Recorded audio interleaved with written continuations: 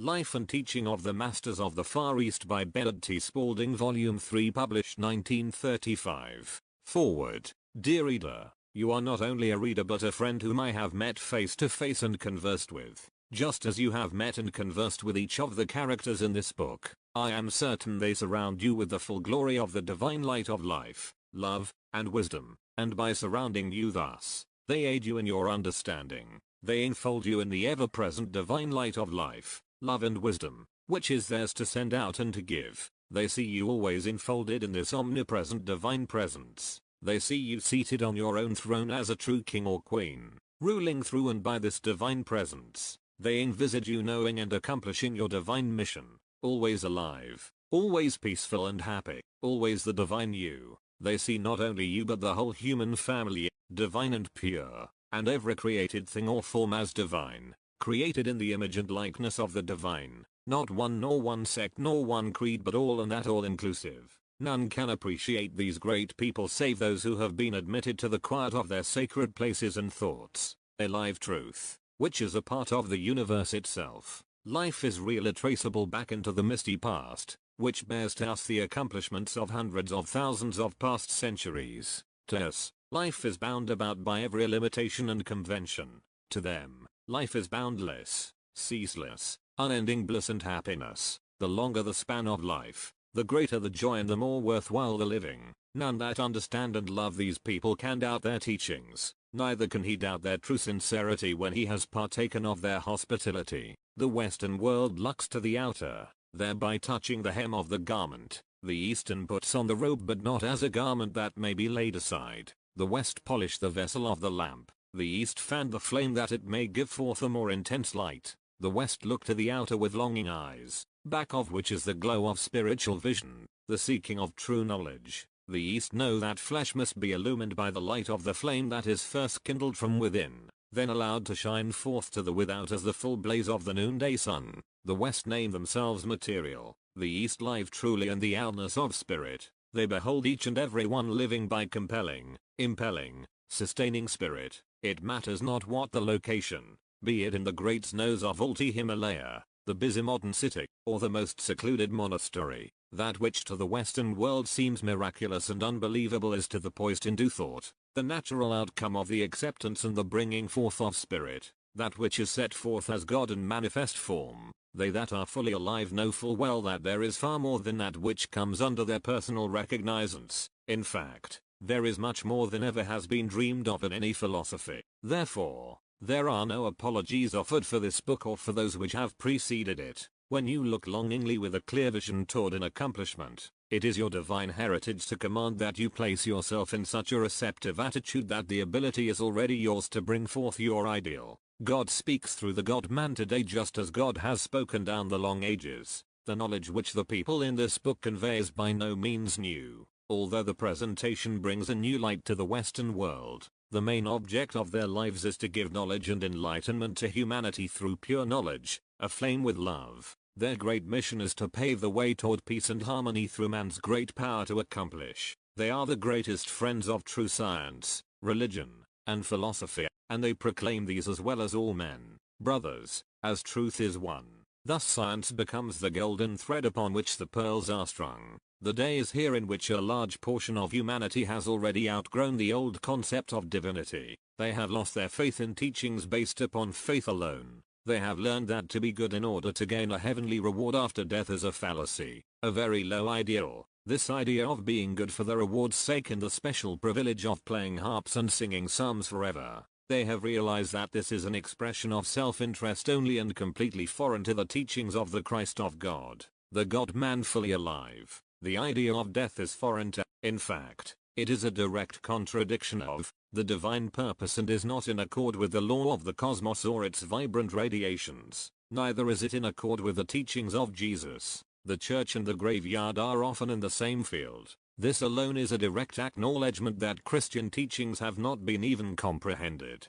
The Christ man has spoken and the listening ear has heard. If a man believes in me, he shall never die. The God man knows that the one who is in sin or lives with sinful vibrations surrounding him dies, and unto him the wages of sin is death. But the gift of God to the God man in the kingdom of God here on earth, the human body perfect in the flesh, When man lives true to the God vibration and wholly in that vibratory thought, the people in this book have taken God out of the realm of the supernatural and of superstition and have placed him wholly in vibratory frequency, knowing that as they keep their bodies in the divine vibration, they never grow old and never die. When the vibrations of their bodies are lowered or allowed to slow down, death ensues. In fact, these people know that when the mistake of death is accomplished, the body is vibrating at such a low rate that the emanating life vibrations are actually crowded out of the body temple, and that those vibrating life emanations still hold together and maintain the same form which the body had when they were crowded out.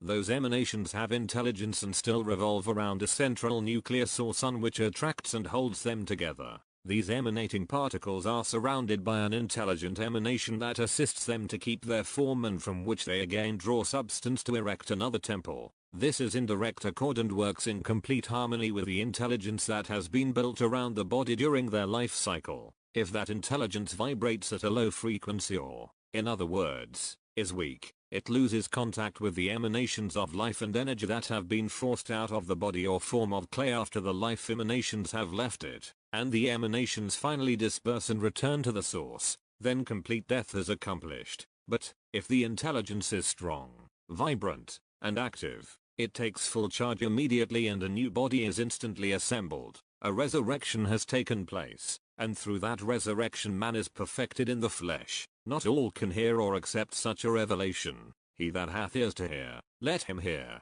Mark 4:9. He whose understanding is developed sufficiently, is able to comprehend. Thus, large portions of humanity are developing a science through which they are again discovering that God has always lived in man and with humanity, yet they for a time have not known God. They have only lost sight of the God-man. To those of whom I have written I dedicate this book, as well as the books that have been published. At the feet of these near and dear ones I lay my deepest respect and gratitude, and in no way do I feel that I am conferring upon them the honor due them. We went doubting. We left with the greatest regrets, loving them everyone, feeling that we had gained a truer and deeper insight into the science of life and true living. Signed, Baird T. Spalding. Chapter I. After those assembled had departed, my associates and I stayed on, loath to leave the place where we had witnessed such a transformation. No words can describe our feelings and the tremendous uplift of those last hours. The words, all for one, and one for all, blazed forth as vividly as when they first appeared. We did not talk, we could not say a word, although we were in the same general position until daylight. We had no sense of being confined in a room. Our bodies seemed to emit a brilliant light, and wherever we walked we had no sense of limiting walls. Although just previous to the experience we were in a room hewed from solid rock, there did not seem to be a floor under our feet, yet we moved freely in any direction.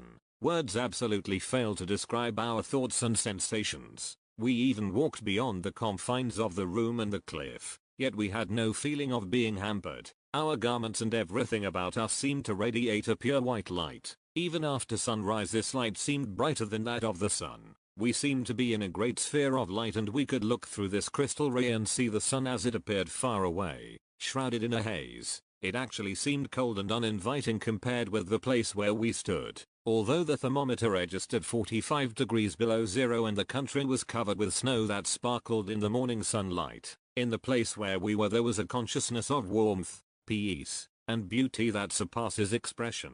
It was one occasion in which thoughts could not be put into words. Here we stayed for 3 more days and nights with no thought of rest or refreshment. There was not a sign of fatigue or weariness, and, as we looked back upon the time, it seemed as if it passed in an instant. Yet we were conscious of each other's presence and of the passing of the hours. There was no sunrise or sunset, just a continuous glorious day, not a vague dream but every moment an actual reality. And what a vista of the future opened before us. The horizon seemed to be pushed back into eternity, or, as our chief expressed it, it seemed to be expanding into a boundless and eternal sea of throbbing, pulsating life, and the great beauty of it all was that it was for all to see and know, not for just a few, but for all. On the 4th day, our chief suggested that we go below to the room of the records in order to again take up our work of translation. Upon making the move to proceed, we found ourselves standing all together in the room. I can but let the reader picture our astonishment and joy.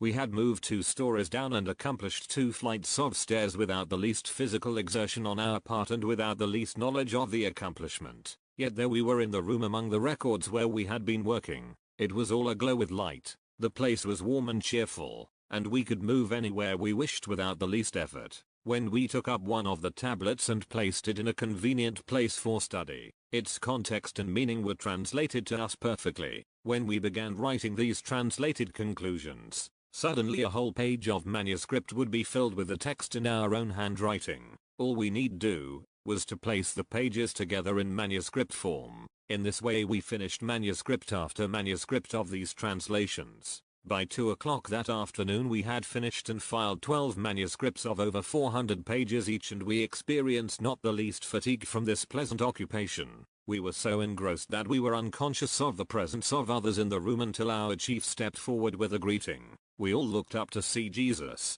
Emil, our hostess, and Chanda Sen, the man of the records, whom we had at first called the old man of the records but whom we now knew as the young man. There were also Baird and a stranger to whom we were introduced as Ramchandra. We later learnt his familiar name to be Bhadra. The table was cleared and prepared for a meal. We sat down, and after a few moments of silence, Jesus spoke, Almighty and all-pervading Father Principle, which shines forth ever triumphant from within us out to all the world and is the light, love, and beauty which we are experiencing this day and which we always experience if we only will. We bow before this altar on which burns the undying fire of perfect love, harmony, true wisdom, unending devotion and pure humility. This sacred light shines steadily on, undimmed, from within the souls of those who are now gathered at this, the altar of true fatherhood, sonship, and devoted brotherhood. This divine light does shine forth from these near and dear ones, out and out to the most remote places of all the world,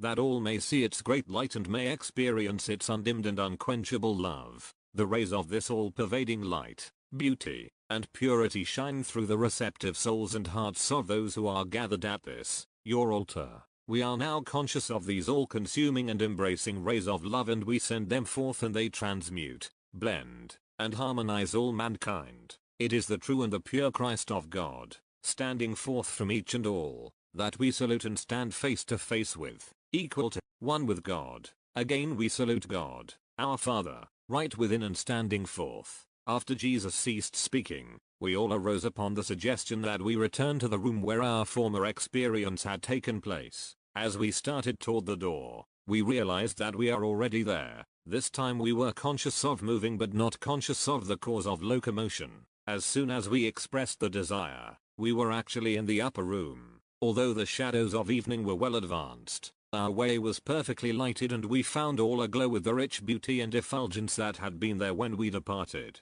The reader will recall it was in the room we had just left that Chanda Sen returned to us after being brought back from what we looked upon as death. To us that room was a shrine, and it seemed aglow with all possibilities, a sanctified place where we ourselves had been able to step forth to a greater accomplishment than, as mortals, we had previously known. From that time until the 15th of April, the day of our departure, not a day or night passed that we did not all meet together for at least 1 hour. During this time the room never again assumed the appearance of solid rock. It seemed as though we could always see through those walls into infinite space. It was in that room that the bonds limiting consciousness were removed. It was there that a great vista of the future opened to us. We all sat down at the table and Jesus resumed the conversation. It takes a true motivating thought, focused on a central absorbing point or ideal, to bring forth or accomplish, and you, as well as all mankind, can become that motivating center. Not one thing comes forth unless man first expresses the ideal.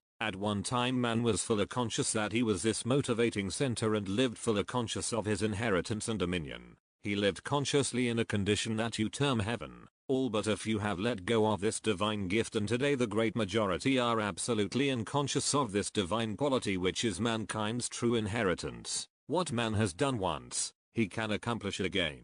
This is the principle back of the endless array of life and manifestation that you see all around you, and includes your own life, together with that of every existing thing, as every existing thing has life. Ere long science will give you ample grounds for saying that things are not material, as science will soon see that all things can be reduced to one primal element containing innumerable particles universally distributed, responding to vibratory influences, and all in perfect and absolute equilibrium or balance. Hence, it follows on mathematical grounds alone that it took some definite movement, some initial action, to draw together the infinite particles of this all-pervading universal natural substance, in order to bring them into form as selective objects. This power did not originate wholly within a particle, but is a power greater, yet at one with the particle, and you, through your thought and definite action, cooperating with the vibration, give selectivity to these particles. Thus will physical science be compelled to understand through necessary deductions, so that scientists will recognize the presence of a power, which, at this time, is not understood because it is inactive, and which is inactive only because it is not recognized, but, when recognized and communed with by man and brought into actual expression, it is fully capable of separating certain specific areas for the specific display of this universal cosmic energy. Then there is built up what you look upon as a material universe, with all its different manifestations, by an orderly process of evolution. If orderly, then each stage must lay the foundation perfectly for the greater development of the stage that is to follow. If you can accomplish progress in perfect order and harmony of thought and action, you are in actual accord with power, and this power brings forth, on an unlimited scale, the faculty of selecting the means to an end. You distribute life and energy under a recognized order of cosmic progression. Then there is built up what you look upon as a material universe, with all its different manifestations, by an orderly process of evolution. If orderly, then each stage must lay the foundation perfectly for the greater development of the stage that is to follow. If you can accomplish progress in perfect order and harmony of thought and action, you are in actual accord with power, and this power brings forth, on an unlimited scale, the faculty of selecting the means to an end. You distribute life and energy under a recognized order of cosmic progression.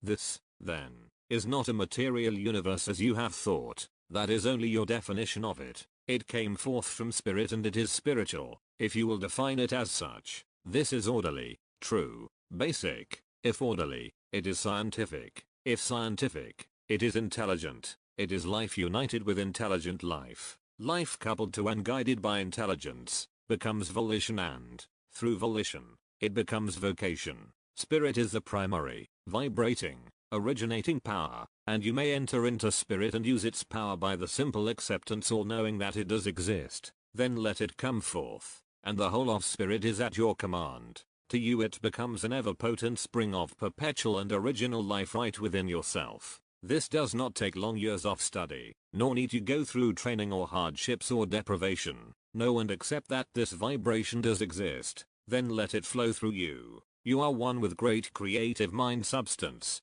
Thus, you know that all things do exist, if you will but see that divine principle, great principle, good principle, God principle is all there is, that it fills all space, is all. Then you are that principle, and, as you stand forth in your Christ dominion and give out this principle, you, by your very thought, word, and act give this principle greater activity. Thus, one more has found his dominion and is using God power and sending it out. As you give out this power, it flows to you. As you give, more is pressed upon you to give, and you will find you cannot deplete the supply. This does not mean going into a closet and hiding yourself. This is getting quiet right where you are, even in the busy so-called turmoil of life, under the most trying circumstances. Then life is not turmoil, it is quiet, contemplative, and compulsive. The outer activity is as nothing compared with the greater activity that you now realize and are one with. This is getting quiet right where you are,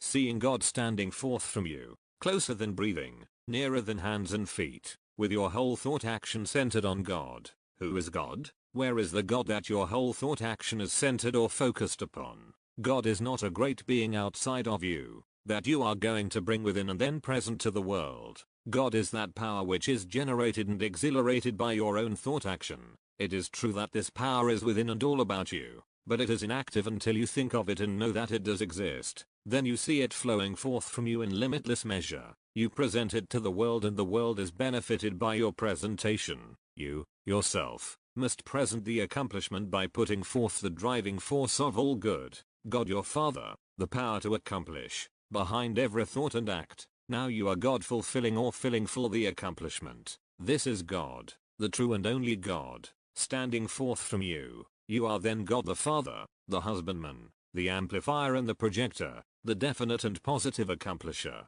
It is then that legions fly to do your bidding, the moment you say wholeheartedly, with reverence and deep meaning, that God is in his holy temple, and know that this temple is your pure body, just as you present it and as you truly stand today, that you, the true Christ, live one with God right within this temple, and that your exalted body is a holy abiding place, a whole and all-inclusive abode. You are an energizer, an all-including and outpouring vessel for this true and divine principle to flow through. Then you pour out more and more of the God which you are and which you love. You worship, you praise, and with your ever-expanding love, you pour out to all mankind that they may see the Christ, the God-man standing forth triumphant. Now you say with the keenest joy, whosoever will, let him come and drink deeply of the waters of pure life. Those who do this will never thirst again. This power you are using and sending forth is God. The Son accomplishes readily what the Father accomplishes. This is also being humble to and bowing before this great power. This is true humility, stepping forth in humble mien, one with your own driving force and power, by constantly contemplating, praising, blessing and giving thanks to this power you increase its flow, and, as you do this, it becomes potent and more readily accessible to you. Thus, I say, pray without ceasing. Your daily life is true prayer, by first knowing that this power does exist, then using it with absolute confidence. You soon become wholly conscious of it. You soon know that it is all inclusive in and through you. If you will but let it flow, it will rush to you in every instance. It flows to you as you let it flow from you. Stand forth as God and give it out. This is God your Father in you and your Father are one. Not servants but sons. Sons of first primal cause. All that I am has, is yours, for you are I am. It is not I who do the work. It is I am in the Father, and the Father in me brings forth the great accomplishment. As you know that you work, one with the Father, there are no limitations, no boundaries. You know it is your divine right to accomplish all things. Then follow me only as I follow the Christ, the true Son, the only begotten of the Father, and, as I bring forth and present God, I do bring forth God from within. Then will it be said, all are God. The greatest sermon ever given is Behold God. This means seeing God standing forth in all glory right within and from you and from all others also. When you behold God and nothing else but God, you love and worship God and God alone. You truly behold God. You are the Lord, the lawgiver, the dispenser of the law. When you pray, enter your closet, the secret chamber of your own soul. There, pray to your Father within, and your Father, who hears, does reward you openly. Pray and give thanks that you are able to give forth more of God to the whole world. Does this not give you a higher and more lofty outlook, a broader perspective, a nobler ideal? Here the talk ended. We all arose from the table and our friends bade us good night and departed. We stayed on for a time and talked over the experiences, then decided to return to our lodgings in the village. As we arose, the thought immediately presented itself. How are we to proceed without a light? And all except the chief voiced this thought. Then he said, you can see how definitely habit fixes itself upon us and how desperately we cling to old ideas. Here we are, completely immersed in light. It has not dimmed because of the absence of those we have grown to love so dearly. Is this not an occasion where we can step forth and show our own self-reliance, our own ability to be and to accomplish the things that we have experienced? Let us at least extend this to ourselves and have the courage to take the step toward the accomplishment. We are leaning so hard upon our wonderful friends that it actually hurts to have them leave us for a moment. I can see, as they already know, that if we do not become self-reliant in these small things, we will never accomplish the larger things, and I do not doubt for an instant that they have left in order to give us the opportunity of proving the accomplishment. Let us rise to the emergency and be above it. As we started, one of the party suggested that we meditate on the method of procedure, but the chief in a firm voice said, no, if we go now. After what we have seen and experienced, we must act and make these acts definite or we do not deserve any consideration. Whereupon we proceeded down the stairs, through the different rooms, through the tunnel, and down the ladder to the village. As we walked along, our way was completely lighted, our bodies seemed without weight and we moved with the utmost ease. We arrived at our lodgings overjoyed by the accomplishment. From that time on until we left the village we traveled where we pleased without artificial light. Our lodgings lighted up as we entered the rooms and the warmth and beauty surpassed any power of description. We retired almost immediately. Needless to say we did not awake until late the next morning. Chapter 2. The next morning we had our breakfast at the lodge, then went directly to the upper room of the temple. There was no visible concept of the confines of a room, nor any evidence of limitation, and so we moved freely with no thought of exertion. When we were ready to go below to the room of the records, we were there. As we had accomplished this without the presence of our friends, we realized the reason for their withdrawal and were very much elated over our attainment. The 1st of April was fast approaching.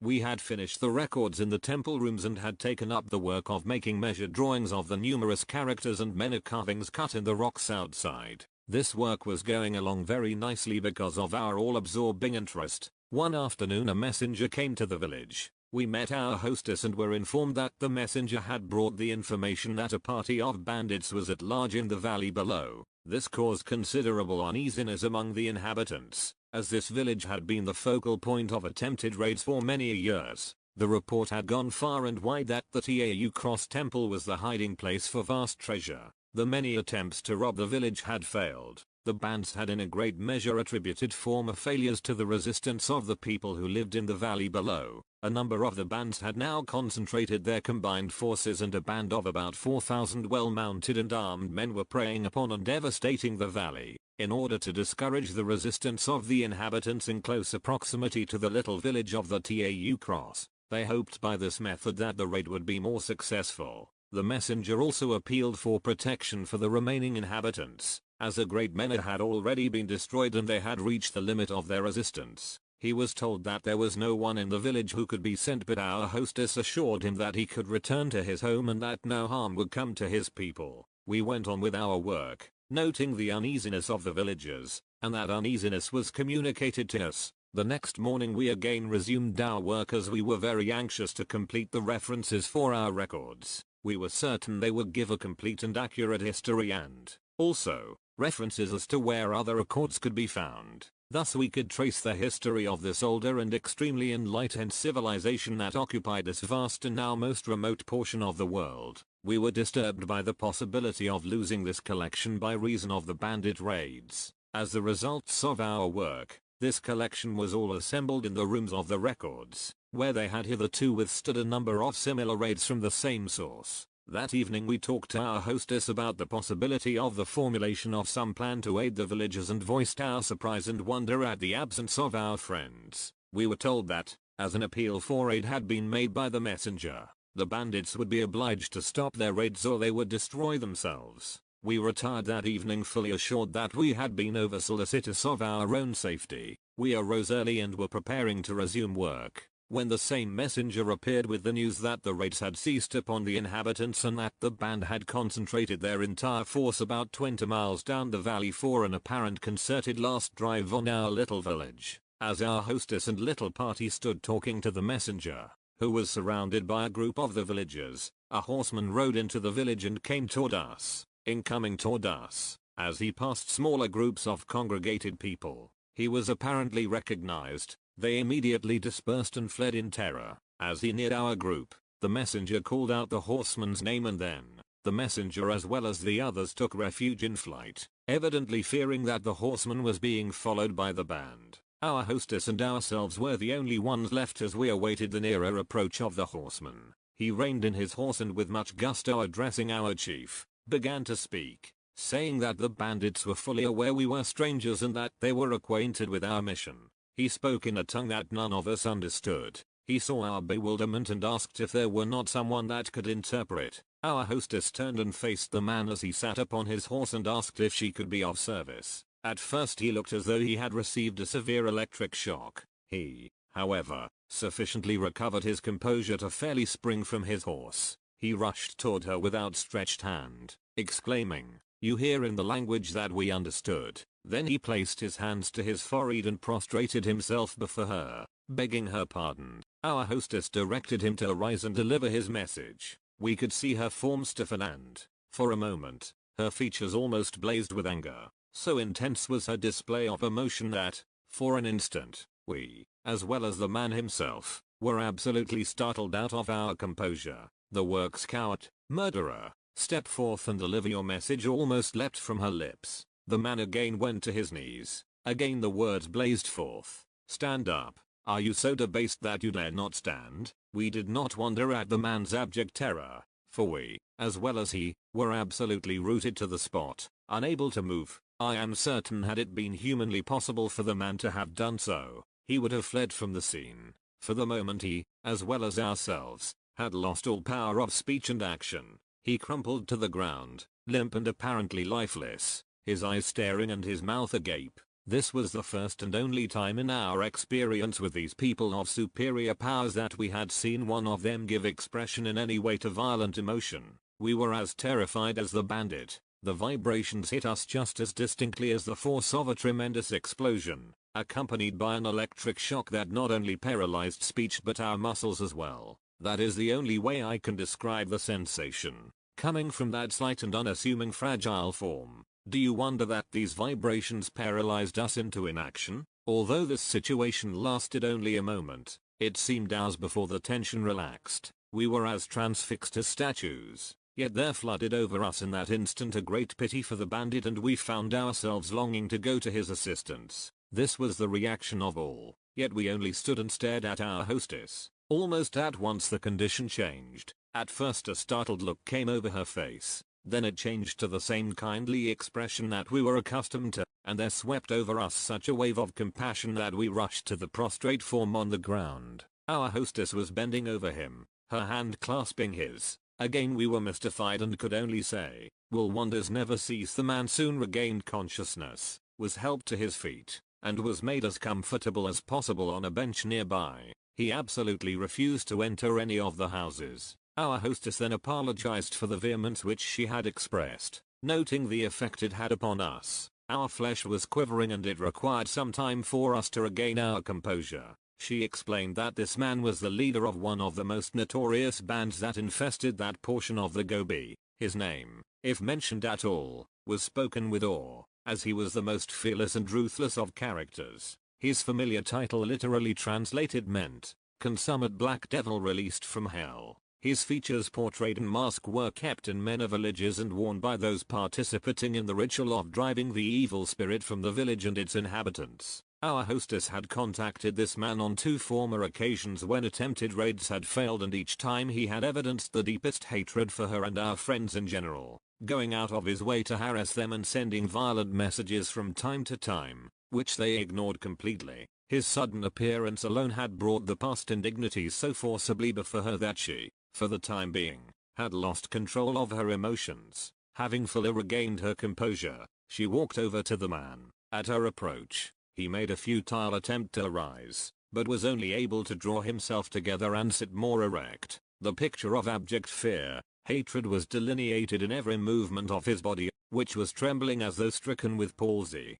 Our hostess, now cool and collected, with no trace of fear or emotion, her face, features, and body as wonderfully cut as the most delicate cameo, presented an amazing contrast. We wanted to remove the man at once, and, although this thought was not expressed, our hostess raised her hand commanding silence. Our chief realized that she was in charge of the situation and that anything we would attempt to do would only place us in a ludicrous position. We withdrew out of hearing while our hostess talked in low and quiet tones for quite some time before the man answered a word. As he spoke, the lady motioned us to approach. We sat on the ground before them, glad to make any move that would relieve the tension of suspense. The bandit explained that he had prevailed upon his superior leaders to allow him to come as a peace emissary to treat with the people for the surrender of the supposed treasure that was concealed in the Tau Cross Temple. If the inhabitants would surrender the treasure, the bandits would agree not to molest them further, would agree to release all their prisoners, of which they claimed there were over 3,000, and would immediately leave the country and never again molest the inhabitants of the valley. Our hostess told him there was no treasure that would be of any value to them. A thorough explanation of the fact was gone into, with an offer to conduct him through all the rooms of the temple or any place he wished to go. He flatly refused this proposition, saying that he feared they would hold him as hostage, and no assurance upon our part could break down this fear. Our hostess reassured him of our sincerity and he suddenly became convinced that we were honest in our statements. Then a situation difficult and alarming for him arose. He told us that he was the instigator of this plot and had fired the imaginations of the other bandits with the zeal for possessing the treasure, and that he had painted a lurid picture of the fabulous wealth that would be theirs should he succeed. In fact, he and his father had held their band together with promises of the possession of this treasure. He was the chief of the band that had consolidated with 5 other bands to carry out this raid. The crux of this situation was that if he should return to his band with the information that there was no treasure, he would immediately be branded as a traitor and, as such, would be dealt with accordingly. He could not deter the band from the contemplated attack, as they would not believe him on account of his zeal in pressing the situation up to this point. It was decidedly an embarrassing position for him. To our great surprise, our hostess offered to accompany him to the camp. Our protests were quietly overruled and she prepared to leave immediately. She assured us that she was in no danger, but that if we went along, our presence would instill suspicion in the minds of the bandits, so that all would incur great danger. We meekly submitted. There was nothing else we could do. The man mounted his horse and we assisted her to mount to the seat that was prepared behind him. As they rode from the village, they presented a never-to-be-forgotten picture, one that will live in our memories for all eternity. The bandit with doubt written all over his features and our hostess smiling back at us with the warm assurance that she would return by nightfall. We lost all interest in our work for the rest of the day and wandered aimlessly about the village until sunset.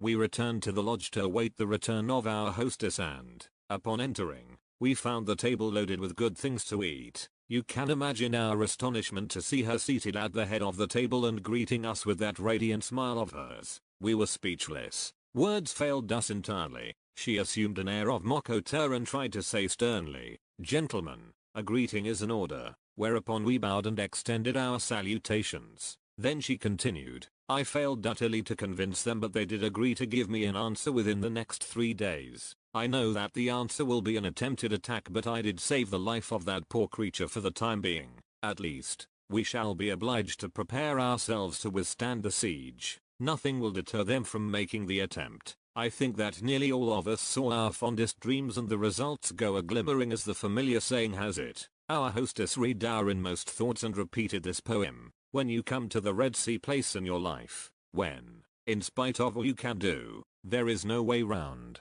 there is no way back, there is no other way but through, then know God with the soul serene, and the dark and the storm are gone. God stills the wind, God stills the waves. God says to your soul, go on, go on, go on, go on." Chapter 3. After the meal was finished, we arose from the table, our hostess leading us into the garden. To our great surprise we found Jesus, Emil, Just and Budra seated. We joined the group and sat down. We could sense the inaudible sigh of relief and realized how much we had grown to rely upon these people. It was as though we had fastened ourselves to them with bands of steel. Somehow I saw that this we must not do. It was necessary for us to play our definite part in this great scheme of life. In order that we might not become mere puppets, we must stand wholly upon our own feet and rely wholly upon ourselves, or they would be obliged to sever the bands entirely. Our chief talked freely upon this subject later. The evening was still young and the soft glow of the fading sunset colors suffused everything with a luxuriance and beauty that one must see to appreciate it.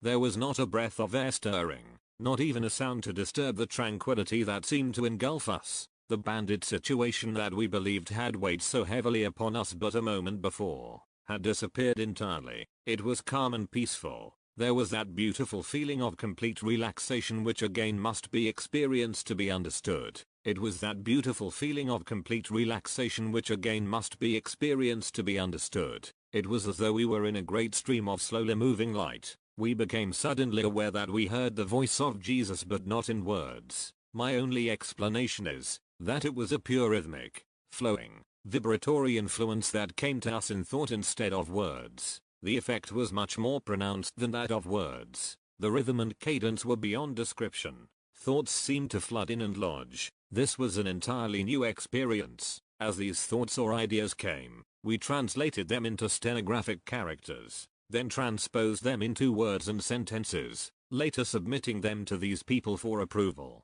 When I say, "Behold, the Christ of God is here," I behold the God-man standing forth. I see this body as the true temple of God, the perfect instrument or channel through which the great creative principle flows and comes forth freely. Then this creation is unadulterated in image, form, and likeness. I am God. In this attitude I send forth the master of every situation, the Christ of God triumphant. It is this ideal that I worship and that which I worship, I bring forth. I can in no way bring forth God if I am does not present God to all humanity. In this attitude man stands forth the master of every situation. The Christ is triumphant, conquering. God and man are walking hand in hand. 1.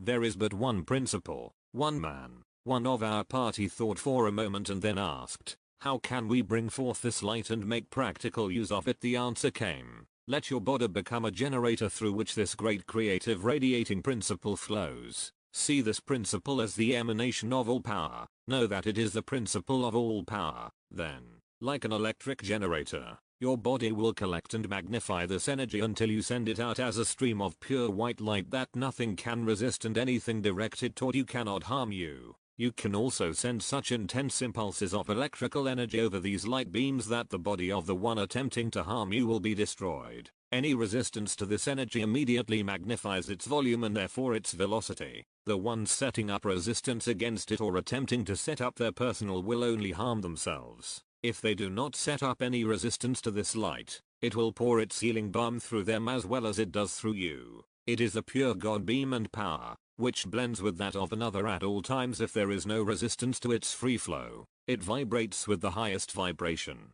Consequently, all are vibrating in perfect harmony and accord and no harm can possibly come to them, as they are in unison with the God vibration. There is absolutely nothing that can harm another unless that one resists the God vibration. Vibration is life. Do you not see how you stand one with God at all times? In this attitude would there be a possibility of separation? The only separation is the resistance that causes the inharmony. Nothing can come near you when you stand in the holy mount, one with God. This is not a special privilege for a few. This is for all. I am the great absolute cause or source in which every child stands one with God. Thus all live under the law, the highest vibratory thought action. There is not an inharmonious vibration that can enter this sphere, this throne, where all belong and are at home. This is your divine kingdom. You can also use this power to return false and harmful thoughts or desires that are directed toward you. You can, if you so desire, step up this white God-light beam,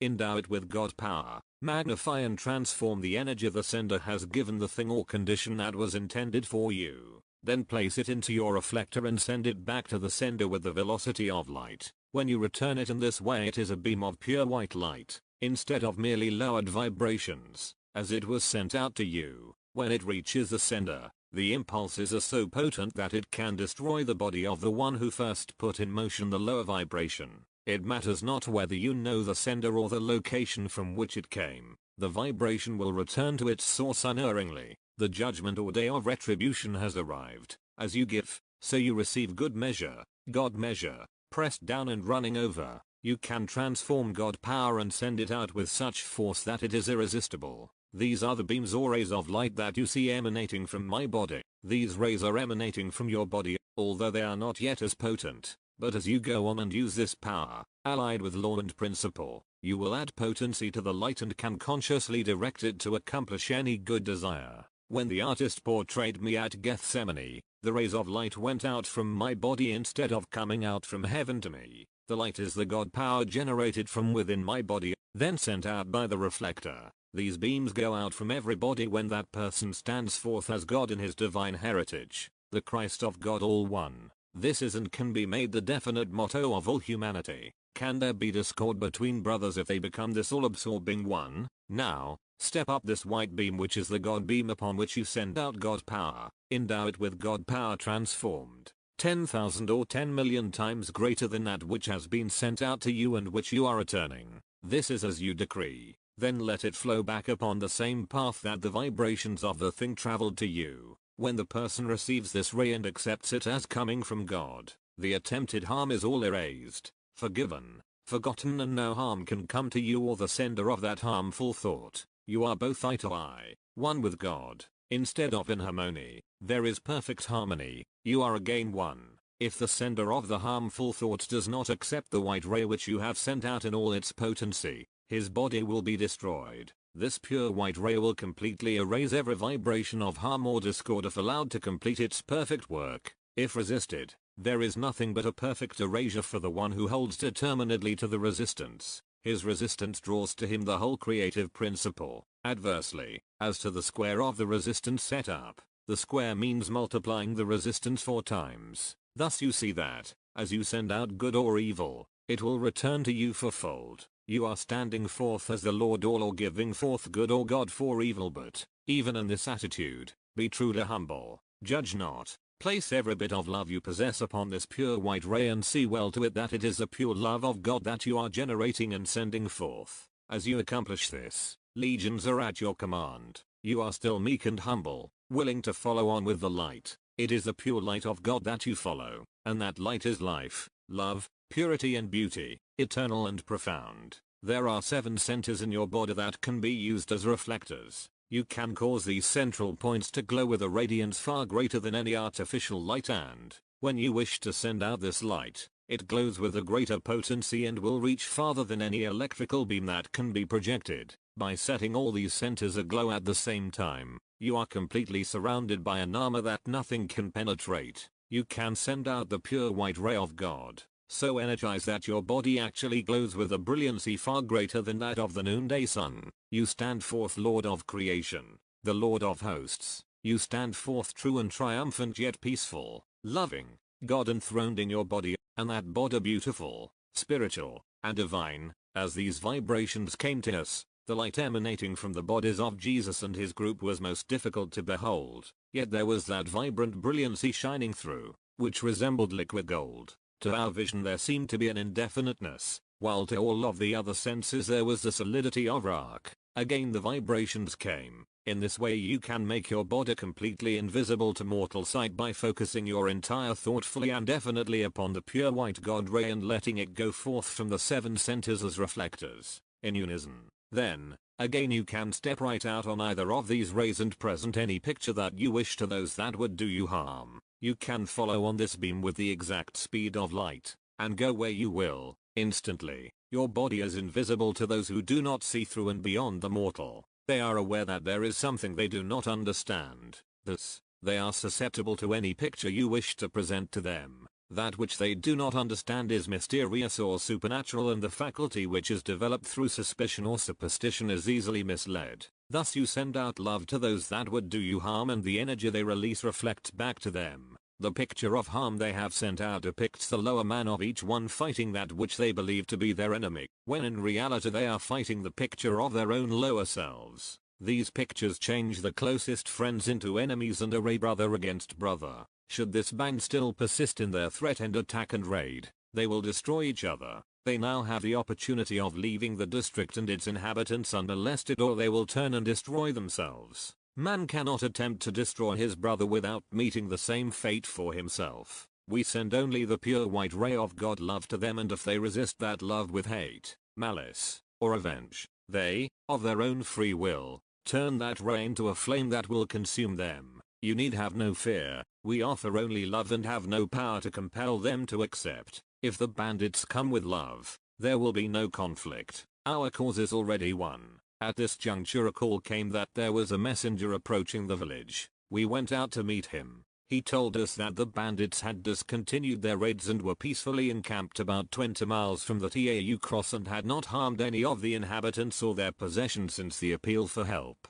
but that they were holding the prisoners as hostages against further resistance. He also said there was a persistent rumor that the band would attack our village within the next day or two if the treasure was not delivered the following day. The messenger brought greetings from the captive people. Every man had offered his life for the protection of the village. The messenger was told that this sacrifice would not be necessary and that he could return with the thanks and deepest appreciation of the villagers for the prophet's service. Chapter IV. We resumed our work next morning with renewed zest, having banished all fear from our thoughts. On the morning of the second day we were working on some of the figures carved in the rock of the canyon wall. Suddenly our attention was drawn to the village sentry, whose position was across the canyon at a greater elevation, affording a much wider outlook. Through our field glasses we saw him signal the village. Soon the villagers were hurrying to and fro, evidently seeking protection in the great gorges deeper in the mountain fastness. All the inhabitants were deeply agitated. As we listened, we could hear the low thundering roar of the advancing horde.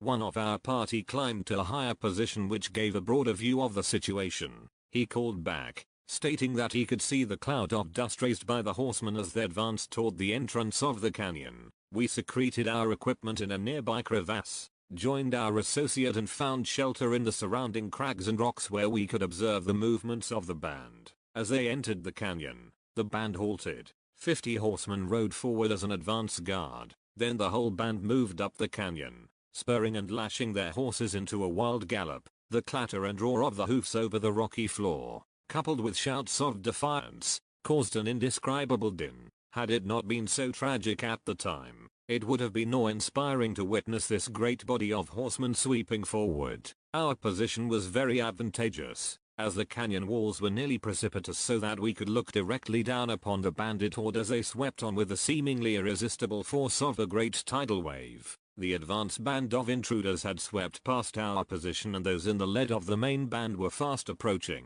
We had turned our field glasses on the little village for the moment and observed that it was panic-stricken.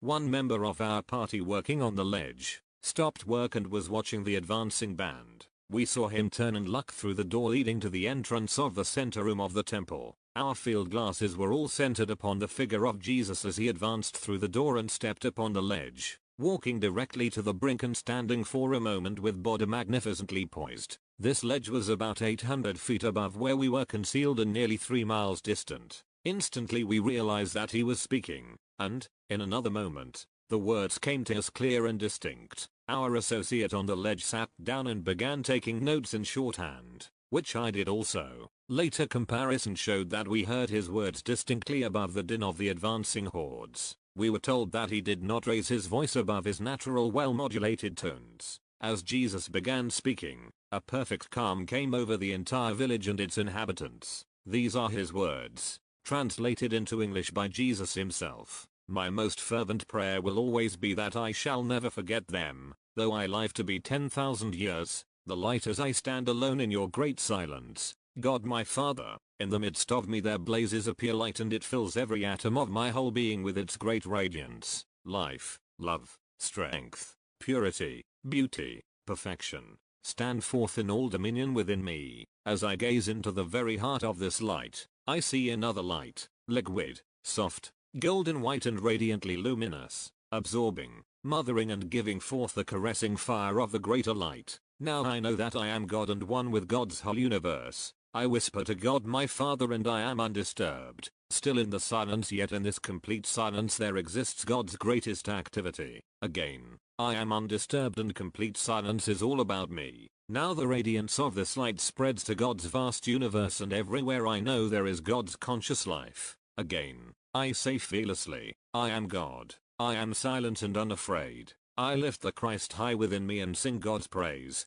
In the tones of my music inspiration hums. Louder and louder within me the great mother sings of new life. Louder and clearer with each new day. Inspiration is lifting my conscious thought until it is attuned to God's rhythm. Again, I lift the Christ high and give close ear that I may hear the glad music. My keynote is harmony and the theme of my song is God and God seals my song as truth. Behold I am born anew. A Christ is here, I am free with the great light of your spirit. God my Father, your seal is placed upon my forehead. I accept. I hold your light high, God my Father. Again, I accept. As Jesus ceased speaking, a dazzling ray of pure white light shot out from the center of the solar part of his body. This beam of light extended down the canyon some distance to where the gorge made an abrupt left turn, just ahead of the place where the advance group of horsemen were riding. At the point where the slight beam terminated, a great barrier like a stone wall seemed to rise instantly, and great darts that appeared like flaming arrows shot out from this barrier.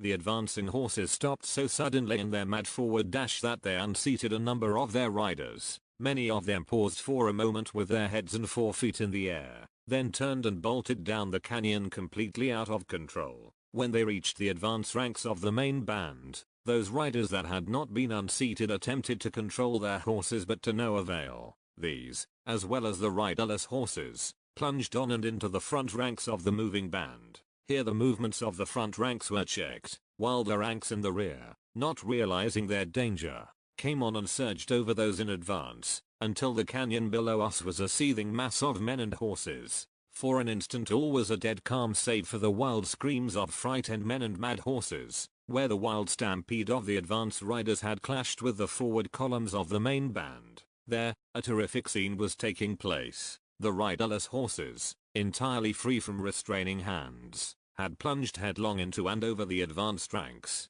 unseating many more men, and they with their ungoverned mounts, added to the confusion. The horses began rearing, plunging and screaming, as only dumb animals can, in a moment of uncontrolled and violent fright. This mad melee was communicated through the massed horde in the canyon below us. Suddenly we saw men draw their short swords and slash wildly in every direction. Others drew their firearms and began shooting at men and horses in an attempt to clear the way for an escape. It soon developed into a battle of the survival of the fit. It ended in a mad dash for liberty by those who were fortunate enough to escape the shambles, leaving the gorge cluttered with great heaps of dead and wounded men and horses. We hurried down to give what aid we could to the wounded. All of the inhabitants and our friends joined us. Messengers were sent out far and wide for assistance. We worked feverishly through the night until after sunup the next morning. As rapidly as we were able to extricate the wounded ones from the terrible debris, Jesus and our friends would take them in hand.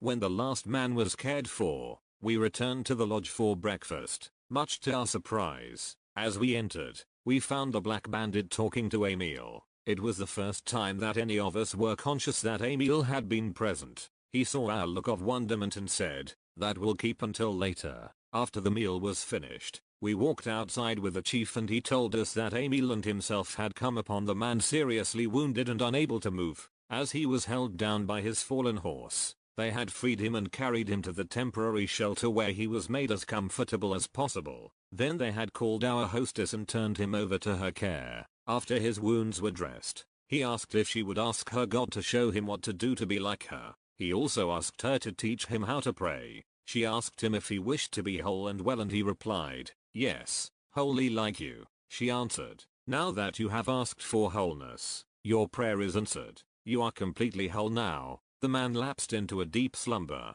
At midnight when our chief made his rounds, he found that the wounds had completely closed and there was not a scar left. The man arose, dressed and volunteered to assist in the rescue work. We also saw a great number that we thought were just slipping into the great shadow, restored completely. Some would cringe in terror at the approach of our friends, so much so, that it became necessary to separate them from the others. After the rescue work was finished, the Black One, as we called him, went about among his wounded associates, doing all he could to alleviate their fears. Many seemed like animals caught in a trap, fearing that a terrible death by torture awaited them, as that was the sentence meted out to them through the law of that land, should a bandit be captured. So definitely had this belief become fixed in their minds that they never responded to the kindness bestowed upon them. They feared they were being nurtured back to health so that the torture would be of greater duration. All were finally healed of their wounds, although a few lingered for months,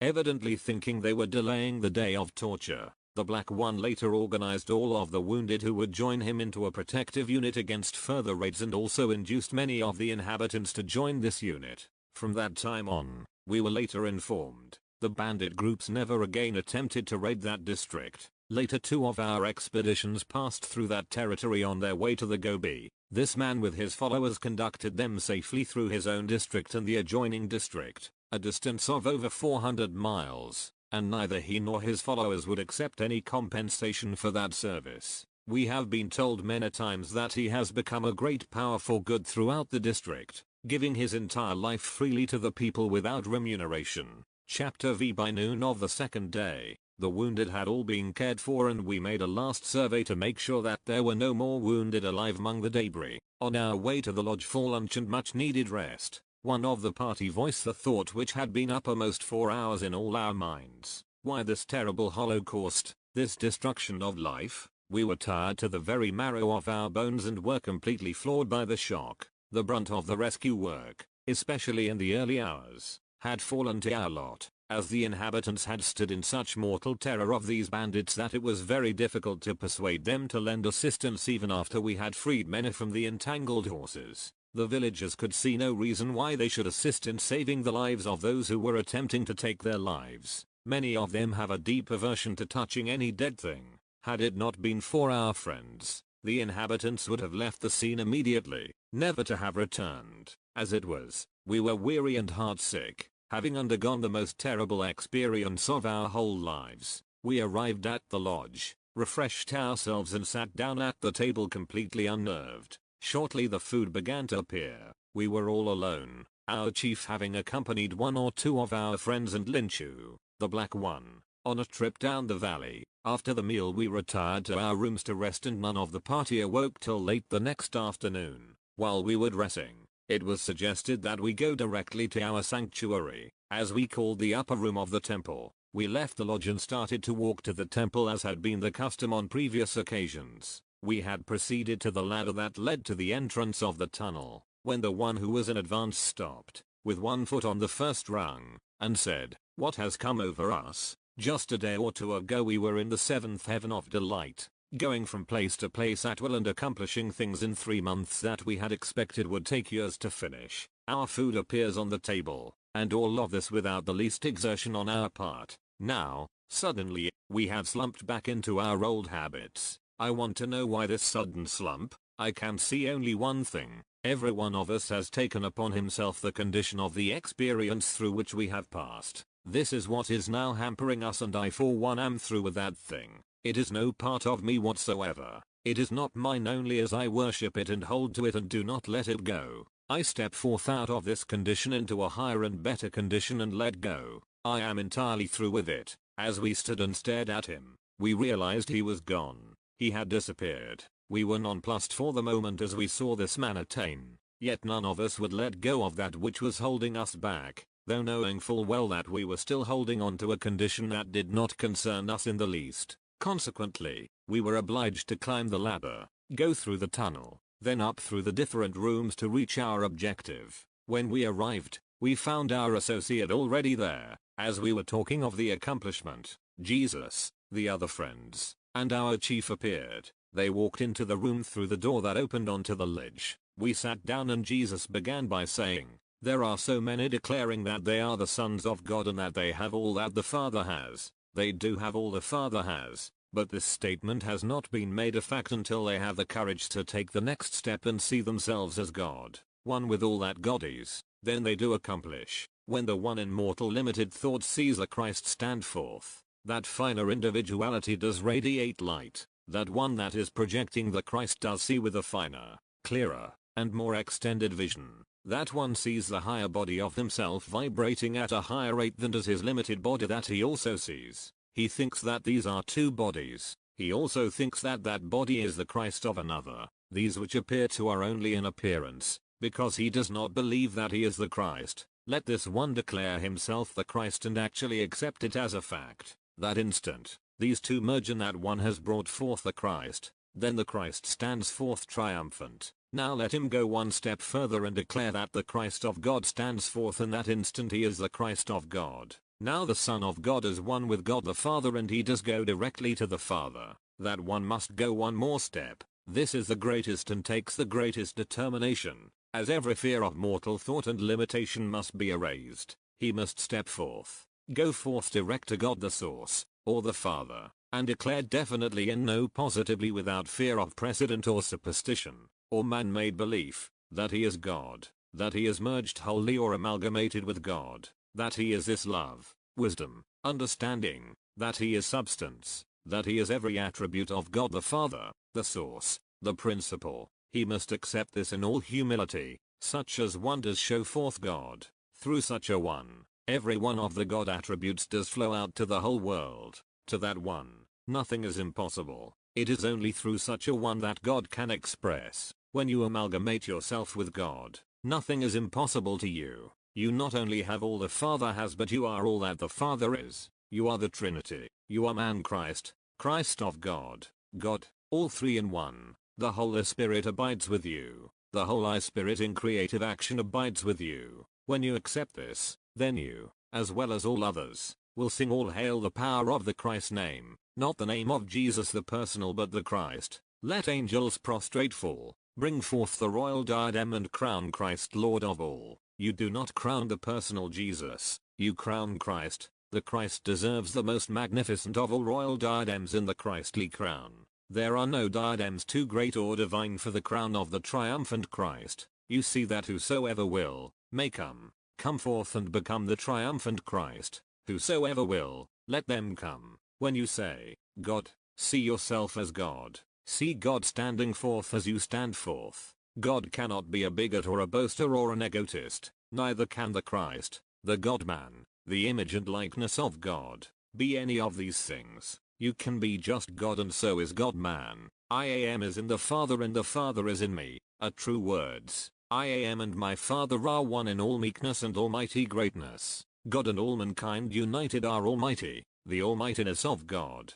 That which was born in your so-called iniquitous thought is raised in glory because the thought of iniquity is erased. That which has borne the image of the earthly must and does bear the divine image when you raise up that ideal image. I say to you that now, this instant, is the great opportunity for you to step forth, out of this outer turmoil, into the great peace and blessings of God, and clothe yourself with the light of God, in all meekness. Place the crown of Christ upon your head and, unless you yourself do this, no other can place it there for you. Step up to and be a part of the great white throne, the source. Become one with those that have made the great accomplishment in like manner. Be not only one with God but be God, actually God. Then you can and do present the divine attributes to the whole world. How can God energy get into expression except through man? There is not another organism upon the whole earth that can vibrate at the same rate or frequency, and in consequence, it is so highly organized that it does perceive, then generate and transform this supreme energy,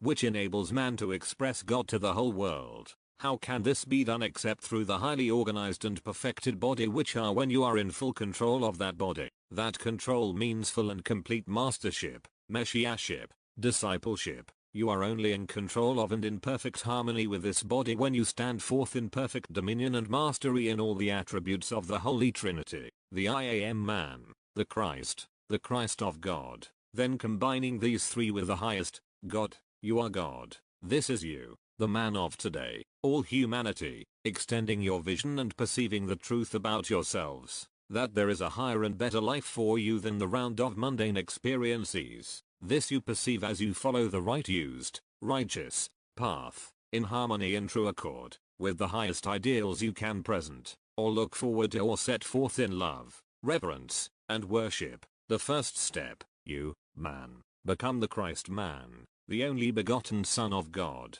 The next step, you become the Christ of God by seeing the Christ man, the Christ of God. You have joined the Christ man to the Christ of God. Then, in order to go direct to the source, you must take these one, God the Father. You have now brought together the I Am man into the Christ man. Then you have transformed this Christ man into the Christ of God, or the Lord God. Then, through your next step, you have transformed the Christ of God into the ever-living God. These which seem to have become one God, God, the Father of all. There is not one thing that will be impossible to you if you do not deviate from this path of righteousness. In this you must be absolutely fearless and true, regardless of what the whole world may think. In standing forth and acknowledging your dominion and at one ment, you are at one with the Father, the outpouring and ever-present supreme principle of all things. With this light does not your Bible present a great allegorical depiction of man's spiritual development and attainment when rightly understood or righteously used? The shaft of light that is pictured as coming to me from heaven, is projected outwardly from my body.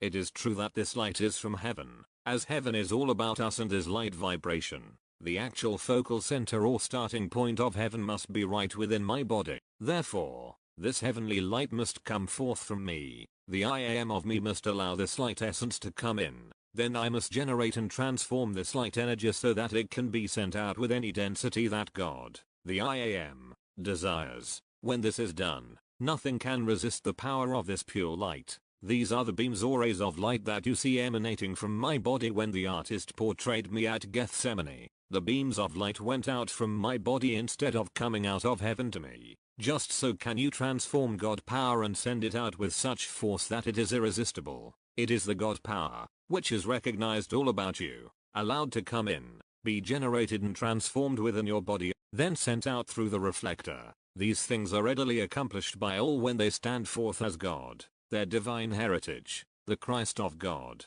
all one. This is the divine and definite motto for all humanity. The closer humanity draws to this great healing ray, the earlier will discord and inharmony be erased. If you lie freely in this light vibration, which is the light of the whole world, and all draw near to it, the closer you will draw to man's true abiding place. Thus you find that I am is the light of the whole world. Behold God, the table is spread. Lift up this mighty one of God, this I am. Lift this body to God, and you and all are crowned Lord of all. You do place the crown upon your own head. None can do this for you. Chapter VI. My only apology for dwelling in detail upon the experiences of these few days in regard to the bandits is to portray as conclusively as possible the power of one man clothed completely in his divine right of dominion and mastery, to turn the energy and zeal exerted and sent out by a great lawless horde to the complete protection of himself and the whole district. This protection was not only afforded, but the energy and zeal released by the horde was so great that when it was magnified, energized, and returned, it caused those that were destroyed to turn upon and destroy themselves. It also afforded complete protection to the whole countryside for many miles around, although the inhabitants were outnumbered by the bandits at least 3 to 1 and they had no visible weapons of defense. As soon as the excitement and the shock of the previous days had abated, we returned to our work with renewed interest. The Easter season was fast approaching and we wished to complete our work in this locality in order to return to India. From this time on our work drew rapidly to a close. The last details preparatory to the return were completed the day before Easter. We looked forward to Easter Sunday as a day of complete rest and relaxation. On our way to the temple, long before dawn, we found Chanda Sen seated in the garden. He arose to accompany us, saying that our chief would meet us in the sanctuary. He suggested that we return to India by way of Lhasa, thence to Muktanath through the Trans-Himalaya Pass to Kandanath, thence to Darjeeling. As we reached the foot of the ladder which led to the temple entrance, we halted for a moment to view the approaching dawn. Chanda Sen placed one hand upon the ladder and stood as though about to ascend to the tunnel entrance. In this attitude he began talking. Light does not comprehend darkness, as it shines through darkness. When Jesus saw that he was to be betrayed by Judas, he said, "Now is the Son of Man glorified, and God is glorified in him." The mastermind did not say, "Judas betrayed me." He did not refer to Judas at all. He understood and held only to the allness of the glorified Christ of God flowing through himself. Thus we see that perfect mutual action works out all in harmony in its own way. Now you can say, Christ, stand forth more and more definitely, so definite that you are myself. In fact, now are we one body, one mind, one spirit, one whole, complete principle. You are I am. Together we are God.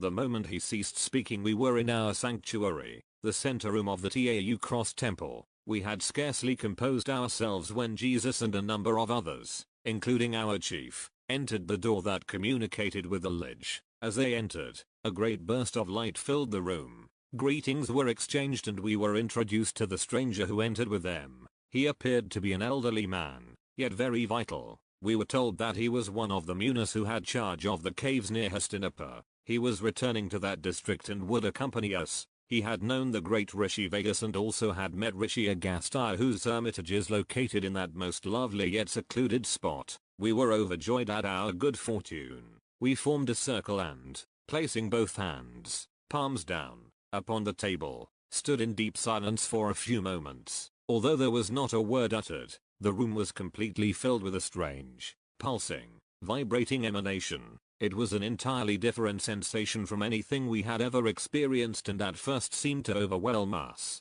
The rocks pulsated and vibrated with a resonant musical tone. This lasted only a few moments. When the stillness was broken we were told that this morning we would see the creation of the universe in pictures. These pictures would be a representation of that which happened when our universe came into existence. We stepped through the door, out upon the ledge, and walked to the edge. It was still an hour before sunrise. The dead calm of the absolute silence enshrouded us. The time was propitious for the unfolding of another birth. We were looking out and out into infinite space, our souls eager and expectant. The Muni began by saying, "There are but two events in the world, That which was in existence before consciousness began to assert itself, is now, and ever shall be, and the things that humanity has thought and will think about, that which was before consciousness began, is eternal. That which humanity thinks is changeable and inconstant, that which was, before consciousness began, is truth. That which humanity thinks is truth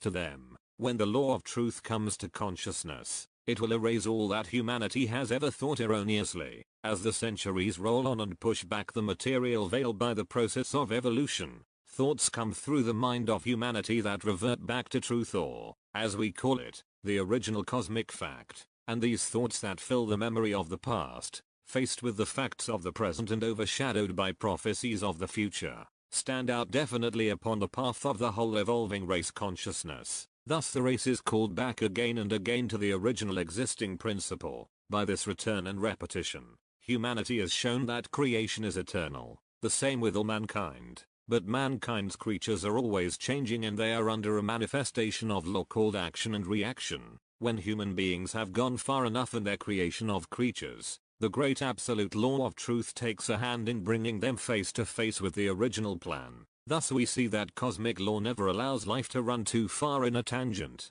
This law is always polarized in equalization, balance, and harmony. In spite of idols or creeds, it will crowd mankind on into complete union with absolute realities. All things that are not in perfect accord and union with actual, existing cosmic fact, must erase themselves when the absolute law of truth holds sway in the human consciousness. The thoughts of humanity are always so formed as to release their imperfect creations, that are only born of half-truths. When truth arrives, cosmic absolute law must be fully satisfied. Thinking, speaking, or acting the law of reality is bound eventually to lead humanity into law or reality itself. The ancients tell us that every tree that the Heavenly Father has not planted within you will be uprooted. Let them alone, blind leaders of the blind. If the blind always led the blind, shall they not fall into the same ditch? The cycle is fast closing, in which the blind of the whole race have led the blind into a welter of ignorance, superstition, and delusion created by those who believe as human beings think, rather than that which is true and real.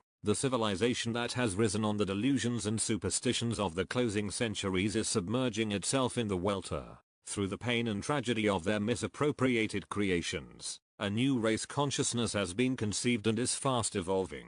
In fact, the door is opening wide for its new birth. There is no other course than to go on from one plane of consciousness to a higher and more advanced step in the actual cosmic path. The only condition forbidden in the vibration of the great cosmos is that quality of thought which allows the human race to become so solidly fixed in what it believes that, if it clings desperately to its old delusions and will not let go, it can in no way come into the greater expanse of universal thought. Those thus absorbed in personal consciousness must go on through natural exhaustion of beliefs and experiences until they fail to go forward. Then, of its own accord, absolute law wields a progressive hand through disease, pain, and loss, until the human is satisfied and turns to find the curse of a false idea within the idea itself. If a race or nation refuses to let go of things created by a portion of human thought instead of that which really exists, the law takes a hand in its progress by allowing the accumulated vibrations sent out by such a condition to reflect back upon itself through the light ray.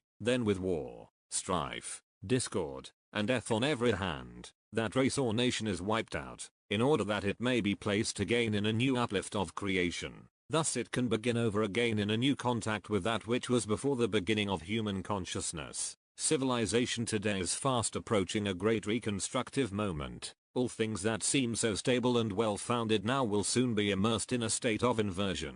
Every tree that has not been planted by truth will be uprooted. There is approaching a complete cosmic overthrow of the present social, political, financial, and religious institutions that will make room for the placing of the new era in order that humanity may come in closer touch with that which is and was established before the present human consciousness submerged and set it aside. Truth waits on with attentive, loving, and radiant beneficence until man will see that he can embrace and become the consciousness of that which has always existed. Humanity is taking a forward step from the cradle stories of the former generation, and their creations are no longer of any avail to the arisen individuality and spiritual discernment of the consciousness of the generation that is fast approaching. Delusions, traditions, and superstitions are nearing the end. It is also true of the civilization which they established. The old idols are good enough for the infantile consciousness that is nearing an impasse. Their delusion has caused their undoing, as they are proved to be only cradle stories woven by a mastercraft of priesthood and preceptor to lull into false sleep the crying infants of an evolving race.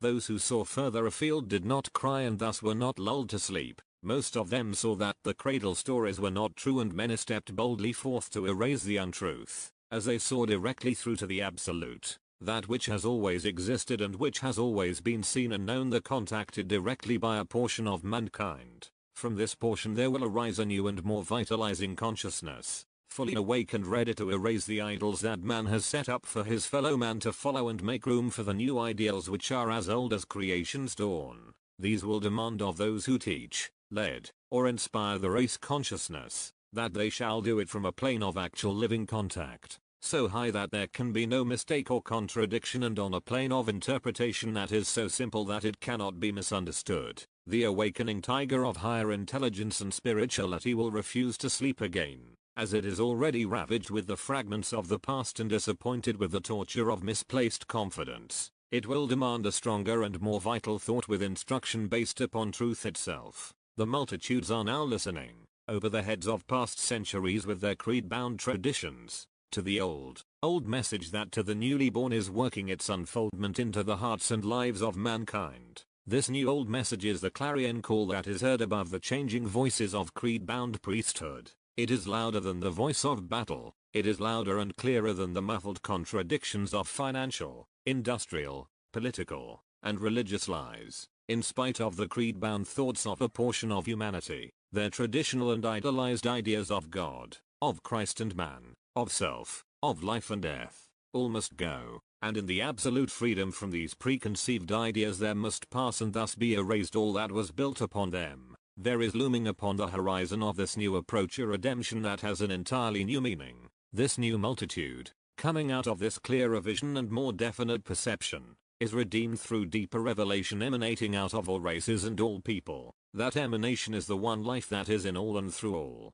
In spite of the delusion-bound multitude, their clinging hands and cringing attitude, a greater and more noble vista of the expanding horizon of God, the Christ of man, the Christ of God, of self, and death itself, is looming, and another cycle of spirit is dawning for the whole world. Another age of the crystal race is coming up out of the maelstrom. Whenever a people or nation think of God as absolute, that people or nation is God, for God is established unto them, as they love, worship, and reverence that ideal, they do become God. In the fullness of time they have reached their heritage, that which was first and is established in spirit. Whenever an individual thinks of God, he is God. God is established unto him. Breathe life into humanity. It means the same. God. In this greater understanding of cosmic revelation, men find God the same as God was before human consciousness began to manifest, the same yesterday, today, and forever.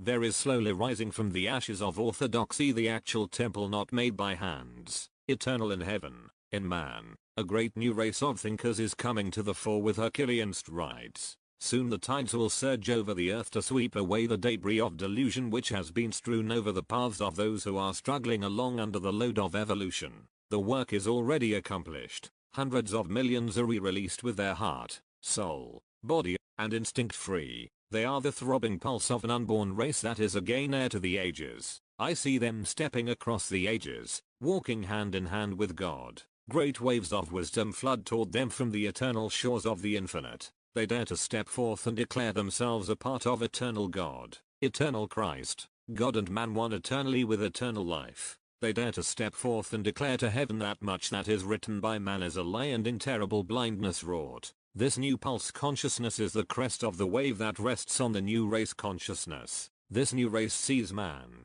himself, the highest expression on this planet, and one with God through the medium of his life, and it sees that his whole supply flows through that life itself. This race knows that man can live consciously in a perfect universe with perfect people and in perfect accord with perfect situations and conditions, with absolute assurance that there is not an error in the great spiritual plan of the cosmos. Man sees God as cosmic spirit pervading everything. Then, with the subtleties of mind through his thought, He does not hesitate to review the fundamentals that have placed him where he is and made him that which he is. Thus he is again one with his sources. He knows that this source is the ever-silent side of his God mind linked consciously in thought and amalgamated with infinite mind. This new race understands that, through sun and shadow, without the bitterness, the soul's true quest for love and true peace is the truth of God and man. This race does not hesitate to strip the swaddling clothes of delusion from the whole human race. The gaunt spectre which for ages has bound the feet of the weak and doubting ego man,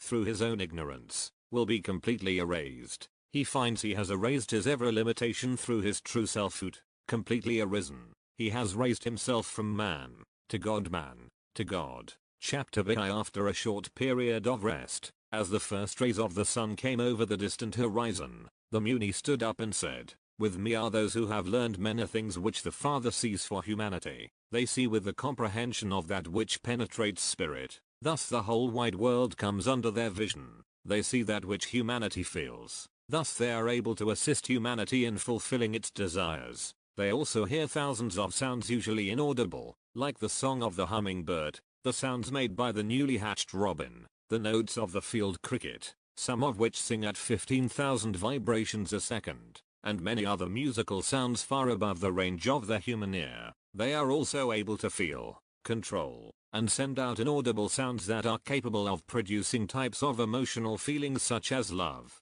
peace, harmony, and perfection that benefit the whole world. The vibrations of the feelings of abundance and great joy can also be amplified and sent out by them so that they surround and interpenetrate all humanity to such an extent that, if he will, each unit of the human family may have them. When this condition is acknowledged to exist, each human unit cooperates by amplifying and sending out these vibrations. Then, the very thing that humanity is in need of is crystallized into form around or among its units, or people. Their desires are accomplished. When the necessary vibrations are set into activity, the units of humanity cannot escape the actual presence of these. In this way, all of humanity's perfect desires are crystallized into actual form. The vast sea of God's creative, unlimited, moving space is crystal clear, yet it is completely full of vibrating, emanating energy, and that emanating energy is known as aqueous substance, in which all substance or elements are in soluble form or suspended in harmonious relation,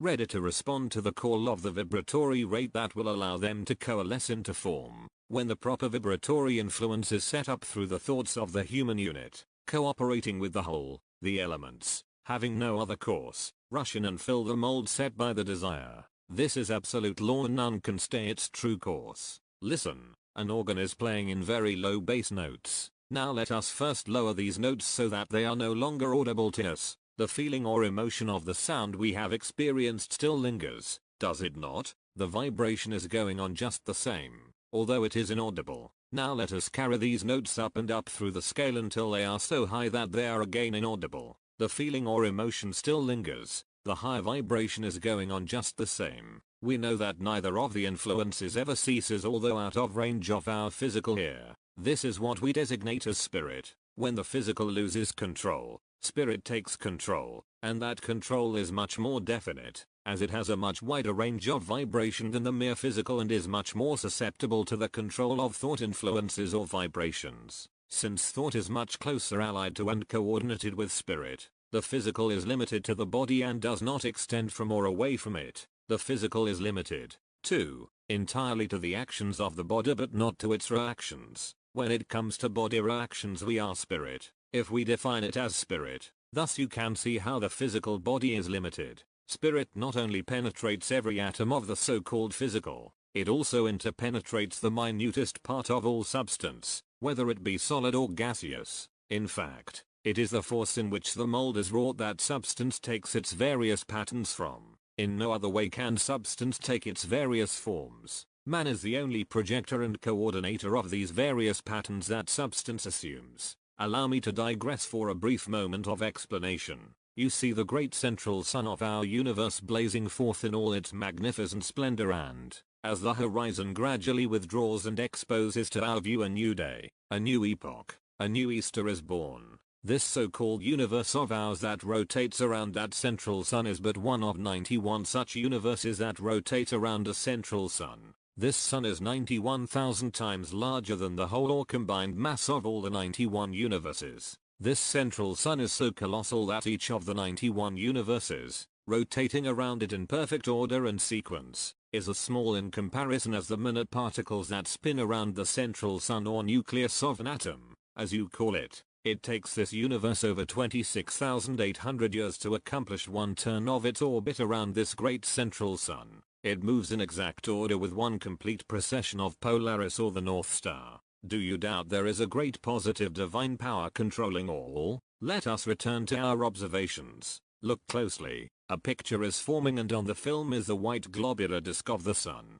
A spot of red is forming on the white disk. Now look more closely and you will see that a tiny point of pure white light has flashed out from the red disk. This is not a beam of light. It is a running point of pure light. The spark of life, emitted and included with that which is to be born. It is but a tiny point of light to you, yet it is huge to those who can view it at close range. How strange it seems to you. In a very short space of time, you will be looking through an instrument that assists your eye to see all these things. This will also reveal to humanity many more wonders. For millions of ages the great central sun has drawn to itself the throbbing, pulsating, yet harmonious emanations of energy which must give forth of itself or burst asunder. Observe that a great nebulous gaseous mass has burst forth from the sun. You have observed in pictures the birth of the planet Neptune, which is now a great mass of macrocosmic particles or atoms that have been ejected from the parent sun with great force and power. While it is nebulous and indistinct, the point of light that appeared before the final expulsion took place is the central sun that has the power to attract to itself and hold together even the minutest particles as well as those of larger dimensions that have been given forth from the parent sun. Your first thought is that an explosion has taken place and that particles of the sun have been shot into space. Stop a moment and observe what has really happened. Why do the particles and gases cling close together and form a definite circular pattern? It is because of the intelligent law back of and guiding it, in perfect order and harmony. This is proof that it is no accident but is in perfect order and sequence governed by law that never fails. This point of light or central nucleus is the central spark or sun, the Christ of humanity around which all humanity revolves. This is determined spirit force. This law prevails throughout all units of humanity. The central spark is a point of pure white light, the Christ which penetrated the first cell. Then it expands, divides, and gives off that light to another cell, which is born of its division but held together by a coexisting and cohesive force which is called love. These particles are nourished and held together just as the mother holds and nourishes the child. It is in reality a child of the sun, which contains within itself the nucleus of central sun. That nucleus is the image and likeness of the parent that has just given it forth. As soon as it has come forth from the parent, this central sun has the same power to draw to itself, consolidate, and hold the vibrant emanating energy that surrounds it and which is necessary for its life and growth. It does finally consolidate the most extended orbit of our universe. When Neptune first came forth and the central sun began to draw energy to itself, mostly from its parent, the sun, the atom began to consolidate into its form. That is, it began to shape itself into the pattern that was projected for it before its birth. It occupied what is known as the cradle orbit, the orbit within the orbit, which Mercury occupies today. In this orbit, the child is able to draw its substance from the parent more successfully, as it is much nearer to the parent. As it drew substance from its parent, it began to consolidate into form. Instead of remaining mere gaseous vapors in the nebulous state, the chemical elements began to segregate and consolidate. The resultant solids from chemical action began to consolidate and rock structure began to form under intense heat and pressure. As this semi-liquid substance became more consolidated, it began to cool on the surface and a crust formed. This crust became heavier and more dense, both by the cooling process and by the assimilation of particles upon, and adding them to, the outside of the crust. When this crust became strong enough to hold the revolving mass together, this mass became the primary rock structure of the planet, with a semi-liquid molten mass at its center. Then, from the resultant gases and vapor, water began to appear as the product of the union of these gases.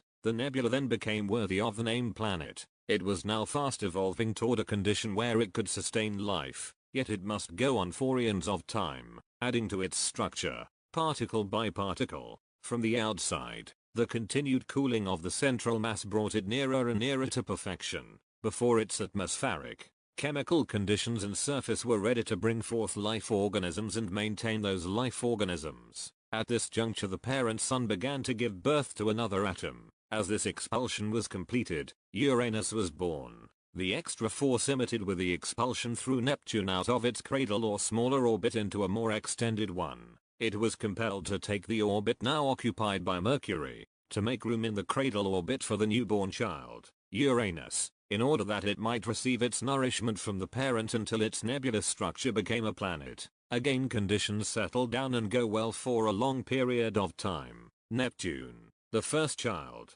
is growing up and coming nearer to the conditions where it can support life. In fact, amoebic forms are appearing in its clouded, brackish water, or inland seas. Then another atom is ready to come forth and Saturn is born. The extra force given out at the time of this expulsion sends Uranus out of the cradle orbit, and it also sends Neptune out of the orbit now occupied by the planet Venus. Neptune was now sufficiently cooled and its surface developed to a stage where it was able to support life. It was upon this planet, as it occupied this orbit, that the conditions for the support and nourishment of human life, which the Earth enjoys today, were brought to the stage where the human life element could attach itself to the select amoeba necessary for the support and manifestation of the human form. Thus came into existence the first human race, not the animal amoeba, but the human amoeba, the amoeba of selective type and character, with intelligence that could and did shorten the process of evolution. Upon this planet conditions were perfect for selective human development, and this development came on at a rapid pace. There were no lower animal organisms,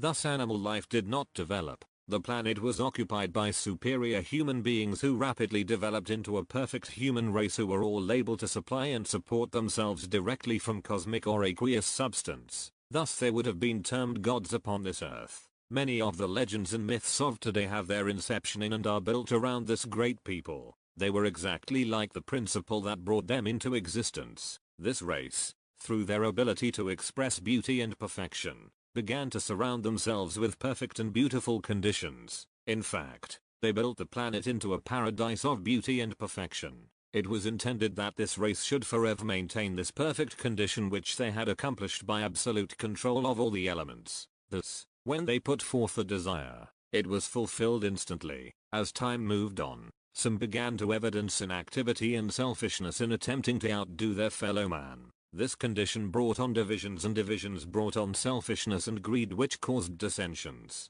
The time that should have been spent in creating for service and advancement was dissipated in strife and contention. Instead of holding closely to their source, they were differing and separating widely, until all but a few lost that which was high and noble. All but the few let go of their security and protection. This caused a vortex to gather around the planet, instead of holding to the perfect patterns of the divine, whereby they could have accomplished a complete universe of divine attributes upon divine planets. They gave way to such an extent that when the next outburst occurred, it was so enormous that when the nebula was consolidated, the resulting planet was larger in mass than all of those which had previously come forth. Thus the great planet Jupiter came forth. The excess energy given out was so gigantic that it swept Saturn out of the cradle orbit into the orbit now occupied by Mercury. The outburst was so tremendous and the solar system so filled that great quantities of asteroids formed, arrayed, and aligned themselves around Saturn. Being of a different polarity,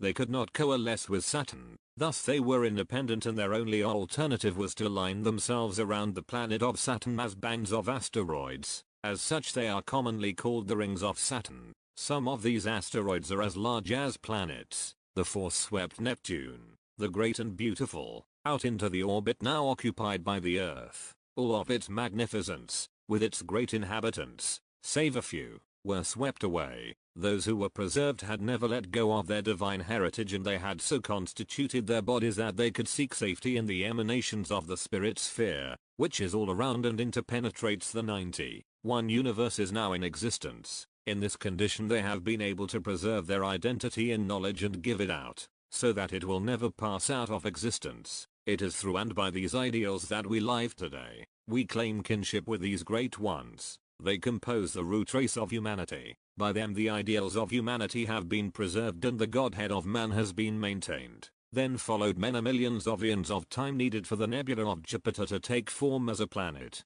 So enormous is its size that it has cooled but little even today. Time again passes on with swift wings and the sun is ready to give birth to the fifth nebula. And Mars, the blood-red planet, is brought into existence. As this expulsion is complete, we see the phenomenon happening in mighty Jupiter. A huge red spot has suddenly developed on her side and she is expelling a great portion of herself. She has given birth to a satellite which is called a moon. There is such an excess of force set up as the two expulsions take place that the giant Jupiter is thrown out of the cradle orbit and room is made for the planet Mars. As the giant Jupiter occupies its new orbit, the whirling nebulous form is in no way able to gather to itself the great mass of particles that were expelled at the time of its birth. These particles were so far flung that they came within the influence of Neptune, Uranus, Saturn, and Mars, but, being of a different polarity, they could not be assimilated by those planets. They became separate asteroids without planetary polarity,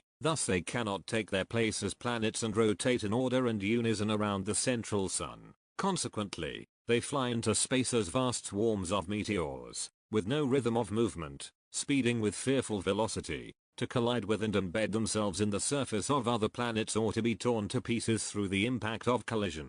Also, in their mad rush through space, minute particles are carried away until they will gradually return to the aqueous mass, where they can be again taken up and assimilated by the great central sun, to be given off again as nebulae at the birth of other planets or atoms. Now comes the outburst that gives birth to the nebula that finally forms our Earth. Mars is thrown out of the cradle orbit and our Earth takes its place. Thus all of the planets are sent out into another orbit, to give space for the new child. Then Venus is born. In like manner the Earth and all other planets or atoms are thrown into ever-expanding orbits in order to make room in the cradle for the newborn planet or atom. Then Mercury is born, throwing the other planets or atoms into another widened orbit, making up the full complement of planets that are visible through astronomy today. 8 in all. There are really 9, as the cradle orbit is not occupied by Mercury, it is occupied by the last nebula, or child. But that nebula has not consolidated into form so that it can be seen.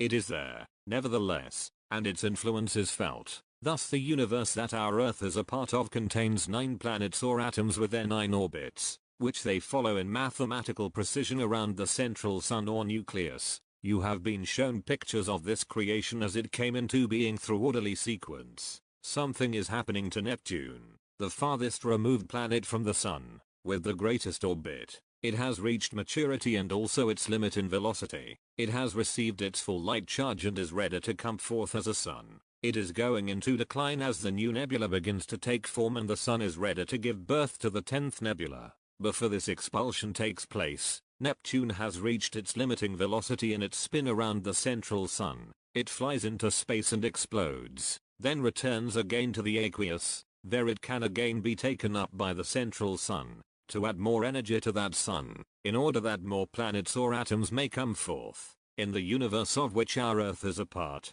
there can be but 9 planets or particles spinning around the central sun at one time. Thus it is a constant round of birth, consolidation, then expansion, reaching the limiting velocity, flying off into space, exploding, disintegrating, then reassimilating by the sun in order to give forth new birth. Thus the sun is reassembling from the aqueous, that which it sends out to again become aqueous. It is a continuous renewal through regeneration into new birth. Were it not for this process, the great central sun of the 91 universes, as well as the central suns of the different universes, would have been consumed long ago and all would have returned to the infinite in which all substances exist. A wise intelligence that pervades all emanations and space calls the universes into form and starts them on their onward march. The sun or central nucleus never grows old nor dies. It accepts, absorbs, holds and consolidates, then gives birth to the atom. Yet it never diminishes, as it is forever receiving and absorbing into itself that which it is giving out. Thus regeneration and rebirth are going on all the time. Universes are being formed, expanding, and returning that which they have received. There is one round of progression from a low to a higher, then on to higher attainment. The galaxy of 91 universes that our Earth and its galaxy of planets or atoms are one part of, is but one galaxy in a still wider flung universe of 91 galaxies that revolve around a still greater central nuclear source sun that has a mass 91,000 times greater than the first galaxy mentioned. This condition goes on and repeats itself by 91, almost indefinitely, the whole making up the great and infinite cosmos, the galaxies that comprise the Milky Way, as you call it. This cosmos is often called the atomic heat ray, the source of the sun's heat. This is not a cloud of stars in which your sun belongs. It is a nebula born or expelled from the great cosmic central sun or nucleus just mentioned. The sun, as you see it located in this nebula, is but a portion of the light rays from the sun. These particular rays are bent at an angle as they enter mass, then are reflected, until these bent and distorted rays make up the image of the sun and place it in a false position. These rays are reflected back so distinctly that you think you are actually looking at the sun. In like manner, many other planets or atoms are distorted by this phenomenon. Where there seem many, there are few in comparison, yet the total number of the actual is calculated in many millions. By looking at the picture closely, you will see that these nebulae or their suns are not disks but globular and round, flattened at the poles just as our Earth is flattened. In looking at them, you are only observing the great flattened polar area. The stupendous mass of the great cosmic sun exerts so profound an effect upon light rays that they are reflected completely around the cosmos. They are also definitely affected and reflected by coming in contact with the atomic or cosmic rays, and their particles are thrown out of place to such an extent that thousands of images of planets and stars are reflected from one collection. Thus thousands of planets and stars appear to be misplaced and many more thousands of the images are again reflected. When we look through the universe, the images show both sides and we see the light that was released hundreds of millions of years before, which has made the complete round of the cosmos. Thus we get two images instead of one. One image is of the planet as it was hundreds of thousands of years ago, while the other is as it was hundreds of millions of years ago. This follows through the whole great cosmic order. In many instances we are actually looking at the great past, and we can also see into the future by the same means. There is an invisible connection, like the thought or heart impulse amplified billions of cycles through which spiritual orders go forth, that controls all of the universes. These great throbbing impulses or heart throbs go out through the intelligence which pervades the aqueous that surrounds the cosmos, which is its spiritual counterpart. It is these gigantic heart throbs that send the life currents into every atom of the complete cosmos, and keep them moving in perfect order and rhythm. In this infinite cosmos vastness, there can be no sick or discordant cells, as one sick or discordant cell would throw all out of unison. Then for a time chaos would result. This also pertains to the human organism when disturbed by discordant thought. It was from this central control that the term Godhead was evolved. The heartbeat of the human unit corresponds to this heart throb. Although in miniature, man is from and is a counterpart of the intelligence which has control of the whole aqueous source. He is coexistent with the source and draws all direct from that great aqueous reservoir, just as the great central sun draws from that source, but in greater degree because of his union with the greater intelligence which is directing the source. Man, the unit of humanity, is a well-organized divine universe, though infinitesimal compared with the great whole of the universes. Yet man, as the unit of humanity, when he assumes and takes actual charge of his divinity, is most necessary, as he is of the great intelligence that is before and in control of the whole divine plan of all the universes. Thus, should all the universes be destroyed, man, in complete cooperation with primal intelligence which interpenetrates and pervades all emanations in the aqueous as well as down to the lowliest physical forms, starting with light emanation, could rebuild all the universes. Should such a catastrophe occur, man not only has the power but is the power that does resolve himself back into primal intelligence wherein there is no destruction. When quiet again reigns and harmony is restored, it matters not to man, when he is back into primal intelligence, how many billions of ages pass to bring about primal perfection in order that the whole process may be started over again. Here man maintains oneness with infinity and can afford to wait until the time is ripe for the bringing forth of the universes. Then with the preserved consciousness of former experiences, he is better equipped to assist in the bringing forth of a more perfect and lasting condition.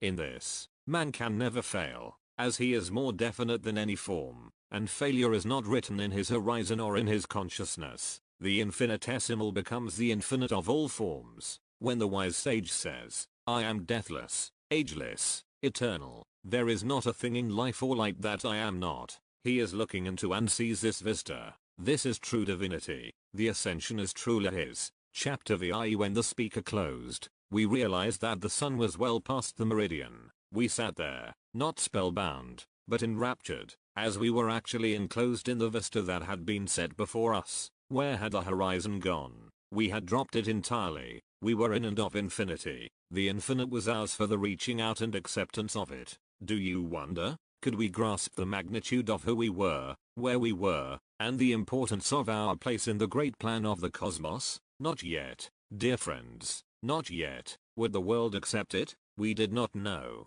We had looked into the long past. What the future portends we know not until we have proved it by actually living the present. What the past has been for millions of years we have seen. We were aware that the sun was shining, but there was such a crystal brightness back of the sunlight that the sun seemed to darken. We collected our notes and moved toward the entrance of our sanctuary. As we projected the impulse to take the step, we were traveling on beams of light rays. Thus we entered the room, yet there were no limiting walls. The cosmos still enraptured and enthralled us. Could it be that we were an intricate part of this giganticity? The gigantic lies prostrate before the grandeur of the surroundings. We sat down and allowed the silence completely to immerse us. Not a word was spoken. We were not even conscious of the passing of time until someone announced that the table was spread. The meal was of keen momentary pleasure, but the keynote of our whole lives was the hours that had just passed. The sun had again reached the horizon and was fast disappearing as we arose from the table and walked out upon the ledge. What a vista lay before us. It was not sunset. It was eternity. Just a brief chapter being enacted for us. And here were our dear friends living with it chapter by chapter. Do you wonder that their lives are immortal? Do you wonder that we called them masters? Yet not a hint of this ever passed their lips. We asked, may we call you masters? Their answer was, sons, we are but yourselves. Oh, the beauty, the simplicity. Why can we not be as beautifully humble? As we were preparing to leave the ledge, instead of going down the stairs as we anticipated, we walked to the brink. No sooner had we reached the edge than we were all in the garden of the lodge. Not one of our party was conscious of what had taken place. We were not cognizant of going through the air or of any movement at all. By this time we were so accustomed to surprises that we simply accepted the situation. From the garden we walked to the village and found that all was in readiness for an early start, and that a number of the villagers had left a break trail through the snow that still blanketed the mountain past a depth of 10 or 12 feet. This pass was about 50 miles from the village at an elevation of 12,000 feet above sea level. A large portion of the country is rugged and very difficult to travel over. It is accustomed to pack the trail through the snow the day previous to its use so that the packed snow will freeze, thus supporting men and animals. We arose long before dawn to find that every detail had been attended to. Just and the Muni were to accompany us. The entire village had assembled to bid us Godspeed. We all regretted the necessity of leaving this village where we had spent 2 winters. We had formed a deep attachment for every one of the people there and knew that this feeling was reciprocated. They were simple, kindly folks. In order to show their appreciation, many went with us 5 or 6 miles. We exchanged our last farewells and were again on our way to India. Before we were actually to look down upon the southern slopes of the Himalayas, months would have elapsed. As we walked along with the main body of the caravan, we became conscious that we were walking without effort. At times we seemed to see some point on the trail ahead, like a vision. The instant the point became definite, we were there, sometimes miles ahead of the main caravan. At the noon hour, we found fires going and a meal prepared by 3 of the villagers who had stopped for this purpose. After lunch they returned to the village. We were told that the others had preceded us so that the trail through the snow over the summit would be easy to walk upon. Our camp was also ready for occupancy. All was prepared for us until we had crossed the pass and came down into the valley of Jamanuchu River. There we overtook the advance party of villagers. They had gone to all this trouble in order that we might be assured safe conduct through the rugged mountainous country. They left us here, as travel was easy through the valley. I am purposely introducing this brief description to show, in a general way, the hospitality of these simple, kindly people throughout the whole trip to Lhasa. Seldom did we meet the cruel, austere native of Tibet that so many travelers love to write about. We followed down the valley of the Jamanuchu, then up a tributary of that stream to the Great Tongnajung Pass, then down the tributary of that Sanpu or Brahmaputra to Lhasa, where a welcome awaited us. When we came within sight of the city, we felt we were nearing a Taos pueblo. One could imagine oneself standing before such a pueblo as we looked around on all sides. The palace of the great Dalai Lama or overlord of all Tibet stands out as the one great jewel of the whole city. While this city is the temporal head of Tibet, the deeper spiritual head is the living Buddha. He is supposed to rule spiritually through the mysterious hidden city or center called Shambhala, the celestial. To visit this sacred place was one of our fondest hopes. It is supposed to be buried deep under the sands of the Gobi. We entered the city, accompanied by our escort, and were conducted to our lodgings where our comfort had been provided for.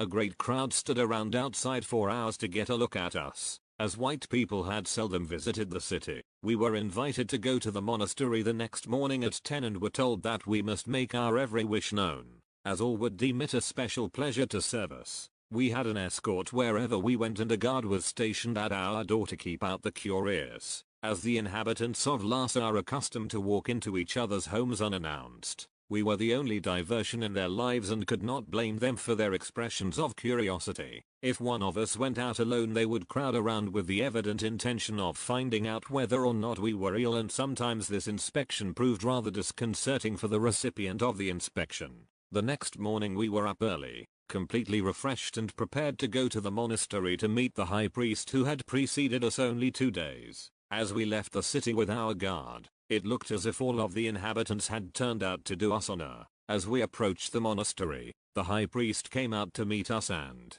to our surprise, Emil and his mother were with him. It was a wonderful meeting. The priest seemed like a boy again, saying that he had wanted to see Emil or someone of our friends. He felt that he had failed in many things and wanted to talk to them in order to get a more complete understanding. He also gave us our first news of the little home that had been erected in the village where he had charge. We found him speaking English fluently and very anxious to learn. We went to the lamasery where all were made comfortable. Turning to Emil's mother, the priest said, "Power is the demonstration of the active principle of God. My father, it is always the constructive activity. There is never too much or too little of God's perfect activity and manifestation, and God never fails, is never inactive. God principle is always working constructively. I command that I do stand forth and that I am in perfect harmony with the active God principle, and that alone." Here Emil's mother took up the thought, "You can go on still further and say just as definitely, I pour this divine flame through you, my physical body, and you are transmuted into that pure substance, which only God principle sees." Now it becomes necessary for you to accept and expand your consciousness to the God consciousness, and you,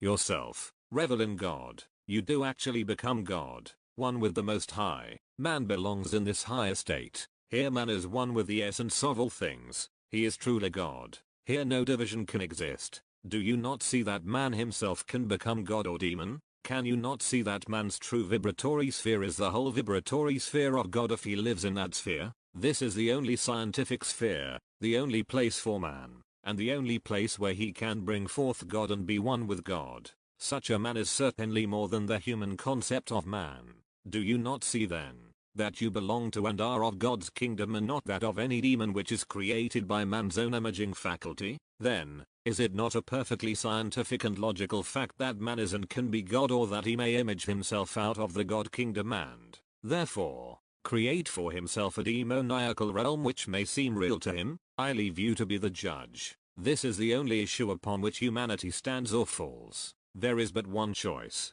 one purpose, one truth, and one science, and this makes you free. You become God or servants, as you choose. Stop for a moment and just think of the allness of God or primal cause, with no beginning or end, with universal scope, and surround yourself in this. As you become faithful and worship this, and this alone, one God, one almighty presence, you will find that the vibrations of your body will change from the human to the God or primal vibration. As you think, live, move, and become one with this vibration, you do worship, and what you worship, you idealize, you become. It is thus with and for all humanity. There is but one God, one Christ, one union, one man, one general household, all brothers and sisters, all one. God cannot be brought forth as a person or a personal image but as an all-inclusive universality, interpenetrating all things. The moment you personalize, you idolize,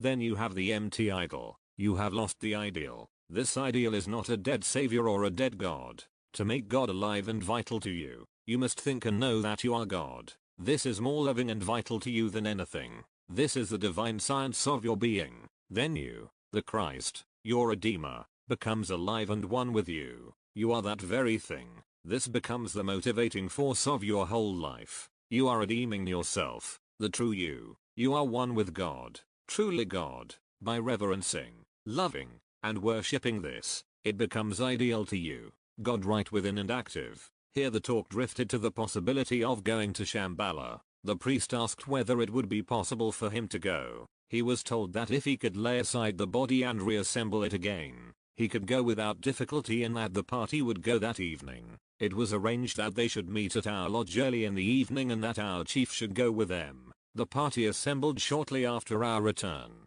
After a short talk, they left by the door and we did not see them again for a number of days. During this time we were occupied in making measure drawings in the monastery. One day we were rummaging in one of the basements of the old lamasery. After moving considerable debris, we came upon an old marble tablet. This we had carried out of doors and cleaned. When the cleansing was finished, the beauty of the carving and the exactness of the execution of detail surprised everyone. It even surprised the lamas themselves. An old lama told us that when he was a very young boy he became a keeler of one of the grand lamas who was in charge of the very old lamasery at the time this tablet reposed in a niche in the wall and that his master insisted they visit this tablet the first Monday in each month at the hour of 9 in the morning. He told us that as soon as they arrived at the niche where the tablet was placed and stood quiet for 3 or 4 minutes, a voice would sing the history of this tablet and the great things that the carvings portrayed. The song claimed that the tablet was one of two that were carved to commemorate a great white civilization that had existed and flourished on a large portion of what is known as the American continent,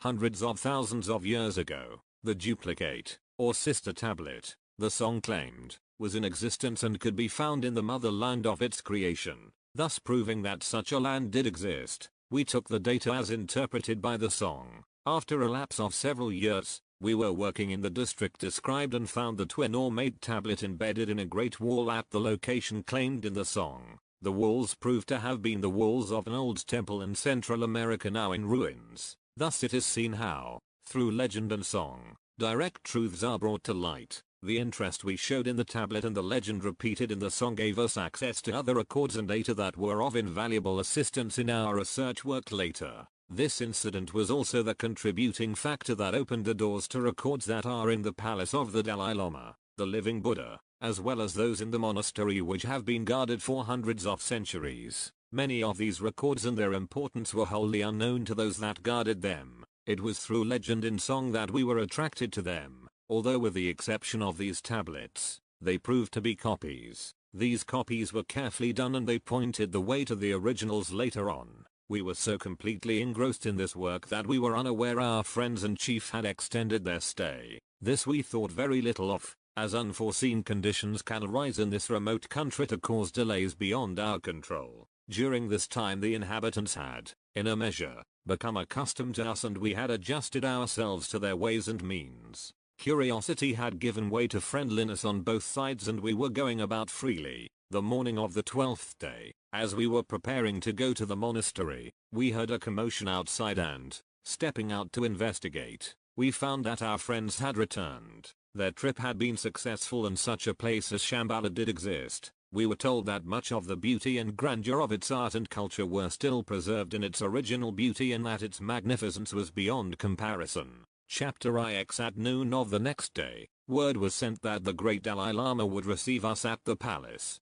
The high priest came to our lodge that evening to instruct us in regard to the ceremonies. He was overjoyed that the audience had been granted without the usual delays. He told us that this privilege had been granted immediately upon the arrival of a messenger from Shambhala who had informed His Highness of the visit that had just been completed. He had also been informed of our experiences in the village where the little house had been erected. We were anxious to make as good an impression as possible, as we were asking for concessions to carry on our work in the whole country. We were also told that the Bagodo Lama or governor of the province would arrive before noon and had sent word by messenger that he would assist us all he could. This was a surprise indeed. It was quite evident that the next day would be an eventful one for our little party. We were up early and out with the reception party to meet the governor. He was very much pleased at this gesture and invited us to return with him as his guests. We accepted the invitation, and when we arrived with the governor, we were escorted to the guest chambers of the palace.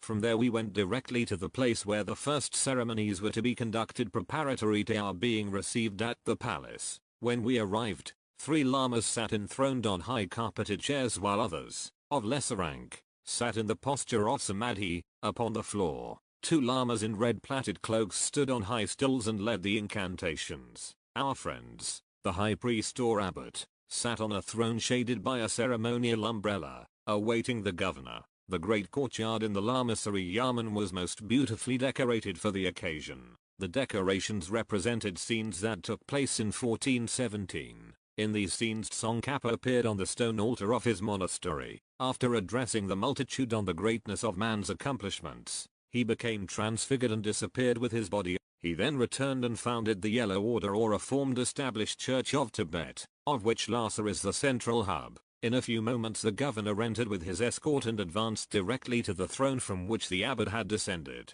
They stood together to receive and conduct us to the audience chamber of the Dalai Lama. The great hall was decorated with gorgeous silk applique tapestries and yellow lacquered furniture. Led by our escort, we knelt before His Highness for a moment, then arose and were conducted to seats. The abbot, acting as spokesman, stated the object of our visit. His Highness arose and beckoned us to approach. An assistant conducted us to our respective places before the throne. The abbot and the high priest took their places at each end of the line. His Highness then descending from the throne and standing before us, he received a scepter from the hands of one of the attendants and, walking before us, touched each one lightly on the forehead with the wand. With the high priest acting as interpreter, he bade us welcome to Tibet, saying he was honored that we were his guests while in the city and that we should consider ourselves the honored guests of his country and people as long as we might remain, and at any time when we should return to the country. We asked many questions and were told that we should have his answer the next day.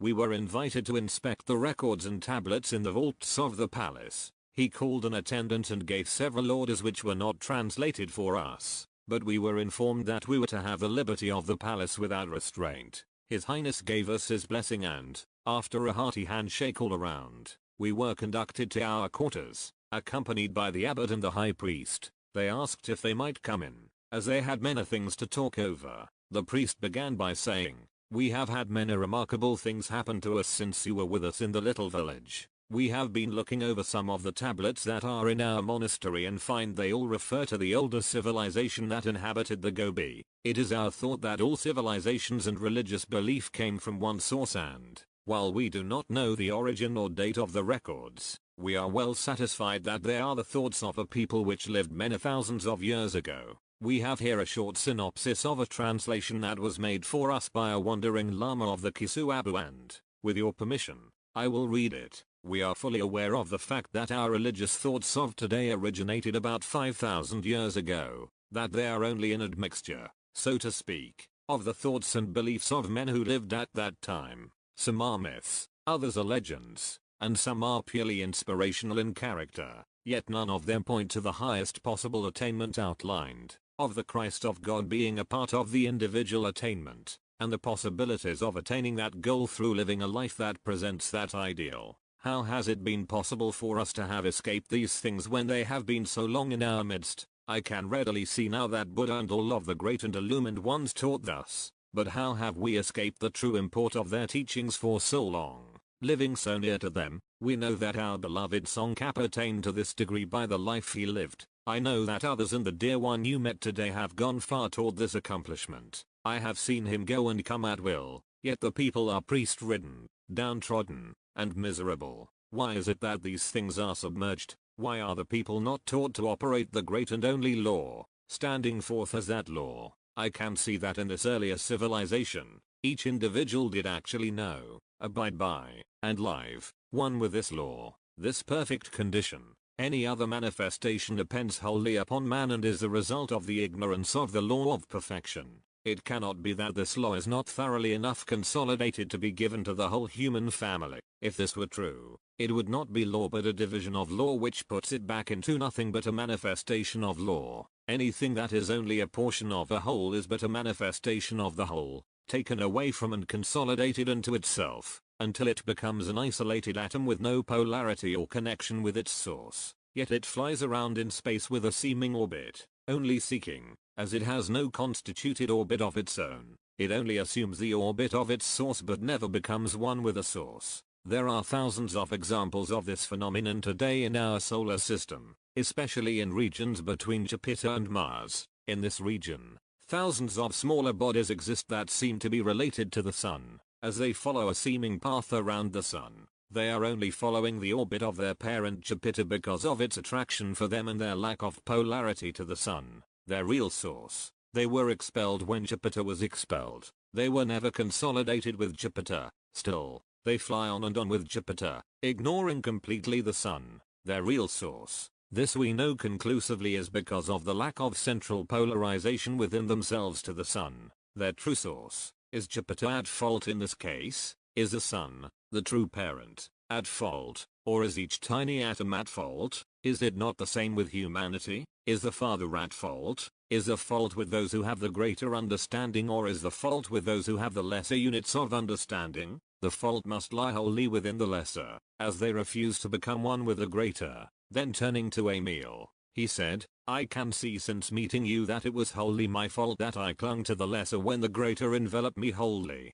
But let us turn to the translation, as it is through this that I came to the vital turning point in my life. The great cause, or directive principle, saw his Son the Christ, the perfect man. He said, this is the Lord God, the law of my being to whom I have given dominion over heaven and earth and all that in them is, and this perfect one need not be in bondage to any mortal concept, as my perfect ideal is raised above any bondage and has the same power and dominion that I have. This, I speak through the Lord God of my being. It is not any command that I give unto you, except if you cooperate with me in the divine creative will, you will have no need for any other and you will set up no graven image before me or yourself. This, you will not call images gods but you will know that you are God in whom I am well pleased and you have the same dominion that I have. Now come close up to me, my son, amalgamate with me and I am yourself and together we are God. Your body is the God body which is idealized and which is in existence and was in existence before the human race was ever projected into form.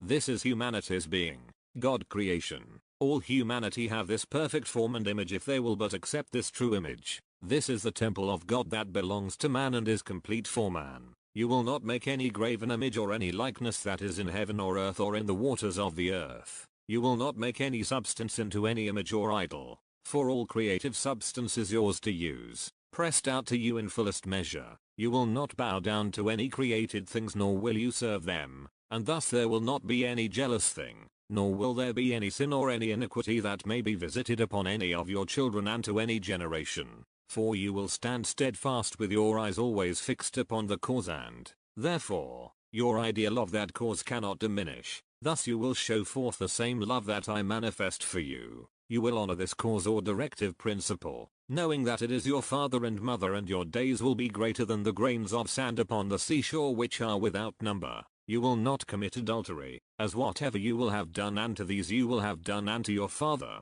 your mother, your brother, your sister, or your loved one, for they are loved of the cause as the cause loves you. You will not steal, for you but steal from the cause, and if you steal from the cause, you but steal from yourself. You will not bear false witness against any creation, for in so doing, you bear false witness against the cause which is yourself. You will not covet anything, for in so doing, you but covet the cause which is yourself. By holding yourself one with the cause you have that which is perfect and is truly yours. Thus you will not make images of silver or gold to worship as gods but, seeing yourself as one with all things pure, you are always pure, then you will not fear, for no God, save yourself will come to prove you, as you will know that the cause, not personal but impersonal, is for all and fully envelops all. Then you will erect an altar and on that altar you will build and always keep burning the undying fire. not of gods, but of the directive principle which is God.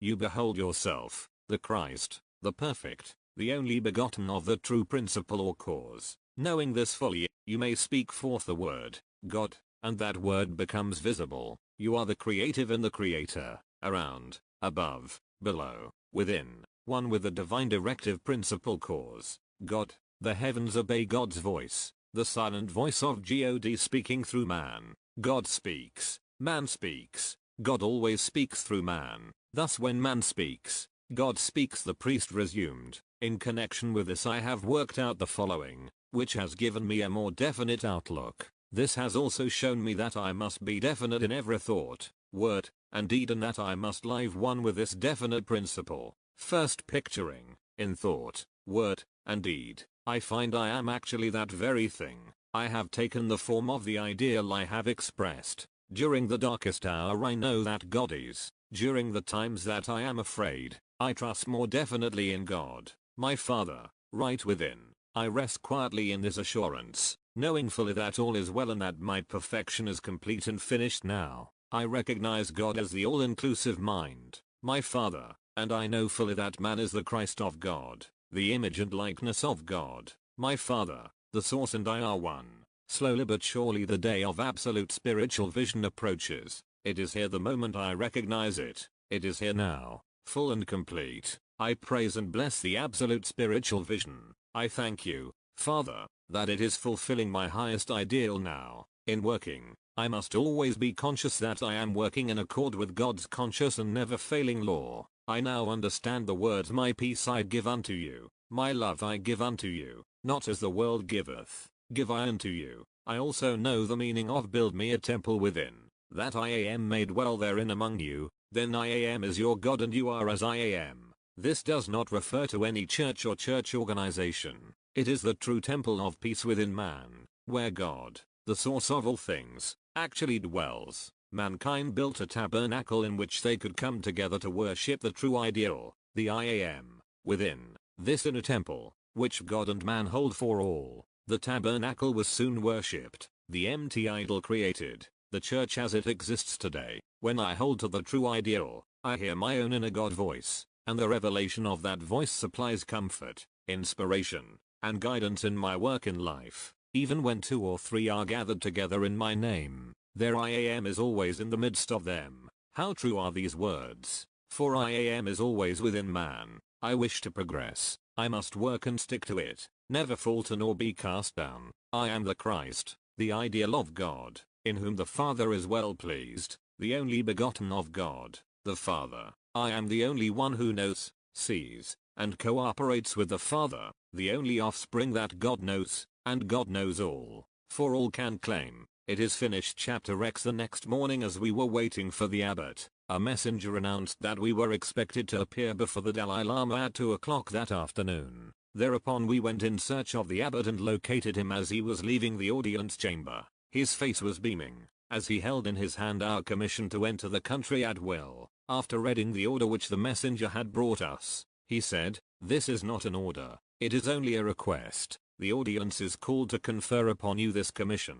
As we were all together, it was suggested that we go immediately to see the records. We proceeded thence in a group. Upon our arrival a great surprise awaited us. There were thousands of clay tablets and records on copper and bronze plates, also beautifully carved tablets on thin white marble. As this was our first opportunity to contact this class of record, we decided to look them over at once. The abbot told us he was not familiar with the tablets but had been told that they were of Persian origin and that he would attempt to find a lama who was familiar with them. Thereupon he departed and we began to look them over. The characters were not familiar to any of our party. The tablets were made of 2 slabs of pure white marble about 1/4 of an inch thick, put together like veneer with a cement that we could not identify. The edges were beautifully beveled and around each tablet was a margin of 2 inches with carved raised figures. Many of these figures were of pure gold inlay, while all the titles were of pure gold inlay but not raised. The tablets were carefully numbered by sets and a serial number given to each set.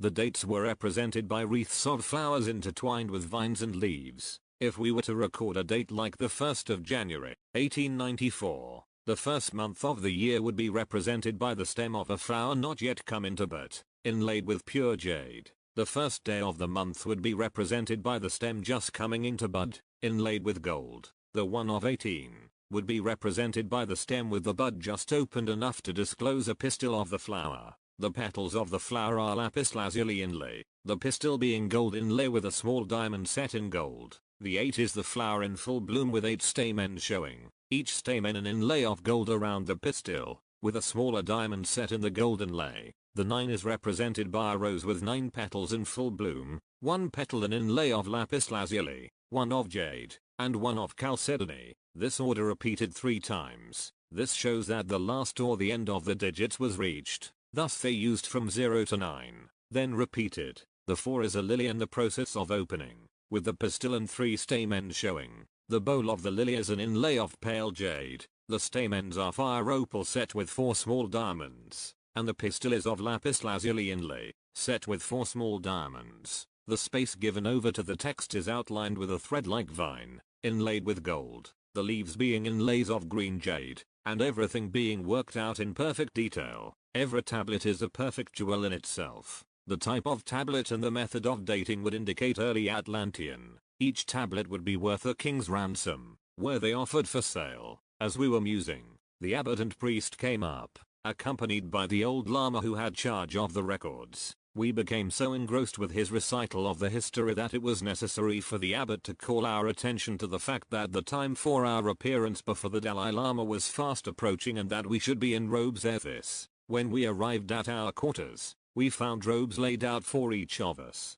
but how to put them on was a face at us. The time was passing so swiftly that we decided to make a bold quick try and put them on helter-skelter. It developed later on that some of them were inside out and others backside foremost, while a few had the robes on as they should be. Upon arriving at the audience chamber, we beheld the Dalai Lama crossing the hall with his guard, to enter the chamber by the great doors. We were certain we saw a broad smile flit across his face. We composed ourselves at attention to await the opening of the side door, which was our cue to enter the chamber. Soon the door opened and we were ushered in, amidst the most gorgeous decorations that it had been our lot to witness. The ceiling of the room terminated in a great dome in the center. In this dome were 3 large openings through which great beams of sunlight flooded, lighting up the room with a brilliance and splendor too magnificent for description. The walls were completely covered with gold thread tapestries, interlaced with figures made of silver threads. In the center of the room,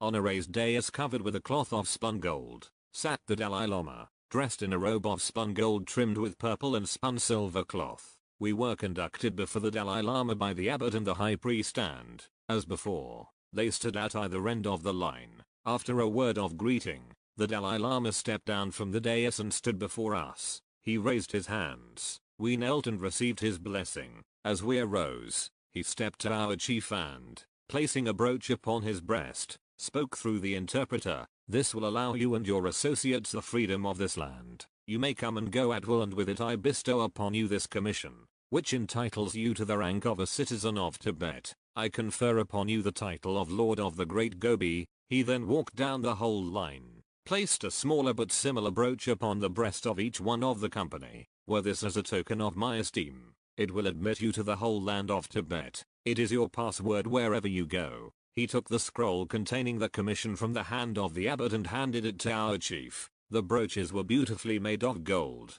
wrought in filigree with a most lifelike likeness of the Dalai Lama carved in relief on jade, set like a cameo in the center. To us, it was a jewel which we prize very highly. The Dalai Lama and all were graciousness itself. All we could say was, thank you. The old Lama who had charge of the records was ushered in and we were informed that we would share the evening meal with the Dalai Lama. After the meal was finished, the conversation drifted to the remarkable tablets. The Dalai Lama, as well as the old Lama, speaking through an interpreter, gave us a detailed account of the history of the tablets, all of which we carefully noted. It seems that these tablets were discovered by a wandering Buddhist priest in the vaults under the ruins of an old temple in Persia. This priest stated that he was led to them by the sweet song he heard emanating from the ruins as he sat in samadhi. The songs were so sweet and the voice so clear that he finally became interested, following in the direction from whence they came, and found himself within the ruined vault. The voice seemed to come from below.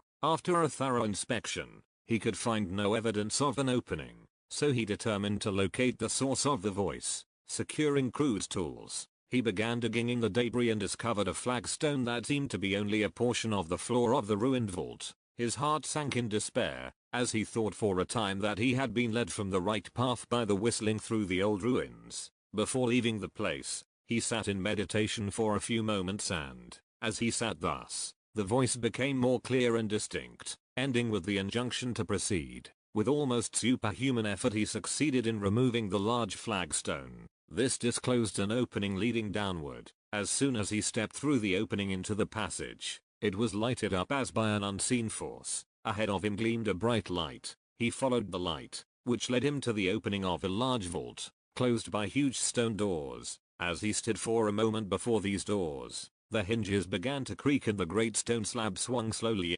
revealing an opening through which he passed. As he crossed the threshold, the voice rang out clear and sweet as though the owner occupied the interior. The light that seemed stationary at the door moved to the center of the great vault, lighting it fully. There in niches, in the walls of this vault, covered with dust and the accumulation of ages, were the tablets. He inspected a few, realizing their beauty and value, then decided to wait until he could communicate with 2 or 3 of his trusted associates, and confer with them regarding the removal of the tablets to a place of safety. He left the vault, replaced the slab and covered it over again with the debris, then started on a quest for associates who would believe his story and who had the fortitude and means to carry out his plan. The quest lasted for over 3 years. Nearly all those to whom he related his story thought he had gone stark mad. Finally, one day while on a pilgrimage, he came across 3 priests whom he had known while on a similar pilgrimage and he told them the story. At first, they were very skeptical, but one evening at exactly 9, as they were sitting around the campfire, the voice began to sing of these records. The next day the 4 of them dropped out of the company and started the journey to the ruins. From that time on, at 9 o'clock in the evening, the voice would sing. If they were weary and downcast, the voice would sing all the sweeter. At the journey's end, as they were approaching the ruins, an hour before midday, a slight boyish form appeared before them and began singing, leading the way to the ruins. When they arrived, the flagstone was lifted and they went immediately to the vault. As they approached, the doors swung open and they entered. A short examination convinced the priests of the value and truth of the discovery. Indeed, so enraptured were they that they did not sleep for 3 days. They made all haste to a village about 70 miles distant to secure camels and supplies which would enable them to move the tablets to a place of greater safety. They finally secured 12 camels, loaded them, and returned. The tablets were packed in such a manner that they would not be injured. Securing 3 more camels, they started the long journey through Persia and Afghanistan to Peshawar. Near Peshawar they secreted their burdens in a secluded cave, where they remained for 5 years. One of the priests always sat in samadhi before the cave all the time, to protect the tablets. From Peshawar they were removed to land in Punjabi. Here they reposed for 10 years. Then by slow stages, they were brought here and deposited in the palace of the Grand Lama. This took more than 40 years to accomplish. From this palace, they were to be taken to Shambhala. In other words, we had found them in transit. At this time in the narrative, an attendant brought 4 of the tablets into the room and placed them carefully on the raised place that answered as a table around which we sat, so that we faced them. Just as the hands of the clock pointed to the hour of 9, a voice came forth in lilting tones, infinitely sweet, yet of a highly pitched immature boyish treble. These are the words translated into English as faithfully as we are able to present them, that there is an all-wise, intelligent spirit, that this intelligence is divine and infinite and permeates all things, cannot be contradicted, because this intelligence does permeate all things. It is infinite and is the source of all. It is divine and its divinity brought into thinkable or visible form, the fact or truth of all things. You can name this all-wise, intelligent spirit, God or good, or what you will, as man must have a name for everything. Once he has named a thing, he has power to bring it into existence. If man names anything through true reverence, worship, and praise, he can and does become that which he names. Thus you can see that man by choice can become God or animal. He becomes the ideal which he presents for himself to follow. With this line of thinking, It is simple to see that man is the only begotten son of God, or the only begotten son of the animal. Thus, by choice, man can become evil or devil if his eye beholds evil, or he becomes God, if his eye beholds God. In the formless state, the all-wise, intelligent spirit was silent and contemplative, yet the intelligence was there and saw itself as the producer as well as the spectator of all animate and inanimate things. In this silent state, the all-wise, intelligent spirit saw there was no modification, and resolving to emanate or bring forth the universe, this intelligence formed a picture of what the universe should be. Having naught but the perfect picture or divine plan to follow, the universe willingly took the form directed by the intelligence. The divine ideal picture was expanded until it came into perfect visibility. This is the universe that we see today, that is going on with the perfect plan held forth for it to assume. This intelligence is and always has been the perceiver and director of its perfect, divine ideal plan. This intelligence knew that it was necessary to bring forth animate form and endow it with all potentialities, through which it could express fully. This is what is known as immortal man. This divine ideal, which differentiates itself in all phases and directions, is the immortal of each man today, as this man was created in the divine ideal of all-wise intelligence, spirit. He was set forth as the son of the principle, with dominion over every attribute and every condition.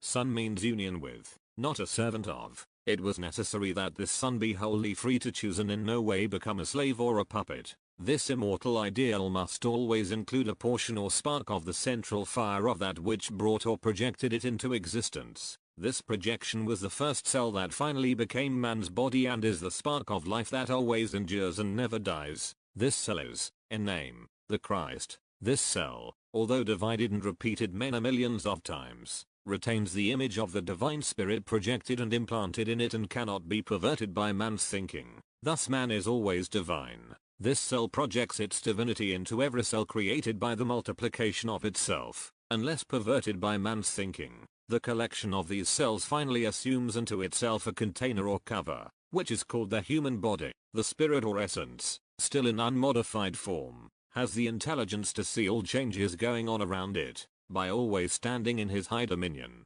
Man is spirit and spirit is God. This higher self must be thought of, pondered over, worshipped, and blessed as being right within man. First, there must be faith that it is there. This brings forth the knowing that it does exist in man. Then the blessings and thanksgiving bring it into visibility. Man is that very thing itself. This is the way to the attainment of all knowledge. The brain at first seems to be the perceiver, because it is the aggregation of the more delicate cells, and these cells first accept the vibrations and amplify them so that they may be perceived by man. Then they are selected and sent to all the other organs, and each, if held in divine order, goes to the very organ to which it belongs. Each organ and nerve center is the seat or special amplifying center for centralizing the real man. When they are harmonized and coordinated, man stands forth in all dominion and power. He has brought forth the Holy Ghost, the whole of the all-wise, intelligent spirit in creative action. This is soul and body brought to one focal center.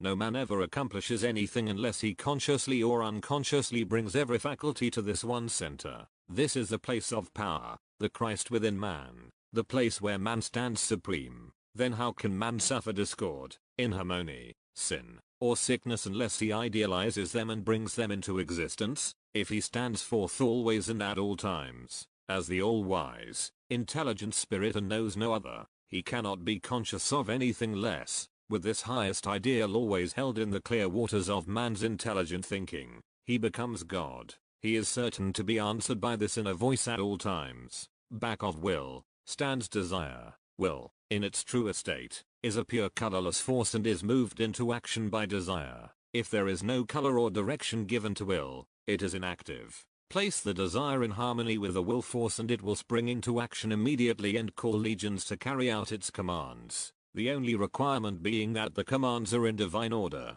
There are myriads of worlds. There is but one thought out of which they grew. Its law is order which cannot swerve. Its creatures are free to choose. Only they can create disorder, which in itself is pain and woe, hate, and fear. These, they alone can bring forth. The great principle stands forth as a golden light. It is not remote. It is right within yourself. Hold yourself within its glow and you will behold all things clearly. First, with all your being, know one thing, that your own thought when you stand, is one with that thought which brought forth the worlds. Out of the blackness of disorder and its outpouring of human misery, there must arise the order which is peace. When man learns that he is one with a thought which is of itself all beauty, all power, and all repose, he will know that his brother cannot rob him of his heart's desire. He will stand in the light and draw unto himself his own. Let pass through your mind, my son, only the image you desire, which is truth. Meditate only upon the true desire of your heart, knowing that it does not wrong any man and is most noble. Now it takes earthly form and is yours. This is the law through which you bring forth your heart's desire. Let him who puts forth his hand to draw the lightning to his brother recall that through his own soul and body will pass the bolt. With further research, these tablets may prove to be copies of former accords made to preserve the originals. If copies, they must have been made during the early Indo-Aryan age. As far as is known, there is nothing like them in existence today. From what source but the one did they spring? Thus they could be repeated in song and verse many thousands of times. O man, where is your crown? From eternity it passes on. Where is your soul? But from the infinite it grew forever and forever is it but select to you. Here were the 4 tablets set before us, each one worth a king's ransom. Chapter 11. I trust my readers will pardon the liberties I have taken in digressing from the main text. This has seemed necessary in order to get before you, in as concise a way as possible, a few of the numerous and widespread places where accords have been found that refer directly to the older civilizations, their arts and culture, as well as the determining thoughts and motives which have maintained civilizations in very high accomplishments. A few groups still achieve these higher accomplishments. These groups do in a measure, through the presentation of these achievements, become a guiding beacon for the human race as it again marches on to another high point in civilization's progress. It is still to be determined whether the mistakes of a few, accepted by the majority, can again overwhelm and carry the great bulk into oblivion for a great cycle of time. It is our vision that the present holds all the future. Nothing save the accomplishments of the present give form to the future. Thus humanity has but one road. If the present be made perfect, the future must be perfect. It is not the present perfection delayed to some future perfection. It is the conscious present perfection that brings forth the consciousness of the perfect future. Wherever we go, we find a people that had, at one time, lived wholly in the present. The whole future was in complete accord with the attainments of the present, so the future could take no other direction. Thus the injunction, take no heed for the future. All their precepts were, life true in the present and the future must be what the present has been. Their folklore, their songs, their prayers, even those written on wheels, portray this thought. The devil dance, in which the Tibetan participated so freely, was originated to frighten away the evil one who had destroyed their race concept or consciousness. Through use, it has degenerated into a mere ceremony to frighten away evil spirits. The people have become so engrossed in spirits that they have forgotten the all-inclusive spiritual. This is not confined to just one race or one creed but to all races and creeds. The first dance portrayed beauty and purity so thoroughly enthroned that not even a suggestion of evil could dethrone it. We also investigated the goblin tales from the Sea of Sand, as the Gobi is called in China. In many places one hears strange voices. Many times we have heard our own names called. We have heard the din made by great throngs of people which seemed to be close by. Often we heard a variety of musical instruments accompanying sweet voices in song. We have seen many mirages and heard the noises of shifting sands. We are certain that the air strata at some distance above the desert are so clarified that, at certain times, when all conditions are in harmonious accord, they act as sounding boards which reflect the vibrations that have at one time gone out. In this way we believe medieval happenings are reproduced through the vibrations that were sent out. Thus the air strata become the sounding boards that pick up and reflect the vibrations just as they pick up and send out the vibrations of mirage. We became so engrossed in our work that time seemed to have wings. Working under the direction of the old Lama, we made copies and measured drawings of many of the tablets as well as of other records. The morning of our departure dawned bright and clear.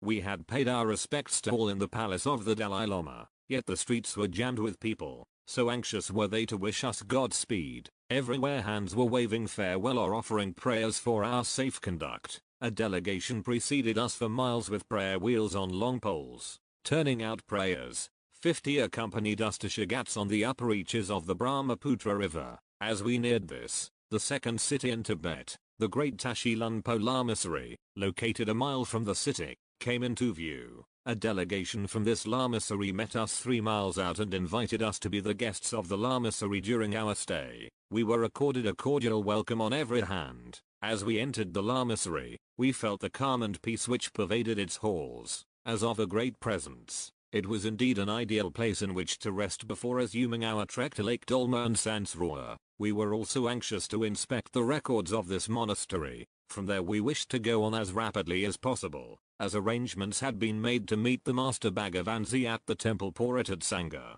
After the evening meal with the lamas, we talked of the many beautiful temples. The conversation then drifted to the difference in religious beliefs. One very old lama said, the same beliefs are not shared by lamas and yogis. The yogi cannot believe that the teaching of any one man can be final. He sees that every human being has access to all knowledge right within himself, while lamas are adherents of Buddha alone. In all probability, each human being will unfold and realize his mightiness. A Christian will reach the Christ consciousness, a Buddhist will reach the Buddha attainment, and so on. All have their gods, and on every hand one can hear that God made man in his image. All nations and all peoples have their different gods. Some have their god of fire, others the god of harvest, and so on. Each has a better god than his brother. How am I to understand that God made man in his image, unless from the many gods set up? I would say that each man has made God in his man's own image. We found 6 lamas at the head of a group that were known as the Wandering Lamas,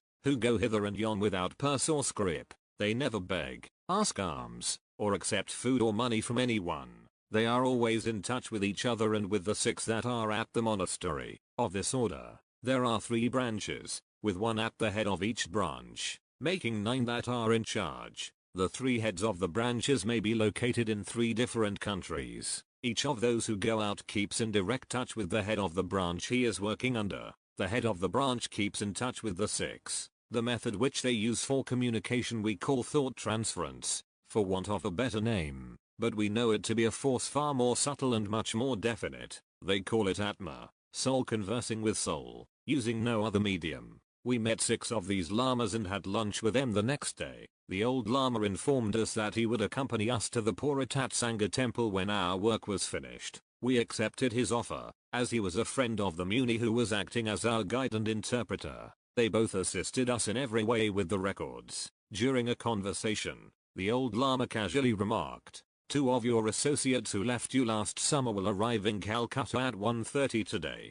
and, if you wish to communicate with them, you can do so. Our chief wrote a message instructing them to go directly to Darjeeling and look after a business matter which needed attention, and to await our arrival on the 24th of August. He dated the note, and made a copy of it, and handed the original to the lama. The lama read the note, folded the paper carefully, and put it away. Our associates did meet us in Darjeeling on the 24th of August. They showed us a written message which was placed in their hands not 20 minutes after their arrival in Calcutta. They supposed the man was a messenger who had been sent ahead with the message. Now we had physical proof of the ability of some of these lamas. If this ability could be extended in one direction, why not in all directions? We were anxious to press on toward Puratat Sangha, as many would gather at the temple this season, a very favorable time for such a visit. We went by way of Giants and were told that we would find a very fine keeler who was known to all as the Laughing Keeler. His laughter and song carried him and his associates over many difficult places, healing many as he sang. As we entered the courtyard of the lamasery, a very fine upstanding fellow approached us with a hearty welcome, stating that they expected us to make the lamasery our home during our stay in the village. We told him we were anxious to push on to the ferry pass in the morning. Yes, he replied, we understand that you are on your way to Puratat Sangha. I return there in the morning and shall be pleased to go with you if it is your wish. We accepted and, with a hearty laugh, he conducted us to our quarters in the great hall of the lamasery. After making us comfortable, he bade us good night and took his departure, saying he would meet us in the early morning. As he walked away he sang in a well-modulated voice. This was the Laughing Keeler. We were awakened in the morning at an early hour by his singing announcement that our morning meal was ready. We bade the lamas goodbye, received their blessing, and found all in readiness for our departure on the journey to Ferry Pass. This led us past the mountain peaks of Ferry and Kangla. In all, it was an arduous climb, but at the rough places the keeler went ahead with laughter and song. At the more difficult places, his voice would ring out and it seemed as though it lifted us over them without an effort. We arrived at the top of the pass at 3 o'clock in the afternoon. To our surprise, instead of rugged mountains, we found a beautiful valley stretching out before us. This valley is called Chubi, although it is 16,000 feet above sea level. Either side of the valley is skirted by fine forests whose heavy leafy trees were very luxuriant. Ahead of us we saw villages with beautiful temples. We did not go through the valley but took the shorter trail by way of Tachi Chojong, then on to Poratat Sangha. Even this trail proved good. We had proceeded but a short distance when we entered a beautiful forest with small streams on every hand. Here we saw an abundance of songbirds and wildfowl. We had not encountered a predatory wild animal on the entire trip.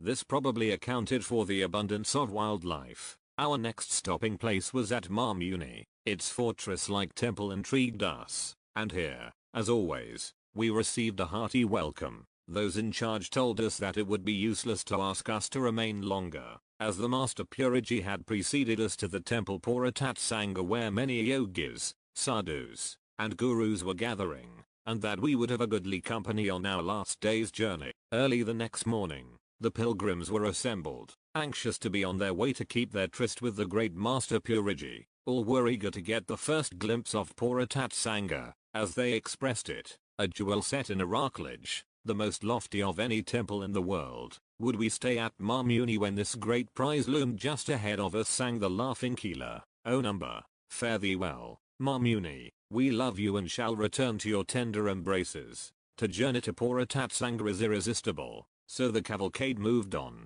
The great Everest was before us, standing out in the light of approaching dawn. Stark and white in its robe of pure crystal, it seemed to beckon us to take just a few steps more, reach out our hands, and touch the hem of its garment. Yet when we had taken the few steps, its mass still eluded us. Chamolhari, its near neighbor, 24,000 feet high, which we had passed, now seemed a pygmy compared with the monster just before us. We thought the trail on its flanks stony and perilous, but now we labored over a trail much of the distance on hands and knees. Still, the song and laughter of the keeler bore us onward as though on wings. In our enthusiasm, we forgot the dangers. It seemed that we accomplished these places instantly. The sun, while it dispelled the illusion of touching mighty Everest in another stride, revealed grandeurs of which description in words would only become a travesty. There were towers and great temples of nature crowned with crystal on every hand. But Everest, great Everest,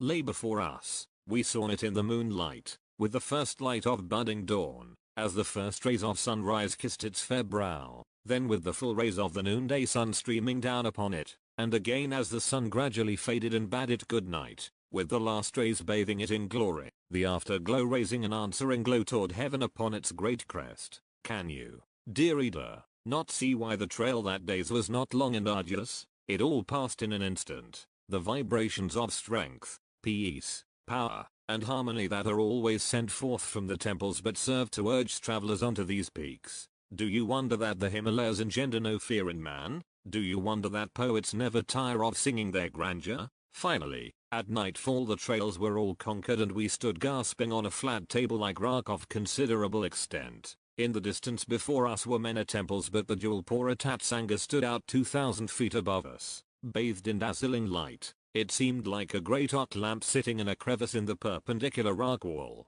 its light lighting up the rocks and temples all about us. Here, in the amphitheater on the rock where we stood, was a great concourse of men and women. To our surprise we found that women were not barred from this pilgrimage. All who would, could come. Here great rishis have lived. Along this trail the Rishinari had passed. Thrice, the 5 brothers had passed over this trail, once alone, once with their great mother, and again with the great and good Darupati, the pride and grandeur of all womanhood. Here now sits Yogi Santi, the great, the pure, but the humble one in deep samadhi. Where can all these great ones find shelter and food? We suggested. Do not worry about food or shelter, sang the laughing keeler. There is an abundance here of food, shelter, and clothing for all. Sit down, everyone. came in sweetest tones through the voice of the Keeler. No sooner were all seated than great bowls of nourishing hot food appeared. The Yogi Santi arose and began passing the food around,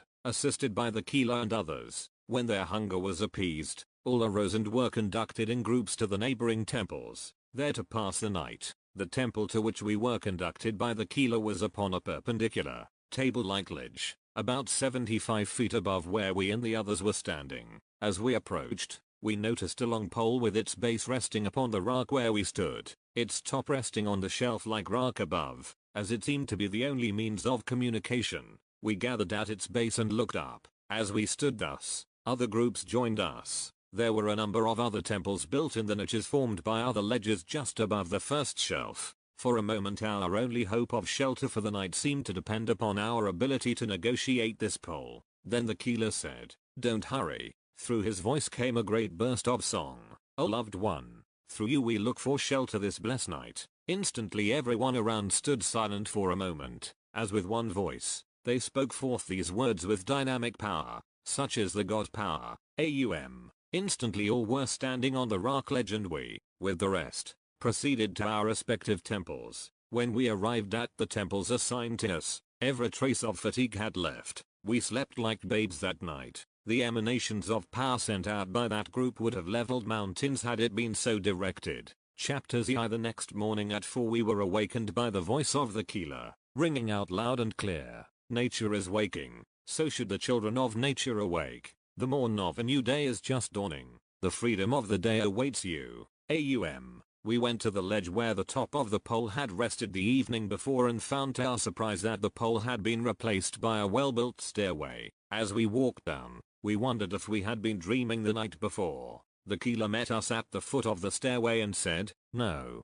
you have not been dreaming. The stairs were dreamed there last night. The Master Purity placed them there for the convenience of all. So you see they are a dream which came true." During our stay of 2 weeks in that region, we were served with hot nourishing food. In no instance did we see food being prepared, yet we were bountifully served. The Keeler and one other started to climb to the Puratat Sangha. The first approach was by means of crude steps cut in the rocks. Then there were planks across fissures which made yawning canyons below. Part of the ascent was accomplished with the aid of ropes made fast in crevasses above. Although the two men climbed for 2 hours, they made no headway beyond the second ledge, which was about 500 feet from their starting point. They decided they would be obliged to give it up. When they hesitated, Yogi Santi, knowing their plight, called to them. "Why don't you come down?" The Keeler replied, "We are making the attempt, but the rocks are holding us fast." They were having the experience of many, that it is easier to climb a sheer rock wall than to come down.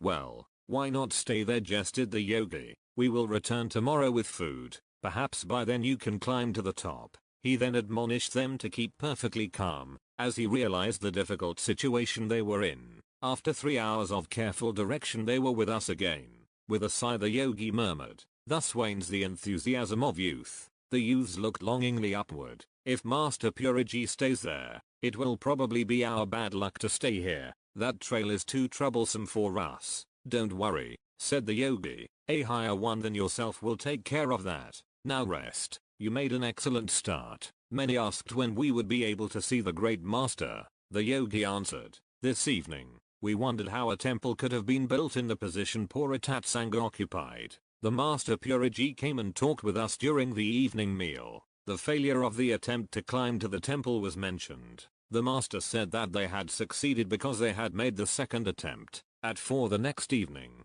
we all gathered below the temple. The Yogi Santi sat in samadhi. 3 of the company walked a large flat stone and seated themselves as though in prayer. In a very few moments, the stone began to rise and all were carried to the temple on the stone. Then Yogi Santi said to the Keeler and to others, "Are you ready?" "Yes." They all answered eagerly and sat down on the rock beside him. Instantly the rock began to move gently and together they were transported to the temple roof. Then our turn came. We were asked to stand in a group. Then all arose to their feet and those at the temple came forward on the roof and began to chant AUM. In less time than it takes to relate, we were standing on the roof of the temple. Within the space of a few moments, all were gathered at the highest temple in the world. When we were seated, the Master Purity began speaking. There are a number among you who have never witnessed body levitation and they wonder. Let me say there is no wonder about it. It is a power which belongs to man. We look upon it as knowledge of ancient yoga. Many people have used it in the past and it was not looked upon as miraculous. Gautama Buddha visited many distant places through the levitation of his physical body. Thousands of people have I seen that have made the accomplishment, and there are much greater evidences of power than this that you will see. Evidences of a great irresistible force that can be used to move mountains when brought under complete control. You praise and sing of liberty and freedom from bondage and fear, but unless you have forgotten bondage and forgiven it, you have remembered bondage too well and have forgotten liberty. A system of pure yoga is the message of complete freedom to the whole world. Let me give you an explanation of the AUM. In English the brief form OM is used. The right use in Hindustani is AUM. Therefore, we will consider it in this light. A is a guttural sound. As you pronounce it, you will note it starts in the throat. To pronounce U, the lips must be thrust forward. M, you will note, is formed by pressing the lips together, causing a resonant tone like the humming of a bee. Thus you will see that the sacred word of Om is basic, comprehensive, all-inclusive, infinite. Its universe includes all names and forms. We know that form is perishable, but the concrete or real, before form was expressed, that which is named spirit, is imperishable. For this reason we denote that imperishable reality. AUM. The Sadhu instructs his students thus. Tatu Manuasi. When the students realize, through deep meditation and absolute truth, they reply only Suham. The teacher says to the student, Thou art God, and the students reply, That I am, Suham. Let us look closer into the statement and the answers which the student gives when he realizes his Godhead. Suham. It contains 2 consonants and 3 vowels. The 2 consonants S and H, the 3 vowels A, U, and M, which is a medial syllabic. The consonants cannot be pronounced unless joined to vowels. Thus in the domain of sound, the consonants represent the perishable, the vowels the imperishable. Therefore S and H are relegated to the perishable. AUM remains, and form Om the eternal. O inquirer after truth, Om is the great God. Wise men attain their objective sustained by Om. He who contemplates A, the first part of Om, contemplates God in the wakeful phase. He who meditates upon U, the second part of Om, the intermediate phase, obtains glimpses of the interior world and is of spirit. He who meditates upon M, the third part of Om, sees God as himself, becomes illumined and is free immediately. Meditation upon Om, the highest self, includes all. I am looking far out into the great white cosmos of light. There stands one with a simple gown of purest light drawn closely around him, the benevolence of pure light beaming from his countenance. From all around him comes a voice, and through that voice the words, You are forever and forever. He comes nearer and nearer. The voice again speaks, This day and hour are given unto you, the priesthood of all humankind, that has no beginning and no end. It is the focal point of the emanations of pure light, brought together to show all humanity their origin and divinity. This is not the symbol of an order or brotherhood. It is the symbol of humanity in its pristine purity before a brotherhood began. The pristine condition has not yet spoken. This is long before the earth moved in its great nebula. Long before this earth claimed its orbit and attracted that which belongs to it. This is the projection of the first human form that must stand forth in complete command of all force that starts to bind the atoms of the earth's nebula into form. Listen, the voice around him is speaking. The command is, Let there be light. The dazzling white rays shoot forth. The form brings them to a focal point. The earth's nebula is bursting forth, and that focal point is the central sun of the nebula. As the central nucleus draws its atoms together, they take on more light. There is conscious direction back of this form that projects light rays to the focal point. Now the form is speaking and we hear the words. They are formed by letters of pure gold light. I can read them. I come from the great cosmos of light to watch you, O earth. Draw your particles to you. Into every particle project light, which is eternal life. Light which is of the great principle of life, the Father, the emanations of all life. And I declare unto you, I am now. I see the form beckoning. Standing with it are other forms, and from the midst, one speaks, who is the dearly beloved that stands forth from the Father, the light cosmos. The voice from around again speaks in low whispered words. This is myself brought into form to have dominion. As I have dominion, and through myself my dominion manifests. Lo, it is the Krishna, the Christos, the Christ, all three in one. The form again speaks and answers, I am, and all of you are that I am. The voice continues, look beyond me, the voice of God speaks through me, I am God and you are God. Every soul in its pristine purity is God. The silent watchers sitting, hear the voice speaking through that form, saying, behold, man is God. Again, the Christ of God comes from out the great cosmos. This is not emotion nor infatuation. This is a clear, calm vision of man, standing forth from God, in full dominion and mastership. This is the mastership of all humanity. Not anyone is excluded. Back of the form is pure crystal, dazzling white light emanations. It has come forth from pure white light. It is formed of pure white light. Therefore, man is pure white light. Pure white light is God life. Through man only do the pure rays of God life emanate or manifest. As we fix and focalize our ideal through contemplation, the vision takes life, stands forth, comes closer and closer, until our vision and the form are united and stand forth as ourselves, and become one with us. Then we become that. Thus we say to all mankind, I am yourself expressing God. When the true mother sees this at the time of conception, the immaculate conception takes place, then there is no rebirth. This is womanhood, manhood. Womanhood is God, the true Godhead of all humanity. This is Atma, the inclusion of soul in man and woman. Woman's true dominion is coexistent, coordinate with the image. The one is the ideal male and female. Together they are the Rupati, the pride of motherhood, the ideal of womanhood, the eternal of humanity brought forth as helper and helpmate. Men are times destined to stand alone in perspective, but together in the whole of the cosmos plan. In woman's true dominion, she offers her body on the altar of birth to be used to nurture and present the Christ child to the world. This is the true conception of the Immaculate, and, when presented in true thought, word, and deed, the child is not conceived in sin and born into iniquity but is pure, sacred, and holy, conceived of God, born of God, the image or Christ of God. Such a child need never go through a rebirth. It is only through thoughts of the physical that the child is born into the physical and thereby allowed to assume the physical thoughts of sin and discord of the elders or parents. This alone makes rebirth necessary. When woman allows the Christ to stand forth from within, she is not only the Christ but the child is the Christ and is like Jesus. She then sees the Christ of God face to face. When woman, that which has wedded or brought together the male and female, sends forth her true call, her immaculate body is ready for that immaculate thing, the conception of the Christ child, to be presented to the world. This body was prepared and projected forth for woman long before the world was projected into form. Master Puriji ceased speaking. He invited us to accompany him to a great cave where sat many yogis in samadhi. We lived at the temple and in this cave for 9 days. Many of the yogis have lived here for years, and, when they come out of this seclusion, they do wonderful work among their people. We were told that, after the assembly was over, a number would be returning to India by way of Lakes Ansarora and Muktanath. Then from Muktanath we would go to Darjeeling very comfortably. This was good news and we were greatly elated at the prospect of traveling with these great ones. We went from cave to cave and talked to many of the yogis and sadhus, and, to our surprise, found that many of them were there summer and winter.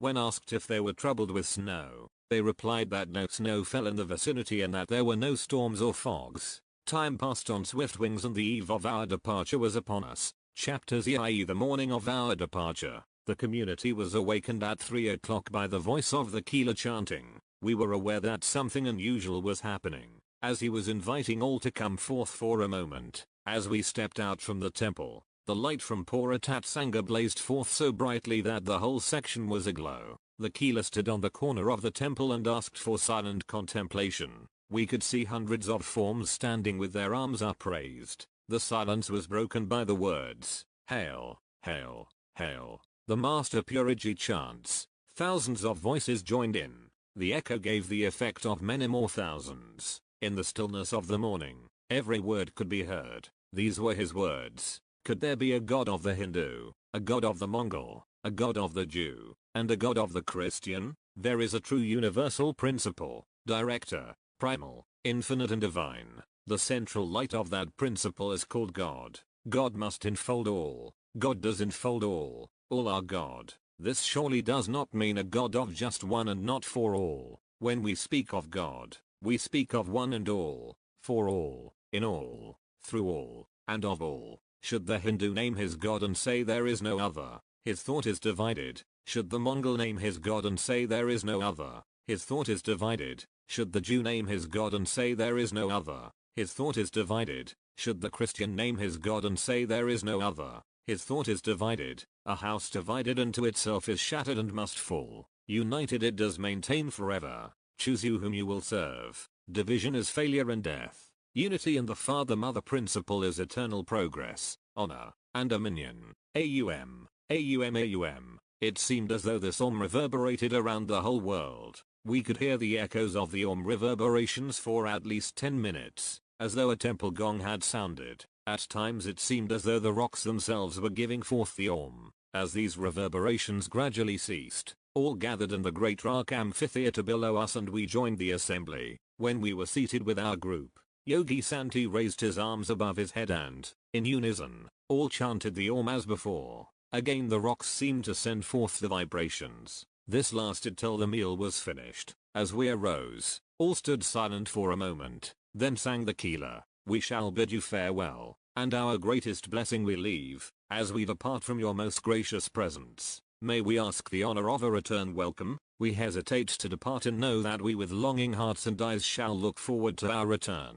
We bid you farewell. May the richest blessings of all that is holy be bestowed upon you. The reply came as though with one voice. Loved ones, we are never parted, though you may think space separates us. Not so. Distance has no power to separate, for God and yourself permeate all space. We need not even say farewell, for we see you at all times, face to face. You do not go, you do not come, you are always here. There is no time, no parting, no passing.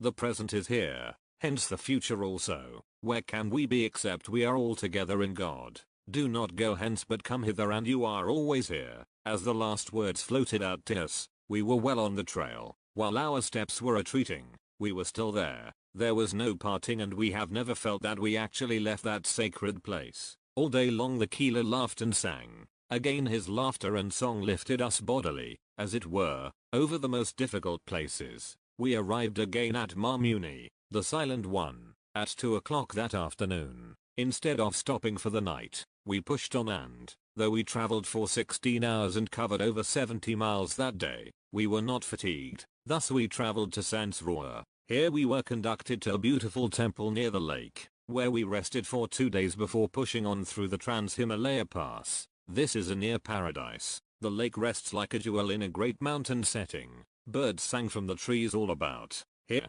the greater portion of the party lived. We would go on to Muktinath with Yogi Santi, the laughing Kila accompanying our party. We had often heard of the difficulties of this pass but, although we were many days on the trail, we encountered very few difficulties and reached Muktinath in due time. There we were again greeted by Emil and a number of our friends. No words can convey the pleasure we experienced at this reunion. We had traveled far and had been accorded the greatest hospitality and kindness, yet here we experienced the thrill of a true homecoming. While we were relating some of our experiences that evening, Emil said, "Now you know why the Tibetans, at altitudes of 21,000 feet, are apparently undisturbed with heavy loads upon their backs. Now you know how they climb Mount Everest as they claim. They go to the crest of the god of mountains, as they call Mount Everest. They overcome, or come up over, the god of the mountain just as they overcome the god of any burden. In other words, they let go the burden.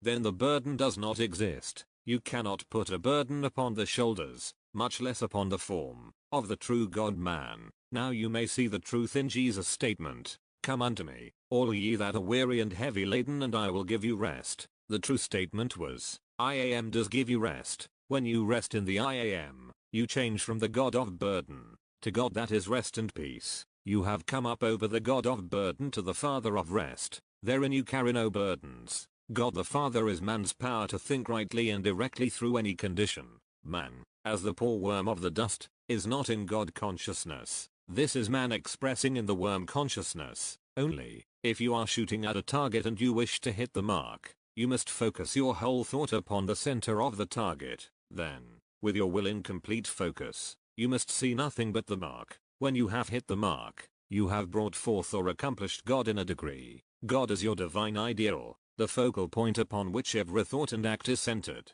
It is in this way that you bring forth the divine spiritual man, the Christ of God, the Word made flesh. The flesh is God, as well as God is around the flesh. Make your subjective one objective, a willing and all-wise worker with God. Principle. Head straight for your objective. Make that objective the divine spiritual life that God within you is, and God sees for all. No one ever accomplished anything unless, with all his will in complete focus, he held his objective, God, directly before the pure mirror of his thought force. That thought force is himself acting as God, demanding of himself that his attention be so thoroughly focused upon his objective, God, that it, God, is brought forth instantly. The instant God is objectified, present the mold or pattern you desire, and it is filled full. If this were not an absolute fact, you would not, nor could you, have thought of your desire. When your desire is set forth in this way, it is divine. With your divinity always projected,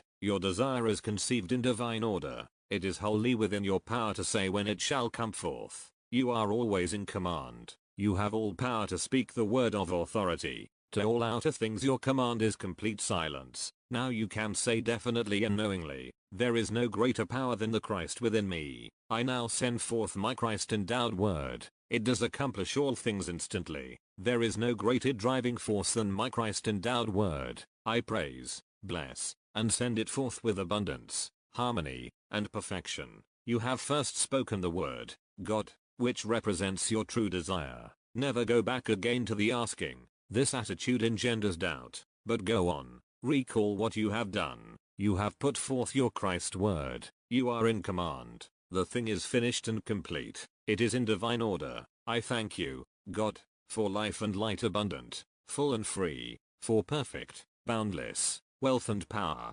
unhampered liberty. Recall that if any two unite their spiritual force, they can conquer the world. Even though singly they can do nothing, these two are God and you, united in one purpose. If others will unite with you with the same sincerity of purpose, your power becomes greater as the square of the number of persons. Thus, every person standing forth one with God and united with you becomes the power that is increasing fourfold. If two of you shall unite with God as touching any one thing they shall ask, it is done for them of my Father. My God becomes your God and we are together. Together with God, man conquers that which is not godlike. Go into your closet, your God self, shut the door to all else, close the outer eyes, see singly your true God self. You have quietly put yourself into a spiritually receptive mood. God principle is the one point. I am one with universal life energy. It is flowing through me now. I know it. I feel it. I thank God my Father that I have the ability to accomplish all things. When you pray to God, with I am in direct contact with all universal life energy, you are using it in limitless measure. God is the name you give to the all-wise, intelligent spirit, and this spirit is within as well as without every human being. It is necessary for you to let God stand forth through you into outer expression. Therefore, it is not necessary to seek knowledge and help from outside sources. When you know that the source of all knowledge, the spirit of all knowledge, the understanding truth is latent within you, why seek knowledge from without, as God the universal spirit is within? Through this understanding, you call upon this principle when you accomplish any one thing. You know that the God within is the greatest of teachers. You realize that all the power you possess is first drawn to you, then generated within your body and sent forth to accomplish whatever you directed to bring forth. This is God emanating through you, not a personal God, but an all-inclusive God within you. When you let God stand forth from within, you are connected with God, as God interpenetrates all conditions. By worshipping God within and seeing God standing forth from you, you are worshipping God, the deity in the whole human family. To worship an outside deity is to bring forth idolatry. To worship God within and to see God standing forth, from within out to all the world, is to bring forth and be in conscious contact with the emanations of God life and light everywhere. There cannot be a deity outside of your body that is not within your body, as all is vibrating or emanating energy. Thus, these vibrations flow through your body as well as around it, and the vibrations of deity include every atom of your whole body as well as the whole mass of the universe.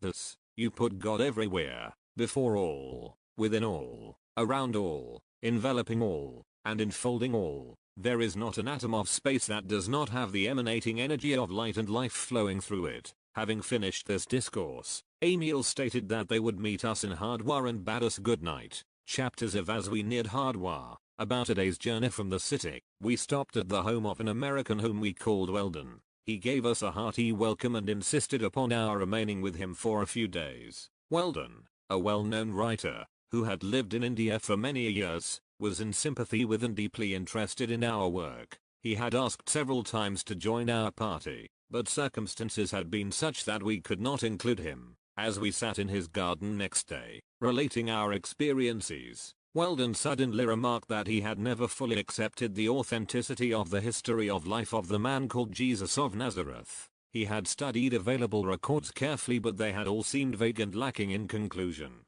Finally, he had given up in despair, as there were very grave doubts in his mind that such a character existed. Our chief asked him if he were brought face to face with this man, did he think he would know him, and how would he recognize him? Weldon replied, "You have touched upon a subject that has been the greatest motivating ideal of my whole life. You will never know the absorbing interest with which I have looked forward to some sign of actual truth of the man's existence in bodily form upon this earth. Each year my doubts have grown stronger until I have despaired of ever finding a trace that I can place full confidence in. However, there has always been something away back somewhere that I might define as a vague thought or ray of hope that sometime, somewhere, if I could meet this man face to face without a suggestion from any outside source, I would know him positively. Instinctively this thing wells up before me, and I say this to you, I have never before voiced it. I know I would know him. This is the most sincere feeling I have ever experienced, and,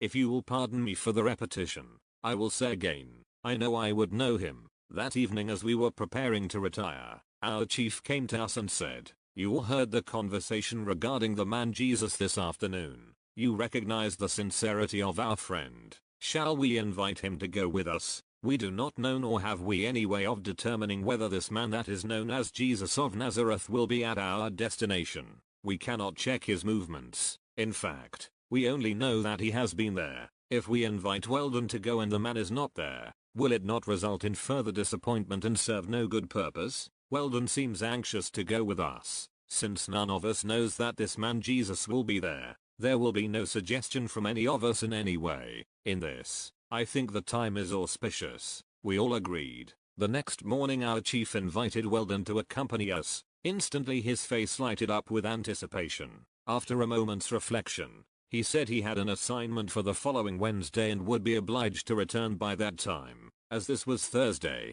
he would have 6 days. Our chief thought the time sufficient, so we decided to leave that afternoon. We went well and we reached our destination before noon of the second day. As we arrived, we noticed a group of 12 people sitting together in the garden of the lodge we were to occupy. As we approached they all arose and the owner of the lodge came forward to greet us. In the group we saw the man Jesus standing. Before anyone could say a word or make a suggestion, Weldon had stepped from our midst, with both hands extended, and with a joyous exclamation rushed forward, clasping Jesus' hands in his, saying, "Oh, I knew you, I knew you." This is the most divine moment of my whole life. When we realized what had taken place, there was something akin to divine joy that swept through us as we beheld the rapture of our friend. We stepped forward and exchanged greetings as Weldon was introduced to the group. After lunch, while sitting in the garden, Weldon said to Jesus, "Won't you talk to us? I have been waiting a lifetime for this moment." There was silence for a few moments.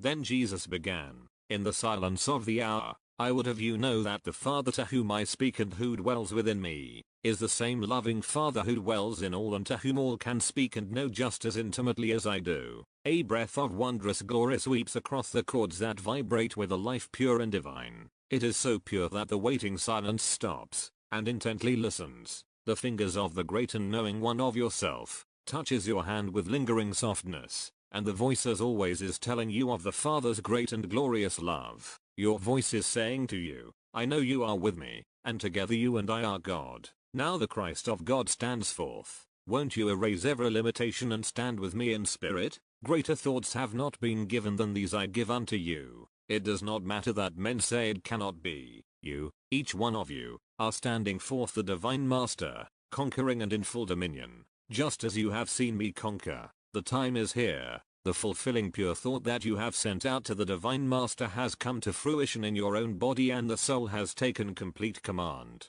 With me you soar to heights celestial. We lift these bodies up until their shining radiance becomes a blaze of pure, white light, and together we have returned to the Father from whence all have come forth. God our Father is pure light emanation, and from this vibrating light all come forth. In this vibration all stand together with God. In these vibrating emanations of light all material consciousness is erased, and we see creations projected forth from the formless into form. All things renewed every instant. In the primal cosmos, aqueous or God substance, all things exist, and, because of that existence, the vibrations are so high that none perceive them, unless one stands forth in spirit as we do. It is necessary to raise the vibrations of the body to spirit vibrations. Now we can see creation going on all the time, as creation is caused by the radiation of cosmic light vibrations generated in the great cosmos. And this radiation is the great universal life or light energy that sustains all and is called the father of radiation or vibration.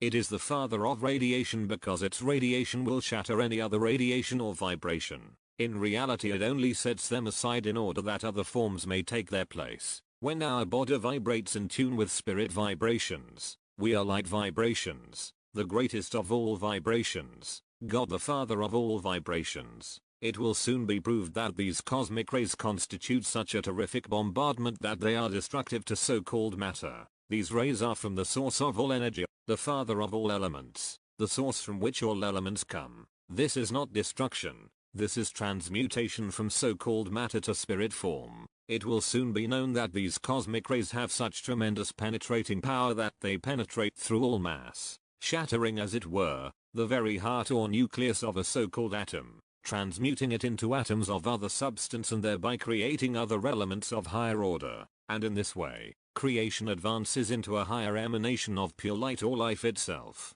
These radiations, which have such tremendous penetrating power, are readily distinguished from all radiations coming from the Earth or Sun galaxy and have complete control over all these radiations or vibrations. It will soon be known that these radiations come from a universal source, unseen, and that the Earth is continuously subjected to a terrific bombardment of these rays that are so potent they change or transmute atoms of one element into the infinite particles of another element. It will also be found that when this cosmic ray strikes the nucleus of an atom, it does shatter it. It separates this atom into the minute particles of another substance, causing transmutation from a lower to a higher element. Thus, these radiations do not destroy matter, they transmute it from a lower to a higher element, from the material to spiritual. This higher element is as man dictates. It is higher as he names and uses it for a higher purpose. When man stands forth in spiritual vibrations, he can fully determine and regulate these rays and their mode of action.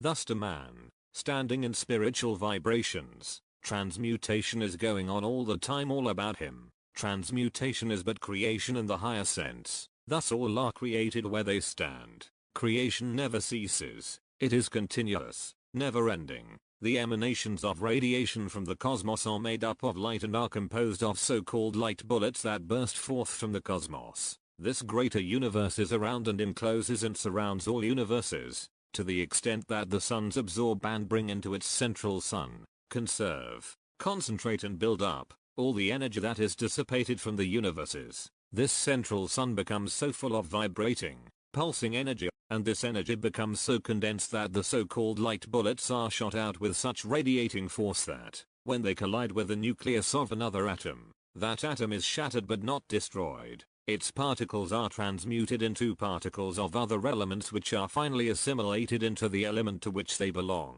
Then that element comes to life. Life is the energy that is released by this so-called bombardment of light bullets, and that portion absorbed by the particles released is called the life of the particle, or of the whole element, while the portion of the energy released but not absorbed as life, is returned or drawn back to the cosmos as it were. It is again concentrated and condensed until it can be again shot forth to collide with and shatter other atoms, thus creating the particles that go to create the atom of another element. Thus creation is continuous, everlasting, expanding and concentrating.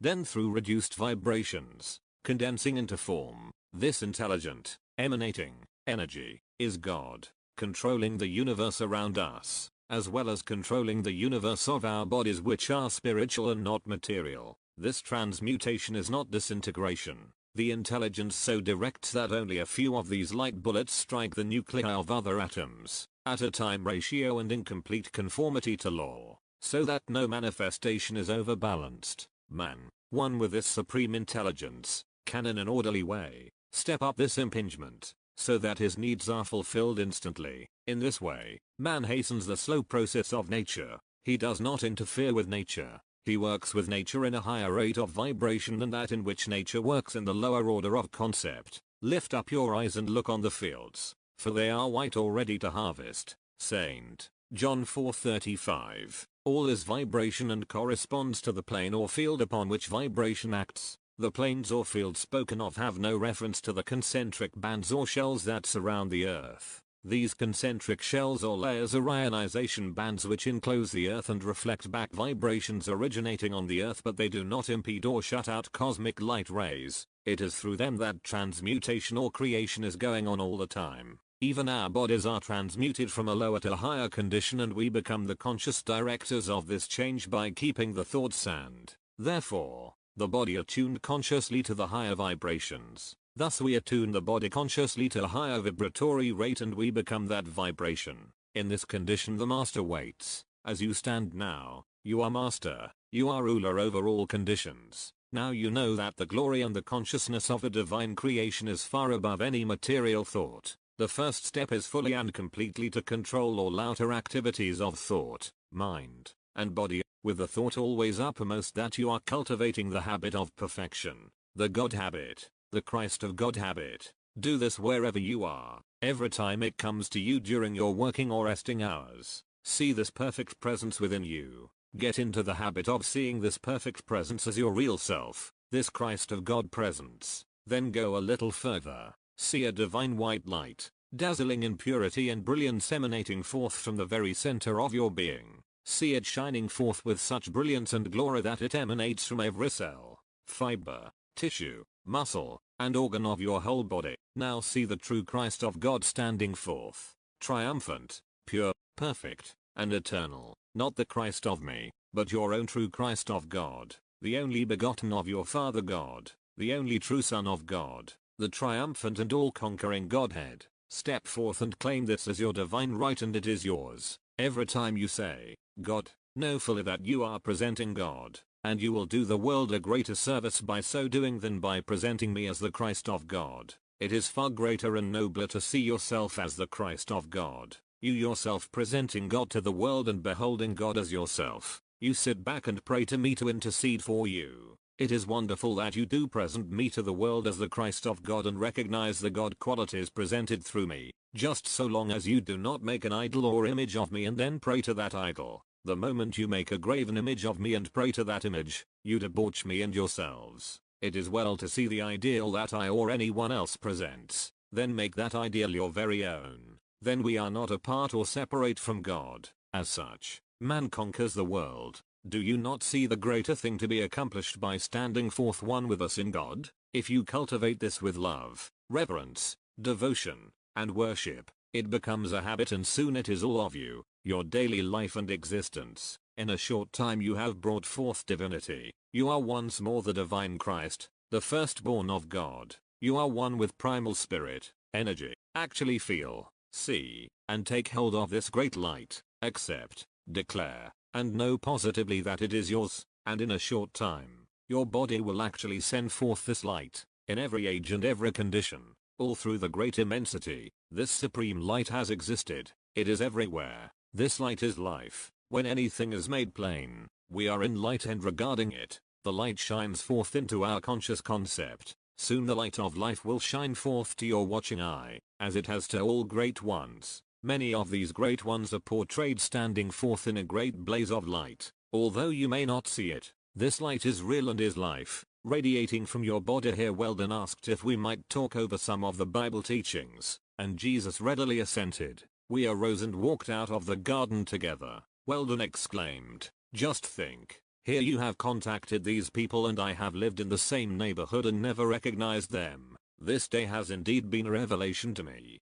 A new world, a new light, a new life stands revealed. We asked him how he recognized the man Jesus. He answered, "You marvel that I recognize the man for what he is. I do not know how I know. I know and nothing can shake that knowing." We suggested that if he kept his assignment, it would be necessary for him to leave the following Monday and that 2 of our party would leave for Darjeeling on that day and would accompany him. "Leave," he replied. "I have already dispatched a messenger asking another person to take my assignment. I am staying here. You just try to send me away." Chapter XV. After a most interesting day going about the countryside, visiting many places of interest, we returned to the lodge at 8 o'clock and found our friends assembled in the garden. After a short talk on general subjects, Jesus spoke, saying they realized that Weldon was mystified. He went on to say, "I shall talk to you just as I wish you to talk to yourself. If you will make these statements true or make them a part of yourself, you will need no other.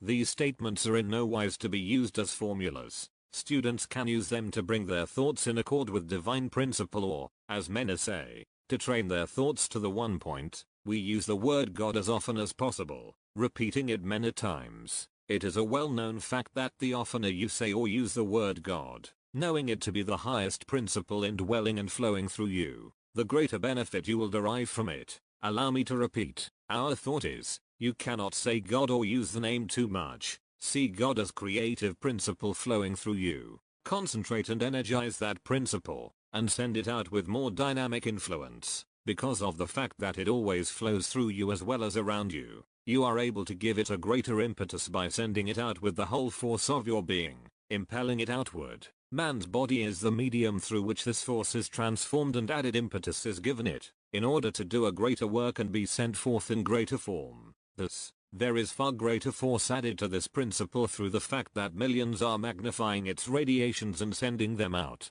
yet one man standing forth in full dominion can conquer the world. Thus, you see what millions could accomplish. The more you use this name, knowing that it is the indwelling God principle that you are establishing within you, the higher the rate of vibration of your body. These vibrations become correlated and respond to the divine vibrations which the word God means and gives forth. Should you say God once, meaningly, your body will never return to the same vibratory rate that it was giving off at the time you use the word God. With this thought in mind, make these statements your very own. Put them in your own language if you so desire. They are from you and not from any outside source. Just try for a time and see what it will do for you. Recall that every time you think God, you are God's divine plan. These are not my words. They are your words coming from the Christ of God, yourself. Bear in mind that Jesus, the man, became the Christ as he expressed light, which is pure life or God.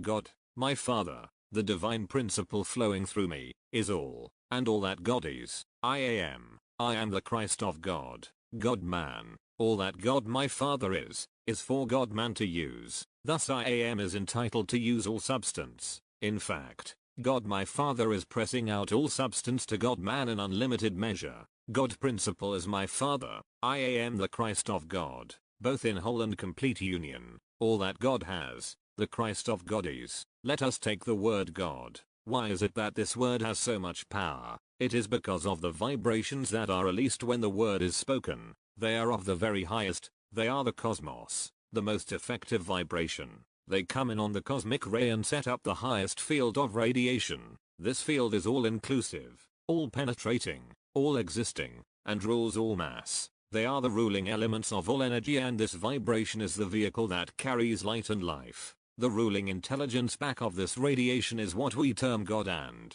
through its radiation, the intelligence pervades everything. From this radiation field both light and life emanate. When man accepts these, he unites them in his body. They are one. This body responds immediately to the light vibration and he is God vibration. His body radiates light. Thus, one standing forth as God is often invisible to one functioning in a lower vibratory field. This is the reason that the word God is so powerful. Because of this sustaining word God, your Bible has maintained such influence and longevity. Think of the number of times the word is written and thus spoken in that great book. See the different lines of radiation of light, and therefore, life and energy that go out from each word either written or spoken.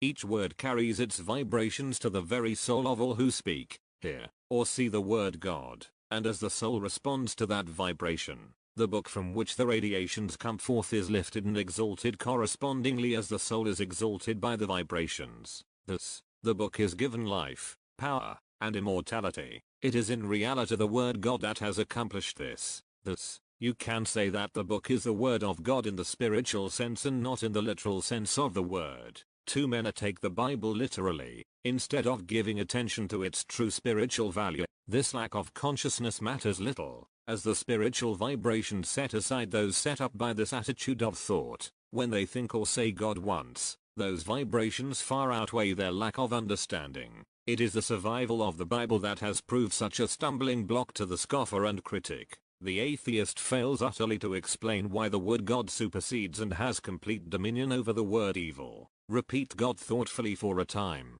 then try to set up a vibration in your body with the word evil. If you have not already experienced this, it will be a revelation to you. Many scientists proclaim that the theistic hypothesis is impossible. Do not mind them, for the things which they pronounced impossible yesterday are being accomplished today. Do you not know that it is high time to go within your house, put it in order, and find out what the word God will do for you? Think attentively for a moment. Try it and see if it will not cause you to drop all differences and bickerings. Speak God with your whole soul and feel the exhilaration that causes you to treat your brother more kindly and deal with him more justly. Place God before you and the mist of the long forgotten ages will be dispelled as a wisp of smoke. The intellect may frown upon this. Don't mind the intellect. It has had many times. Stand forth with the word God dominant within you and a whole world of strife and confusion cannot touch you. When you know positively that God or supreme vibration does exist and that it is all power, you can use it to accomplish all things. With it you can transport yourself from place to place. If you are in one place and the need is for you to be elsewhere, recall it as the self that is holding you stationary, not God. You are using God power in limitation if you remain where you are. Let go of self, erase limitation, put forth the command that you are the Christ of God, one with the God vibration and power. The instant you make it definite that you are God vibration, you will be at your destination. Just thinking a thing does not accomplish that thing. You must know and do, then love and worship the source or principle enough to do it. Faith shows the way through thought, but it takes the actual command of the Christ of God, that you are that vibration. The instant you allow that vibration to take full command, you get up and do it. The knowing through love and worship becomes the accomplishment. That you are unconscious of their radiations does not set aside the fact of their existence. Through faith in their existence, then knowing that they do exist, you become conscious of their existence, then you can use them. When you express a vibration and are in tune with that vibratory field, you are invisible to things that express in a lower vibratory field. Thus, if your body vibrates with the speed of light, you are invisible to those that cannot see light. Light is life. Thus, if you live wholly in the vibrations of light, your body is pure life. Light, and life, is God. Thus all are God when they live in the God vibration. The sun shall be no more thy light by day, neither for brightness shall the moon give light unto thee, but the Lord shall be unto thee an everlasting light and thy God, thy glory. Isa 60:19. The Lord Christ of God has no more need of light when his body vibrations are in unison with God vibrations. His body is light, purer than that of the noonday sun. The Lord, all of God, expressing pure life, light, through Jesus or man, becomes the Christ upon earth. Each man becomes the Christ when the Lord, all of God is understood and actually lived. I am the light of the world. He that followeth me shall not walk in darkness but shall have the light of life. The Pharisees therefore said unto him, Thou bearest record of thyself, thy record is not true. Jesus answered and said unto them, Though I bear record of myself, yet my record is true, for I know whence I came and whither I go, but ye cannot tell whence I come, and whither I go. Ye judge after the flesh. I judge no man, and yet, if I judge, my judgment is true, for I am not alone but I and the Father that sent me. It is also written in your law that the testimony of two men is true. I am one that bears witness of myself, and the Father that sent me beareth witness of me. Then said they unto him, Where is thy Father? Jesus answered, Ye neither know me, nor my Father. If ye had known me, ye should have known my Father also. 8:12-19. How can you walk in darkness if you walk hand in hand with God? If you let God triumph, your works and accomplishments are eternal. You came forth with this vibration, and as long as you live true to this light, you will never perish or change. These vibrations go on forever. Men have lived noble lives and accomplished noble deeds, all accomplished through God vibrations. Thus they have the power to create by lowering these vibrations and allowing the aqueous substance to consolidate into form. Aqueous substance is that substance which contains all elements. Scientists will discover that all elements can be resolved into this aqueous or vaporous condition. In this state, all substance vibrates or radiates at the same rate of vibration. Thus, by lowering the vibrations to the rate at which the particles of the element will coalesce or come together, you may produce the element desired. Here the cosmic radiations play an important part. Here the transmutation takes place. Many great souls have lived and their works have passed with them, because they were unconscious of the power that sustained them. They, as well as others, were unconscious of their works and thus were forgotten. Had they recognized this power and then, through definite thought and action, consolidated these deeds, their accomplishments would have stood forth as a mountain that could not be forgotten, the same as the great mountains of accomplishments that stand forth before humanity today, as, for example, the Great Pyramid of Egypt. Is it not much greater to live the Christ life? Is it not worthwhile to make this your ideal? Does this not completely erase the petty things of life? Do you not see the accomplishments of the ones that dared to step forth and live the Christ life? As you accomplish this, you stand on the Mount of Transfiguration. Man's law and prophecy disappear and the triumphant Christ stands alone, but not lonely. You can do this. All can do it, if they but will. Now you know that you and the Father are one. This is the testimony of two standing together as one Lord, and this testimony is true. Thus, if you judge, your judgment is true. If you bear record of this origin, your record is true. As you know your origin with the Father, you never pass on. You always know the Father. If they had known one, that is my Father, they would have known me, for our vibrations would have been in perfect accord. Then cried Jesus in the temple as he taught, saying, Ye both know me, and ye know whence I am, and I am not come of myself, but he that sent me is true, whom ye know not, but I know him, for I am from him, and he hath sent me. Then they sought to take him, but no man laid hands on him, because his hour had not yet come. And many of the people believed in him and said,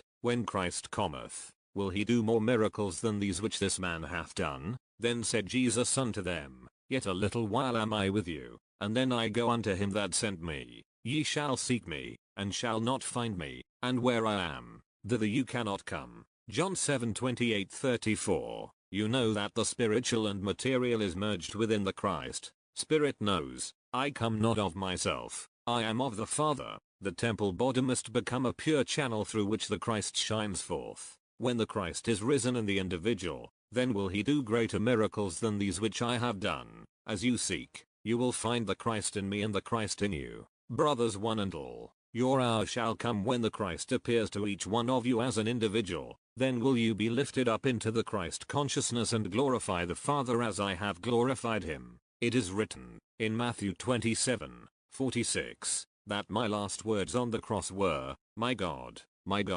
why hast thou forsaken me? This is a complete mistranslation. The words actually were, my God, thou hast never forsaken me or any of thy children, for thy children can come to thee as I have come. They can see my life as I have lived my life. Thus, by living that life, they do incorporate the Christ and become one with you. God my Father, there was never a thought of desertion or separation. The Christ of God stood forth definitely, long before that hour. Had they burned my body, I could have reassembled it from the same particles that were released in the seeming destruction. Had they divided every particle of the body, it could have been reassembled instantly. There would have been no change. Man is so constituted that when he stands forth with the understanding of the Christ of God, he releases enough intelligent energy, and that energy and intelligence so completely envelop him that, should the body be disintegrated and the life element become separated from the particles, this intelligent life principle could reassemble and consolidate those same particles in the same form in which it had expressed itself. The mold or pattern is there, it is built of, and in, the substance which cannot be destroyed. It would only be necessary to reassemble the substance and fill the mold, interpenetrated with the same life element, and you would have the perfect pattern or image as before. Thus, you can see that the crucifixion did not harm me, it harmed only those who attempted to harm the Christ principle. It was an example of the fulfilling law of the great principle, a pathway which all humanity may follow. Thus following, they become the Christ of God, their ideal consolidated into imperishable form. Not even this body was destroyed. Its vibrations were so high that the mere act of fastening it to and raising it upon the cross was but a symbol that those who crucified me had finished all limitation which the mortal could put upon the body. The necessity for the completion of the fulfillment of mortal limitation was to place the body in the tomb and roll a great stone thereon and completely seal the tomb. Thus the cry, "It is finished." When the mortal is finished, immortality is complete. Thus it is impossible to confine the immortal body of man even in a rock-hewn tomb. The rock could have been dissolved to release such a body, had such a necessity arisen. Thus you see that the whole scene was a symbol of man's heritage. Chapters v. These gatherings continued for a number of days. It was decided that Gordon Weldon and I would stay with these people, while the chief and the others would return to Darjeeling where the party would establish headquarters, in order to assemble and tabulate the data which we had secured. After they had departed we established our camp more permanently, as this would be our headquarters until our chief returned in December. Our location was at the crest of a ridge extending into the valley from a spur of the main mountain mass, at an elevation of about 500 feet above the valley floor. The location and setting were most advantageous for a main camp, as it was readily accessible to many different places which we wished to visit. The camp was in the midst of a great grove of tall, stately trees.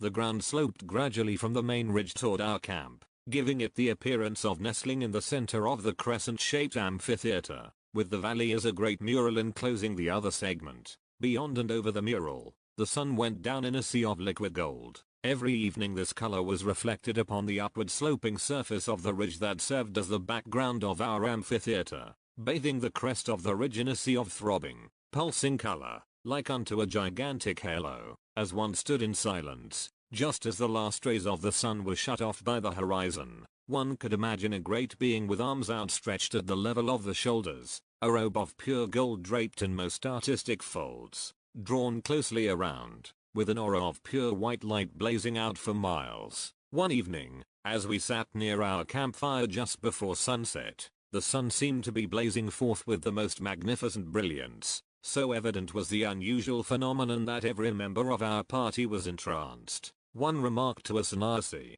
who had arrived a few moments before, that the sun was attempting to outdo itself before bidding us good night. "An auspicious event portends," replied the sannyasi. "A mela of great souls, accompanying a most high one, gathers here shortly. Quiet please." Instantly a hush as though from outer space seemed to settle over the scene. Suddenly a heavenly voice burst through the stillness in most melodious and heavenly cadence. Then thousands of the kokila chimed in with a thrilling high-pitched treble that blended with the voice and song so harmoniously that one could but believe that the cantata was heaven-born.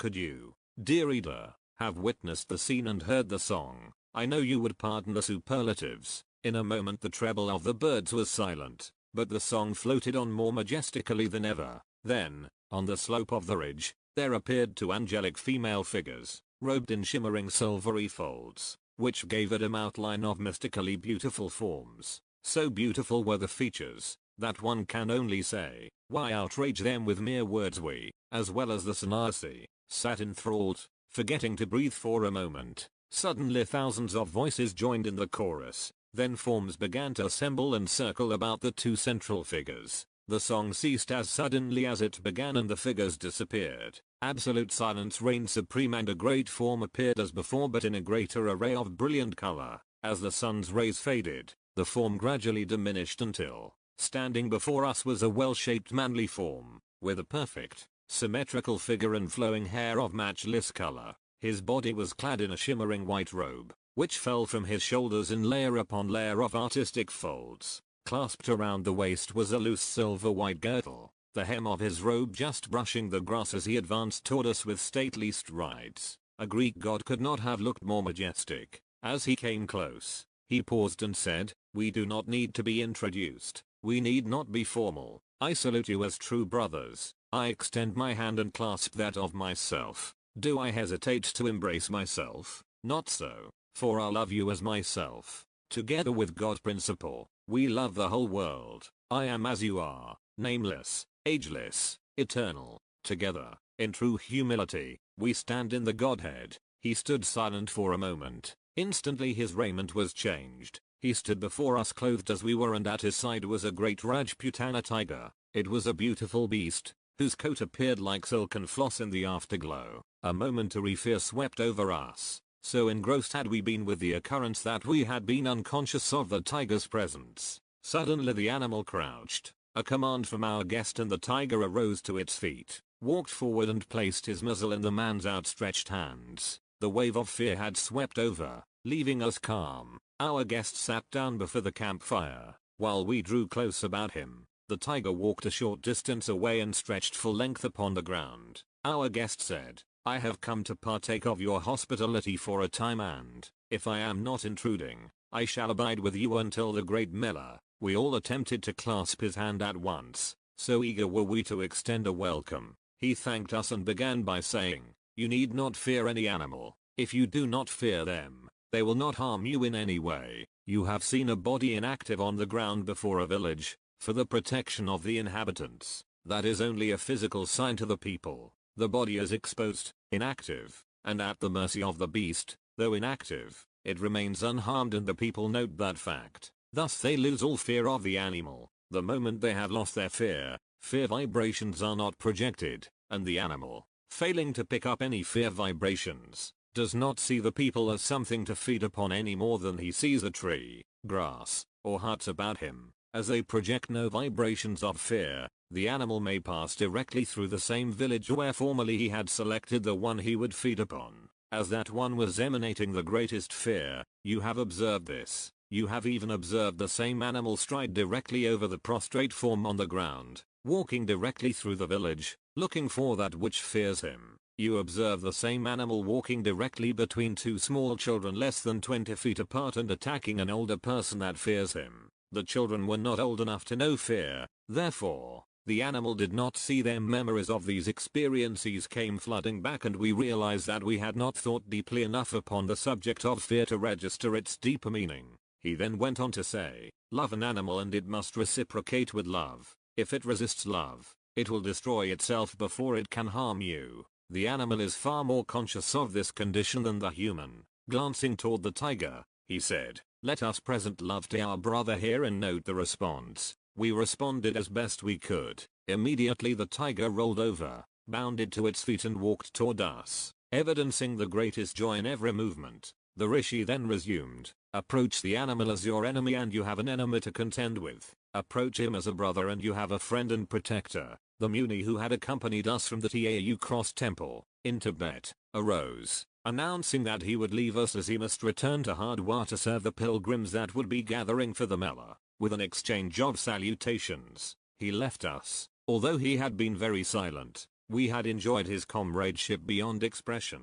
There are many like him in this great land. They need not speak a word, yet you feel their greatness. After the Muni had departed we sat down but had scarcely composed ourselves, when into the camp walked Emil, Jast, and Chanda Senator. After an exchange of greetings we sat down and arranged an itinerary to tour a large portion of this country. When this was concluded, Emil related many of the interesting legends intimate with the places we would visit. Of these I shall record but one, as it relates to the district in which we were camped and had a most interesting and close association with the Markumba Mela that is held in this district every 12 years. To that Mela and the shrines of this district there assemble more pilgrims annually than to any other district. Here assemble as many as 500,000 people at one Mela. As this season's event would be of vast import, it was expected that this number would be augmented by hundreds of thousands. The auspiciousness of the event already pervaded the air. Here food is provided for all pilgrims free during the Mela.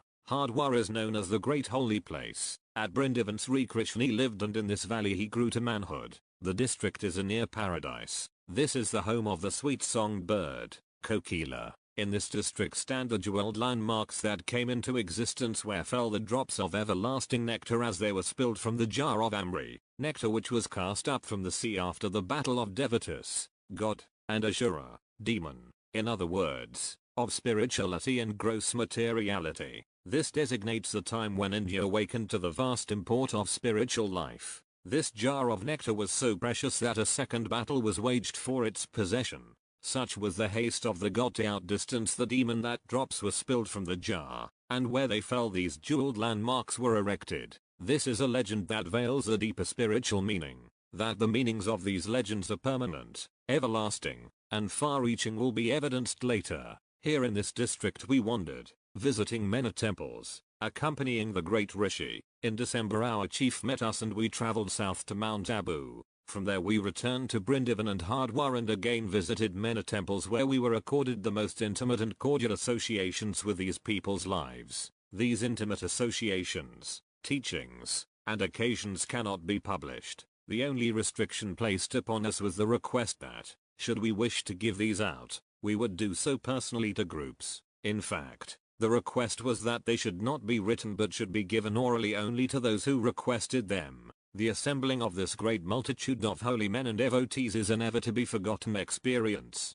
Here there is no hurry, confusion, or crowding among this vast throng, all traveling a direct route to one point for one purpose. One sees benevolence and kindness on every hand and hears the name of the Most High, or the Almighty, on every lip, most reverently. It is a spiritual echo down the long corridor of what the Western world calls time. This has no import in the vastness of the East. One can only imagine a great concourse of 400,000 or 500,000 people. There is no way of counting them. As we were sitting before our campfire on the evening of the day preceding that of the great Mela, the Rishi explained to us the purpose of this great event. Nearly all these gatherings in India have a far deeper meaning than appears on the surface or than the repetition of the legend would imply. Chapters vi the Rishi resumed. But it is written, I hath not seen nor ear heard, neither hath entered into the heart of man the things which God hath prepared for them that love him. I quote at 29. This should have read, for them which love and bring forth the Christ of God. Few understand life's principle or the purpose of life. The understanding principle is that which stands under all things and is the principal thing. Therefore, it is a true proverb, with all thy getting, get understanding. Understanding conscious purpose underlies everything. It was this that brought forth so proficiently for Solomon. He asked that the foundation of understanding be given to him and that an understanding heart be his. This opened to him such a fount of wisdom and led him to such a position of power, that there were bestowed upon him such riches and honor that he was known as the king of 1,000 magnificent accomplishments. This has been symbolically spoken of as Solomon's 1,000 wives. In Solomon's time, a wife was the symbol of a great accomplishment, an omniscient understanding which foresaw the whole history of the universe and its definite connection with humanity and each of its units. When Solomon gave out these accomplishments to his people and used them for their benefit, there were added to his store 3,000 more and his songs were 1,005. And God gave Solomon wisdom and understanding exceeding much, and largeness of heart, even as the sand that is on the seashore. I Kings 4:29-32. Solomon was not a king in the literal or temporal sense of the word. He was a king over himself and his own household. This kingship he did hold. From that throne he dispensed love, understanding, wisdom, justice, and abundance to all that asked for wise counsel. At that time all humanity was asking and, in response, he received love, understanding, wisdom, justice, and abundance 1,000-fold. Although Solomon ruled them with a rod that standeth upright like iron, it was the symbol of law that never fails. When that which he had sent out was magnified 1,000 times 10,000 and returned with the same power, the kingdom that Solomon held, though it were the whole earth, could not contain the richness of the reward of the law or that knew the treasure of the Christ of God. When he obeyed the command that the self must come forth and obey God, principle, give with no thought of receiving and you cannot compass the reward. First give love to God, then to all the earth. When that love returns it has encompassed the whole earth and is magnified 1,000 times 10,000, as it has passed through the thoughts of millions of people and each has increased it 1,000 times 10,000-fold. When it returns, is there room on earth for the fullness thereof? This alone has released earth and heaven is the result. Harmony reigned supreme. Solomon commanded of himself that he do this with understanding, wisdom, justice, abundance, and great joy. What happened? The earth could not hold the abundance. It was earth no more. It was heaven. Do you wonder that those of Solomon's day called him a great king, a god? They fell down and worshipped Solomon, thinking that he could furnish them with every needed thing. This is where they erred. They did not realize that Solomon was the example that they should follow. God said unto Solomon, "There shall be none like you in all the earth." There could be none like him on earth, for he had released the earthly estate. The heavenly estate was his, and therein reigned his people as kingly as Solomon reigned. He set forth God, the heritage of man, which they must follow. Could such a king condemn one of his kings to death, when by doing so he condemned himself to the same death, multiplied 1,000 times 10,000? Such a king ruled justly, not over other kings, but with kings, and there need be no pomp or glory of outer display. He need not even display his crown. All humanity knows of the crown. Such a king is a true ruler, not of the few, but with every human unit. They rule with him. This is man and God reigning supreme. This is the house of Israel. When the house becomes the tree, the root, the branch, the twig, the leaf, the flower, and the perfume that the flower emits, the very spirit of all races. Such a race did inhabit this earth, and such a race will again inhabit this earth. I say unto you, you need not falter. Heaven is here, if each human unit will but make it so. As men refuse to heed the call, they will go out and return through birth into life, with its trials and tribulations, then through death again and again, until the lesson is finally learned, that upon the rock of absolute spiritual perception the whole human family is built. To such a race death does not exist, nor can it again exist. Therefore, karma does not exist. Karma is but retribution for bringing into manifestation discord and inharmony. Substitute renunciation for retribution and you correct the cause for karma, as it exists only in the thoughts of those determined to manifest karma. Remove the cause or substitute it by a higher condition and the lower condition is erased. You have elevated the vibrations of your body above those which allowed karma to exist. Death in no way removes karma, neither does it destroy or erase it. Death adds to and magnifies karma manifold, thus heaping it in great billows upon each human unit. The instant you let go of death and rebirth, you are free from death and karma. Both are erased. If erased, they are forgotten. If forgotten, they are forgiven. If at this stage, the absolute permanency of life cannot be perceived, thus conceived and brought into being, then there is an ultimate remedy for the mistake of death, named reincarnation. Reincarnation is but a guiding light on the blind trail of death. When this light leads, death may be overcome through round after round of earthly experiences. Then, through the lessons which those experiences teach, we arrive at the accomplishment of letting go of man-made conditions of creed or dogma that have been imposed upon us. Then we may again step forth into the full glory of God, into the light that is shining just as brightly, which has only seemed dim because we have wandered farther from the Father's house, the house of our own true self unalloyed by man, made creed and superstition. As we again approach the house, the light shines forth brighter with each advancing step, and, as we enter, we find it aglow with light and with the same warmth and beauty which only seemed dim through our outlook. There again we shall find quiet, peace, and rest, and in these we may feast at will. The same would have been ours had we entered the house before we wandered, creed and superstition bound. At the end of the trail all is forgotten and forgiven as it could have been before the beginning. Stand ye still and see the salvation of the Lord within you. Stand completely still in the physical and see the complete salvation that the Lord Christ of God, standing forth as your true self, can give you. This, I perceived and stated the law that Abraham made use of so long ago. It is just as true this day as it was at that time. Manifestations take form as they are conceived in thought, word, or action, according to your belief. If the thought is not good, the remedy is, change your thought, call those things that be not, as though they were. There are many mistakes in translation from the original texts to the context of your Bible, as well as many false prophecies. Many of these were brought about through lack of understanding of the characters and symbols with which the translators were dealing. These are excusable, as the translators were conscientious and their conclusions were presented as ably as they were able to comprehend them. The greater majority, however, were base falsehoods, perpetrated deliberately to mystify, to mislead, and to subvert the original gospel of the house of Israel. The first name was Israel, meaning the crystal or pure white race, the first race that ever inhabited the world, the original or root race from which all other races sprang. This race was also designated as a pure light race, in many instances, meaning ray or beam.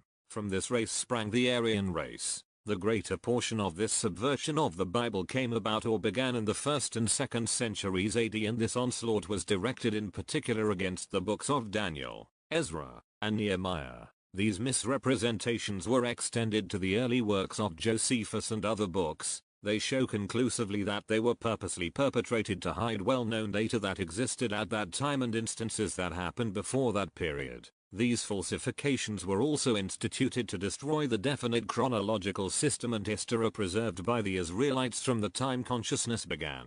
Thousands of false histories of true events were written and substituted for originals, and large portions of true historical data were distorted and effaced. The Aryan race, a direct branch of this race, used this same chronological system, and it has been preserved by them in its purity. Through this system, these forgeries and substitutions can be readily traced. Thus, we are in possession of true and complete Hebrew chronology. We know these falsehoods were extended to Solomon and to his household of wives, as well as to many others of the 10-tribe house of Israel, its leaders, teachers, and counselors. After the division of this 10-tribe house into two, the root kingdom was known as the house or kingdom of Israel. The other was known as the tribe of Judah. While this tribe was of Israel, they were by no means all Israel. To hear Abraham, Isaac, and Jacob referred to as Jews is not only common error, but subversion, as only the descendants of Judah and those that came after could be called after his name Jews. The term Jew was never applied to the 10-tribe house of Israel nor to the 12 tribes of Israel. The Israelites were not Jews, but the Jews were a tribe of the Israelitish nation. When the tribe of Judah left Palestine and went into captivity, the name Jew was applied to their tribe. Those that are known to us today as Jews are the remnant of the tribe of Judah that returned to Palestine after they were released from captivity. Many of them had mixed their blood with the surrounding nations. Those that call themselves Jews today are less than 1/3 blood of the real tribe of Judah. Wherever the Jews have lived and mingled with the Israelites or Aryans, they have flourished, and it is to these nations that they owe their hardihood. As time goes on, the Jews will see that it is to these nations that they will be obliged to turn for protection and succor, and it behoves them to keep their house in order. That part of the tribe of Judah which joined the Israelites in their migrations through Europe are not a part of the race that are now known as the Jews. That portion can in no way be distinguished from the other Israelites that settled in the British Isles and elsewhere and along the shores of the Mediterranean Sea, as through intermarriage and environment they have all lost their tribal characteristics. I was of this race, therefore, I know, the Jews are with us. We can trace their history step by step, down the ages, from the house of Judah to the tribe of Judah, and down to the present day. They are one of the standing signs of the great race that has assisted in preserving the God ideal, until all races are restored into one race, with the Christ of God the controlling factor in each unit of that race, as it was before the great race began to disseminate and divide. It is not difficult to trace the migration of Israel from Jerusalem. The trails of those who settled in the British Isles are readily distinguishable, likewise, that of the tribe of Dan, their name and history, also the places where they settled, identify them. The Danube River, named from the tribe, is an open roadstead today, through which, after disseminating into tribes, divisions of these tribes came to Britain later as Danes, Jutes, Picts, and under other names as well. Thus, they went into Scandinavia, Ireland, Scotland, and other countries, and, under these various names, they came to Britain and thence to America. As they reached America, they are in their former homeland. In this land of their origin, they are fast losing their tribal identities and are changing their language into the one language, and that language will be the one which they spoke when they departed. They have wandered from home for a long time, but they are back again to their homeland, and that land extends to South America, Australia, New Zealand and the South Sea Islands, and is as far-flung as Japan and China. The Japanese and Chinese have migrated but little. They are divisions of a vital race that migrated from the motherland of Mu long before the disturbance that caused the mother continent to sink. They were called Uyghur or wandering tribes and are the progenitors of the great Mongolian races. It is in this homeland that the white race achieved the highest civilization.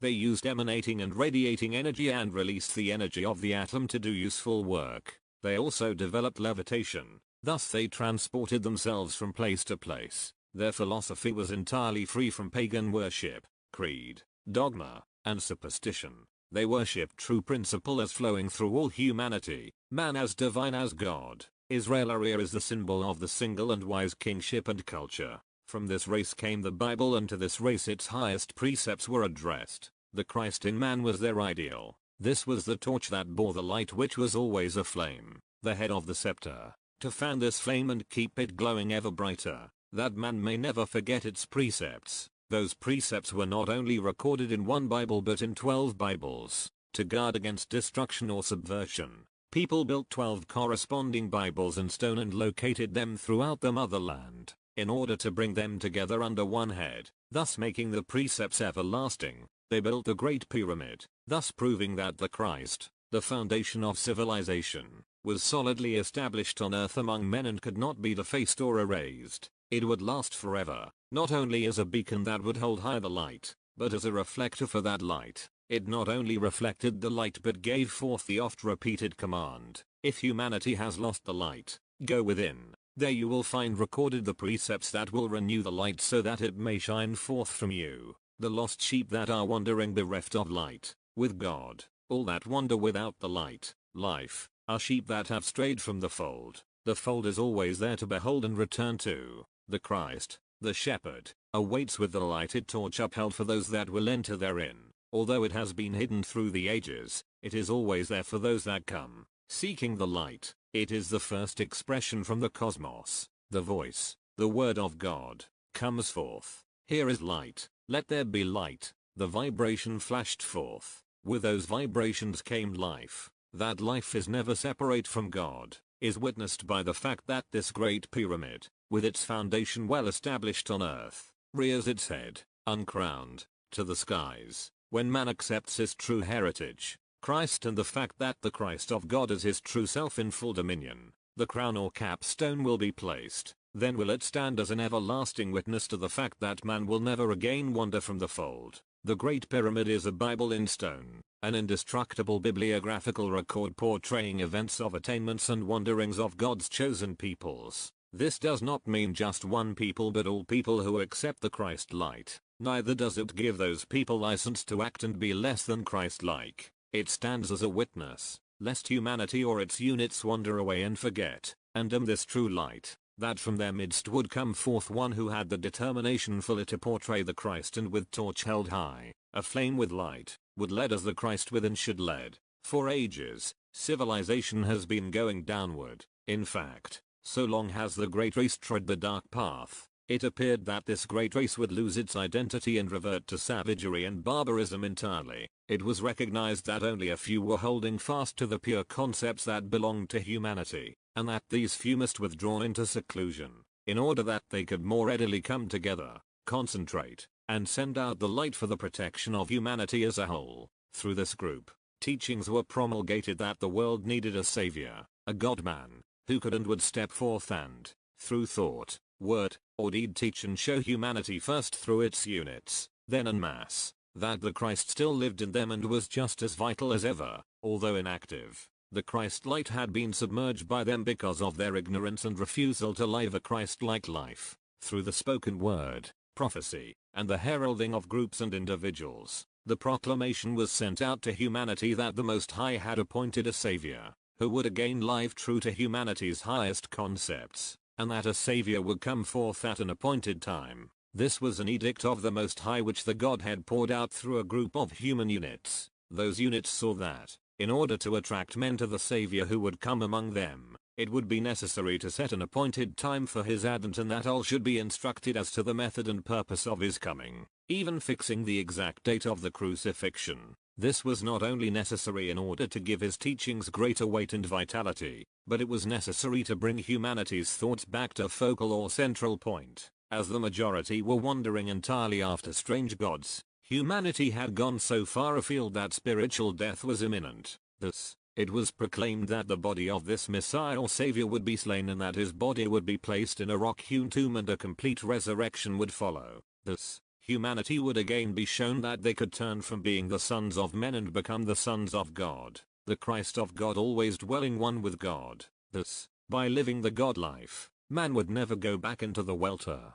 Peace and goodwill would reign on earth. It was also written that this condition did exist and was before all things and that he would teach them man's true heritage. Thus he did exist and was the hidden one of the ages, and through the precepts that he taught, flowed the fountain of God's providence and the full fruits of the earth that were for man's free use. Their prophecies had become paganized and subverted before the advent of Jesus, and this subversion has extended to this day, leading men to believe that the basic elements of Christianity had been borrowed from previous religions, instead of knowing that it has always stood forth and accomplished humanity's highest ideal, the body of the mother, the one who would bring forth and nourish this Christ child, and the body of the father who would stand as a physical protector, were also prepared for this immaculate birth, each complete yet united as one, to watch over this child who would grow into maturity among those he would teach. The mother was Mary and the father was Joseph, both representing the descendants of David,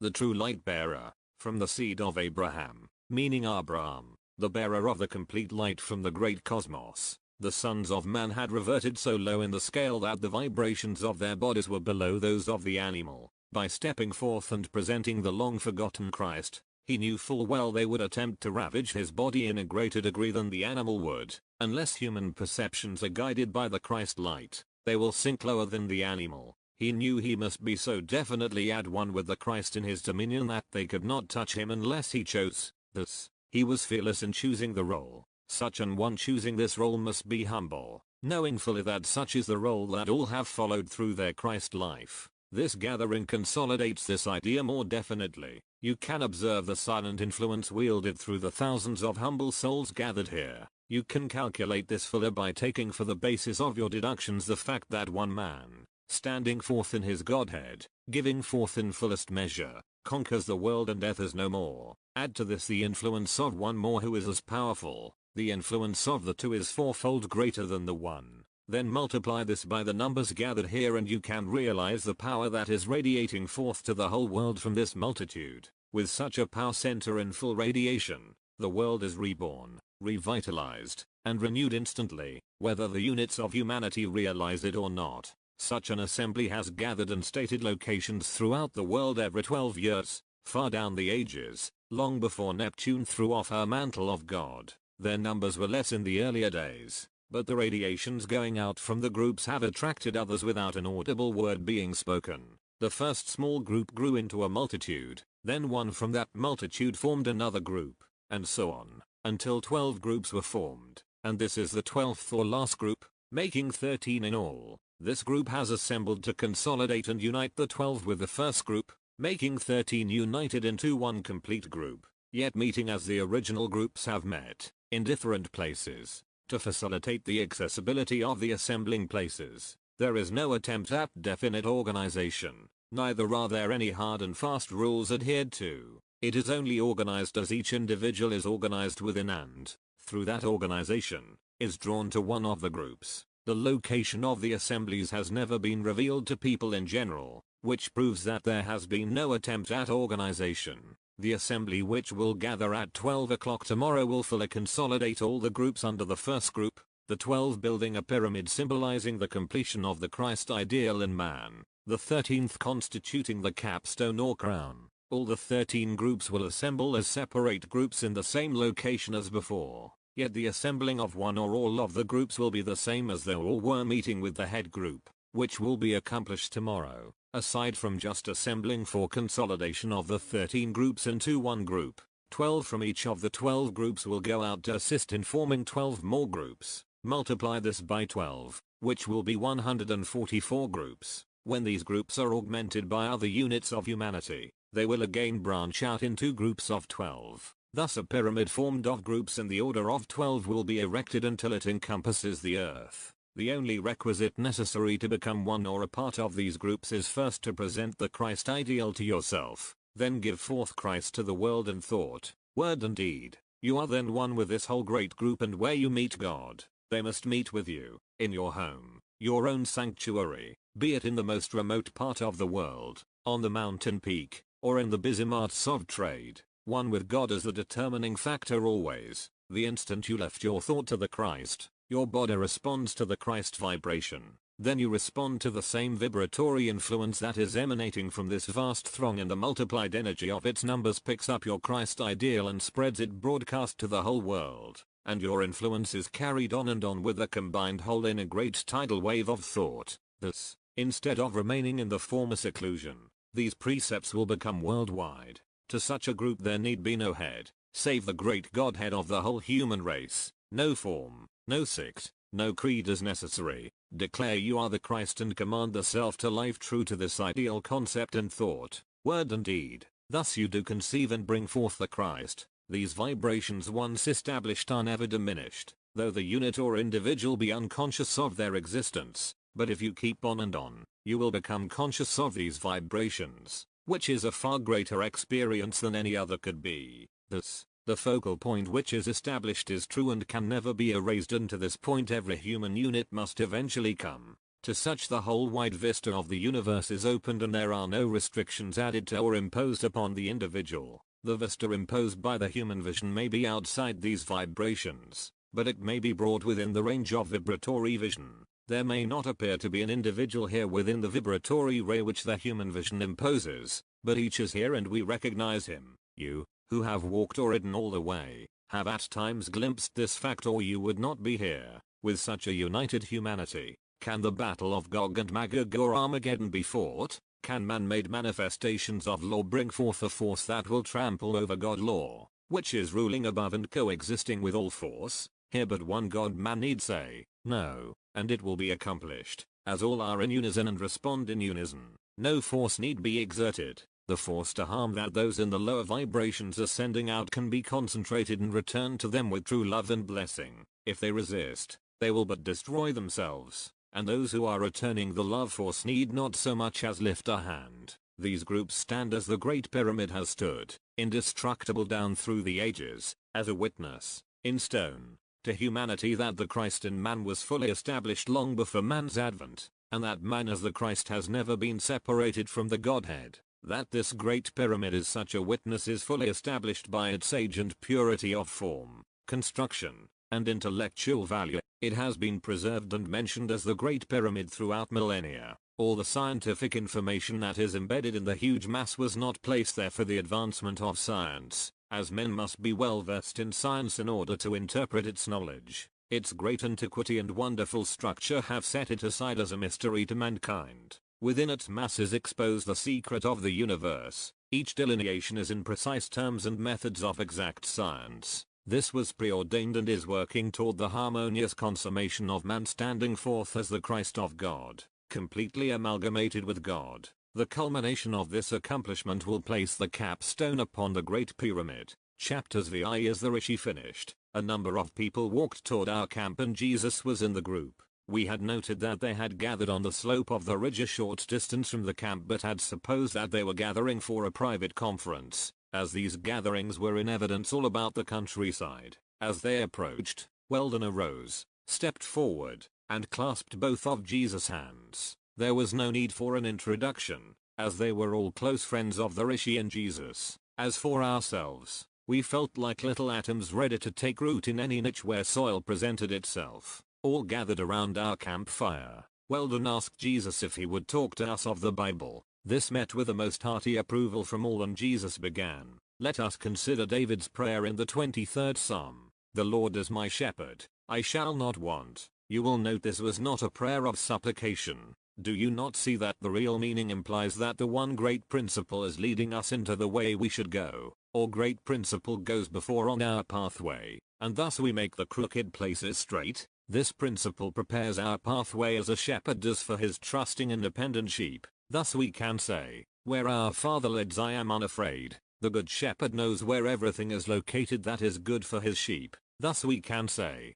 "I shall not want." With David we can say, "I cannot want, for I am is guarded against every ill. Every want of our physical nature is supplied. Not only shall we be well fed in the green pastures, but there will be an abundance to spare. we rest in complete assurance that every desire is already fulfilled and provided for. We can let go of every weary sense and say, with David, He maketh me to lie down in green pastures, He leadeth me beside still waters. The blue of their quiet depths gives great peace to our minds, and our troubled consciousness is stilled. With body and mind at rest, the heavenly inspiration of the Most High Principle floods our souls with the pure light of life and power. The light within us glows with the glory of my Lord, the law wherein we are all one. This radiant light of spirit renews our understanding. We stand revealed to our true selves, so that we know ourselves as one with the infinite, and each is sent from this principle to manifest the perfection of the Father Principle. In the quiet calm of our souls,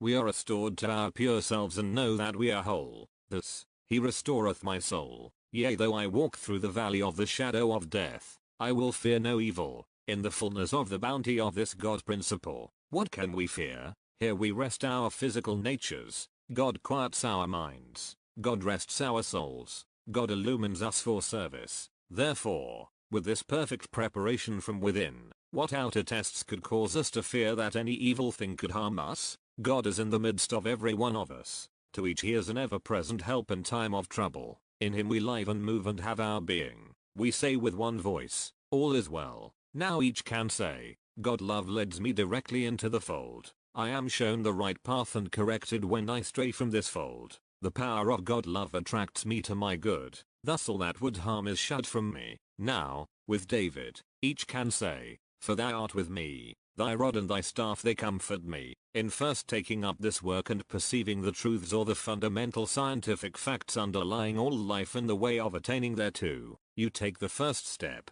and the exhilaration and enlightenment are so far beyond anything you have hitherto experienced that you decide to go on in the work. Then doubts, fears, and discouragements are allowed to creep in, and your ongoing seems to be retarded. You struggle first one way, then another, and you seem to be losing ground. The struggle seems to be too great for human beings to accomplish, and you begin to look at the failures all about you. You say God's children are dying on every hand, and none within your generation has accomplished the ideal of everlasting and eternal life, peace, harmony, and perfection which I idealize. You say that accomplishment must come after death. So you let go and find for a time that it is much easier to drift on and on with the human tide on the downward trend. Again, the race consciousness has had another setback. Another who had a great spiritual enlightenment and understanding and could have succeeded, has failed, and the race consciousness has another binding hold upon humanity. Generation after generation gives it a still greater and tenacious grip. Is it any wonder that human nature becomes weak and frail, and each in turn follows on and on, in the same eternal treadmill, the blind following the blind, on and on into eternal oblivion, and into the great vortex, where not only the body is forced into dissolution and decay, but the soul is ground between the never-relenting millstones of human perception and mistakes. If you would realize, as I did and as so many have done, that it is far easier to work out your own problem in one earthly experience than it is to go on and accumulate a race consciousness of good and evil that soon becomes an encrusted shell, that has been added to, layer by layer, upon an incrustation by each succeeding experience, until it takes superhuman force and sledgehammer blows to break the shell and release your true self. Until you do break the shell and release your true self, you will continue to be ground in the same vortex. You can work until you have released yourself sufficiently to get a glimpse of the horizon's grander view. Here again you cease to struggle. Your mental vision is cleared, but your body is still encased in the shell. Realize that the newborn chick, when its head is free from its shell, must still go on with the struggle. It must be entirely free from its old shell or environment before it can grow into the new, which it has sensed and perceived as soon as it has broken a hole through the shell once encasing the egg from which it grew. You fail utterly to see that I, as a boy working at the carpenter's bench with my father, perceived that there was a higher life for the God-born so-called human being than to be born into a human existence for a short time and, during that short existence, be ground between the millstones of man-made laws, superstitions, and conventions, and thus struggle on through that existence for perhaps 70 years and 10, then pass on to a heaven and a glorious reward of harps and psalm singing that could have no logical existence except in the gullible minds of those preyed upon by the priesthood of my day. You fail utterly to see that, after this great awakening or realization within myself, It took long days and nights of struggle in seclusion and silence, all alone, right within myself and with myself. Then, when the self was conquered, it took the far greater and more bitter experiences of personal contact with those I loved dearly and to whom I wished to show the light that I had perceived, knowing it was the light that burns so brightly, lighting the path of every child of God that is created or that comes into the world. You fail utterly to see the great temptation that beset me to go on and be the carpenter I might have been and enslave the short span of life allotted to man by hierarchy and orthodoxy, instead of taking up a life which perception had only given me a glimpse of, thus allowing me to see through the murk and mire of superstition, discord, and disbelief. You fail utterly to follow the bodily anguish, the ignominious insults that were heaped upon me by my own kin alone. Aside from those to whom I strove to show the light I had perceived, you failed to see that this took a will stronger than my own, which sustained me through these trials. How little you can know of the trials and struggles, temptations, and defeats that beset me. How, at times, I struggled on and on with clenched fists and set teeth, seeing and knowing that the light was there, although there seemed to be but one last flickering ray and, at times, it seemed that that last ray had gone out and a shadow was cast in its place. Even then, something within me was ever strong and dominant, that, back of the shadow, the light was as bright as ever. I went on and cast aside the shadow and found the light burning even brighter because of the temporary dimming, even when the shadow proved to be the cross and I could see beyond, the final awakening of a triumphant morn that passed beyond the understanding of mortal man, still immersed in fear, doubts, and superstitions. It was the very urge of this perception that sent me on, determined to drink the cup to the fullest draught, that I might know by actual experience and contact whereof I spoke, that man by the free will of God, coupled with his own free thought and pure motive, could prove for himself alone that God is divine, and that man, his true son, born in his image and likeness, is as truly divine as the Father is divine, and that this divinity is the true Christ that every man sees and perceives, is in himself and in all of God's children. This true Christ is the light that lights every child that comes into the world. It is the Christ of God our Father, in, through, and by whom we all have everlasting life, light, love, and true brotherhood, the true fatherhood, the true sonship, of God and man. In the light of this true understanding or truth, you do not need a king, a queen, a crown, a pope or a priest. You, in the true perception, are the king, the queen, the pope, the priest, and none but yourself and God stand alone. You expand this true perception to take in the whole universe of form and shape, and with your God-given creative ability, you surround them with the perfection that God sees and surrounds them with. Addendum: the word Arya means cultured, refined, noble. Aryabhata was the land wherein the people gave great heed to race culture. Aryabhava was the ancient name for the highest virtue. Aryamarga was the path to noble life. These precepts had been handed down through eons of time. In ancient India, culture was most human in its outlook, the thought being great men for a great country. Hence we find a great people, complete brotherhood, true love and reverence for each human unit, truly humble souls knowing that all are God. This could in no way become another name for strife and contention. It must become the dominant factor in its essential relationship toward the building of true world consciousness. The Aryans dreamed and philosophized, yet their dreams were most real. They not only dreamed of God, they knew that God was actually enthroned in the hearts and lives of all mankind, as the true and beautiful in every human unit. Is there an intelligent man that does not have such a philosophy, a viewpoint or attitude toward that world? What better attitude could there be than viewing the world through the eyes of the God-man? Is it not through this attitude that all humanity lives richer and more harmonious lives? The Aryan messages: build up your manhood and womanhood and you build up all humanity. By so doing, you avoid the so-called sins against the body. Through the accomplishment of this ideal, you realize the supreme opportunity of Earth's pilgrimage and, with the right sense of proportion, the rich powers of youth are laid as an offering at the Mother's shrine. Thus, you find the key to the kingdom of heaven right within your own soul, just as you did 1,000 or 1,000,000 years back and will do in the years to come. This can be accomplished here and now, or you can go on and plow through materiality on its network of roads and through its network of thoughts, until you eventually reach the same central white light which is again spirit, the Christ in everyone. the truth made manifest unto you. This is the ultimate for all races, all creeds, all religions, the fatherhood and motherhood of God. Once self-mastery is attained, the master leads on and on, ever on. The Aryan manhood guarded Aryan culture. The Aryan womanhood has been the greatest guardian of this culture.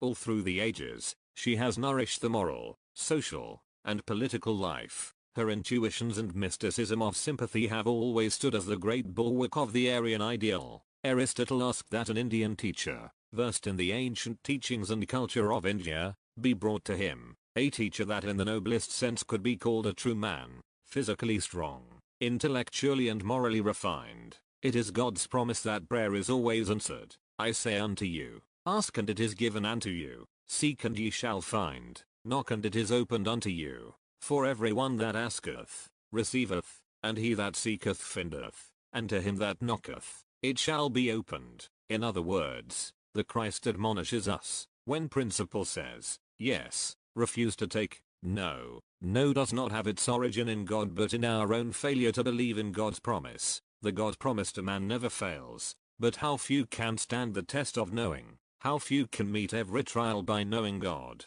until the Christ of God is released within them. What an invitation to constantly know God. What an appeal for definiteness and persistency. God principle always bears with its own, those ready to receive the highest understanding, as they cry out for deliverance from their adversaries. They know it is only for their future purification and enlightenment. Thus, they realize that the adversary is a friend, as the adversary compels their unceasing search for God principle. The promise is, principle cannot break its own law. We ask for strength to erase the evil thought that law can be broken or that there is a power that can oppose God power. As God is all power, God must answer prayer. God is the only word. It cannot fail. B. T.S. Life and Teaching of the Masters of the Far East by Baird T. Spalding Volume 4. Published 1948. Chapter I. Great White Brotherhood and World Peace 1. Before going further in the study of certain underlying laws and facts regarding the teachings of the Masters, it is well to consider the scope their vision covers. One must enlarge his mind and outlook upon life to that in which the Masters work in order to fully understand the full purport of their teachings. At this time we will deal chiefly with the field to be taken into consideration and the general trends of mankind in order that we may fully adapt ourselves to the work that is before us. It is necessary to know the nature and scope of a field of work before selecting the tools and laying down a plan for tending the field. We must know to what the field is adapted, what crops are to be raised, and to what end the cultivation is to be directed. There must be a purpose back of all work, and it is far beyond the reaches of what we commonly call our own individual nature. Each man's nature in one way and another is vitally associated with the life and well-being of every other individual in the world, and what affects one must in some degree affect the rest of humanity too. I rather feel that this discussion of peace should be very general because everyone is interested. The fact is that the world is becoming peace-minded and that people are saying that we have had enough of war. People are beginning to understand that war is not a natural condition and to understand that all those who assume the role of providence by setting themselves up as the embodiment of perfect justice, the creators of happiness, are only deceivers. Peace and happiness, the heart's desire of all humanity, is not a gift to be bestowed upon mankind, but has to be earned by honest effort. There is not such a thing as political miracles. Man has to realize that he alone has the power to work out his destiny with his own intelligence. 3. This sweeping tide of human interest in that which will promote and guarantee peace is the inevitable working out of the universal law which always moves to promote the common good. God is no respecter of persons, and this awakening of men along peace lines is their response to the movement of the spirit of peace which is fostered by the Masters. Only as the individual identifies himself with universal law can he expect to find his individual good, for it is inseparably united with the common good. For this reason, true progress is slow and suffering is great, for there is a great brotherhood throughout the world who have been working for peace for thousands of years. They are back of every movement for world peace and are becoming stronger and stronger all the time. There are now about 216 groups throughout the world. There is always one central unit as a first or centralizing body and 12 units which surround that unit, giving it more force and power. They are working also for the enlightenment of the whole world. 5. These groups are really composed of human beings who are actuated by the high thought of the White Brotherhood. All of these groups work together. There is a very strong thought coming to the whole world for peace and enlightenment as well. 6. There are many misconceptions regarding the White Brotherhood. It must first be understood that they never make themselves known as such, nor are they exclusively back of any outer organization or organizations. They are universal in their function and purpose. They definitely work with the universal law to universal ends, and any individual or group working toward the same ends without selfish or group motives may receive their full support. This support may be known on the part of the man, but it is more likely to come in the form of an unknown stimulus. That is, the help is not likely to assume the form of that coming from any definite place or person. Those receiving this support are conscious only of the help or influence. 7. The League of Nations originally was an instrument of the White Brotherhood, but it was misused in many ways by certain nations and individuals. It will, however, come back under the guidance of the Brotherhood sometime in the future. 8. The birth of a new order is in process. We are witnessing right now the destruction of an old civilization. The White Brotherhood will assert itself positively on the most important issues when the time is propitious. 9. The time has come when there can be no halfway ground in this purification of the race. Whether or not individuals or groups array themselves against the common good in this day, the mills of God grind swiftly at times and also finely. Only from the siftings shall the selfish and aggressively grasping rear a new life structure. It were far better to unify oneself with purely creative motives that contribute to universal good, for thereby shall good come to the individual. 10. Often the influences working in universal ideas come into being without much notice. It is something that seems to germinate and move forward as a contagion, while the minds of many are still so engrossed in other things that they do not notice the change. Then, all of a sudden, each individual seems to realize that it has come into being and that it is in exact accord with his own secret thoughts. Thus, he very often slips into the new order rather unknowingly. The point is to be alert to these secretly developing forces within oneself and in the race. And here one will find the key to his most rapid progress and most vital service in the universal cause. 11. India has maintained peace by using methods identical to those used by these 216 groups about which I have spoken. It was brought about originally by 12 groups which have expanded and are still expanding. The influence of these bodies has been very great, entering into the whole fabric of Indian thought. Their work from the outer point of view has been largely educational. They release information orally which is acted upon under their direction. Results prove the efficacy of this method. 12. Gandhi studied the situation of non-violence for 20 years before he began his work, becoming a very deep student of it. The principle has been in existence in India for 600 years. Because of the untouchables, it was made operative through Gandhi in this generation. Gandhi went among the untouchables, teaching non-violence, making it an effective force. The younger generation took it up immediately. They recognized the great effect of it and it spread throughout all India. The younger generation now have brought it before the people stronger than ever. This will eventually result in the dissolution of the caste system. The untouchables became quite an issue there as they numbered some 65 million and guidance was necessary because they had such powerful influence. Gandhi has been almost entirely responsible for their present emancipation. 13. Those in the groups mentioned that are working for world peace are persons of a very high spiritual understanding. One man of each group is always prominent as one of spiritual attainment. 14. There are some 60 in the United States who definitely belong to this association. They are very quiet concerning their connection with it. They do not give out the place of their group meetings or any information concerning their activities. 15. This is why many people are more or less incredulous concerning the great work being done by the illumined. They are so accustomed to outer show and display that they cannot imagine any great work being done in such a quiet, simple manner. But if one will stop to think for just a moment, he will realize that all the motivating forces of the universe are silent, and those who work consciously with these forces move according to motives. There will come a time, however, when they will work more openly, but that will be when there are enough illumined people to know and understand just what they are doing. Study your own experiences. Are you not aware that silent influences working underneath the surface of your own being are those forces which control your life more than the outwardly manifest things which you express in words? However, just as these silent broodings of your own inner nature eventually find their outer expression when you are in an environment which harmonizes with them, you do not hesitate to express them. Study yourself and you will find everything working in you just as it is in the race. What the Father sees in secret, he will reward you openly is not an idle statement, but it reveals the manner in which all things come into being in the outer world. To understand this fact will not only be to better understand yourself but also the manner of the universal spiritual work that is going on underneath the surface all the time. It is only through adapting oneself to this sort of conscious procedure that he will be able to clearly trace the workings of the secret brotherhood.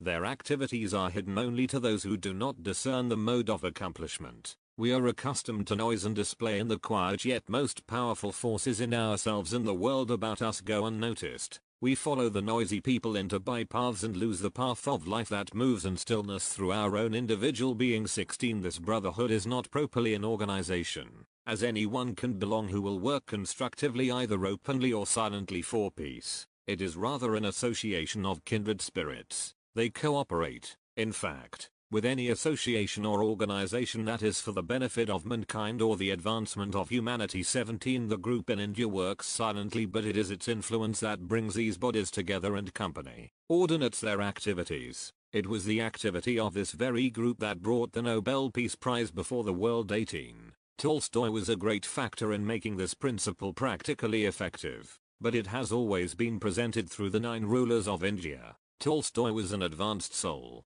He was working with a great central group all the time. 19. While no one knows its exact location, that 13th group has always been a very dominant factor in world education. That group of 12 are working in every educational center in the world. 20. These groups are not an organization here or anywhere that makes propaganda for world peace. It was seen that the spoken word, or the silent word, when sent out to the world, was of far greater influence than the written word. The written word can be garbled. The spoken word is an ever expanding and ever increasing influence. 21. Here again is the wisdom of the wise, which has always been in evidence. So long as constructive forces work in secret, they grow unnoticed by those who would destroy their effect. The world does not realize the advance of the constructive force until it has already undermined the sordid structures of the selfish and self-seeking, and then it is too late. At the time of such helpless disintegration, and only then, are the activities of the brotherhood likely to come out into the open to strengthen the truth in the minds of all the people.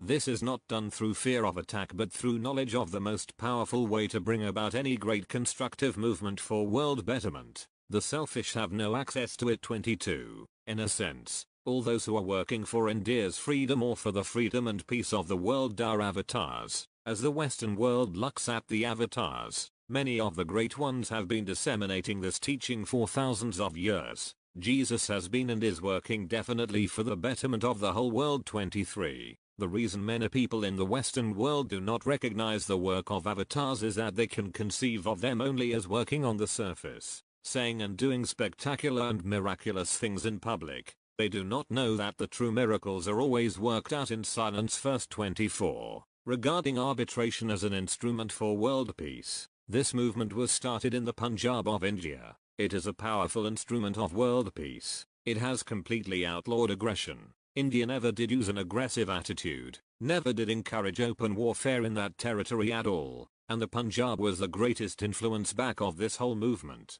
It has been maintained throughout India for about 3,000 years. Non-aggression and arbitration have been proved practical. 25. W.J. Bryan, consciously or unconsciously actuated by the silent influence, succeeded in getting peace treaties with all but 4 nations. So far no national character has since dared to take up his work. It will be taken up again someday in the future with the forming of a board of men, unknown to the outer world, that will have complete authority from the peace societies and groups working unselfishly for world peace. 26. If all the financial world were to get behind this movement for unity, it would be the greatest influence for peace. There could then be no finances for war. It could be impossible to finance war and hence there could be no war. If the cooperative system should be adopted universally, there could be no booms and no more depressions. It would also be of great influence in the abolition of war. As a matter of fact, cooperation is coming into existence. The people who do not cooperate and align themselves with the new order will be outlawed completely. 27. Following this spreading tendency to outlaw war, people will have their eyes open to the causes of war, which are in the sole promotion of group or national advantages. The practice of non-cooperation will also be outlawed as a contributing cause of war. This brings the whole thing right down to the individual, and each one must outlaw his own selfishness and self-seeking at the expense of others. He as an individual will find that the best way to promote his own interest is to promote the common interest, and the only way to preserve his own good is to preserve the good of the whole. This silent tendency is now being awakened on a broad scale, but each individual must find its beginning in himself, and one who will earnestly search his own soul will find the embryo of this movement increasing in his own nature every day. Spreading from individual to individual, it will grow into a mighty world movement and will be the ultimate motive in all human activities. Just as the individual who does not obey this eternal trend of his inner nature is destroyed, so will such groups, institutions, religious organizations, races and nations be disintegrated, leaving the world for those who love the law of God and live that law in relationship to every other man and nation. 28. In all modern movements it is clearly revealed that the changes must be first in the individual, for, unless his own nature is properly correlated with a movement back of outer conduct, he becomes a disintegrating factor in any movement that might otherwise accomplish untold good. One can scarcely do anything in the way of accomplishing universal peace until he has found peace within his own nature, and he cannot find peace in his own nature until he has been long enough truly in touch with the unseen forces which move toward the common good. 29. There is no question but that the individual first must be at peace. Not only that, but he must realize what it means to the individual as well as to the nation. If he is centralized in that idea of peace, he projects that influence and he becomes one of the great moving factors of the spiritual development of the age. The peace movement is one of the most definite factors towards spiritual enlightenment as well. 30.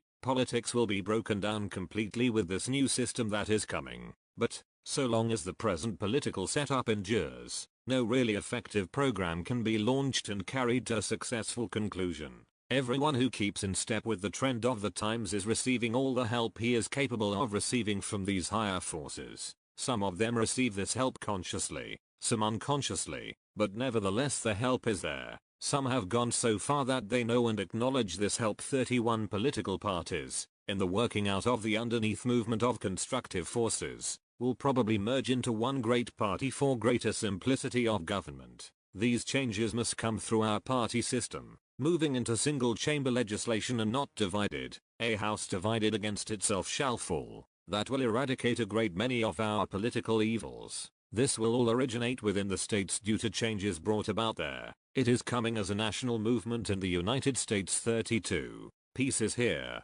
When we relate ourselves definitely to that principle, it makes us a working unit. For the teacher, paragraph 1. It should be clearly developed in the beginning of this study that the people generally need a new perspective in the matter of spiritual progress. We have for the most part been pursuing the whole subject as that of bearing entirely upon the body and the things which we imagine the body should have. In reality, all the body is and has depends upon something infinitely beyond these. Paragraph 2. Show by further illustration, if possible, how the general reaction of the people is in the direction of peace, and that back of this is the coming of the purpose of the universe, or God. Paragraph 3. Show your students how this peace movement which is springing up is identical with their own ideals, awakening them to the fact that they are inwardly actuated by universal movements that are the objectives of all the illumined. Paragraphs 4 to 12. Show how brotherhood comes into being through obedience to innermost impulses toward general betterment, and that the difference between one's relationship to another in a sense of unity and the relationship of the white brotherhood to the whole is but the difference in the degree to which they are actuated by these deeper impulses. Paragraphs 13 and 14 doubtless will stand in your presentation much as they are, unless your knowledge includes much that is only referred to lightly in these paragraphs. Paragraph 15, 16. This should make clear why it is impossible for the average individual to understand why the masters do not appear in the open with their work. Whole volumes could profitably be written along this line. It is the very reason that you sometimes do not venture to express your opinions even within your own home. You know as long as you are silent you have no opposition, but once you have spoken the whole thing is open to controversy. Then again, you feel the right time comes to speak and it is all acceptable and everyone cooperates. What moves in the universe also moves within man. To know himself in some of these most simple things is his key to great understanding and power. Paragraphs 17 to 26. The motive is much the same and is but further emphasis upon the importance of silent cooperative work and the positive realization that the great creative spirit is working through all men in some degree, and the important thing so far as we are concerned is that we make it a more vital issue in our own lives. Paragraphs 27 to 30 to afford additional opportunity for amplification along the foregoing lines and can become a vital factor in liberating the people to progress. Teach the people to expect and prepare for changes. Become sensitive to the changes now moving underneath the political and economical structure. The change that will liberate is not in any of these outer forms but is in the hearts of men.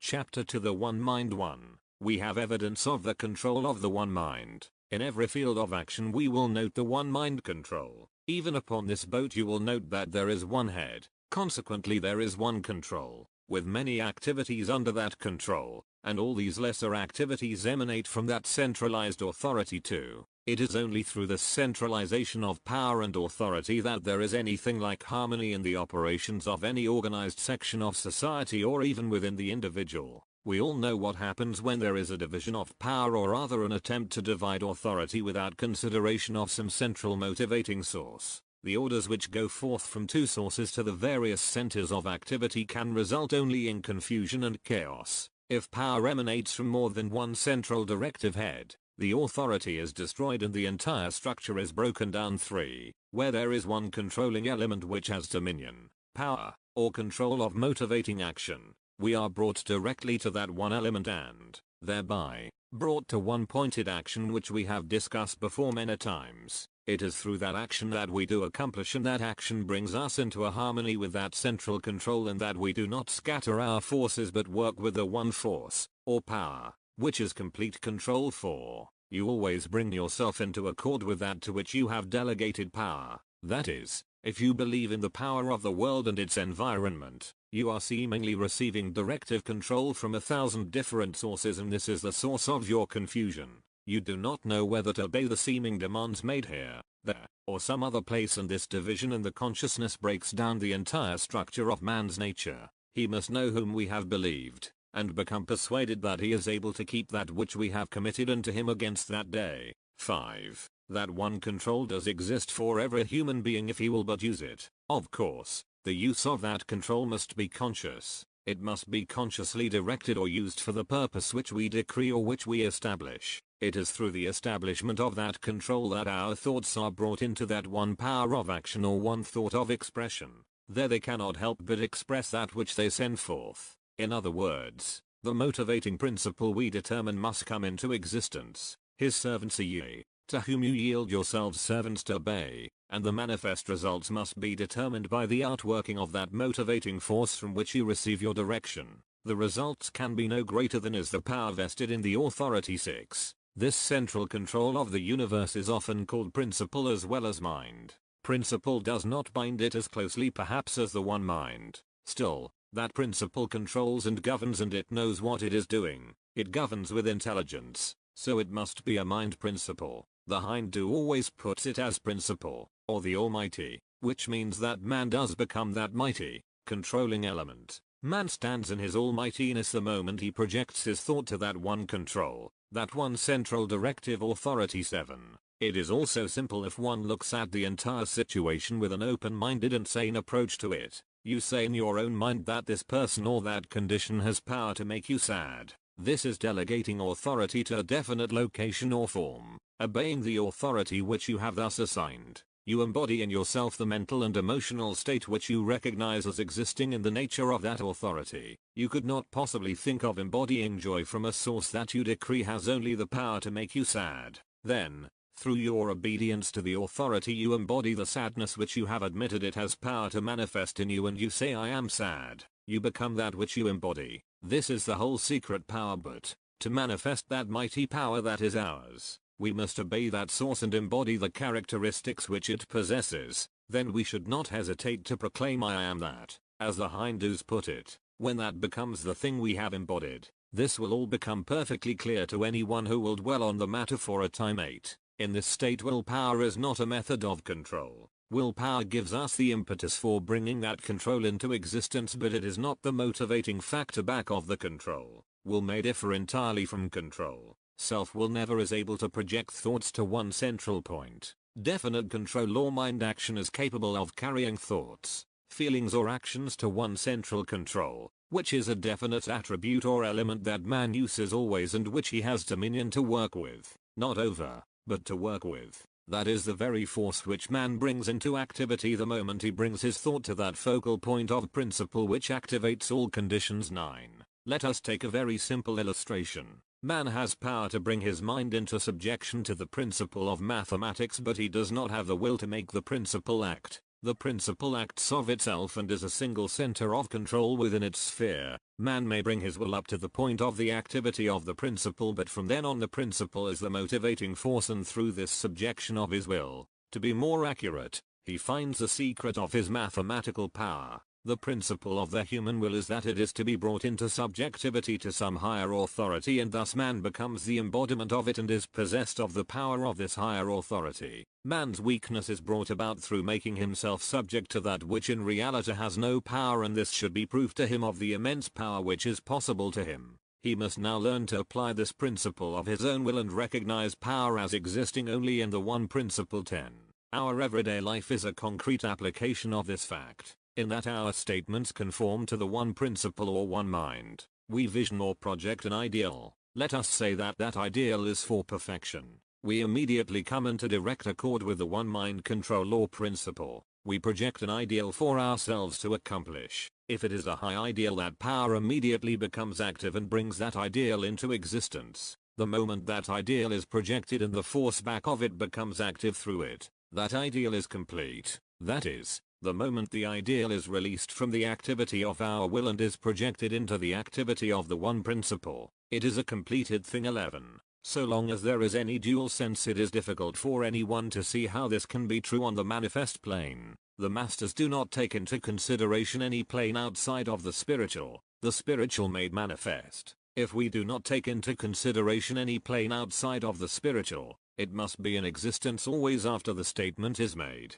Even before the statement is made, we quite evidently withhold from ourselves the accomplishment of our ideal because we look to three planes upon which it may manifest. It is found very conclusively today that it manifests only on one plane. It manifests on the spiritual plane always. It is always fact. 12. Now if we hold to and remain within that spiritual plane, we would see it in its true expression.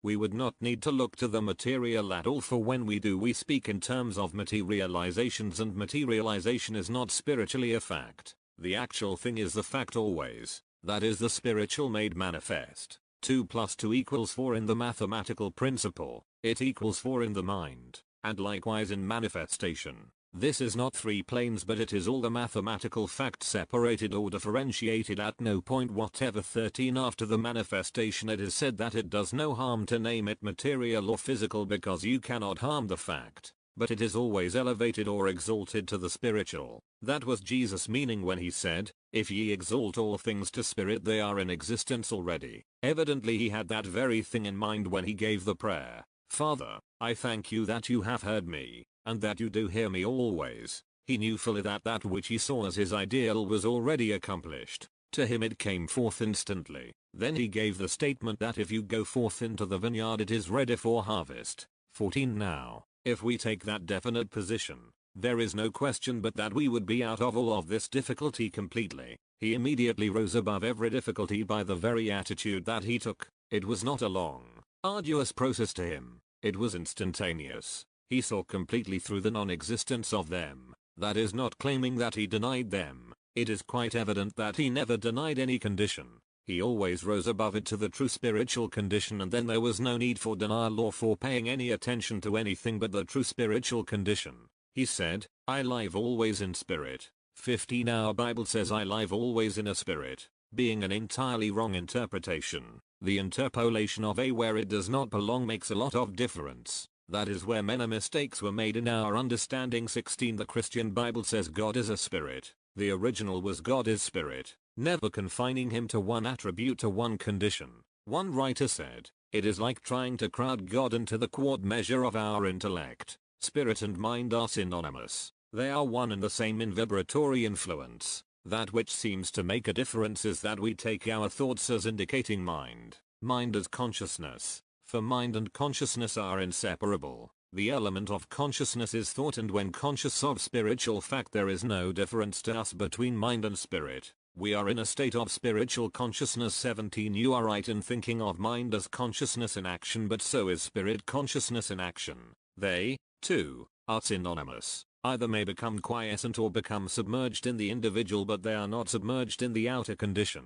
If the outer is like the inner, mind is never submerged in the individual but is only quiescent. The individual only thinks that it is submerged into that person. It may become non-existent because he is not conscious of it. The consciousness is always there and springs into existence instantly if one projects consciousness toward that which always is, the spiritual fact. 18. The element of consciousness is the directive rather than the motivating agency of mind. Thus, it is indispensable in the sending forth of the emanations of mind, or, as we put it, in stepping up the emanations of mind to their true state. Providing the element of consciousness is true to the spiritual fact. 19. Today many scientists are approaching this same conclusion regarding the underlying cause of all things. They dissolve the whole structure of substance and resolve it all back to emanating energy identical with spirit. Spirit is all-pervading. It manifests in everything. It is found that all elements, including radium, are reduced to that one primal element, emanating energy.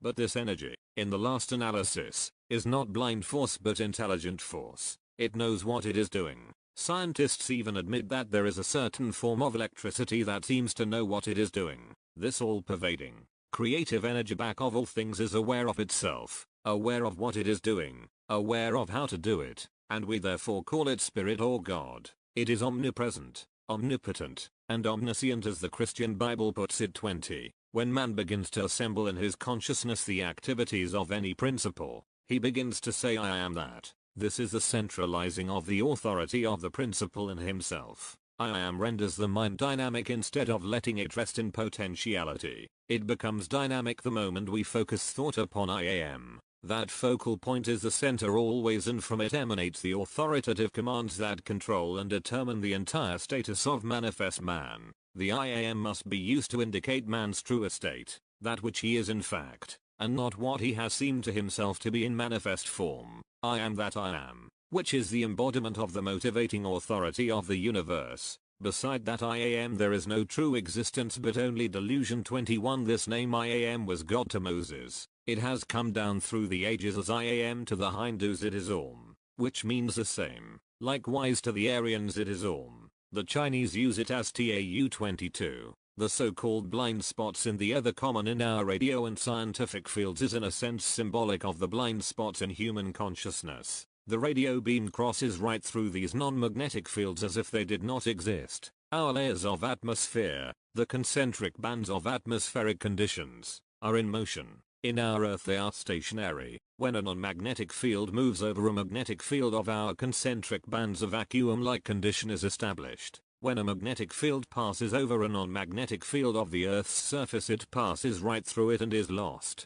It is frequently more powerful at night than in the daytime. These non-magnetic fields are like the static states in human consciousness, more intense with greater darkness or ignorance. But the positive radiations of the spiritual I am, the declarations of that which man is in fact, penetrate through these static fields of his consciousness, and it is as though they do not exist. The persistent declaration of spiritual facts regarding man's nature and his place in the universe eventually will eliminate all these static fields in human consciousness as well as in his affairs. 23. The one mind is not constantly creating new ideas. It is manifesting ideas that have been created from the beginning. For the one mind is and always has been omniscient, all-knowing. It has never been nor will it ever be more or less than itself. It is all a process of reverberation. It is the same as our radio currents today. They are flooding back and forth or reverberating from one space to the other space. That is, from space to space, as you might say. 24.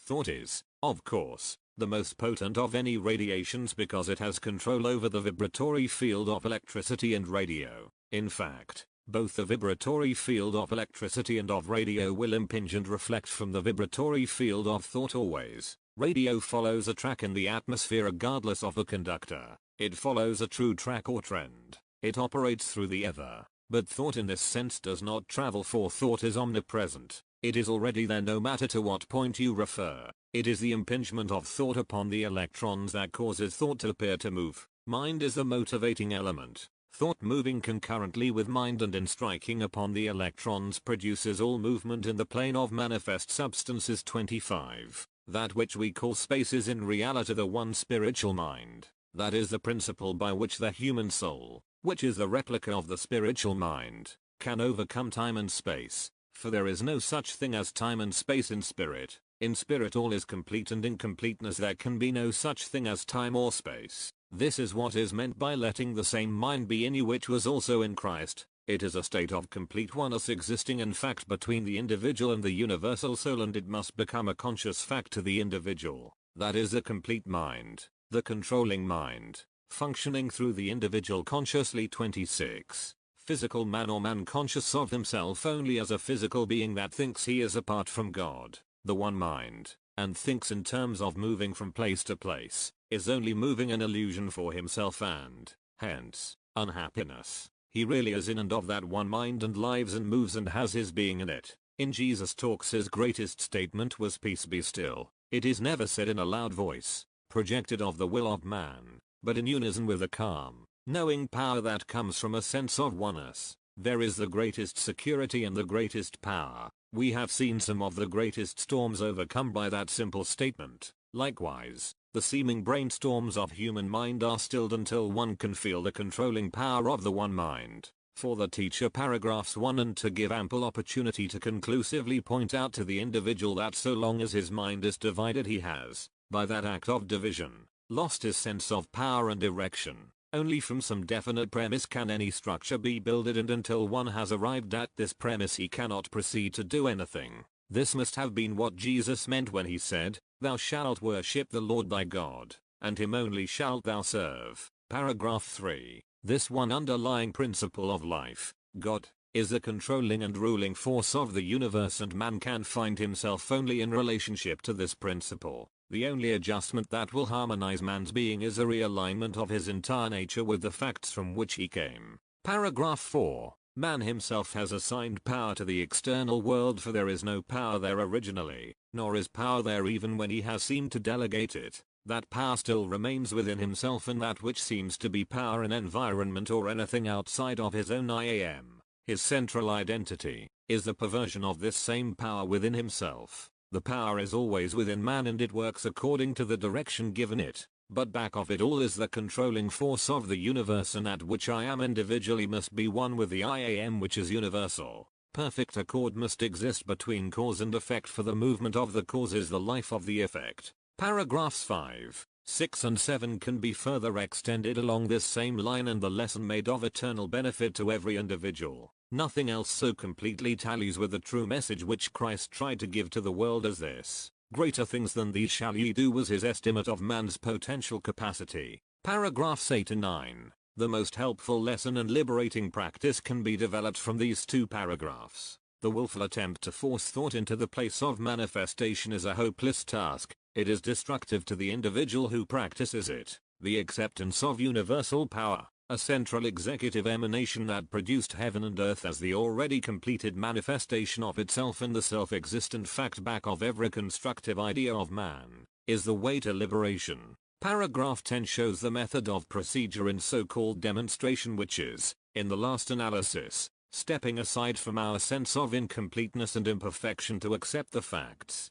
Paragraph 11 shows more accurately what happens in this matter of manifest results. A freeing of the mind from all duality is the solution to the whole matter. Paragraph 12 is a further extension of this same idea. Paragraphs 13, 14 and 15 can be made to strengthen foregoing. Paragraph 16. Can we not once and for all make clear that the different minds, as we call them, are but a difference in thought? Mind functioning as what we call mind is the same spiritual capacity, and man functioning in its lowest capacity through perverting it to lesser purposes. When man thinks the thoughts of God after him, his mind is then spiritualized or functioning in its true field with God thoughts, thinking as God thinks, or, more accurately, knowing as God knows. The human mind thinks, the God mind knows. Paragraph 17. 18 and 19 give excellent opportunity to extend this idea further and to drive home the idea that man is not truly living until he consciously functions in harmony with his source.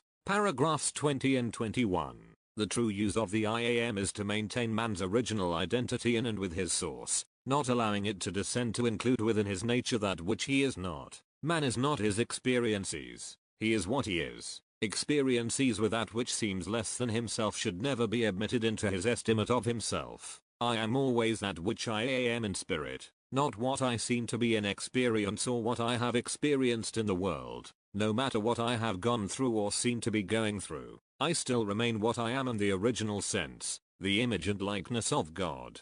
Paragraph 22 shows the far-reaching influence of spiritual factors transcending all sense of limitation. Spirit takes no account of evil, of loss, lack, poverty, disease. These are but blind spots in human consciousness. To the mind that knows, there are no such things and it goes right on with that which it knows and is. Paragraph 23. The mind which is God is the same yesterday and forever. That which seems to be a new idea to us is but our discovery of what always was. Healing and so-called demonstrations are not bringing something into being but are an awakening to that state which has always prevailed in fact. Paragraph 24. Power of thought, so-called, is not the power of thought. Thought is only a conveyor of power. Power is in spirit and thought conveys or carries power only to the extent that it conforms to the standards and purposes moving in spirit. My words are spirit, said Jesus, meaning that his words accurately conform to the universal trend which he called the will of God.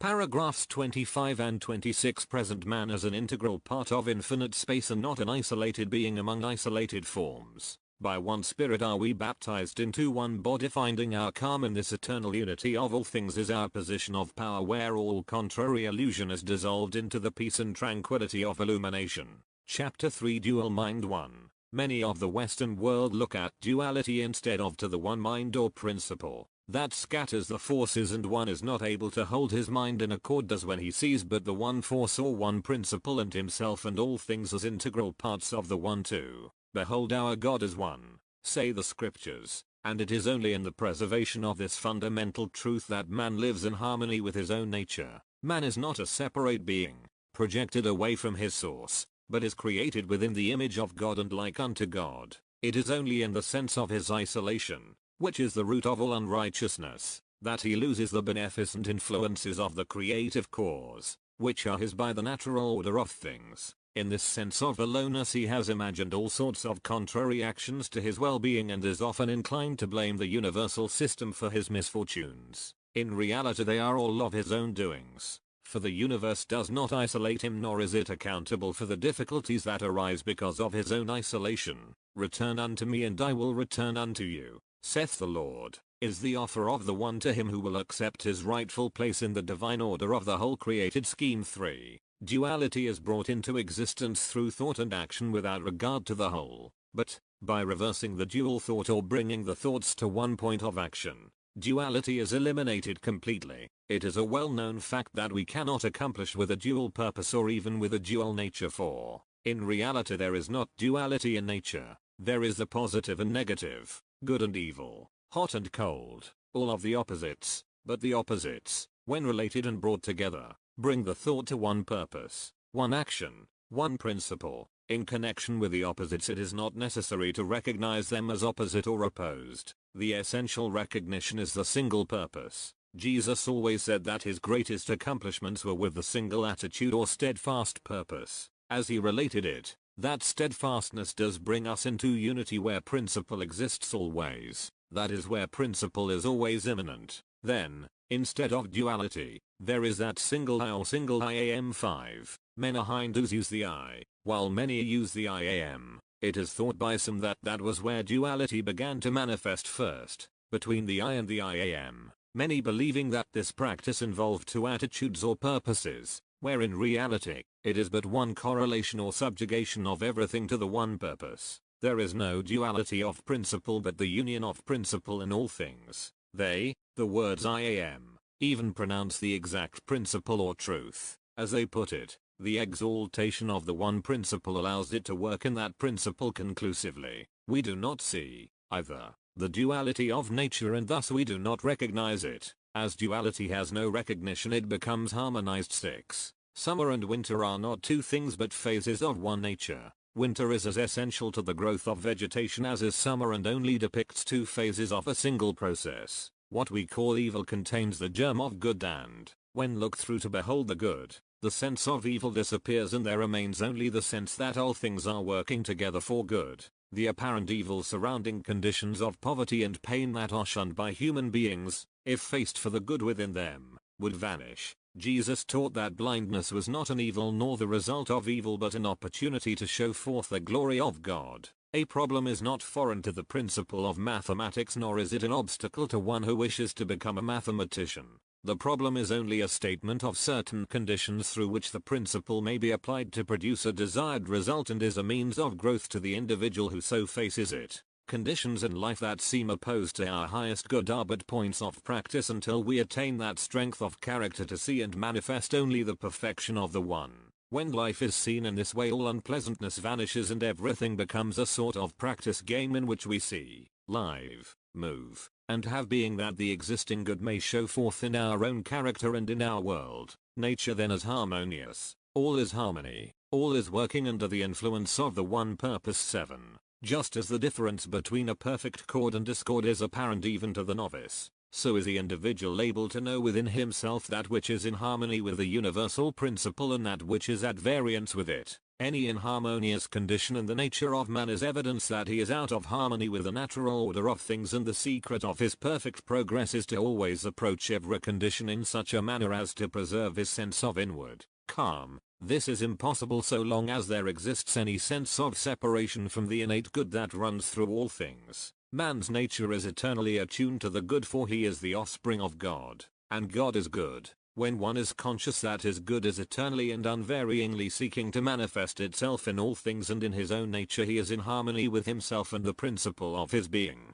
By working to uncover the good contained in every experience, man is instantly in that state where that which to others seems evil becomes the source of his good. 8. Of course, with the relation of the opposites we find that we come to the same attitude. It is said that there may be many opposite manifestations, but they are not opposed unless the individual allows the opposition. The individual must harmonize the opposites in his attitude toward them, for, in reality, they are never out of harmony. When we come to that attitude where all is harmony, then we see the harmonious relation in all things as well as in ourselves. It becomes one simple attitude of complete harmony. Then there can be no discord. There can be no discord in life or in living.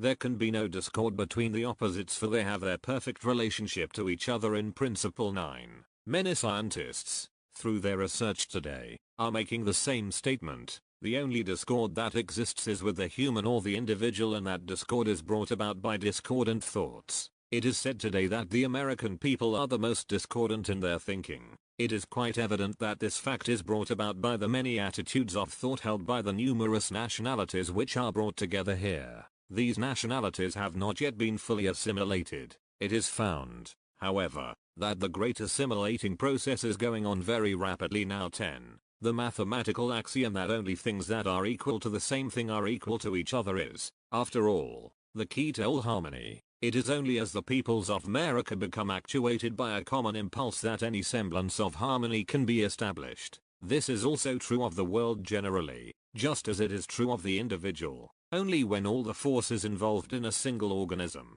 or in many organisms, become animated by a single impulse and move in perfect unison toward a given objective is there complete harmony. 11. There is no question but that Jung in his work struck a very deep key in the attitude of harmony in relation to all things when he related his experience of going into a cave. In many portions of India the people retire to caves in order to become perfectly silent to work out a definite conclusion about certain determining factors. In every instance where these reports are available, it is found that when they go to the place where they are perfectly silent to conditions around them, they come into the greatest activity of life. They see further as they project their vision further. They see completely through the material or physical to what they say is that perfect condition wherein all activity is harmonious. Then that which they see as true universally is merely related to the world of things. It is not that the world is subjugated to the spiritual but merely related to its original state, and then the perfection of the spiritual world is immediately manifested.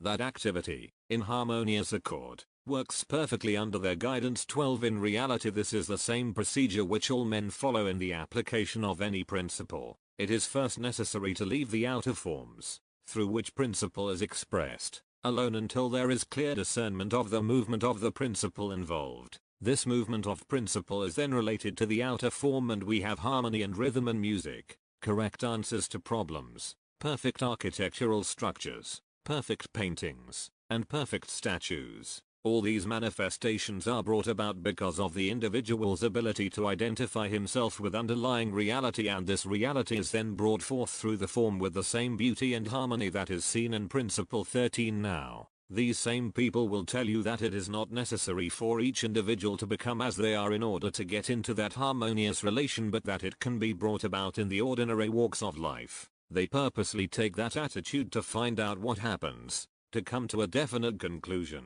After that conclusion is reached, they are able to teach others, but they do not teach others to do as they have done. They teach that it may be made practical, that it is not necessary to spend long years in meditation to bring this about because they have found a shorter method or an easier way, that the instant you become silent you are one with harmony or accord. Thus, from that very moment you begin to progress. The attitude of thought changes from turmoil to harmony. Strife is not evident. Consequently, you have raised your body's vibration to the vibration where strife does not exist. 14. If one is able to accomplish that condition, all can, but all need not take the long and arduous way. Once a fact is revealed, one needs but to accept that fact. The thought of the masters is, we have gone through the process of making the discovery. We know what the determining factors are, and the rest of mankind need not make the discovery for themselves but may accept what has been revealed. Consequently, it is not necessary for the master sit in samadhi. They express it by stating that one who sits in samadhi is able to teach others what he has discovered. All may go through the practice of samadhi if they wish, although it is unnecessary for this reason. Through accepting the conditions which have been revealed, that acceptance brings about a certain leveling influence, a certain vitalizing condition wherein one sees more readily. By beginning with the revealed knowledge, one is more easily adjusted to the silence, or the harmonious conditions and facts about him. Therefore, by following the conclusions of those who have gone through the preliminary steps, he moves forward directly into the samadhic state. Those who have gone through to this state are the way showers or teachers. As they say, it is not necessary to follow the teacher step by step, because they have cleared the way. They have realized the condition which has then become general, and the projection has opened the way for all. 15. This is the truth back of the vicarious atonement of Jesus. He, as the way shower, explained that we are one with the Father even as he was one with the Father. We do not have to fight our way back to this state, for he revealed it as an established fact. Our work is but to assume as being true what he proved as true. We do not have to prove that the sum of all the angles of a triangle is equal to 2 right angles after it has once been proved. When it is a revealed fact, all we have to do is accept it. If that were not true, each one would have to prove for himself every movement of mathematics, mechanics, art, etc. But, when others have proved these things, we vicariously enter into their labors, begin where they left off, and proceed to the next condition under that principle. 16. The larger the group or the greater the number of persons in a group, the greater the influence. The greater the influence, the greater the impetus always. Therefore, it is said that if a group of 100 would sit in samadhi, or complete silence, that influence created would suffice for thousands. Therefore, thousands would be elevated to a greater enlightenment by that 117. This is where the yogis play a very vital part. They purposely give up a certain portion of their lives to putting out that influence, especially the influence for Bodhi perfection.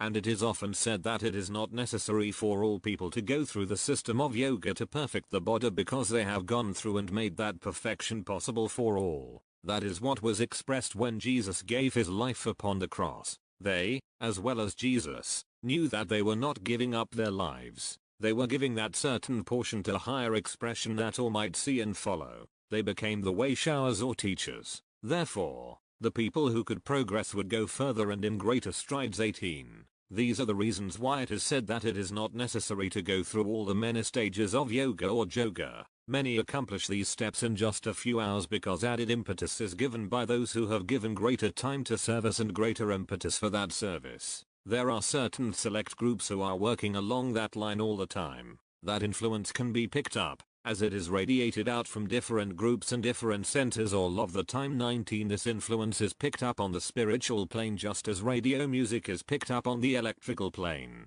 But, as radio music picked up from the electrical plane is heard and felt on the material and mental planes, so are these spiritual influences manifest upon every plane below, for it is all inclusive. It is all a spiritual plane, one universal plane working in perfect unison with itself. When the individual awakens to see it as it truly is, the contact is made, not by seeking the masters or their influences, but by seeking the plane of harmonious thought and spiritual influence which permeates all time and space and in which they work. 20. A line may seemingly have two opposites, but bring these opposites together and you have a circle, and the opposites have thus disappeared. Extend the circle and you have a perfect sphere, which is complete, synchronized relationship of all elements. As Millikan says, the cosmic becomes the globe. Then you have completed the circle in every way and brought about perfect unity. The point becomes the line becomes the circle becomes the globe. This is true of every line of thought and through the continual process of relating all things to the one instead of separating everything,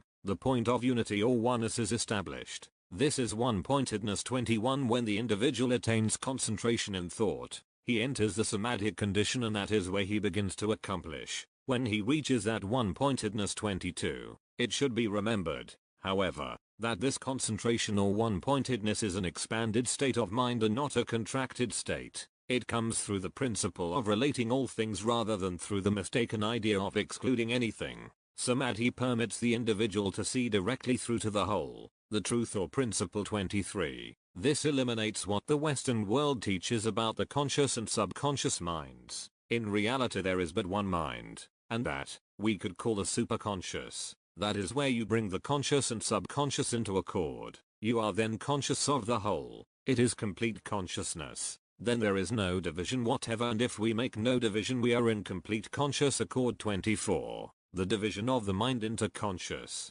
subconscious and so forth was first put forth as an assistance in teaching. Now, however, the reverse is true. We can best understand mind and progress consciously in spiritual unfoldment by thinking and working in terms of one mind. The divisions were a part of the teaching of symbolism now past. It may have been a necessary classification in that period, but the race has now worked through symbolism completely. We are accepting the completeness of all symbols. When we become one with that one attitude of thought, there is where we begin to accomplish. 25. I have talked with men of great achievement and find that they for the most part work with the one mind, with the consciousness that everything is always here and always present. That has been their attitude. That very attitude is coming out so dominantly now that we will find it is going to change all of our economic system. If we could be wholly at one with that mind, there would be no cross purposes. Consumption of energy would be 90% less. That energy is rapidly and increasingly being used for higher and greater purposes instead of being dissipated in efforts to take away from the other fellow what he needs for himself.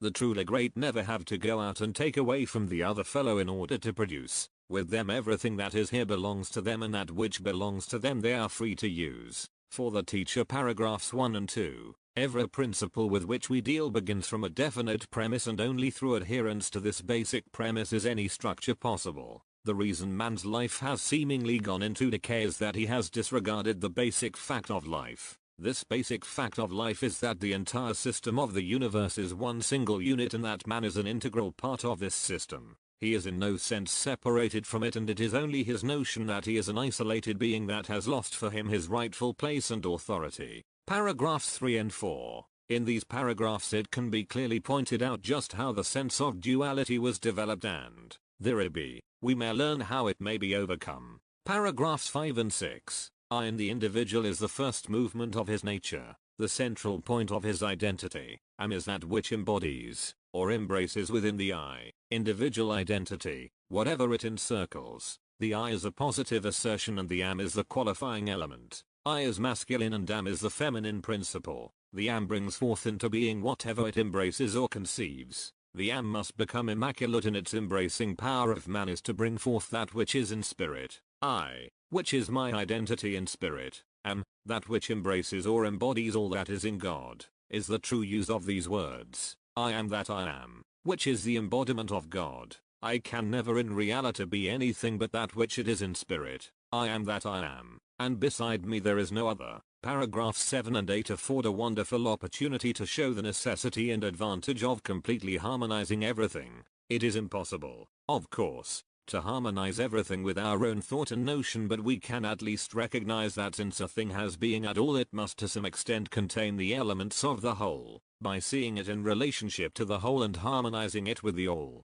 we at least escape the discord that arises in our own nature, and thereby preserve ourselves in our true relationship. God moves in a mysterious way, and even though we do not see just how all things are working in ultimate harmony with the universal purpose, it would not require a great stretch of the imagination to admit that it must be so because of the very nature of God. Paragraph 9. There is no discord in the natural order of the universe. All discord is our reaction to that which we imagine to be wrong or out of its rightful place. It is only to the degree that we are not in tune with things as they are in fact that there is discord in our own nature. Discord is not without, it is within our own nature. To prevent this discord we must harmonize with the spiritual reality back of all appearances. The mixed thought of America is only symbolic of the mixed thought of the individual American mind, and all will be harmonized as we progress toward a common goal. Paragraph 10. Illustrative of paragraph 9. Paragraphs 11 and 12 show clearly how harmony may be established. All who achieve let the world's thinking and doing alone and concern themselves with what ought to be done.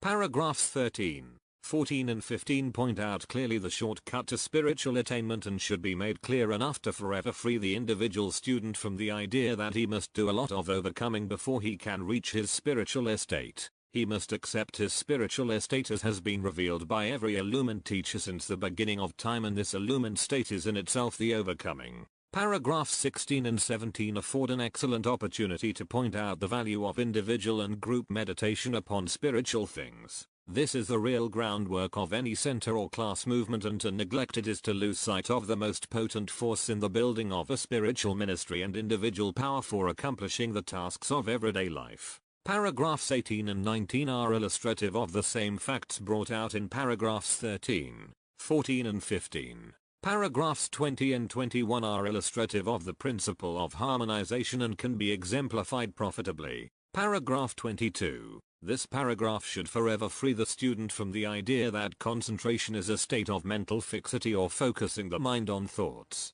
ideas, pictures, or objects. Concentration is that expanded state of mind to take in the oneness of all things rather than an attempt to exclude anything from the thought. It is a process of relating all things to the source. Paragraphs 23 and 24. The so-called subconscious mind is but a reactionary phase of mind to intellectual thought that has cut off a person from the natural activity of universal thought. There are no eddies in a stream unless the flow of direct current is impeded in some way, and there is no subconscious mind, so-called, when the stream of illuminating thought is uninterrupted. When one is in the stream of life as it is, there is only radiant consciousness of reality. Paragraph 25 is illustrative and may be enlarged upon according to the knowledge of the instructor. Chapter IV Basis of Coming Social Reorganization 1. In taking up this subject of social reorganization, we will begin with Hawaii and the situation there. There is a great similarity in the thought of the Hawaiian people and our own,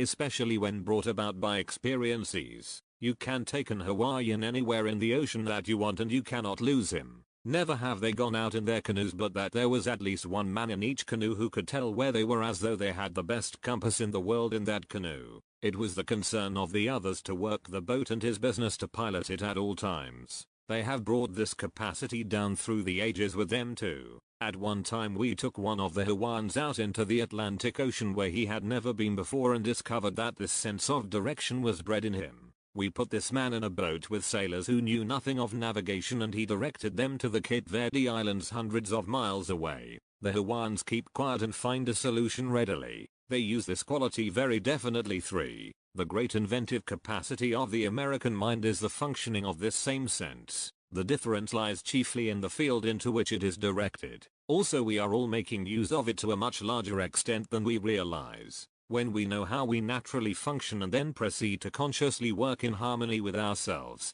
we will make much greater progress in every direction. Did you ever note how you yourself very often function in certain ways through an inner sense, or hunch, or feeling, and then all the reasons develop afterwards which show the whys and wherefores. Many people try to think it all out first, then they never do anything but think, for there is no apparent solution for anything until after it has been done. The feeling that it can be done, or that it should be done, or it were better so and so is the first activity of this sense, and if one would be still, the rest of the information would come, completing his whole plan of action. Then the intellectual explanation or the thoughts defining the process would be readily formulated. The reasoning mind, as we commonly know it, only travels over the same grounds it has previously been over, but reason is never complete until this other sense is taken into account. The new social order will come just as the inventor's ideas come. It will be a flash of revelation, so to speak, and then the mind may put it together and carry it out.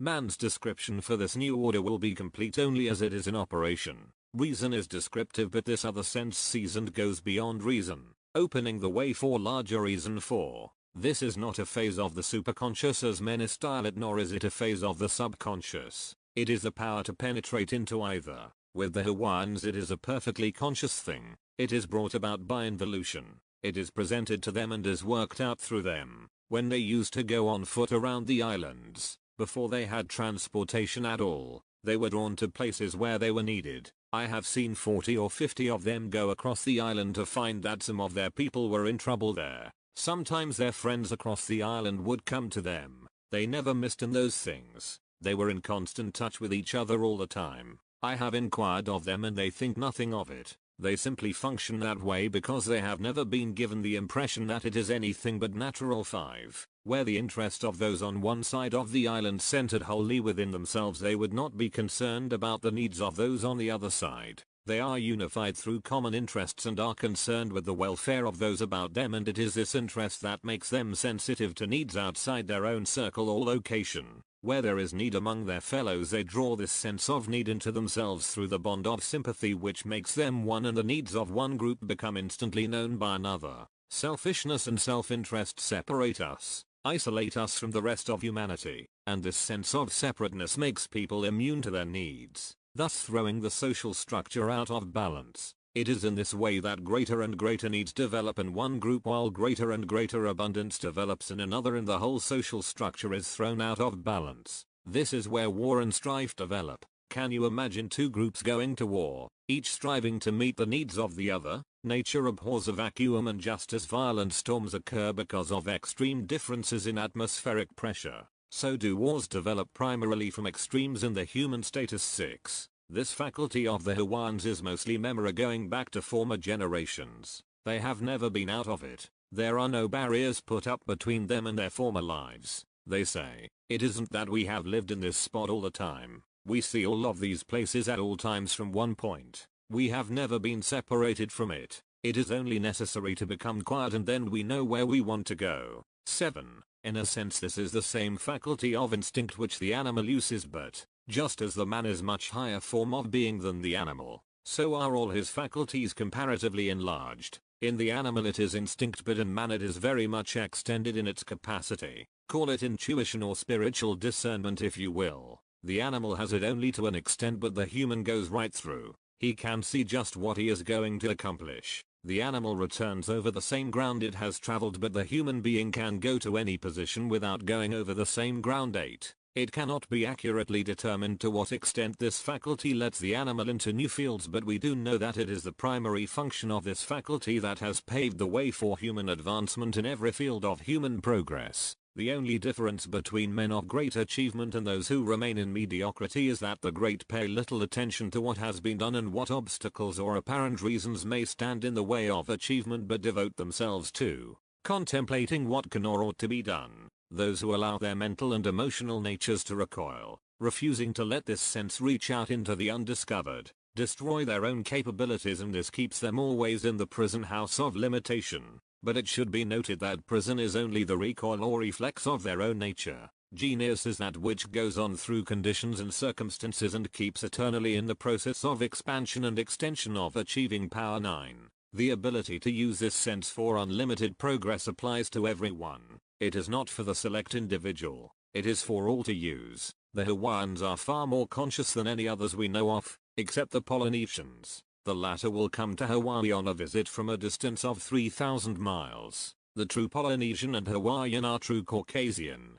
It seems that this faculty runs more definitely in the true Caucasian race. If they do not submerge it by doubting its existence or allowing it to stop with apparent limitations, it seems to be greater always 10. This is what Theodore Roosevelt encountered in Africa. It is evident also in Alaska and Siberia. When I went out in 1905 to take relief to Amundsen, there was no evidence of a trail at all, but when we were within 30 or 40 miles of that village, the villagers came out and met us, told us how many dogs and sleds we had and generally all about our party and its equipment. 11. One reason the Americans do not possess this faculty is because they have too many accommodations. We have just let it slip by and have not retained it consciously. Subconsciously or unconsciously, the American has this faculty to a great extent. Most Americans have had the experience of it but hesitate to use it generally or to say anything about it. 12. The average American thinks it a sign of being a bit off if something is suggested for which there is no apparent reason.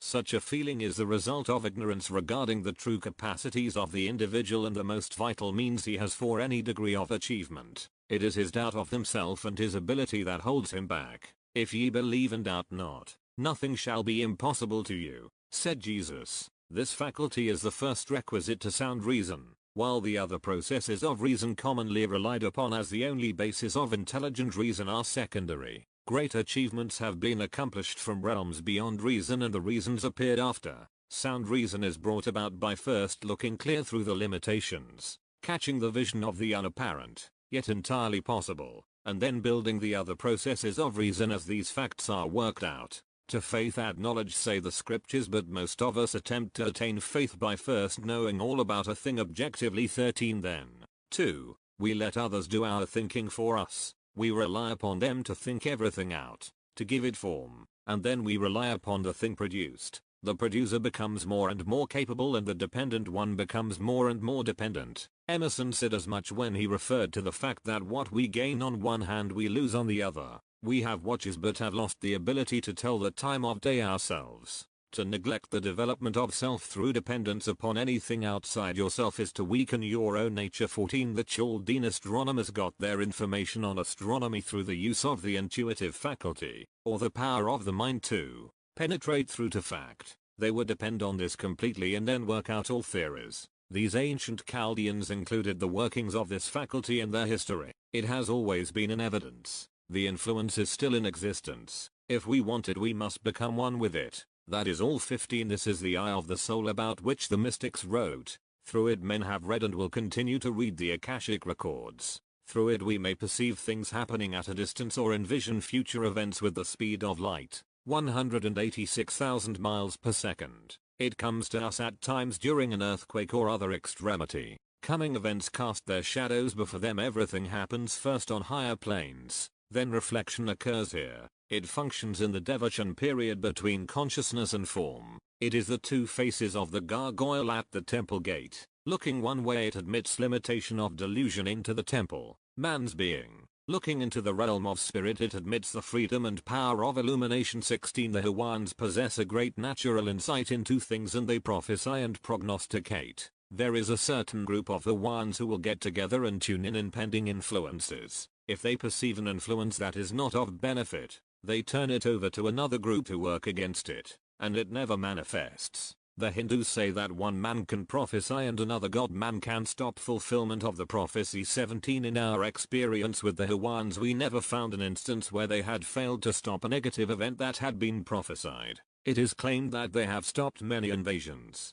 The ones performing that duty would lay down a certain line and the enemy could not cross it. Many times this has been included in their legends. At times the enemy could not even land on their shores. 18. The Carnegie Institute experimented some time ago with a group of Indians in Arizona. This group laid down a certain line and none could cross it except in love. Two men tried to force their way across the line and both men lost their lives. 19. The unillumined make the mistake of thinking that prophecy is inevitable, that if a thing is set to happen it must happen. Whether there be prophecies they shall fail, say the scriptures. Prophecy comes mostly from the established mental structure immediately surrounding the earth, being the projection of man's own limited thought. The faculty of perception directed into this field may sense the trend of this mental influence and what will likely be the outworking in the material plane. This belongs to the realm of false prophecy and it can all be set aside. The scriptures warn against false prophets who turn the attention of the people away from God. True prophecy is the result of keeping this sense directed to the plane of spirit until the individual catches the trend of the universal law. The law of the universe readily sets aside any accumulations to the contrary in the minds of individuals or races. It is accomplished as easily as shadows are dispelled by the light. The sun dispels the night. A single candle will banish darkness from a room. For light, whether small or great, has unlimited power over surrounding darkness whether it be large or small. Only a little illumination on the part of the individual can dispel any amount of negation, limitation, or false prophecy around him. For they are only vague shadows with no potency within them. Do not accept prophecies of destruction and calamity. Look into the realm of spirit and they vanish. 20. There was a group of persons in the Hawaiian Islands who came there from Japan, bringing black magic with them. They claimed they could pray a person to death, but that group no longer exists. Before one can practice black magic or become an antichrist, he must first become versed in the powers of the Christ consciousness. He gets the Christ power and uses it erroneously. The outcome of such practice is self-destruction and, with the destruction of individuals given to the practice of the black art, the art passes with them. 21. The most painful, if not the quickest, method of self-destruction is the misuse of spiritual knowledge. The individual tempted to use this spiritual knowledge to influence, control, or gain advantage over others should remember that every edict which goes forth from his own mind or mouth passes through his own being and becomes a fiat of power within his own nature, working upon himself exactly as he had intended it for another. That is what Christ meant when he said that the kingdom of heaven is within you. Your being is a kingdom, subject to the rulership of what you yourself decree. Whether his decree is accepted by another makes little difference to the individual sending it forth. It is received and acted upon within his own kingdom and he is sure of the most complete results in his own being. The kingdom within the individual will be heavenly only when he sends forth decrees that come from the heavenly realms, the spirit where all things move in harmony to promote the well-being and advancement of every individual on earth. The gift is to the giver and comes back to him, whether it be good or ill. As you give, so you receive. 22. One denomination of riches in India is able to perceive an event that is set to happen. If it be evil, another group immediately takes it up and it does not happen at all. That was true also of the Hebrew race in the past. They prevented many wars among their people in that way. 23. Many are using the same method in preventing accident. We worked with a group of over 700 people in the United States that worked definitely to prevent accidents, and in the 3.5 years we were with them there was never an accident in the group. That group has now been augmented until there are about 4,000 members today. They work quietly and are not publicly known. 24. Why should not man put all the forces of his being to work in some good purpose, by keeping his perceptive faculty, or whatever else you may wish to name it, working in the spiritual realm where everything moves in harmony toward the complete good of every being? There would be a corresponding action developed in the minds of all people, because they were all working in obedience to the power that works toward the good of all. They could not possibly say or do anything except that which was for the good of each other. In other words, through obedience to the great law there could be no conflict among individuals. There could be no war, no accidents, nor any of the other things that make for misery in the ranks of human nature. 25. This capacity can be put to varied uses. There is the case of the World War veteran, D. Jong, who was treated in the Letterman Hospital at San Francisco and who, though blind, demonstrated that he had received a higher illumination by driving a car through the streets of San Francisco and Los Angeles. This particular young man had developed the faculty before and this was simply his sudden awakening. This often happens. 26. The point is that, if it can be awakened,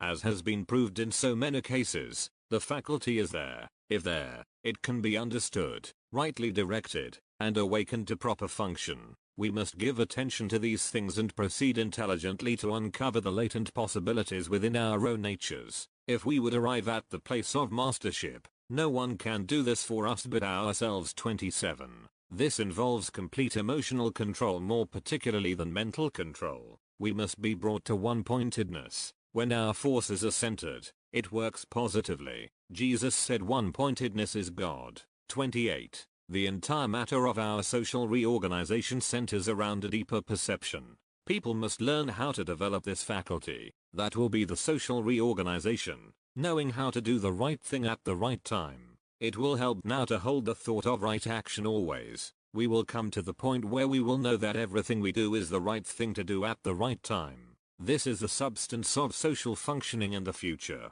For the teacher, this lesson deals with the motive from which will develop the new social order to come through these changing times, and which will be reverting to man's primal faculty of discerning the spiritual trend of affairs, rather than relying upon the intellectual standards and material values of the past. Our past experiences have dulled, in a sense, this spiritual faculty, and it must now be resurrected if we are to attune ourselves to the movement of universal laws. Paragraphs 1 and 2 show how the more primitive races, as we call them, have a sense superior in some ways to our own, and show how in some ways they fare better than we fare. Paragraph 3 shows in what field this faculty functions most clearly with us, but it must be expanded along spiritual lines if we would make the best of our own possibilities and opportunities. Paragraphs 4, 5. This faculty might be variously named, but in mystical science it is what is called the penetrative sense, or the ability to press or let the mind out into new fields. When directed to its highest purpose, it will lead us into spiritual values just as accurately as it has led us into the fields of inventive genius. Paragraphs 6, 7 and 8 are self-explanatory but can be developed further from the knowledge of the instructor. Paragraphs 9, 10 and 11 afford a good opportunity for showing clearly how the mind of man is clouded through too much concern with the realm of effects, and how it may be clarified by redirection back into the realm of causes. Paragraph 12 should be self-explanatory but affords plenty of opportunity for enlargement. Paragraph the 13th may be handled in the same manner. Paragraph 14 reverts to the same category as paragraphs 1 and 2. Paragraphs 15 and 16 bring out to some extent the possibilities of this faculty in the fields where it may normally function. More may be said upon what the faculty really is. In its simplest form, it is that phase of the mind that looks back to see what we may have done yesterday or what we hope to do tomorrow, the simple act of attention. If it is toward form, we discover only the complications thereof, but if into spirit, it expands in the realm of spiritual reality. Paragraph 17 brings out some of the possibilities arising from its use. This can be greatly enlarged upon and made of immense value to the student if he will heed the advice therein. Paragraph the 18th may be handled in this connection. Paragraph 19. The point to be clearly brought out in this paragraph is that prophecy is not accurate when based on the mental and physical plane. What is thoroughly organized on the mental plane may transpire in the physical unless set aside by a direct application of spiritual authority. True prophecy is proclaiming the constructive results which follow the authoritative application of discovered spiritual movements. Paragraph 20. The folly of misuse of spiritual power should be self-evident to anyone, but it should be clearly impressed upon the mind of every individual as a measure of self-preservation. The habit developing in many metaphysical circles of mentally influencing others to do the will of another is black magic in its embryonic form and can only lead to chaos. Paragraph 21 should be handled in connection with paragraph 20. Paragraphs 22 and the 23rd may be handled as paragraph 19 and may be developed further according to the leading of the instructor. Paragraph 24 is self-explanatory but affords practical opportunity for showing the basis of true cooperation in ushering in the new order of things. The true motive of the spiritual aspirant is in harmony with the universal motive which works alike for son and sinner, rich or poor, bond or free, and in a common motive there cannot be discord and strife, hence no war. Things equal to the same thing are equal to each other is the basis of universal unity. Paragraphs 25 and 26 give opportunity to impress upon each individual student the fact that no one ever has developed or expressed any so-called unusual powers, but that the same potential power is resident within him, and his business is to develop his own capacities if he would know the measure of his own soul. Paragraph 27. A whole volume might be given on the necessity of self-control. It is as essential to individual power and progress as the organization and application of energy is essential to mechanical power. Without it there is no practical power to constructive purposes in either field.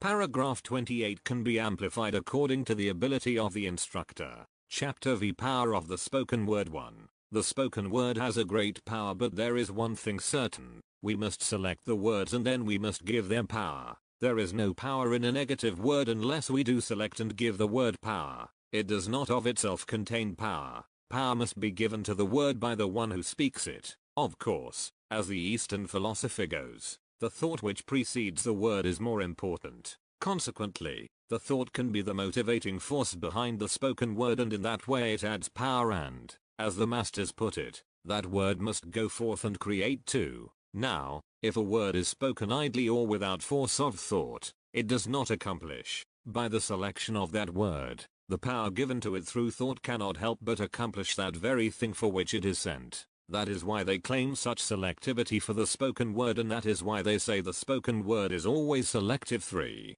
That power which we put back of the word to accomplish must be the energy that we ourselves perceive, as they put it, not the energy which you give to the word, but the energy that you perceive for the accomplishment of that word is what matters. For Jesus said, "My words are spirit and they are life, and they do accomplish that whereunto they are sent." Spirit is the creative cause in the universe, and our words are potent only as this same spirit is seen as the operative force back of them. It is the activity of the force of nature that makes the seed grow, for no seed has power within itself. It is a container or vehicle of that force. So it is with words. The scriptures say, the word is a seed, and the power of spirit acts upon words as nature does upon the seed. Our consciousness or awareness of spirit is the focal point in this matter of the power of the word. Idle words are impotent and do not create, though they, in a sense, may add to the state of hypnosis. To fear negative words is to add to their hypnotic energies, and it thereby adds to the influence of the negative word.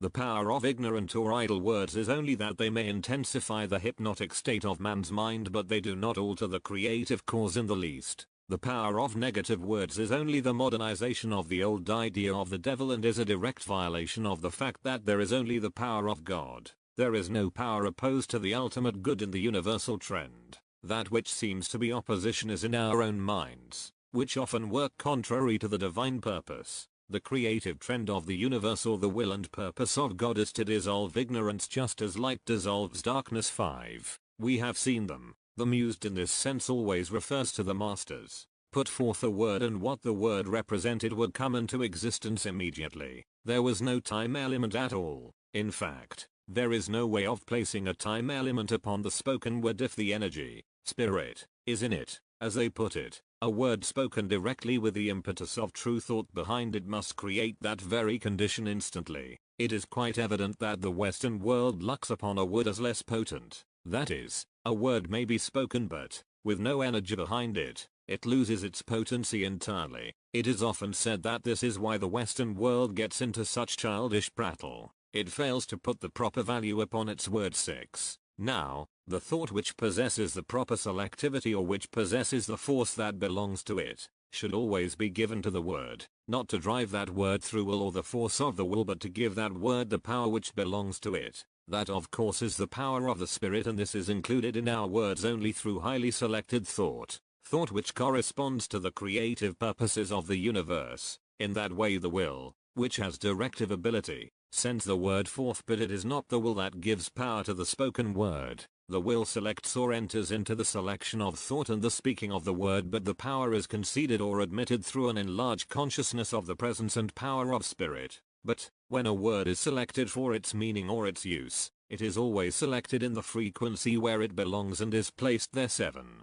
This should eliminate the fear which men have of negative words, and at the same time should inspire the individual to a more intelligent selection of his words and how to put them to better use. To think the thoughts of God after him would be the essence of spiritual power, for back of such words would be the very power that created the heavens and the earth. Man's word should always be an outlet for his own innate spiritual nature and a means of establishing this spiritual nature in his outer being. To speak only in harmony with the highest and most constructive ideals would be to speak with the greatest power, and, in this way, that which seems the greatest improbability would become the most probable, in that such words have the greater power. In other words, the more godlike the thought, the realization, and the consciousness, the greater the power involved in the process. 8. As the Eastern philosophers express it, you could not be separated from principle 1 iota if you would use selective words. Therefore, every word that is put out can be selective. then you are not energizing a negative condition. You are only giving energy to that one conclusion. 9. The Hindu, or the Aryan, always puts it, man is a creator of words. Therefore, man is the selector, or he has dominion over those words, and he selects or places words in existence which must operate or become potent. Now, in the measure that he uses this fact rightly, there is no way of connecting that power with negative words, as they put it. Consequently, negative words do not enter into or have any consideration from the individual who wishes to manifest forms. This thought of manifest form is always that condition brought into existence wherein man is able to create. That is where man has dominion over every word spoken. The Sanskrit language in one of its phases allows for that condition. There is in that the power to manifest. By that we mean that one position of the Sanskrit language allows only for positive words, or statements. That is, words that can be made into positive statements, and from these there is no deviation. 10. Naturally, everyone asks what those 4 positive words are. They are always words which mean the positive declaration of facts. Each one can select them. Of course, the most positive word is the first word, God. Going back to the principle, you would formulate your statement with that as a basis. You would formulate with that word whatever positive sentence you wished. Thereby is the power of the spoken word. Your keyword is always the highest, or God. Then you select the words which accompany that for your positive declaration. 11.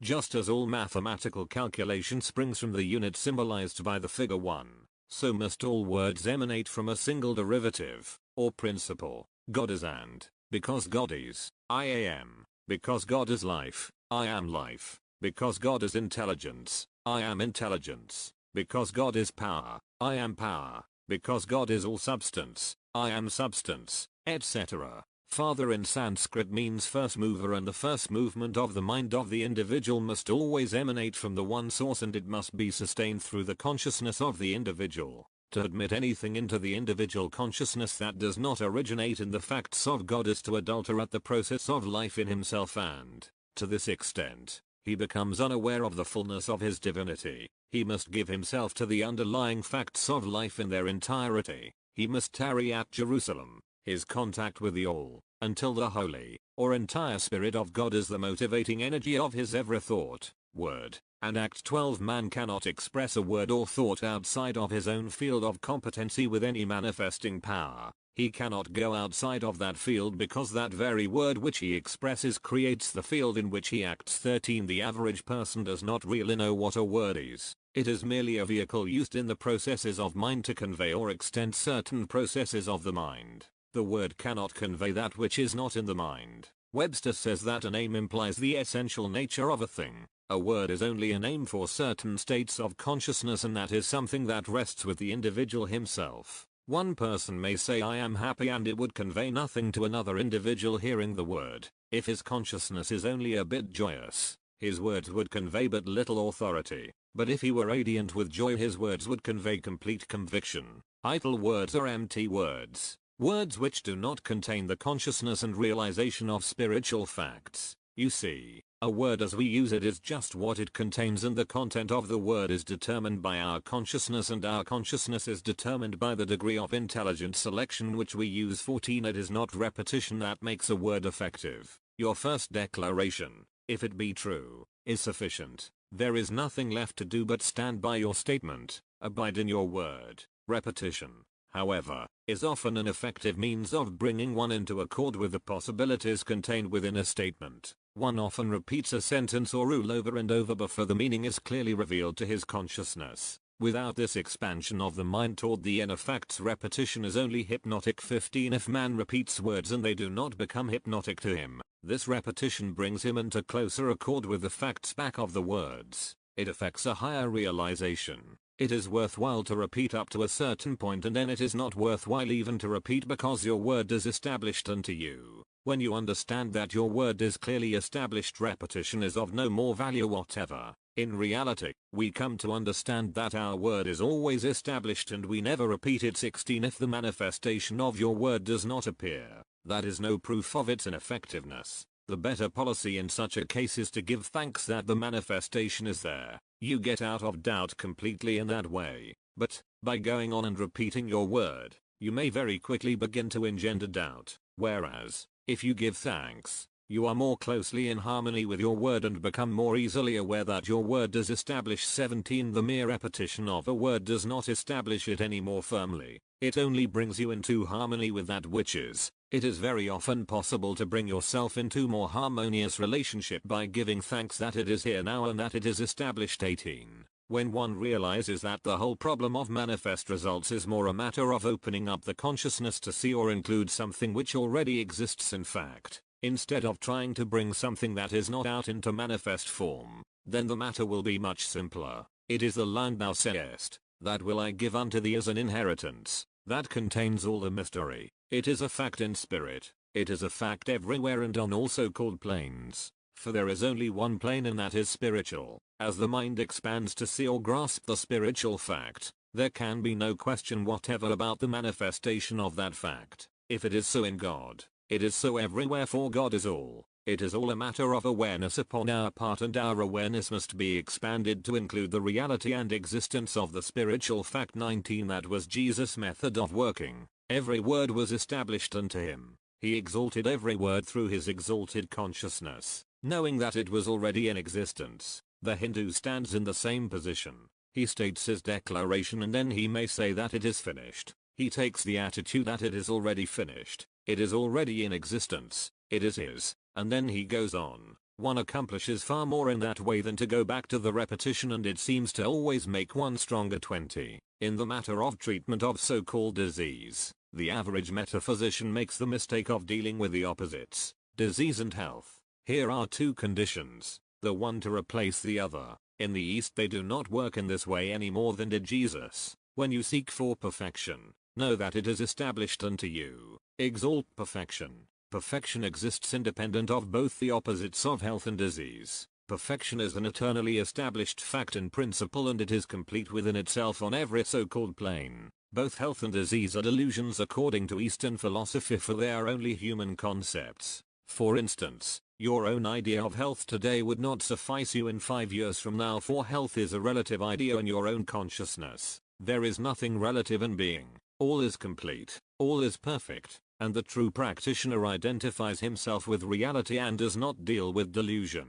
Let go of the opposites altogether and put in their place the perfection. We find that Jesus did not in any instance treat with the opposites. He put into the place of both the opposites the true perfection. His great statement was perfection always, and that perfection was always established unto him. 21. If I place on the blackboard the figures 2 plus 2 equals 3 and then follow with 2 plus 2 equals 5, would you deal with the 3 and 5 and try to establish the right answer? No, you would go right through these figures, deal with the fact that 2 plus 2 equals 4, and both these extremes would vanish. That which is less or more than the correct answer has nothing to do with the fact and principle, and it is only by bringing the fact of principle to bear upon the situation that any correct answer is possible. Our ideas of health and disease are both less than the perfection which is established in the foundations of the universe, and never can that which is less than perfection be made into perfection. You are dealing with something unrelated to either of these extremes. Be ye perfect, even as your Father in heaven is perfect, is the correct standard of procedure here. 22. Most people fail in the so-called demonstration because they make a statement of perfection and then immediately begin to look back into the matter of the opposites. Only if thine eye be single shall thy body be filled with light. Lot's wife turned and saw double, and her body became stone or salt. Now, henceforth and forever, see only perfection, said Jesus. The moment that we establish perfection, the Christ stands forth dominant. Each works to establish the other, for the fact in spirit is the form of its manifestation. 23. The effect of true spiritual treatment is not dependent upon the degree of unfoldment or spiritual development of the person treated. We need not bother about his consciousness, for it is based upon the opposites, else he would not be ill. The spiritual fact is in the moment we stand in perfection, our consciousness is perfect as well. 24. Speaking the word is never hypnotic, for it is the essence of the true nature of all creation. Treatment, or speaking the word, is not projecting our ideas of health to offset disease. This latter is hypnotic. Speaking the word is only telling the truth, declaring that which always has been and always will be true of any individual, condition, or circumstance. In principle, Hypnosis is a result of speaking from the human mind with its imperfect concepts. 25. It is not necessary that the sick or needy person ask for your help, nor that he be conscious that you are sending forth the word to him. If you send it forth on the Christ-right ray, you are merely presenting his own innate perfection to him. In this way you liberate both yourself and him, for you are not dealing with anything but fact. You are not working against the will of any individual when you work with perfection, for the innate will of everyone is for perfection. This rather frees his will from its entanglements in the realm of false habits and concepts. There is no so-called influence in this sort of facing the situation. It is merely calling forth that which has always existed until it arrests the attention of everyone involved and they merely see that it is so. 26. There is power in the spoken word always if we see it as spirit, for then it can be nothing but spirit. We are the determinator. We are both the power and the expressor of that power, and we are the sole determinator of what that word shall carry with it. There is power in medicine on exactly this same basis. It is but the conveyor or means by which the mind of the patient is expanded to admit the creative authority of the universe. God is in the doctor, the patient, or the pill. Any individual, regardless of his profession or status, need only project the perfection. Of course, if we always would work in that perfection and manifestation of perfection, we soon would get out of medicine completely. Our word would heal. 27. There is no harm in using an agency in an attempt to minister to the needs of suffering mankind. There are many steps and many methods, but only one power. If our ideal is perfection, we are going to arrive at a point where there are no agencies. The agency which an individual employs only indicates the progress he has made in his own mind as to the suitable and most efficient means of admitting perfection into his being. One thinks it must come through a pill. One thinks it will come through affirmations. But, through whatever it comes, it is the perfection of principle that manifests. Only the highest ideals are adequate to contain the full measure of power that exists in divine principle, for the larger the container the more can be conveyed. When the container and the contained are one, perfection, then it is complete in every plane. 28. In treating at a distance, or what metaphysicians call absent treatment, thought is more rapid and potent than words. Thought does not know time and space, while a word or audible sound belongs on the material plane and must traverse space and endure in time in order to reach its destination. Notice how instantly your thought is at the sun, the center of the earth, or at any other place. Thought does not travel. It is already there. Every fact in spirit is already there, and, further, it is already in evidence. To see this fact is to lift yourself into this fact, and to see it for another is to lift him into it. If I be lifted up, if the perceptive faculty is lifted up to the plane of reality, it draws all things into this realm. This is the true approach. Rather than to try to lift anything or anybody into the perfect state, we might as well try to make energy out of earth by using the pick and shuffle. 29. We know a man in India who walks through a storm just by the presentation of perfection of that storm. He will walk through a storm and never get wet. We have seen him stop fires and storms. Man himself is the word of God if he abides in that word. If ye abide in my word and my word abides in you, then are you in me even as I am in you, is the truth of the whole thing. When Jesus sent his word and healed the centurion's daughter, he did not send anything as we measure it in the three-dimensional world. Jesus, or Christ, was the word himself, and there was not anything that was made but that which was made by the same word. Therefore, the word which he sent did not traverse space, for the word was there as the truth of the centurion's daughter, just as it was with him. He simply announced a universally true spiritual fact, and our two minds became awakened to this fact. 30. Our remedies oft in ourselves do lie, which we ascribe to heaven. Shakespeare. For the teacher. Paragraph 1. Was not man given dominion over all things in the beginning? If that be the case, that same power is resident within man, yet and all the seeming power which anything has over man is the working out of power which he himself has assigned to that thing. But, even though the power seems to emanate from the thing or from a person, the power is really within the individual, for that is where its activity moves and is felt, to govern the action and reaction of his own nature. Therefore, would be one of man's primal secrets of power, to keep one's nature always working in perfect accord with the divine ideal of perfection would be to have all power in heaven and in earth. Paragraphs 2, 3 and 4. It should be clear to everyone, though it seems not to be, that the words we speak are no more power than cylinders in an automobile engine are power.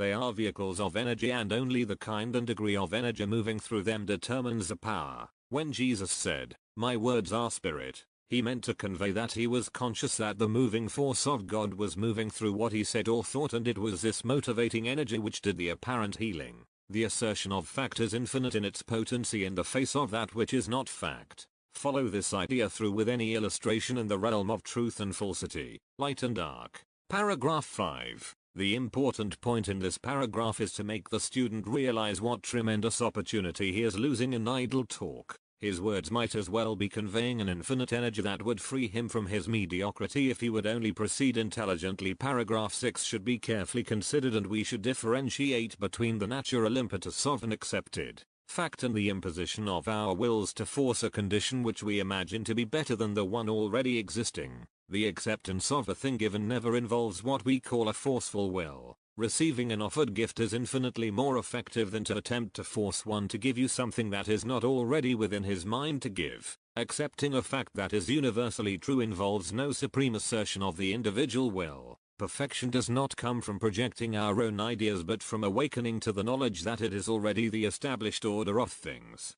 Paragraph 7. Clearly free the student from the notion that negative words have power. They are only a waste of time and add to the state of hypnosis. The higher the ideal, the more illumined is the idea, the more powerful it becomes. Your lightest word is your most illumined word. Paragraph 8. Use right discrimination in the selection of words so they convey or project into the manifest world only that which conforms to your highest ideals. Paragraph 9. Man's dominion is over himself. His being is supposed to be the kingdom of heaven. Only the law governing infinite space should govern his thoughts and feelings, his bodily and manifest conditions. His sphere of rulership is within himself, heavenly only when that rulership is exercised according to the facts of principle. Paragraph 10 and 11 show clearly the origin of all constructive thoughts and words, and that the entire field of thought and action should be developed from this manner of procedure. Paragraph 12 and 13 show what is in the word that gives it power,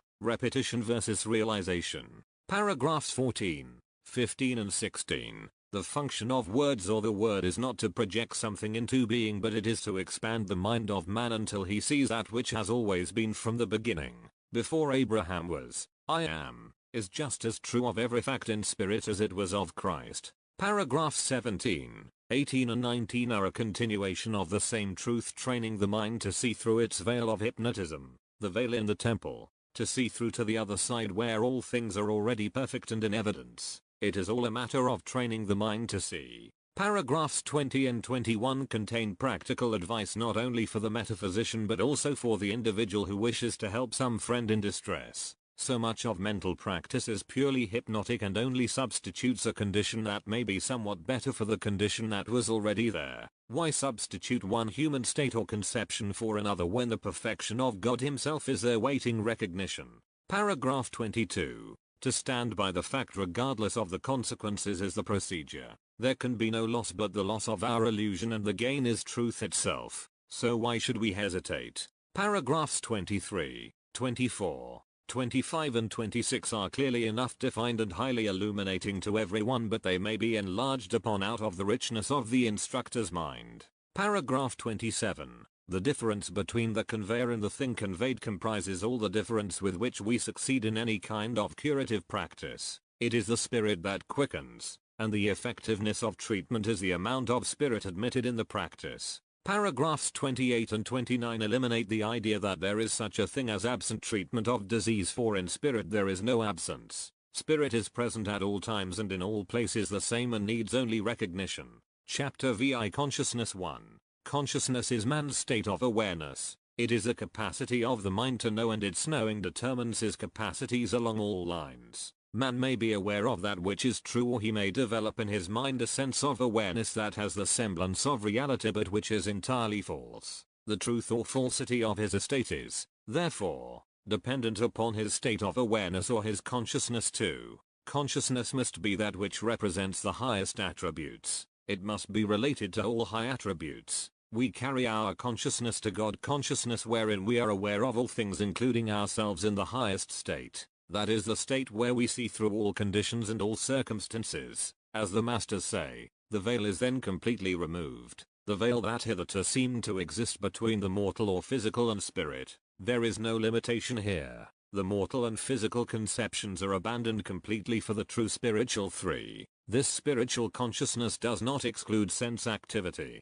True sense activity is included in the highest consciousness always. Sense activity in its rightful function is true spiritual activity. The senses, so-called, act in a limited manner only when not under the right determining influence. When activated by the spiritual facts, the senses function properly and are then said to be opened for. The question is often asked, in what state of consciousness is the individual when in trance? Trance is only a partial expression of sense activity. We might just as well carry our consciousness to the true activity or completion always, and when this partial expression becomes one with true activity, we are never in trance and we are never under any destructive hypnotic condition. 5. This same fact applies to what we commonly classify as subdivisions of consciousness. One should not attempt to classify consciousness, for it cannot be subdivided. It is one consciousness, and in that state we cannot think in terms of divisions or separations. The subdivisions are illusions, the same as illusionary trance. They are so subtle that they can be very deceptive to one who is not using higher discrimination. It is so much easier to see it all as one. The subdivisions originated with man. Man saw the subdivisions as attributes when they are really not such at all. 6. The thought of most teachers is possibly for clarity in conveying the message, but it is better for them always to make it one thing. Simplicity in the end is always the greatest clarity. The trouble with subdivisions is that they are almost always considered as attributes. It is better to keep our eye fixed on one. We get into negative conditions through using the subdivisions. They are nearly always symbolic, and most of our symbols represent the subdivisions of consciousness. That is another reason why symbols no longer suffice. It is well known today that we have worked through symbolism. As the masters say, we are in the pure light of day in consciousness. It becomes far simpler to have that consciousness, the complete light, as our aim without any subdivisions whatever. 7. Take the matter of eating, digesting, assimilating, and the rebuilding of the body through the conversion of food into energy, muscle, bone, blood, teeth, hair, etc. Imagine that you worked out a theory that each one of these is a separate function to be dealt with individually, and that you had to determine with each meal just what portion of your food would be handled through each one of these particular functions and just when each would function in turn. How could you escape confusion? The fact is, you recognize it as one process with many phases, and each one of these phases is a self-operative process within a single system. In a normal physical state there is not a single phase of the entire system that functions independently, but every one of the various phases is but the working out of the single system. 8. The body is only a symbol of the soul or the man who lives within the body. That is, the body is a symbol of the workings of consciousness, to protect and determine that which enters into consciousness, which is through the control of one's attention. The entire system of consciousness is self-operative as a single system. There is not conscious, subconscious, superconscious, but just one radiant living consciousness of reality. This is the state of complete freedom from symbols and therefore from hypnosis. 9. Some people become so interested in the psychic sense or the lower phases of consciousness that a complete earth life is given over to it to the extent that the true consciousness cannot manifest. The best solution is to simply let go of it and become one with the whole. This is what Paul inferred when he said,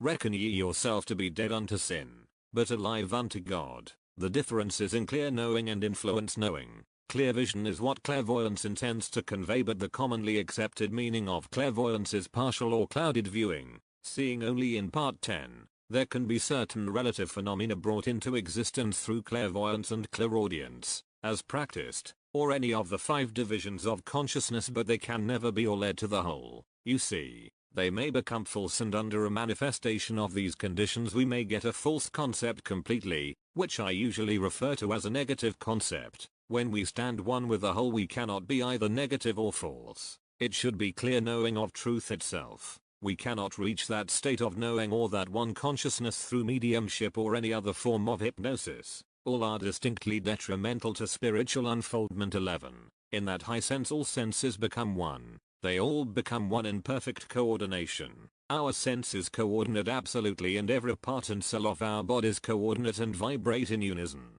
One great trouble with these other conditions is that we are likely to have one member of the body vibrating in the wrong field, and then the new cells do not attach themselves properly to the organ to which they belong. Each cell that is created represents the organ to which it will attach itself. If one cell gets out of the vibratory field in which it belongs, it may attach itself to the wrong organ, and then you have a discordant condition. 12. This discord is often extremely intensified by the various occult methods of concentration upon the physical centers or organs. This practice only superimposes a hypnotic state more definitely into the manifest form, and greater confusion results. In the first place, hypnosis is only a function of a partial consciousness, or a specialized consciousness in some particular form or direction.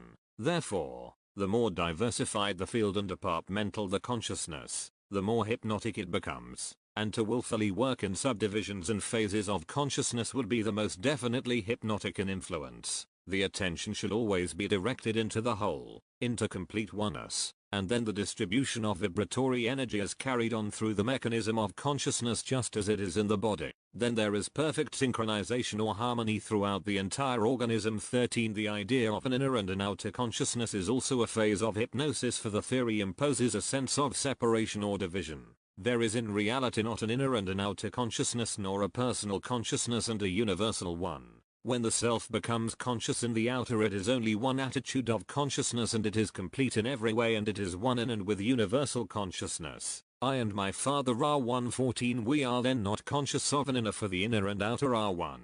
The whole is always evident. If we see and project our vision or our ideal, it is for that complete wholeness. The masters call that being of sound mind, or completely sounding consciousness. It is perfectly sound and whole. The body is perfectly sound and perfectly whole as well. The knower and the thing known become one. Paul included that in his writings, but it was never included in the translations. We can become the known as well as the knower if we will complete the two and bring them together. The trouble is that we make a separation when in reality none exists. 15. The practice of denial as an effective means of liberation into this perfect state should also be intelligently considered in this light. Denial is supposed to erase from the mind or blot out of consciousness, hence out of man's being, an experience or process that is not true or that is seemingly opposed to his perfect state of completion or oneness, but is the ordinary use of denial as practiced in our metaphysics an efficient means in bringing about this liberation. If the denial, as it is commonly used,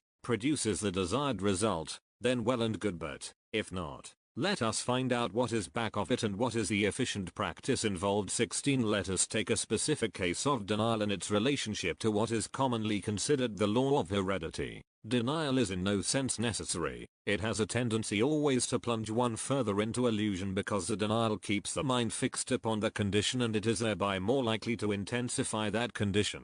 The mind naturally enlarges upon that condition toward which it is directed. The purpose is that the condition be eliminated entirely, and, in order for this to be brought about, it must be put out of consideration altogether. It is not to be countenanced. 17. In reality there is no law of heredity. It is only a manifestation. It is not necessary to deny something that does not exist. You will find it far better to put perfection in the place of denial. You will get quicker results. Usually a denial holds it closer to the individual, whereas, by putting perfection in the place of the denial, you realize that condition far more quickly, and it does not matter what the condition is. It has been shown by repeated experiments that it is far better to simply release the condition, free it entirely through non-attention, dismiss it. That was evidently Jesus' meaning when he said, "Loose him and let him go." 18. There is neither race nor family heredity, for the one presupposes the other. People may look alike, but this is always because of some former close relationship or similarity of past experience and environment.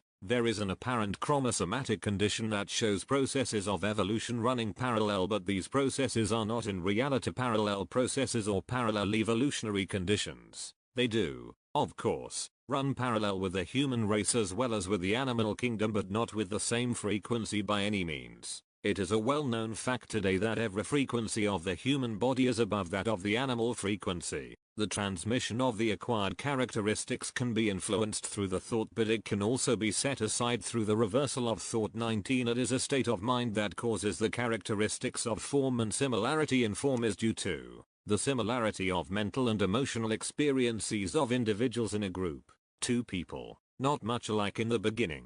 Through long association with each other and enduring the same general mental and emotional reactions ultimately develop similar characteristics. A man and a woman living together over a period of years, if they have sympathetic interests and mutual emotional reactions, begin to look alike. This is a reproduction of similar mental states. 20. Medical science today is quite reversing its former opinions regarding hereditary disease. When Jesus healed the epileptic, the disciples wanted to know whether the man or his parents had sinned. This was his direct answer: neither this man nor his parents have sinned, unless you see the sin. It was only sin because of the thought of the parents or those surrounding him. In reality, the only sin connected with the condition was the sin of erroneous thinking. 21. The so-called law of karma comes under the same category. It can be proved today that there is no debt of karma, that the soul does not bring any of this through. Spiritual understanding takes no account of karmic conditions or any imperfect condition. It is as foolish as to say that one must correct his mistakes in mathematics before he can study the rule. The fact is that the mistake is erased of itself when one applies himself to the rule. One's access to the rule is always direct no matter what his mistakes are, and once the rule is known and followed there are no false results. 22. The leading and better universities in India and, particularly, Dr. Bose of Calcutta University are making the statement today that there would be no appearance of what we call heredity if people would drop it out of their thought completely. Even with the plant, heredity may be shown, but it can be corrected by the thought of the people surrounding that plant. 23. That which is commonly accepted as inherited insanity is only a condition fastened upon the victims by other people. They are in parallel groups. It is an attraction and not an inheritance. Instead of accepting this theory of heredity, Paul's idea that we have an inheritance from God that is immutable and cannot be changed should be substituted. This is the effective denial of race heredity, the substitution of the true for the false, leaving the false entirely outside the range of our consideration. God has nothing to do with things that obsess the human mind, and we, as sons of God, need not have. 24. Jesus said to call no man on earth your father, for one is your Father which is in heaven. This, then, is man's true line of inheritance, and to get out of his mind these intervening mental processes he has but to return to the foundation fact of his being. In the beginning God created, that is, the beginning of all creation is in God. That does not refer to time but to fact. With nothing in his thought between himself and his beginning there could be no other line of inheritance, for nothing would have access to his being from any other source. Thought is always the determining factor, and by returning always to his beginning, God, man always inherits through his own mind that which is from his beginning. 25. In the second chapter of Genesis we have a wrong translation that has done much toward our erroneous idea of sin and the matter of inheritance. It does not mean that man sinned and thereby became mortal and this mortality was handed on down to the rest of us. It did not intend to convey that the sin reversed man's nature, but that the sin itself could have been reversed, that it could have been corrected. At that time it merely meant an error could be corrected. Jesus taught the remission of sin rather than its perpetuation with consequent results. Mistakes can be reversed is the teaching. 26. All the so-called human laws, or mental laws, belong in this category. They are all mistakes in that they do not define the true governing law of the universe and all things therein, but they can be set aside at any time. They are denied by merely rejecting them in favor of the truer law. Bose has proved that conclusively. He states that all so-called laws of heredity are only manifestations brought about by the thoughts of men and can be set completely aside at any time. 27. First, however, we must become one with the Christ self. It takes a Christ consciousness to set these laws aside, just as it takes true knowledge to set aside false beliefs. This Christ state must first be attained, or unfolded, and, once in this state, there is, of course, nothing else. 28. Hypnosis may spring from two conditions: a partial state of consciousness or a false state of consciousness. A partial state of consciousness admits of certain capabilities and one feels limited or unable to go beyond that which his consciousness indicates. Or restraint, or the sense of inability to accomplish, is only a state of partial hypnosis. The false state of consciousness is the notion that certain things are true which are not true at all. This is a state of complete ignorance or reality. It is a mental state built up of impressions that are entirely false. States of consciousness built up regarding something, if it can be so stated, that does not exist at all, or, on the other hand, a set of impressions that are entirely false regarding a thing that in itself is entirely true. 29. This might be illustrated with the notion once held by man that the earth is flat. The hypnotic result was that men were held with certain restricted zones of activity, fearing to go beyond these restricted areas lest they should fall off the edges of the earth. That idea seems completely silly now that we know the earth is round. It was round all the time, but the people were as limited in their activity as if the earth itself had actually been flat with a great chasm spreading beyond these edges. Adventurers who had another notion about the earth dared to venture beyond the limitations in which others lived, and they sailed out across the chasm without any difficulty so far as they were concerned. To them the chasm did not exist, nor did it exist in fact. However, the others knew they would fall into it. The manner in which the condition was met was not in overcoming the chasm, for there was no such thing. It was simply a matter of sailing out beyond the limitations of opinions, and it was found that no actual limitation existed at all. This is exactly the manner in which the masters meet every situation. What appears exists not at all, they say. They are not hypnotized by the opinions held by the race nor conditions as they appear to the race, for they know reality.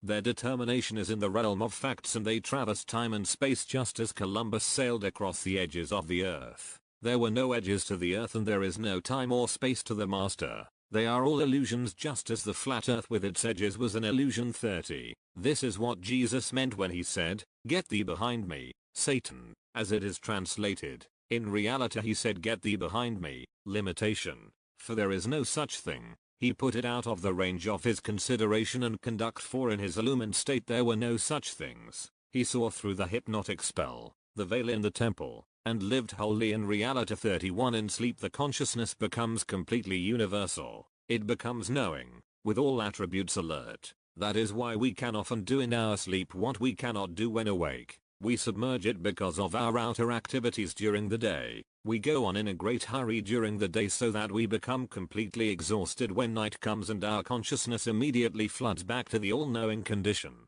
Though we do not know it, we are not conscious of what is taking place. We should be just as conscious as in our so-called waking condition. Sleep allows that complete consciousness to come into function. 32. That is why psychoanalysis lays such stress on the dream state as being superior to the waking state when used rationally and in its right order. But the two, the sleeping and waking states, should be exactly the same. If we would turn our thoughts to this higher consciousness, we would be in that realm always. We would know. The dream is more of a clairvoyant state of a very low order unless we do turn our minds to a higher condition or knowing state. If we do this, our dreams are true always and are not something that has not actually happened to us at all. Dreams ordinarily are a mixture of the earthly and the higher experiences. If our thoughts were always of that higher condition, our dreams would correspond. Our days would be concluded the moment we went to sleep. 33. Sometimes when a man is up against a stone wall, so to speak,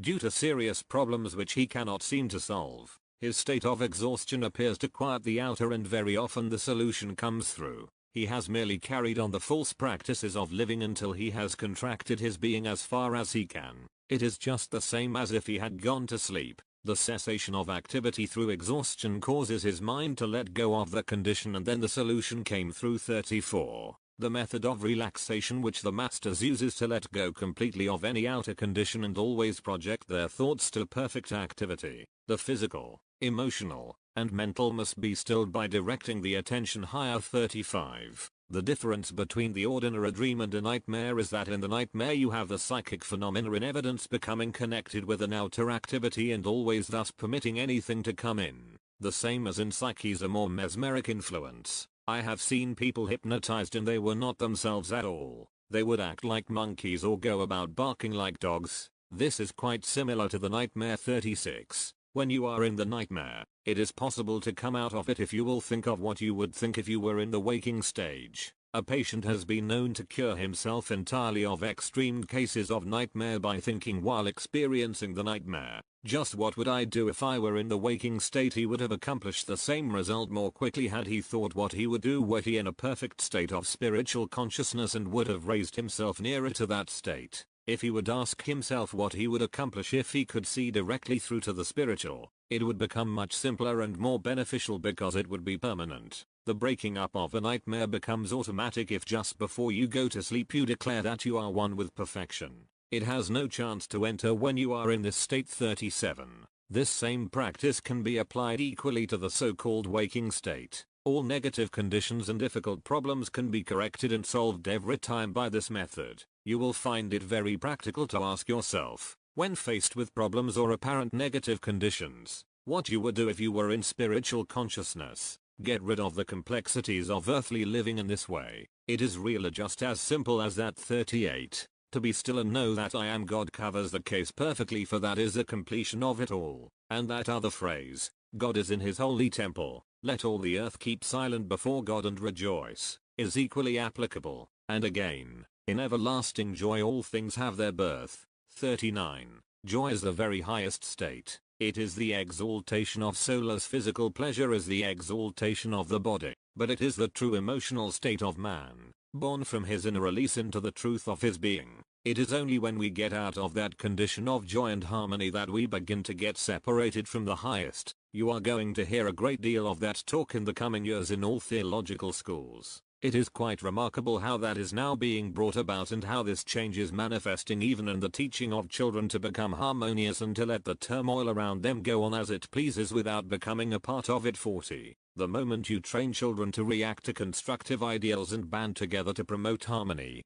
developing the mass instinct in this way, you are destroying the very root of all unhappiness, misery, want, and war in the world. Our past method has been to develop the sense of strife. The moment that someone acted in a manner that aroused any resentment or resistance, everyone else began to take on the same attitude, and in this way we have been trained to develop the sense of strife. Only by reversing the process and getting back to the true state will we find our perfect social structure coming into the world. For the teacher, paragraphs 1 and 2. To grow from the present state of awareness of himself as a material being and into the consciousness that he is a spiritual being contains the full secret of man's attainment. It is a structural change in consciousness that is to be considered, for all the other changes which he has striven to effect are dependent upon it. It is merely a matter of being able to discern the difference between truth and falsity, between right knowledge and ignorance, to be aware of oneself as a spiritual being, offspring of an infinite spiritual system and one with all the powers and capacities within that spiritual system,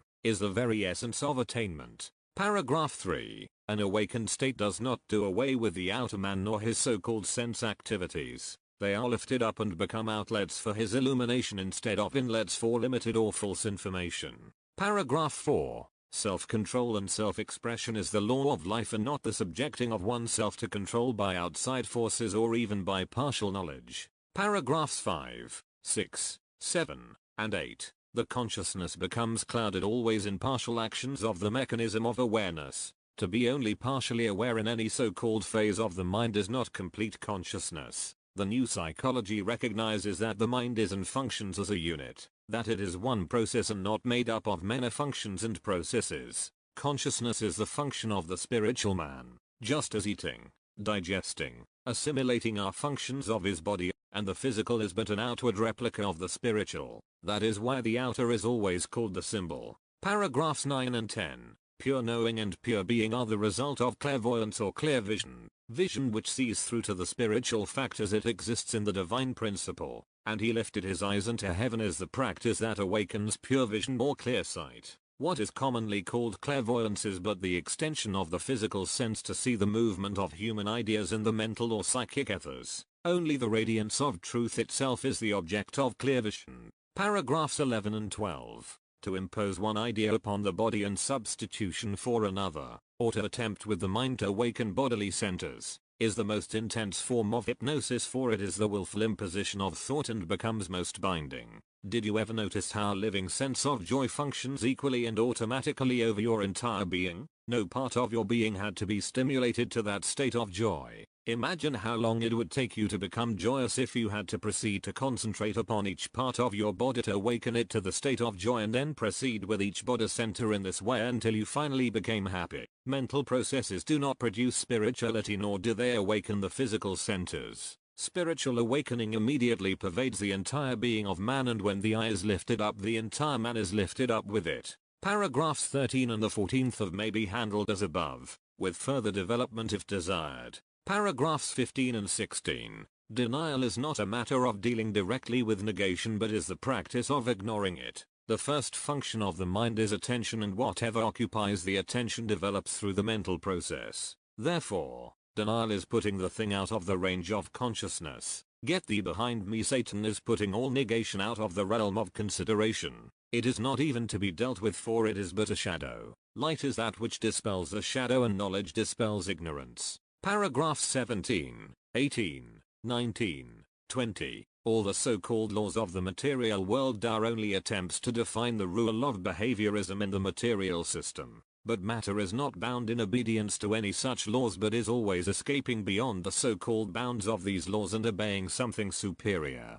The ultimate governing principle of matter is spirit, for all the universe is a spiritual system. Heredity, so-called, is not the result of a law at all, but is the result of imposition of false states of mind into the process of life. Heredity, so-called, is not a law but the result of counteraction to law. The law of the spirit of life is the true governing principle. Paragraph 21. Karma is likewise the result of counteraction to the law of the spirit of life. The fruits of the law are deliverance, illumination, perfection. Only so long as this law is kept from the individual consciousness is there even a semblance of karma or the effect of some other influence. Overcoming karma is not a matter of mastering and overcoming the results of our mistakes, but correcting the mistakes. That is brought about through understanding and obeying the true law. Paragraphs 22, 23 and 24 establish man's heritage as coming from the one source, and not from the channels through which he passes. The stream is the flow of water descending from its source, and not the banks between which it flows. It gathers water from its source but only mud from its banks. Paragraphs 25, 26 and 27. The law of the spirit does not move to punish sin but to release man from the effects of his mistakes. The wrong procedure is to be corrected, not that man is supposed to endure the results of his error. Man's nature cannot be reversed, for he always remains a spiritual being. He can only reverse his notion of himself. Instead of doing this, he should reverse his mistaken idea that he is a material being and retain the truth that he is a spiritual being created in the image and likeness of God. Paragraphs 28 and 29. All consciousness that is limiting is hypnotic to that degree. Man is a free, omnipotent being, given power and dominion over all things from the beginning. The only limiting influence is the limitation of his own consciousness. To free the consciousness is to free the man. Paragraph 30 is the continuation of the same idea. The balance of the lesson is to emphasize that the important thing is to learn, whether when asleep or awake, to bridge this gap in consciousness wherein dwells all sense of human limitation. So long as we keep ourselves open at any point to anything less than the highest, our nature is circumscribed just to that extent. One may just as well receive pure consciousness direct from the source, as to receive partial knowledge from lesser planes. Why be always seeking the lesser when the greater is more easily available? Why not train ourselves and our children in the knowledge of realities and let the limitations and ignorance of the world alone? Chapter VI God 1. People generally are interested in the Master's idea of God and the location of God. We shall, therefore, consider this idea in the present chapter. However, it will be impossible to consider their idea without including man, for to them God and man are inseparable too. The Masters talk of God considerably, but they consider it as one attribute of being as one attribute, or a single entity comprising the entire universal system, visible and invisible. The mind of man got its idea of God through superstition about God. Man saw then nothing but the graven image. It was then necessary to bring him back to the realization that he is God, there being no separation between the individual and the universal, that man is an integral part of the whole and is identical in nature with the whole three. They teach that God is right within man always, just as Jesus Christ taught. That is always the attitude and thought of the illumined. Man is God. That statement, I am God, is one of the most definite statements that man can use. We have never known them to give instructions in writing, but they do give oral instructions or oral talks. They do not call their talks instructions. They are simply stating facts which are obvious, and they assume that the obvious should be known universally. Therefore, they do not teach, but merely confirm what all men instinctively know and which is universally true. For, as a guide in individual progress, they suggest reading the Mahabharata, the Vedas, the Upanishads and the Gita. This reading is suggested as preparation for one who desires to take the real inner work and for concentration. A few verses at a time are best. They never suggest reading a whole book through. They often read but one sentence in a whole day. The instructions given in the Gita are steps toward the accomplishment of individual perception of what God really is and to really bring the individual into the consciousness of what it means. 5. No man will actually know God until he himself experiences the realization of God within himself. No man knoweth the things of God except the Spirit of God which is in him reveal them. The preparatory work prior to the discovery of the inner or secret doctrine, as it is sometimes called, as the result of training the mind to grasp that which is within the statements, for that is the inner work or inner doctrine. It is like studying to understand the meaning of a mathematical rule. The thought is that when one has trained himself to gain the knowledge of the inner meaning of the teachings of the Gita or the Bible or any other sacred book, he is then in position to make an inner search of himself to find the inner meaning of his own being. Man is not a physical organism, but that inner self living through a physical organism. The inner work is finding the self which is the God self. 6. There are so many orthodox conceptions today that hold to the theory that God is made in the image and likeness of man instead of the truth that man is made in the image and likeness of God. But they think of man as physical rather than that which is back of the physical, the inner self. Man is really the image and likeness of God. 7. If God is the sum of all things visible and invisible, the infinite one, the image of God embraces all time and space, for there is nothing but God. Man could only be created in or within his image, for there could be no outside where man could be created. He subsists within the very image of God, as your thoughts exist within and live as an integral part of your mind. Not only is man created within this image of God or contained within the allness of God, but he is made of the very essence of the God nature, like unto it. If the cause is God, the effect is God in manifestation. Cause and effect must be one. Can there be thought without mind, and can there be mind without thought? 8. The union of every condition brings man right back to God. He does not need to attain. He is God. That is wholeness of principle. The materiality of illusion is that which gets us into all kinds of difficulties and strife. In that complete unification of principle in man we rise out of objectification entirely, as we know objectification. There is a pure manifestation of God, but it is not a material or limited objectification. It is a state of consciousness expression of all that principle is, but there is not the slightest degree of separation or limitation. It is like a ray of light among innumerable rays of light, which all together make the light that is universal, but each ray is light. 9. The statement, I am God, accompanied by the realization of what is truly involved in it, will heal any condition instantly. If you realize it and see nothing but that truth, only that truth can manifest. In treating yourself or another you see and declare only the eternal unity with God. That light comes forth instantly, for it is the true light, and then we know that unity is in existence within ourselves and within everybody else. It is all accomplished. That is the Christ light, the Christ principle. 10. This eliminates the theory that it is necessary to do any specific work on the glands, on body centers, upon the body itself, or to treat disease. As you stated, the physical will fall into line as soon as we realize that fundamental unity. When this state is reached, the glands and all bodily functions are stimulated until they become harmonious. Every atom of the body is stimulated and aroused to action in perfect coordination with the spirit. It is the spirit that quickens. You cannot raise the bodily action into accord with spirit by the processes of mind, for the spirit is above the mind as the heavens are high above the earth. 11. The 10 Commandments are not the objectified law of God at all. In them Moses tried to lay down a law for mental and moral conduct, but there is no such conduct outside the law of the spirit, and the consciousness of the activity of spirit must be discerned as the only governing law. The statement, as you stand one with law, you will not do these things, was the original intent, but has been translated, thou shalt not. If you are within the law of harmony you will not produce discords, but to merely refrain from producing discords does not place you within the law of harmony. To refrain from discord merely involves doing nothing at all, and surely this never would produce a musician, nor would it express harmony. The active doing of the law produces effects commensurate with the law. Life is active, dynamic, and not static. It is doing truth, not merely refraining from that which is not truth. 12. If you are in obedience to the law itself, you will automatically refrain from doing certain things which are not included in the natural operations of the law. You do not do these things if you follow the law, but in omitting these things you may not fulfill the law at all, but only obey your own notions. Thou shalt not was the Mosaic law as Moses gave it out. These were the emanations of the Sephiroth, or the tree of life. He veiled that fact and objectified it for the people, but gave the priests the real meaning in the Talmud 13 when God spoke to Moses in a loud voice as it is given. It was not intended to convey the fact that he spoke with much noise. God is a sound voice, which brings light into expression.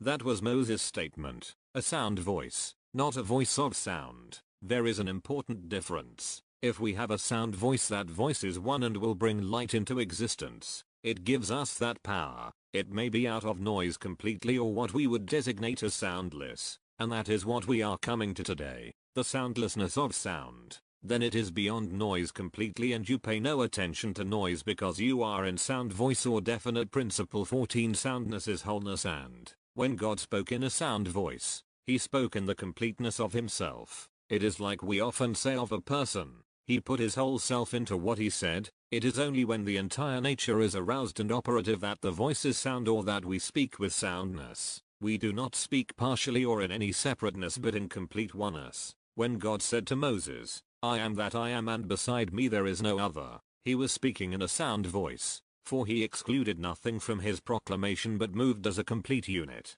This is particularly illuminating regarding the discarded psychological idea that the mind is a sectional or departmental thing made up of many operations. This is the hypnotism of unsoundness. The more differentiated, the more unsound becomes the mind. Study some of the people who are given to this departmental function of the mind, concentrating here and there and moving their minds about one section at a time. They are extremely unsound and are never safe within themselves, nor are they safe to follow, for they lead only into confusion. It may be a good way to build up a large following for a group of people who are unsound mentally or easily herded into organizations, but this ultimately becomes the greatest bondage, particularly to the one who thus deceives the people. Soundness is wholeness, oneness. I am God, spoken in the consciousness that you are one with the all and that the all is centered within you and that you move with and are included in the operations of the whole, is the only truly sound statement, for it is complete. No structure is stable unless it becomes a unit, and no man is stable until he is a complete unit in and with the principle 15. We cannot stop in our progress with organizations and systems, either orthodox or metaphysical, for they are sectional, sectarian, and teach a doctrine that is more or less involved with the idea of separations. They are only steps in the process of man's discovery of himself. We cannot stop at any point without becoming orthodox. That prevents further progress until we break away. 16. That is where so many people become mixed in affirmations and denials. Of course, many modern thought organizations become mixed up in that very thing when they begin to deny. They fasten to themselves a condition which does not exist, and then, when they feel this false influence of their own mental reaction, they call it malicious animal magnetism. They begin to get into psychic influences again, being held there by their repetitions. 17. One is really not working properly when he denies. Denial separates us from spirit, for we stop to consider something that we designate as not spirit. In spirit there is no separation, and, consequently, it is only man's separation through which he becomes involved in the psychic or phenomenal. Moses classified anything and everything in phenomena as a separation from spirit. The Orthodox churches evidently get into trouble because they allow a separation. They have built up a great image in the heavens, calling it God. There is a psychic determination there which they see, believing that this image talked to them, instead of which it was their own voice talking to them through psychic influences. The voice of God speaks within man as Jesus taught. It is the Father with an 18. Christ's denial of limitation, Satan, was not a declaration of his non-existence but a simple letting go of the idea which was entirely false. He did not reckon with it at all. 19. Moses, in referring to the dividing of heaven and earth, evidently meant that the earth was the outer. In the Sanskrit there is a word which defines the earth as the outer condition. That condition is to be overcome, and that overcoming is in thought only. Moses meant to convey that heaven and earth should be complete and one always. He let go of earth completely, and then the one attitude of principle stood forth. He knew fully that the form was a complete embodiment of spirit as life. 20. That is what Job was trying to bring out when he said, "Yet in my flesh shall I see God." It even is expressed that way in the Upanishads. In everything bring forth the Christ self and see reality in place of the differentiated physical body. The body is radiant and pure spiritual substance, and it will show forth this condition when the thought of its materiality is withdrawn and gives place to the truth that flesh in its true state is the radiant light of God, through which and in which God is manifest in his spiritual perfection. 21 Flesh does not need to be spiritualized, it is already spirit in manifestation. Just as water is oxygen and hydrogen in manifest form, the water is one in and with its source and is identical in nature with its source. To separate oxygen and hydrogen from water would be to disintegrate the water itself. Your body is the temple of the living God in exactly the same manner, and, when reunited with its source, the body becomes pure and perfect as radiant light, the light that was in the beginning and out of which all things were formed. That which makes the body appear to be something else is a clouded mentality that has imposed itself between the flesh and its true source. The body, temple of the living God, has become a den of thieves, robbing the body of its true sustaining principle. 22. In the Lord's Prayer, Our Father which art in heaven was not intended to convey the idea that heaven was elsewhere. Jesus meant what the original Sanskrit intended to convey, the everywhere present inner peace and harmony, that is heaven in its true meaning. The kingdom of heaven is among you. There is an inner meaning in the Lord's Prayer which cannot be given out except privately and orally. If man understood this inner meaning, he would be in the kingdom of heaven. This involves completely surrendering what we have called the self and accepting the self that is the only reality, which is the spiritual self, for there is no other self. Those who have attained follow this path and enter into that which exalts the whole into spirit. Such an one knows himself as God. 23. This is difficult for men to understand, for they think of themselves only in terms of their conscious thought. All such thoughts must be discarded. The realization includes the conscious mind when the Christ mind has become the complete consciousness of the individual, for the conscious mind is then included in complete consciousness. All thoughts that we have embraced within our consciousness that are at variance with the truth must be given up. That is what Christ meant when he said to deny thyself, give up your own estimate of yourself and accept yourself as you are in complete relationship to the whole. It is forsaking all conditions which appear outwardly in favor of the architectural design back of it all. The Christ mind is the God mind always. 24. When any individual attains to true knowledge of God, his works will be completed instantly. If he would stand completely one with God, it would be finished instantly. Jesus said, "It is finished," and from then on went right on to other accomplishments. If we ourselves recognize perfection, we become that perfection itself. We need no other recognition. It is all God if we wish to put it that way. 25. That was the only thing which the people 2000 years ago had against Christ. They thought it blasphemy that he should consider himself as God, for their state of hypnosis could not fathom the mystery of his position, which is the true position of all men. But that was the only thing they had against him. When we make that same statement before unillumined people, those steeped in ignorance regarding the true state of all creation, they accuse us of blasphemy today just as they did Christ 2000 years ago. But why should we care? So long as we care what people think, just so long will we keep ourselves in subjection to the hypnotic spell of the earth. But one who is awakened never goes about making such outward statements to the profane world. One meaning of I am God as I am silent. 26. The attempt to make God a trinity came through the idea of differentiation of the one. The reduction of all elements to the one element, or emanating energy, leads to the three in one or unity, and directly to the true trinity or triad as one attribute of being. This is the Holy Spirit, the whole I, the creative spirit as complete action. The moment we project our thought to the Holy Ghost, we are projecting our being to the complete creative spirit in action. It is the movement of the whole as a unit. When the Holy Spirit comes upon you, you are conscious that all action within and without is but the complete action of the principle in its entirety without the slightest sense of separation or deviation. It is one action. 27. There can be no actual sin against the Holy Ghost. In the original text we find nothing about the expiation of sin. Man alone commits what he himself calls sin, and man alone forgives sin. The Son of Man on earth has power to forgive sin.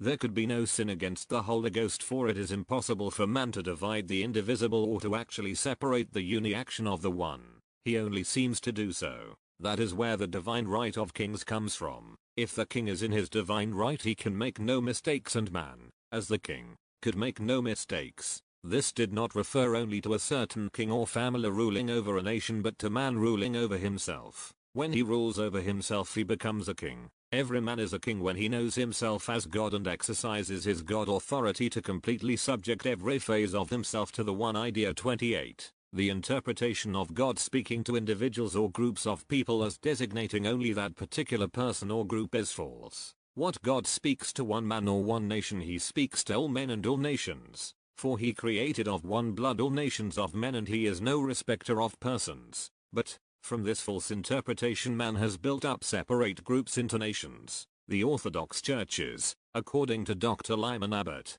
have done more toward the retrogression of civilizations than any other influence because of their hatreds. The first intention in the presentation of God was that you look immediately to the light which emanates from your own being and from the being of every individual as being one and the same light, and that God equally manifests himself to and through all beings in exactly the same sense without partiality or distinction. The moment you can project your vision to that light, you are at once conscious completely, namely, in the divine consciousness, and there can be no separation there. With no sense of separation, there can be no separation in creed or race or nation, and hence, no strife or war. 29. Referring to the incident mentioned in the life and teaching of the masters of the Far East, where Amiel separated the jackals that were fighting over the carcass of an animal, Amiel said, "It is not the self that you see, but only the God self that does the work." He meant to convey that when you get away from the fear of the animal and project the God self, there is peace and harmony.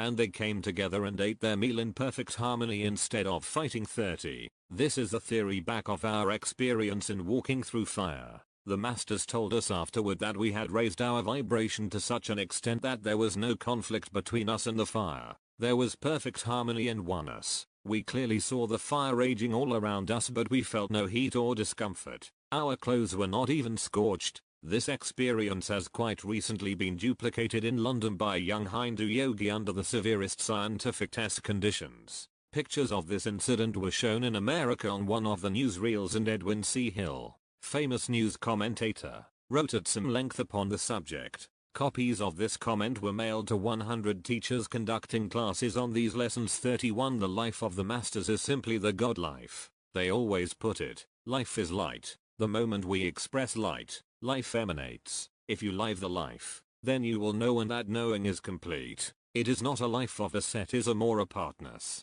It is a life and light in unity, in wholeness. 32. Anyone may break his seeming bondage to a condition that is not godly by simply letting go of the bondage completely. That was our training from boyhood on. If a discordant condition came into our surroundings, we let go of it completely. The masters sometimes go for hundreds of days without eating. They are not bound in any way, but when they do not eat outwardly, they do feed upon the prana or spiritual substance that is all about them. They take in pranic substance and it is assimilated for the direct and complete sustenance of the body. Plants feed upon prana, and when man uses the vegetables for food, he takes in prana also. He can take it directly even more readily than the plants and vegetables do, if he will. 33. It would not be the part of wisdom for the Western world to discard the Bible in favor of the Bhagavad Gita. Our Bible is of greater importance to the Western world, for we do not understand the Bhagavad Gita. The later is best. However, for the East, the West could with profit read the Bhagavad Gita,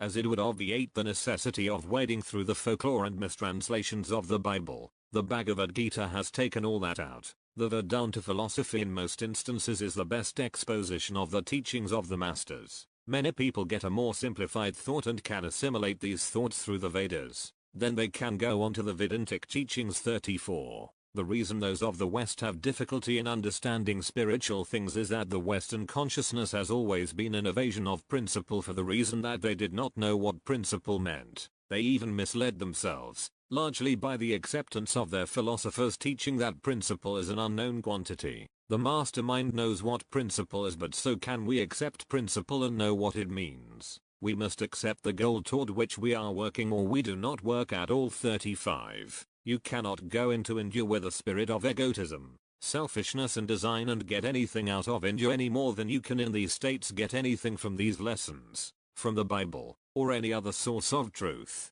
There is nothing in truth compatible with these attitudes. You get out of India whatever you take to India. It is not a matter of going into India at all. It is an ever-present state as you can receive it. 36. It is not a matter of going to India, studying the Bible, or the Bhagavad Gita. It is letting go of all these confusions that infest the mind and the upset conditions resulting therefrom. Then one may get a great spiritual uplift from the Bible or any other source. We are beginning to see that we take from the Bible what we take to the Bible. The very determination to get the very meaning out of the book will open its secrets to us to some extent. If we read the Bhagavad Gita or any other book, we must take the same attitude toward it. There is, of course, nothing in the Bible that is not interpreted in the Bhagavad Gita, the Mahabharata, and the Vedas. That is where all the knowledge that is contained in the Bible came from. For the teacher, paragraphs 1 and 2. Perhaps the hardest thing for the average individual is to realize that God is the great universal scheme of creation, and the point should be emphasized by the teacher and practiced by the student until this very fundamental fact in life has become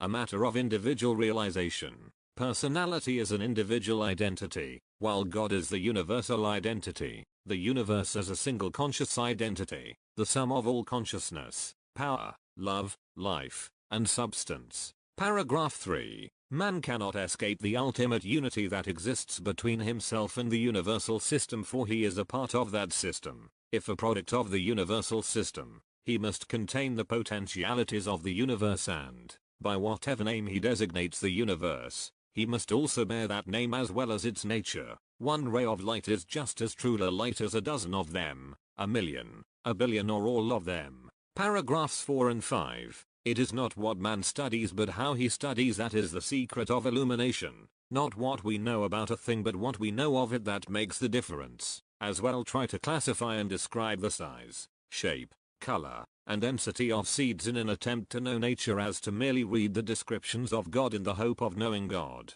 To know nature is to know it in its fullness, to see its growth on every hand, and to sense in some degree the force which produces it. Man must be still and know God in the same way, cease from descriptions and come to feel after him, if he would know the nearness, the power, the wisdom and substance that is ever moving within his own nature. This is the inner or secret doctrine. Paragraphs 6 and 7, the same as paragraphs 4 and 5. Paragraphs 8, 9 and 10. If God is all and man is created in his image and likeness, in what manner can man grow except in the enlargement of his consciousness to comprehend the greatness of his created state? He truly does not attain to anything but only in the discovery of that which already is. The point is whether he shall discover himself a little at a time or whether he shall discover the ultimate fact from the beginning. The wise of all ages have declared that the latter is the true way. Know ye not that ye are gods and sons of the Most High, is calling man back to his beginning, which is his perfection in and with God. Paragraphs 11 and 12. If man is in a certain state of consciousness, he automatically does not express that which is its opposite. On the other hand, the elimination of certain modes of conduct does not produce an opposite state of consciousness. Action, and not inaction, is productive of results. It may be well, in a state of ignorance of the truth, to refrain from error states of procedure, but it is not this practice that leads to illumination. If you are not happy, you do not become so by merely refusing to act unhappy. If you are happy, on the other hand, you do not act nor look as one who is unhappy. This may be illustrated in many ways. Paragraphs 13 and 14. Soundness is a matter of being complete, a complete unit. Soundness is without separation. A sound building or bridge is a structure that is made up of many units all bound together in a single unit. You would not think of a building made of many parts all separated as being a sound building. Soundness and wholeness are synonymous. The sound voice in this instance, like the sound mind in a previous lesson, refers to the unified consciousness in action. No man is sound when he thinks of himself as a departmental being, nor is his mind sound when it functions partially, nor does he speak soundly when he voices but half the truth. Truth is that which is true of God, for God is all, and God is one. Paragraph 15. Wherever one group or race or nation segregate themselves as a chosen people,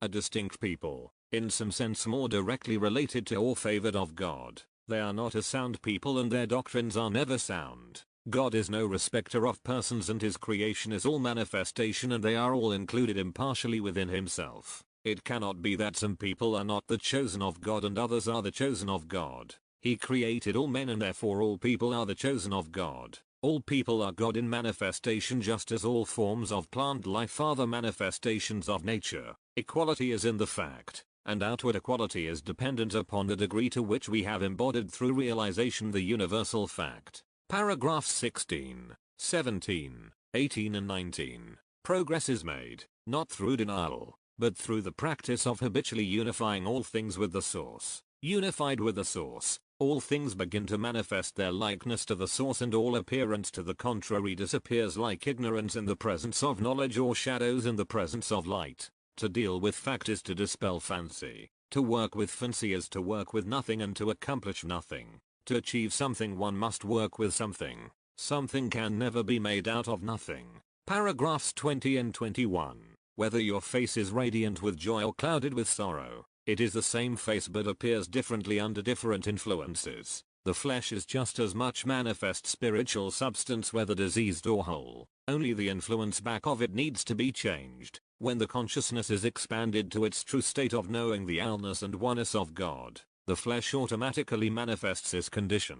It then is the return of the flesh to its true state as radiant substance of the Word of God. Paragraphs 22 and 23. The kingdom of reality is all about us, and the only transition we need to make is to discard our notion that it is a remote place. All that God does is within, through, and around all men, and man himself is included in that allness of God. There is nothing he can do about it but accept it, and, in accepting it, living in harmony with it, he becomes aware of it. Paragraphs 24 and 25. Cause and effect are one, and to know the truth is to be instantly free. To know God as health is to be instantly well. To know God as supply is to be instantly supplied, for the one presupposes or includes the other. There can be no separation. Paragraph 26. We must come to the realization that we are on the way back to the Father's house and not moving out away from it. We are progressing toward unity and not diversity. Behold, our God as one is the song of the returning soul. Paragraph 27. The close of the lesson should be self-explanatory but may be illustrated and enlarged upon as the leader is inclined or inspired. The whole point of the entire lesson is to get away from the formed opinions of man which have led him into the sense of separation, and to bring him into the consciousness of his oneness with the universal whole, his likeness to the whole, and his access to all that there is in infinite space. Chapter VI Man 1. As in the preceding lesson it was impossible to study the nature of God without including man, so in this lesson it will be impossible to consider man without a further study of God. The one presupposes the other and they are inseparable. It is impossible to have a king without a kingdom, and it is impossible to have a kingdom without a king. It is inconceivable to imagine a creator without his creation, and certainly there could be no creation without a creator. They are but the two aspects of a single thing, and without the one there could not be the other. Man is therefore an indispensable part of the universal whole too. The master's thought of man is that he is in his true estate, always active, and is that through which principle works or comes into manifestation.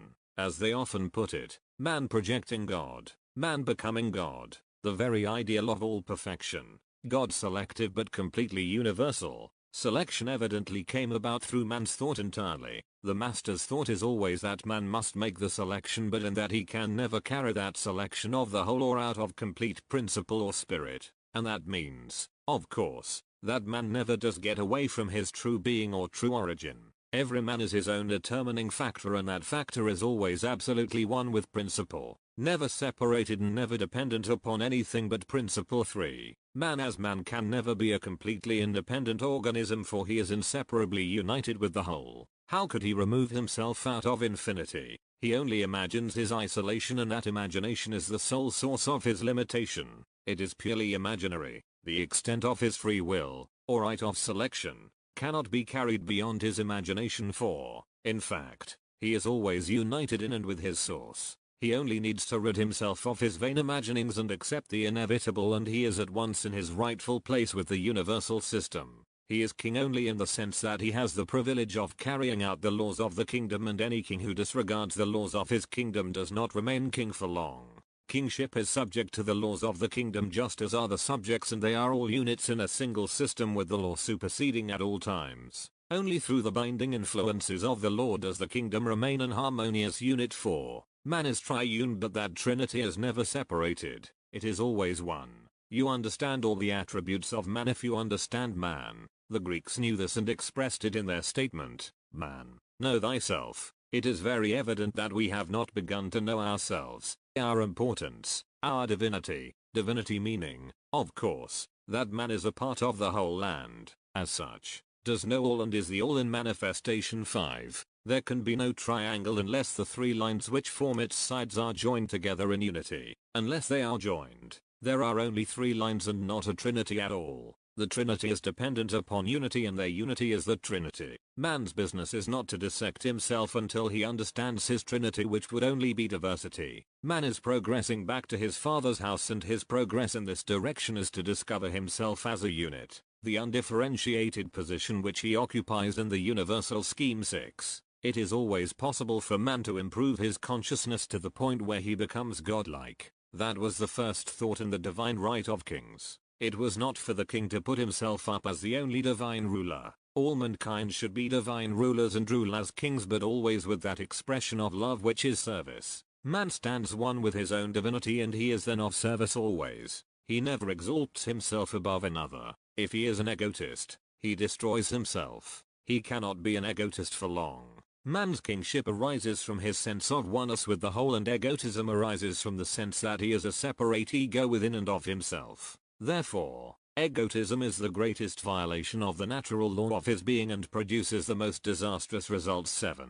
The translation of the Bible is in error where it says that man was created in the image of God. The "in" should be left out so that it reads, man is the image of God. The word "in" does not appear in the original. And right here we find illustrated the major trouble with the orthodox conception. They all try to make God in the image of man, and, in taking this attitude, they have created something that man cannot understand. Man can understand himself, and, if he thinks of God as another personality like himself, only in larger proportions, he can never understand the true relationship that exists between himself and his source. But, if he understands that he is the universal individualized, or that he is as an individual what God is universally, he has something which he can comprehend. If we leave out the "in," then man is the image of God. I am God is the great statement. It belongs to man wholly. The image or likeness means the exactness in the old Sanskrit. The name and nature of cause and effect are always interchangeable, for the one is essentially the counterpart of the other. The activity of cause is the life and form of the effect. 8. Some people quite naturally ask that, if this be true, why did Jesus always say that I am the Son of God, but never I am God? But this is only one of his statements. He said, I and my Father are one. Then the translators, failing to understand the next sentence, you are God as you present God, therefore I present God to you, left that completely out. Yet he said, he that hath seen me hath seen the Father, God. 9. It should be remembered also that the name I am God was the unspeakable name to the ancients. The theory was that it was never to be made as an audible statement. Its utterances were in the silence of their own souls, and the only way it was ever to be voiced was in the natural radiation of authority, perfection, and power that emanated from this inner secret acknowledgement. The Father who seeth in secret shall reward thee openly is the thought. It is the silent name of the silent being of God, the inner and universal fact of all creation. In a previous talk we noted that another meaning to the statement, I am God, is, I am silent. The I am God is the silent witness within the nature of man to the universal fact. It is the name hidden within the name Jesus Christ and the secret name of every man that hath breath, and that name is the breath. 10. It was considered blasphemous to make this audible statement, and the people of Christ's time construed his statements as inferring that the unutterable name was applied to himself. They condemned him by their own inference regarding his statements. But he was true to the law of the mystics, and, though many of his statements inferred the fact, he did not utter it. Thou hast said, I am. He that hath seen me hath seen the Father. All infer this same fact, but, whatever he may have said in his heart, he is never credited with voicing the fact outwardly that, I am God. The theory is that man is the Word himself, and his own presence in the universe is the spoken evidence and needs no further utterance. In the beginning was the Word. The Word became flesh, and when man appears in creation he is that Word unspeakable in sounds or syllables, for he is the completed Word as he stands. If I am anything, the living embodiment of it, it is self-apparent and needs no further projection. Everything spoken from this consciousness is the authority of the universe speaking with all power in heaven and in earth. 11. This was included in his statement that, before Abraham was, I am, for man, as the formed aspect of God universal, always was and always will be God in evidence. He referred right back to the old Sanskrit law of Abraham. Abram, light, a God. Then came David the light bearer, and one who bore the light to all mankind, and Mary, the preceptor of creative principle. You can bring it all down to the Abraham, which means a Christ child, the union of all forces to present the Christ ideal. Man is God. To the world 12 there should be no distinction made between universal man and individual man. No more can such a distinction be made than you can make a distinction between the circumference and the center of a sphere. There is where most of the trouble has arisen. You cannot divide man. Man is one with God. I and my Father are one, was Jesus' true statement, and he carried it still further when he said, when you pray, pray to the Christ of God. Include yourself as the Christ.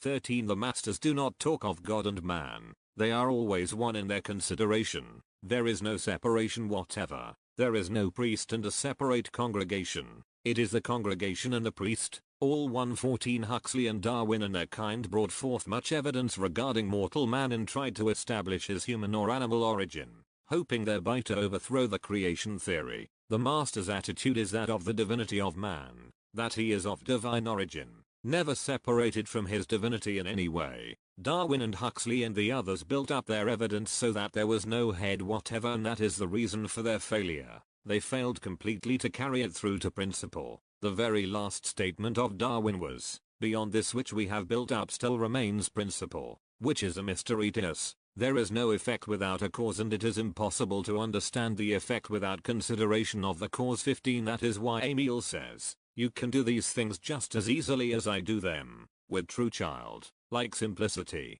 That was the reason for Jesus' great accomplishments, leaving out all egotism. These and greater things shall ye do. 16 Man as a separate identity can do nothing. I of myself can do nothing, said Jesus. In his isolated sense, man is like a streetcar with a trolley off the wire. He has lost contact with all motivating power, which is the great underlying cause of all manifestation. The activity that is cause not only is the motivating power which produces, but also is the effect itself, and the only way man can keep going is to keep contact with that which projected him in the first place. It is the Father within me, he doeth the works. Cause must always be the motivating force within the effect, for the effect could not propel itself. 17 On this trip to date we have seen many races very different in appearance and custom from each other. The Masters see it all in the light of one consciousness. If we think of them as differing phases of consciousness, we are apt to establish for ourselves a separation from that one. The only differences in the other four all are motivated by the same inner ideal,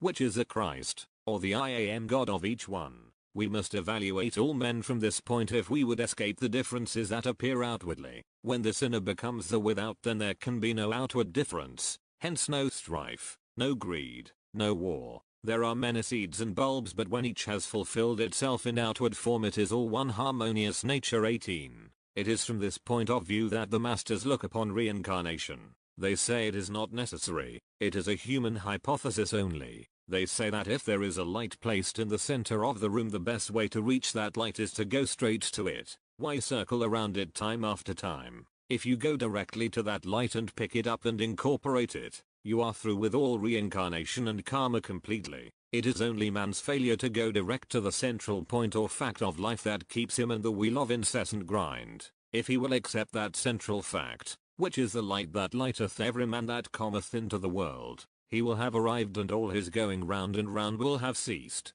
It will have come to an end. 19 All of these great problems that afflict the minds of man are completely overcome when he lives the life of the Masters, or the life of his own mastery, the true inner self. Jesus' firm statement was that the truth makes you free. Man gets rid of the idea that he is not God by refusing to accept the negative statements. The statement, I am God, held habitually as the secret fact within his own nature, frees him from the negative statement that he is not God. It is always better to state the truth than the untruth. 20. Even your ability to analyze the I am is a direct spiritual evidence of divinity. If it were not there to analyze, you could not analyze it, nor would it occur to you to even attempt an analysis. It is only necessary to accept that divinity with no negative thoughts or statements regarding it, to be one with it. Analysis and all efforts to confine it to formalities keep you from it. Even in mechanics we produce a thing and then account for it afterwards. All attempts to analyze it first only indicate its impossibility. This is true of every progressive step, even in our material advancement. How much more should this same procedure apply with things entirely beyond our present system of human reason? The airplane was never accepted as a possibility by the world until it actually flew. A first analysis said it could not fly. Now we have an infinite amount of explanation as to how and why it is so. Facts must always come first and they may be accounted for later. 21 If one is overly cautious and is not fully awake to himself, this may seem like laying hold of your divinity by means of blind faith, but that is not necessary. But, if you take it wholly on blind faith, you have made a separation again and would never get to the goal. It is far better to say I can and then go right on to I am. I can is a potential fact, but I am is its fulfillment in your consciousness. Jesus said, I am the way, the truth and the life. You can never be that which you are not, nor can you be anything but what you are. If you can become anything, as you put it, you are that. It is really not a matter of becoming, it is a matter of being. Because you accept the I can't attitude in any condition or circumstance, you have accepted a division. Jesus said you could not compromise with sin. You cannot deviate from the fact and express that fact. 22. When Jesus considered the suggestion that he turn the stones into bread, he realized that the stones were already in existence and in manifestation, and he did not need to change the stones into bread, as he could stretch forth his hand and the bread was there. What ought to be is the teaching of the masters. If he needed bread, he did not need to concern himself with the stones. He knew that if there was a need for bread, it was already in existence and all he needed to do was to give thanks for it. 23. It would be impossible for man to need anything if it were not already in existence. Could you need air if there were no such thing in existence? The need indicates the fact, and all one needs to do is to let go the sense of need and accept the fact implied in the need, that it is already in existence. That which ought to be is. This is true of what we refer to as the limitation of the physical body. This is an hypnotic influence of the mind wholly. It has no basis in fact at all. Man brought the sense of material into existence and not the body. The mortal body is the hypnotic body, and when man wakes from this state of hypnosis, all this experience will be to him just a nightmare. He wakes to dream no more. If he feels the need of a radiant spiritual body, void of limitation and expressing the glorious light body, that is his perpetual dream. This is the foreshadowing in his consciousness of his fully awakened state. The thought, the need, the desire is the evidence of the fact that such a state already exists for him, and his only achievement is in accepting its existence. This ideal state is the truest state of man. 24. This body does not need to be spiritualized. It is already spiritual, but man's false beliefs about it have shut his mind to its radiance and limitlessness. Spirit is always spirit. Man creates the materiality. There is but one body, and that body is spiritual. It is the temple of the living God, and God is in the temple. Let all the earth rejoice before God. If you call the body material, it is denying God and profaning the temple. If you call the body or any true condition material, you are denying God. You are worshipping a material condition more than you are worshipping God. That is how you get into hypnosis. The moment that you deny God, you are in a hypnotic influence, and the moment you see the body as material, you are in a hypnotic influence wherein you deny God. 25. The body is an instrument through which to express God. It is the greatest known instrument to express spirit. It is brought here definitely for you to present God every moment, not to present materiality, or hypnosis, or psychism, not to present phenomena, but to present spirit. We are God. We cannot make a separation, and if we refuse completely all separation, we would be out of all material conditions and all psychic phenomena. This is how man comes to know and understand the one presence and one power. It is all one power, one reality, and everything works and operates under that one power and one presence according to its own law.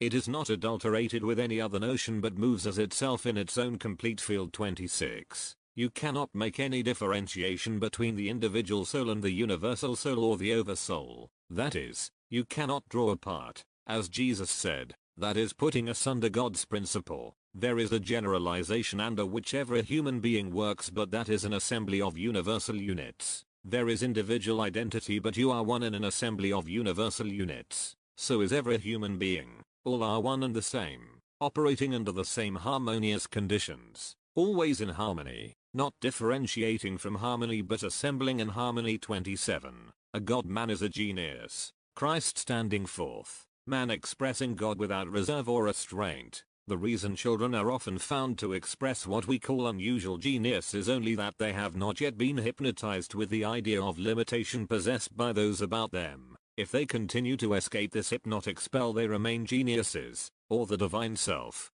throughout the earth experience. They do not experience the earth. They experience their universality in the Christ self always. 28. To be the master, the self, is our great work always. The masters of the East never say anything less than that America contains 130 million masters. That means that everyone is a master. That is, of course, true of the whole world. It is worldwide to them. Every individual is a master. Even man's limitation is proof to them of his mastership, for only a master could make himself to appear that which he is not. 29. The greatest presentation of principle is what the world commonly calls the appearance of an avatar or savior. The acclamation, "Behold the King," means that man lives closely to principle, not that a great personage is coming, but one who lives closely to principle. Others acclaim him the avatar or genius. He is but one man standing forth in the character that is potentially the kingship of every man. Only he had the courage and conviction to take himself for what he is.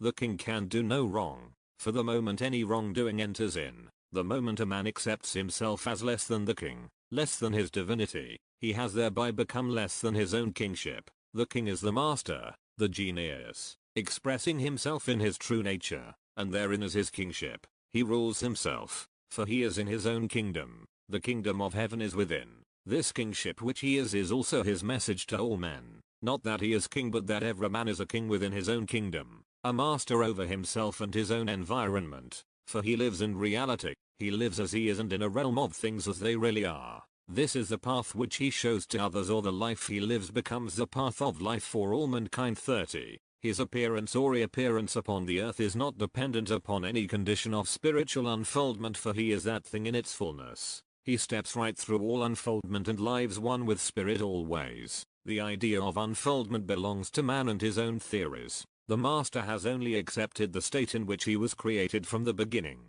the image and likeness of God, the embodied nature of infinity or divinity. 31. These illumined souls or masters or avatars do not write books because of the utter simplicity of their teachings. There is nothing to be said or written about I am, for it is complete within itself. The life they live is its own revelation. It is the book of life revealed, opened as a scroll, and needs no testimony but itself. When you reach the top, you pull the stairs up with you. Therefore, there is no teaching to give. There is but the fact of life, the truth of life revealed as itself, as it always has been and always will be. Steps as man would teach and write about are but degrees to which he lets go of falsity. He had better let it all go at once, for to think yourself there is to be there, as the masters say. For the teacher. Paragraphs 1 and 2 bring us back to the eternal unity of all things and the inseparable relationship which exists between God and man. This point cannot be stressed too strongly, for the illumined have always taught that there is not God and man. There is only God. Man is a unit in and with the infinite and, as such, contains within himself all the potentialities of infinity, and all of infinity is accessible to him. Man is one in and with the universe. Paragraph 3, 4 and 5. Man cannot be an independent organism in the universe, for his whole being is dependent upon the source from which he came, and his mastership is wholly dependent upon taking his place in the universe. This is the prodigal returning to his father's house, that point where he dwells and lives in relationship with his source. He can be nothing of himself. Paragraph 6. The divine right of kings, the divinity of man, lies in exercising the power that his position in the universe presents. Not in controlling others, but ruling within his own kingdom, himself, under the law that governs all things. Greater is he that ruleth his own spirit than he that taketh a city. Inward rulership is the mastery of the masters. The master does not break his mastership. Christ did not attempt to reveal his own divinity, but to acquaint all men with their own divinity. Paragraph 7. Man is the personification of the divine principle or the individuality of the universe. Man is the personal God or the embodiment of the universal and impersonal. Paragraphs 8, 9 and 10. The I am God does not belong to the sense which man has of himself, but the projected and ideal man of the oversoul. For this reason the wise never have proclaimed to the world that I am God. They knew it within themselves, acknowledged it before God, but before the world they became the expressed fact and let it stand for itself. This is the Ark of the Covenant, the silent acceptance of the secret relationship which exists between creator and created. Paragraphs 11, 12 and 13. Brahm was one name for God, and Abram means a god. Before I was God individual, I was God universal, for the one is dependent upon the other. They are one and the same thing, always have been so and always will be so. I am with you always. Paragraph 14. There can be no material accounting for man,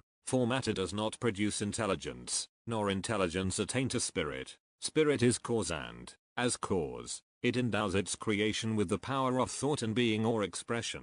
There is no determination for anything except as the expression of spirit or cause. Paragraphs 15 and 16. The habit of attributing certain powers to others and denying them for oneself is the practice that forever keeps man from arrival at his own mastery. The thought should always be that if he has achieved, I also may achieve, for what is potential with one is potential within all. Man's arrival at the height of achievement is only the revelation of myself. He has attained or manifested that which I am should always be the thought. Paragraph 17. To see all men as the embodiment of the same potential character, to see all men as the Christ, is to instantly dissolve all differences, for things equal to the same thing are always equal to each other. This is the secret of the new order of things, where peace and goodwill will be established in the earth. Only in the sense of difference can greed and strife develop. Paragraphs 18 and 19. Can we not see once and for all that this running to and fro in the earth is entirely beside the point, and that it is all due to the fact that we avoid the main issue?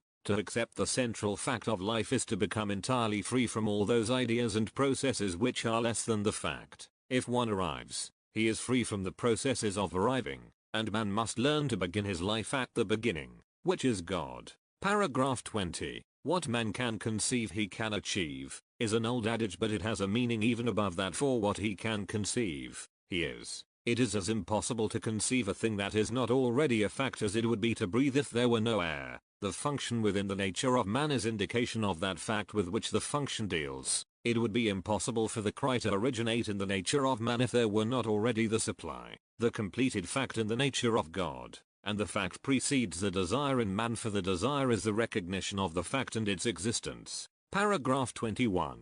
Caution is the retardant. Boldness is not presumptuous when dealing with facts. It is merely accepting that which has already been proved in the lives of others as equally true of yourself. Paragraph 22. It is not necessary to convert one form into another, for the other is already there just as truly. It is training the mind to know this, to work in the realm of reality, and not always to be trying to make something over into another form of reality. 2 plus 2 equals 4, and 3 plus 3 equals 6, and it is not necessary to try to make one over into the other. They are both manifest facts already. Paragraph 23. A continuation of the same truth. Paragraph 24. You are not making your body over or changing your world. You are only recognizing reality and discarding all false notions about everything. Paragraph 25. The body is already the temple of the living God. It needs to be freed of the money changers, dealers in comparative values, the ideas of individual profit.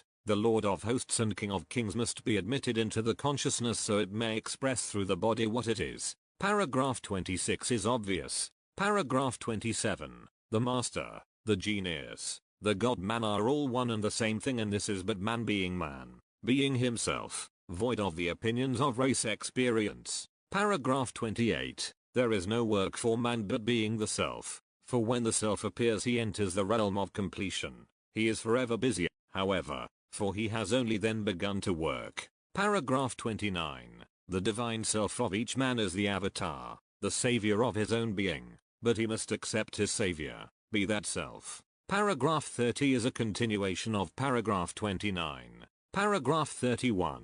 Man arriving at his divine estate is the book of life opened before all men as a scroll. The seals of the book are broken and man as he is appears. Chapter IX Life 1. The life of the masters is life the way they live it. They live life as it is. Their attitude toward life is that it is the action of the one principle, never divided or separated from its source. They live life true to that principle, and thus, they show the way for all to live true to that principle of life. To them life is not a theory of existence, it is an actual fact, a fact with no beginning and no ending. The individual must come to this one attitude of living which comes through the one attitude of thought toward it. They say that it is God expressing through the human individual, the highest and most select channel through which life manifests. Thus life can manifest in a more select activity or complete form through the human individual too. They see the one life emanating in and through all things. In fact, everything that has being is of the very essence of this one life. The human being only postulates life as beginning when this form came into existence through which life could manifest, when in reality life existed prior to the form and even produced the form. That was only the beginning of form and not the beginning of life. Life has always existed and it will always exist. If we select life, or measure it in some specific manner, we may manifest it in that select form. It of itself flows freely and universally without cessation or limitation. Consequently, we may select and use that life force, as we would say, in a degenerate way where we do not allow it to manifest in its greatest degree or potency. The human being can use it in that way, but it is only the fault of the individual or the group and is not in any way the fault of life itself. Life, if we will allow it to be so, is the all-knowing, all-seeing and all-being activity of principle. If we allow it to flow through us in its highest attributes, we cannot help but live by expressing these very conditions which are in its nature 3. When we accept life as it is, the body becomes a living, breathing unit, expressing life to its fullest degree. The reason that it does not express to its fullest degree is because of the limitation which the human unit puts upon life.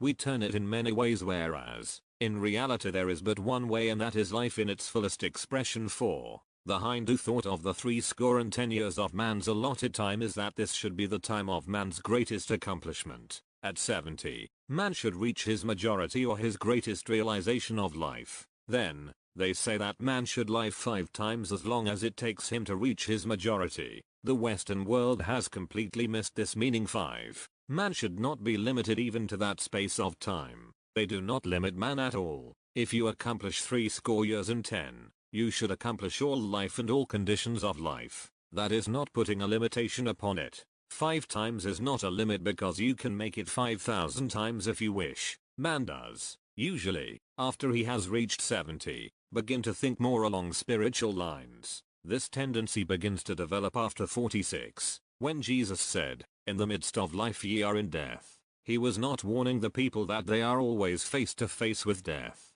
He expressed astonishment at the condition of death among men when they lived in the midst of life continually. Man only needs to live life as it is, accept it as it is, and not measure it by years and material standards. You are eternal life right here and now if you would only recognize it. But life is not something that is to come, it is here at this very moment in which you live. People separate themselves from the life which is by tying to life in the past or the future. But the past is dead and the future is only born in the eternal now. All the life of infinite space moves at this very moment, and whosoever will may drink of that life freely. You do not even need to try to live eternally, for, if you are alive at all, you are in eternal life and all you need to do is to so live it. Forget the past. Do not try to project yourself into the future, for now is the only acceptable time. You are in eternity now. 7. It is held as a theory that the masters often receive their enlightenment in the springtime of their 37th year, but there is no limitation except that put on it by the individual. 37 in the Sanskrit means eternity because you can repeat the 37 or the 7 as many times as you wish, since it completes the octave. It does not necessarily refer to years at all, but to the extension of the individual consciousness into the life universal or into its true spiritual expression. 8. Instead of the awakening which comes to man being a matter of years, it simply means that he becomes mature in himself and many of the ideas given him by the race are nullified in this maturity of soul. False ideas are crowded out of consciousness as the swelling bud pushes back the leaves that enfold it, and then the inner character stands forth. It is not intended as a second childhood when the old man becomes childish, but he becomes the child capable of entering the kingdom. He loses the sense of importance in respect to the material world and its many problems and begins to live in the realization of life as it is unfolding in him. 9. Our scientists are telling us that there is not a human body in existence over 7 years old. That is, the cells are completely renewed every 7 years. That is not putting a limitation on life, because life moves in cycles and not years, and you cannot limit a cycle. It has no real beginning and it does not come to an end. It is the eternal process of fulfilling itself and the eternal renewing process going on within the instrument through which it expresses. Life does not end at 7, nor does life ever end. Life is eternal. There is not a thing in existence that does not have life. All planets are alive. Everything has life. The rock has life. 10. When we express life in its true and unlimited natural expression, we can and will be our own books and teachers. Also, if you can appreciate the fact that all of the cells of the body are renewed every 7 years, you will begin to realize the possibilities of life. If you will keep your mind continually renewed as the processes of life unfold, you will begin to see that life might just as well go on cycle after cycle, or continuously. The buds on a tree are just as young whether that tree be old or young, and the bud has the completed tree within itself. That tree does not grow old except through the limitation of years that man puts upon it. Nothing grows old except through the concept that man places upon it. The scriptures teach that he was given dominion over all things. Life cannot be measured by years and we should cease to attempt it. Life can be measured only by itself and life is eternal, ever-present, and limitless. It is the vital action of the entire system called the universe or God. Man places the limitation on time by delineating time for his own convenience, and that delineation does not restrict life or time by any means, except so far as his manifest possibilities are concerned. 11. This is, in all probability, the only plane and the only condition where death is recognized. Christ said, "Let the dead bury their dead." The true man places no limitation on time. The mortal man alone does this. We get into the mortal or physical only by the placement of time or the designation of time for man's convenience. We have gone on and built up a great world of supposition, a great barrier of supposition between ourselves and the true condition. We have been led to see that barrier as insurmountable. Consequently, many of our philosophers have said that life is unknowable and could not be solved. Of course it cannot be solved when you put up barriers against it. 12. The life of the masters is not passed in what the world would call gainful occupations. They have passed that. Their life is of service always, many of them going about from place to place assisting in what we would look upon as material ways, with material things. We have never seen them accepting anything from anyone for themselves. We have seen them give out food and clothing and supplies of all descriptions. A master is a servant. If he is a master, he is above the world and the world can give him nothing. He must reverse the process and he in turn gives to the world. 13. In this service they do not seem to seek out people, nor do people necessarily seek them out. The masters come across those in need in their everyday life as they go about among the people. They also assist in a universal attitude as well through thought and the projection of thought. They also project conditions of perfection into the whole world. Of course, where an individual does appeal to them for help, there is always the assistance ready. We have seen them not only assisting the individual but great groups of individuals. But, even while they are going on with that work, they are evidently sending out emanations to the whole world which in time will cure the condition they are working on locally. They say it is necessary to work locally to assist people to a better understanding, and, in many cases, a better understanding comes through the furnishing of food and clothing or a better condition in which to live. 14. The masters do go out among the people and the people do appeal to them for help very often, and the condition which they are under is corrected almost immediately. The help given is only to show a better way to accomplish than that which they are using at the time. They do not go out and preach and proselyte at all. They walk among the people and the people who recognize them may ask for assistance in any way they wish, for healing, food, raiment, or shelter, and they receive it, but they are shown that they, themselves, do it and not the masters. It is not what the masters have that they receive, but the people themselves have built up that which is brought to them through their own attitude of thought, not what someone else has but what they have and what belongs to them. It does not necessarily follow, however, that you must appeal in order to get assistance. 15. The statement that the servant is worthy of his hire does not mean that one may commercialize healing. That means that the individual who thus serves is worthy of a higher life, worthy to become a master and not a servant. Of course the master is the greatest servant, for his entire life is spent in service, for that is the field in which he works and expresses his mastership. 16. In the matter of food, the masters consume far less than we do. We have known them to eat no more than 3 grains of rice a day, but they take in enough pranic substance to support their bodies for long periods if necessary. They masticate their food thoroughly. They can chew these 3 grains of rice all day, and, by the time they have finished, they have taken enough prana to last their bodies at least 24 hours. They have no set time for eating, for they do not work with time as men measure it. They eat whenever they feel like it. We have never known them to recognize meal hours as we recognize them.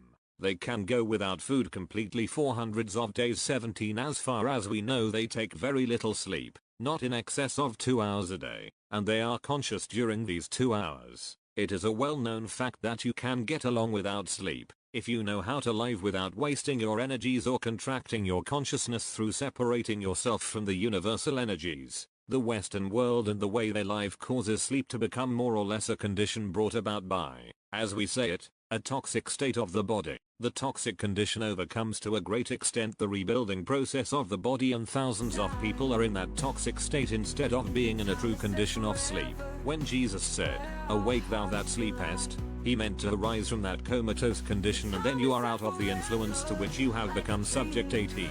The Western world consumes at least 10 times as much food as the body needs, and then consumes energy to digest that food. That energy which is used to handle this 9/10ths of the surplus food that we take unnecessarily could be used much more effectively to build up the body. It is a well-known fact that today the Western world eats at least 10 times as much food as is healthful. If we would take life direct or energy direct from the others, we would be adding energy to our bodies all of the time instead of giving it out to assimilate food. It would go directly to every organ of the body and rebuild and renew it. 19 It is not necessary that one be with a master or contact a master in any sense to understand life and its possibilities. Life is perfectly understandable at every corner of the earth. It is omnipresent, and anyone may contact it if he will turn his attention in that direction and get away from the mere forms which life uses and through which life expresses. 20. If you will take the simple attitude that all the life that you can live is life and begin to exalt life, you will then be doing what you would do if you were living with them. There is nothing phenomenal regarding their life at all. Usually people going to them look only for phenomena. If we live life, we cannot help but understand life. Life is a process of inward force working itself out into outward form. It is the vital principle of the universe animating all space and all form. 21 So many people have the notion that the masters lay down certain rules for your daily practice, a certain daily regime of mental and physical exercises,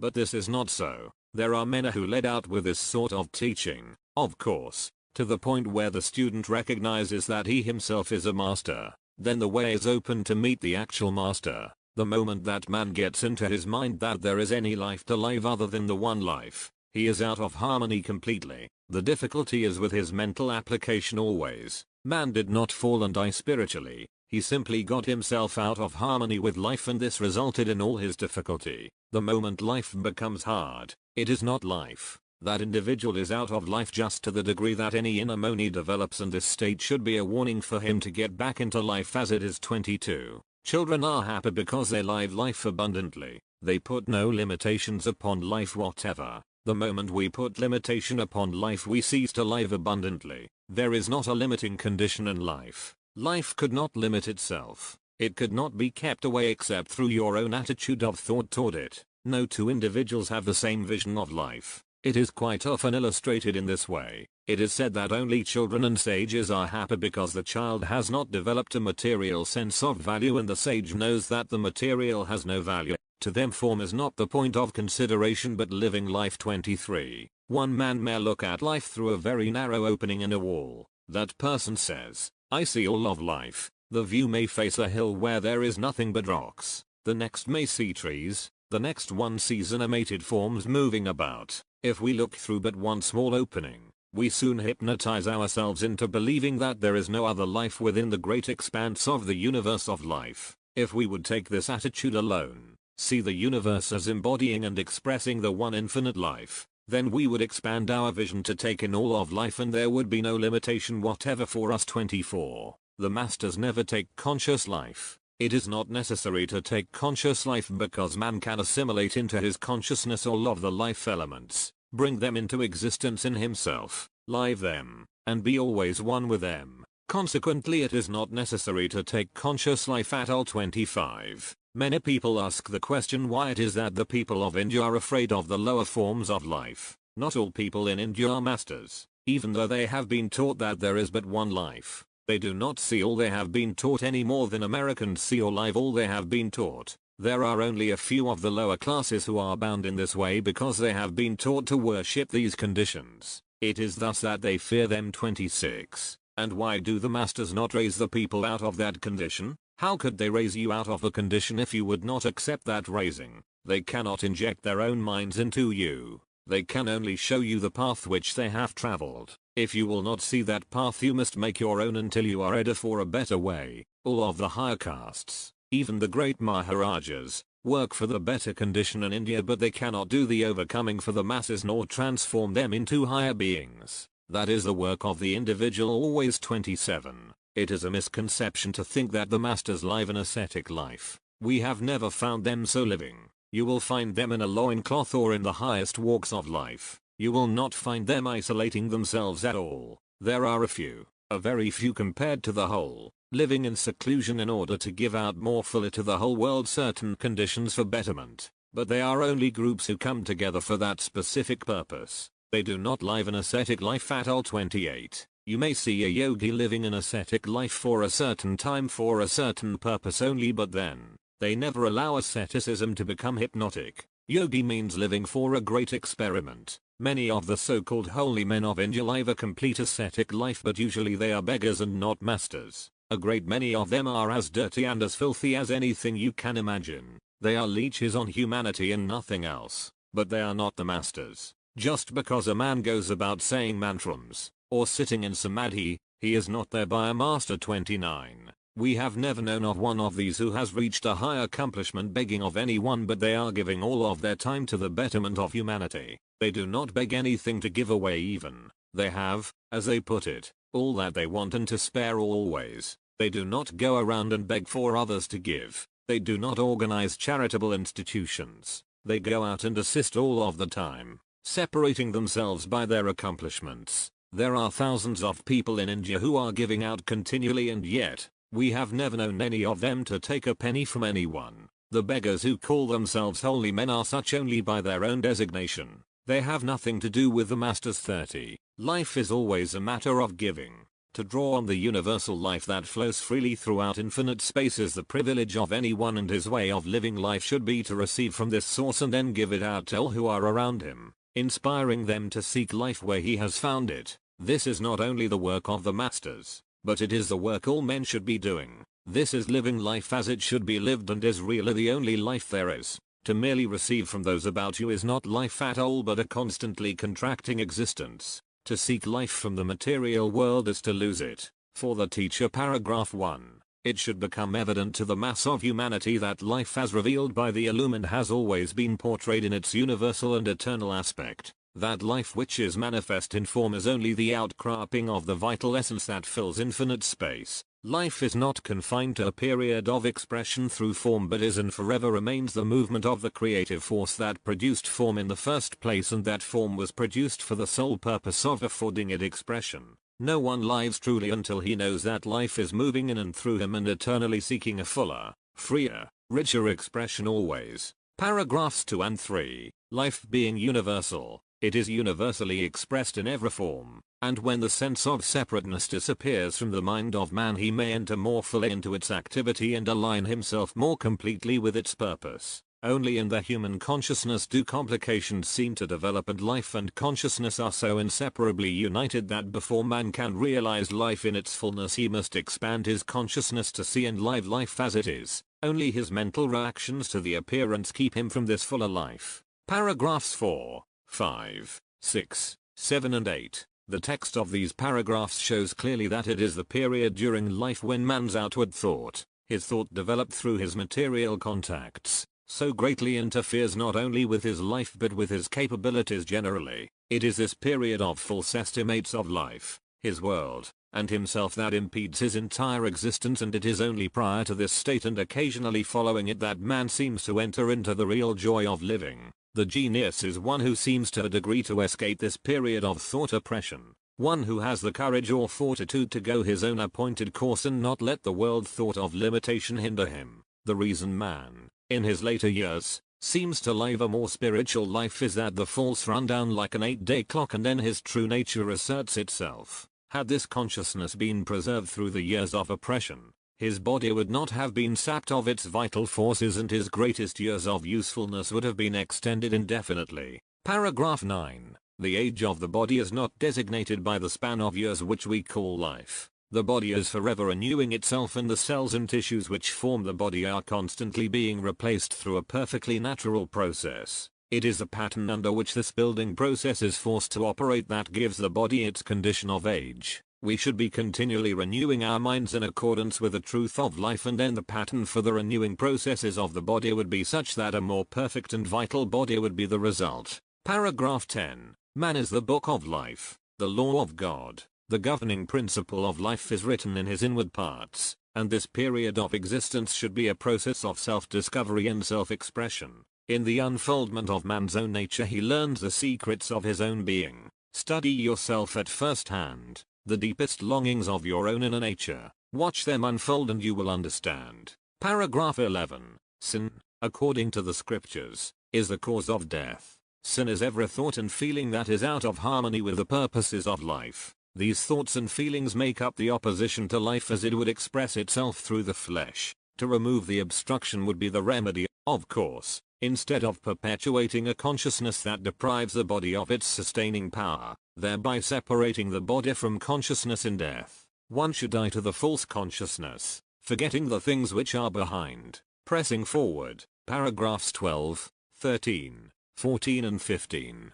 Life is a matter of progress and not profit as we construe it. Profit is contingent upon our progress and our progress is determined by the kind and quality of our expression. Expression should not be the constant projection of our own limited opinions, but living true to the deepest impulses are always true. Only when we descend to the plane of what we call necessity or expediency do we begin to violate our inward sense of what is right. Paragraphs 16, 17 and 18. Man shall not live by bread alone. Only enough food is required to supply material for the natural reconstruction of man's body. What is more than this is but giving the functions of the body an excess of labor. One should feed more and more upon the substance that moves in the creative principle of his being, and then he would find real nourishment. As food is supplying material for bodybuilding, sleep is consuming energies that have been wasted during our periods of false living.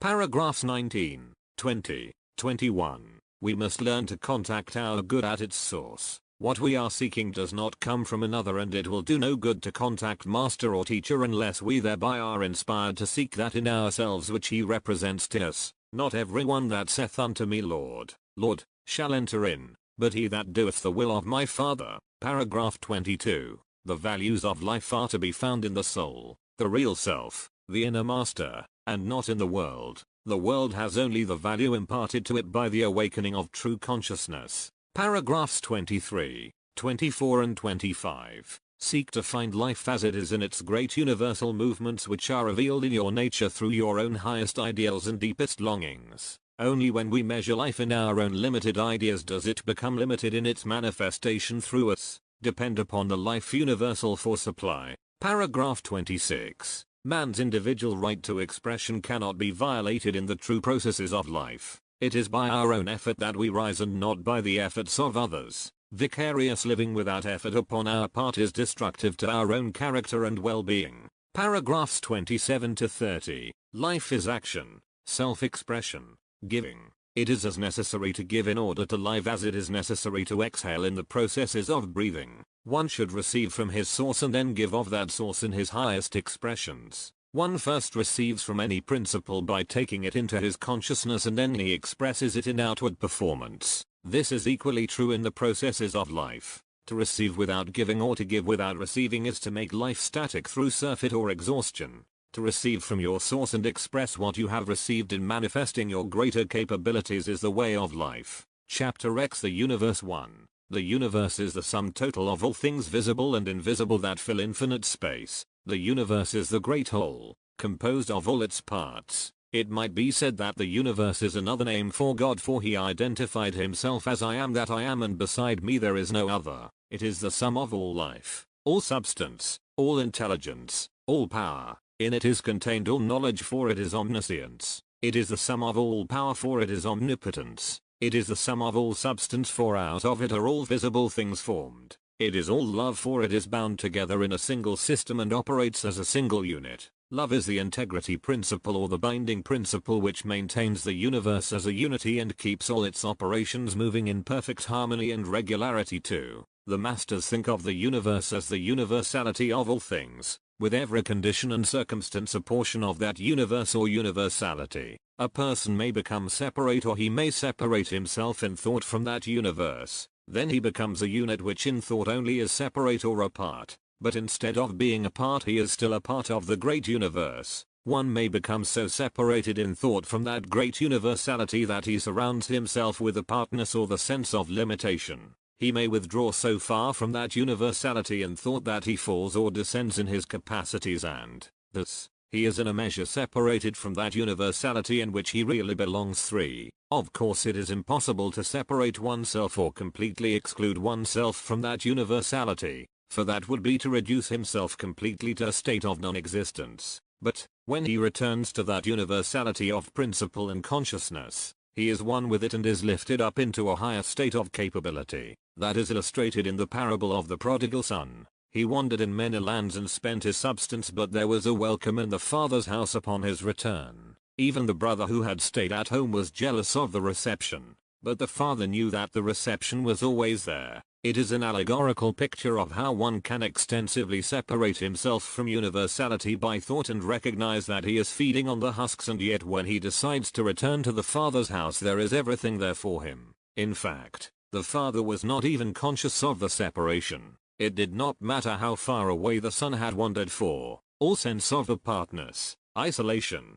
limitation is only fictitious, for it is impossible for separation to be an actual fact. If it were possible, the universe could not be a whole. David illustrated this fact in his realization that it was impossible to get out of the universal system when he said, "Whither shall I flee from thy spirit?" And whether he went to the uttermost bounds of the earth, ascended into heaven, or made his bed in hell, that same universal relationship awaited him. You cannot divide the indivisible. 5. It is the same when death occurs. Many feel that there is a separation there, but in reality, there is no such thing. We can be just as close to those that we feel have departed as we were in what we think of as this life. It is only the separation in our conscious thought. In what we call the superconscious there is no separation whatever. If we would let go of that thought of separation, there would be no evidence of separation, for it exists only in consciousness. It might be more true to state it that separation exists only in unconsciousness when one is unconscious of the true state of being. 6.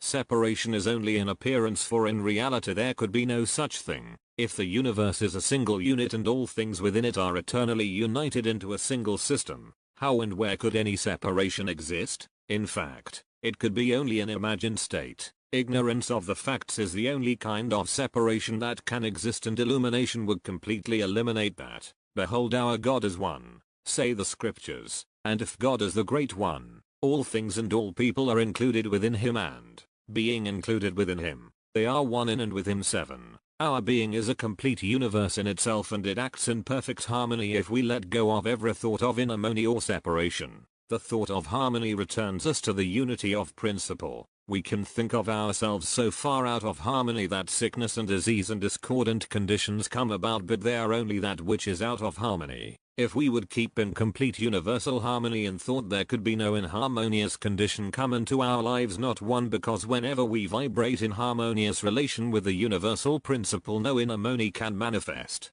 It is perfectly possible for it to be so. 8. We make it possible ourselves for inharmony to manifest by the reduction of the vibration of our bodies, and in no other way. We allow what should be the impossible to take place. When we look upon complete accord as an impossibility, we worship discord instead of worshipping harmony. That was the very teaching that Jesus gave out when he said that you of yourself are always harmonious. He referred directly to that harmony of principle which in reality we always manifest, and which we could not help but manifest if we would let go of that personal, egotistical desire for direct service from our neighbor instead of giving service always. Our expectancy should be from above, and our attitude toward the world as giving. 9. One of the easiest ways to isolate ourselves from harmony is to demand service from another instead of giving of our service all of the time. It does not matter if we direct it to one individual or a million individuals. When demanding service from others we are always in that separation, but when in service to all we are completely immersed in universality.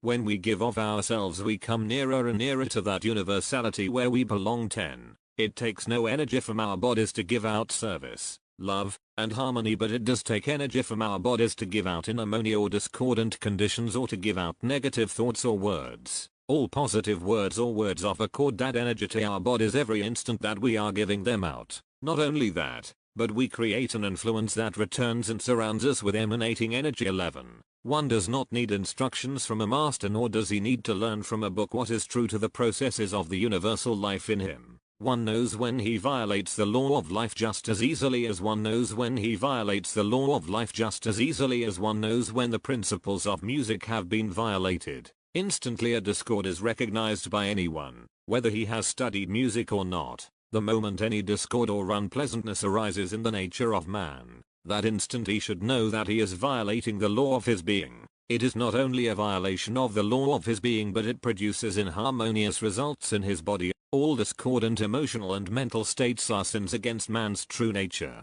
Everything that produces an harmonious effect in man's nature, that which gives him a sense of peace, freedom, power, and harmony, is in direct harmony with life, and only harmonious results prevail. 12. Man is exactly the same as a test tube in a chemical laboratory. If we add harmonious solutions we get harmonious results. Otherwise we set up an inharmonious condition wherein we get either inharmonious results or no results at all. We might see great turbulence in a test tube, but that is not inharmony if the correct chemicals are placed in that test tube. It is the same in our bodies. We never set up inharmony if we induce or give out only harmonious thoughts and feelings. It is absolutely impossible for us to set up inharmony if we give out harmony, because we surround ourselves with an influence that is completely harmonious. And, if it is all harmony, no inharmony can manifest through that influence. It is all controlled through consciousness, and we become perfectly conscious of harmony, far more so than we can become conscious of inharmony, because harmony is our natural state. That is done by refusing to project our vision to inharmony. 13. If people think that they cannot properly discriminate in the matter of consciousness, they can give out love to the best of their ability and refuse to give out anything else but love. That will bring them accurately to harmonious conclusions. Jesus placed love before everything else. There is a little book written by Henry Drummond entitled Love, the Greatest Thing in the World, which gives a complete key to the harmonious solution of every condition that comes up. It is the simplest little book ever written and has a wide circulation. It takes only about 10 minutes to read it, but it takes a lifetime to live it. In the living of it there is perfect harmony and perfect freedom. 14. If one should take a negative stand and either spiritual, that does not change the spiritual at all. It could not change spirit, for spirit is eternally unchangeable. But your wrong ideas would slow up your own progress. We should not concern ourselves with what the other person does or what we think he should do, because we cannot tell when his actions or creations will bring him into direct harmony again. Jesus said, "Loose him and let him go." He thus gave him the privilege of incorporating the Christ consciousness. He saw everyone as the Christ. That very statement, "I see the Christ in every face, in every form," is indicative of his attitude. 15. Do not let the world tell you what it is like, for it cannot do so. It is not what it appears to be. It appears to be limited, but it is not. For it is formed out of the universe, and science tells us that each cell is a replica of the universe. You must learn to find out what the world is like by knowing what the universe is like, and then you will be able to tell the world what it is. Only in this manner can you be free, for you are expressing only what your own consciousness is. Look through the surface until you see the inner reality, and you will find that nothing in this world is single. All things by a law divine with one another's being mingled, and there is perfect harmony and perfect freedom for yourself and for the world. 16. When the first man was born, your Christ was born, is the true Christ message. Before Abraham was I am. The glory which I had with thee in the beginning before the world was.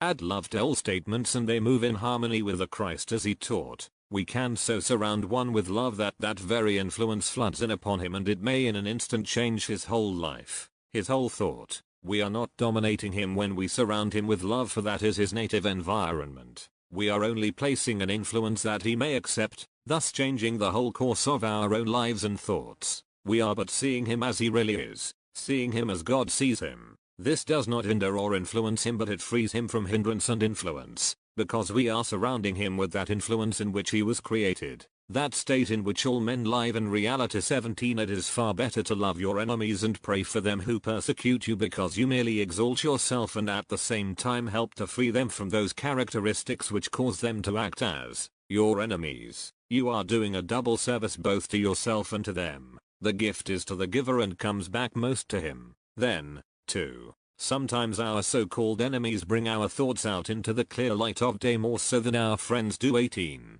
Should you have a supposed friend that does you a great wrong, a harm, the consciousness of perfect love can absolutely change the whole aspect of the situation. That is man's privilege, not his duty, and a privilege is the greatest motive for all of our service. It is a real privilege to love your enemies and exalt them because you are thereby exalting yourself. It is the greatest exaltation in the world to exalt your enemy and see him standing higher even than you stand. 19 This practice is the greatest sincerity, for to be sincere is to be without blemish. It is to be whole. The moment that you cut that individual out of your consciousness, you have allowed that individual greater privileges than you have allowed yourself. You must exalt him and then you have finished with the matter. If you lose him and let him go before the exaltation, it is not finished, for you still have your own consciousness to mend. It is like this: you never knew that man before he came into your consciousness. Now you are perfectly conscious of him because there was some situation with which you or he needed assistance. The moment you have gained that which was needed and have finished with that person through exaltation,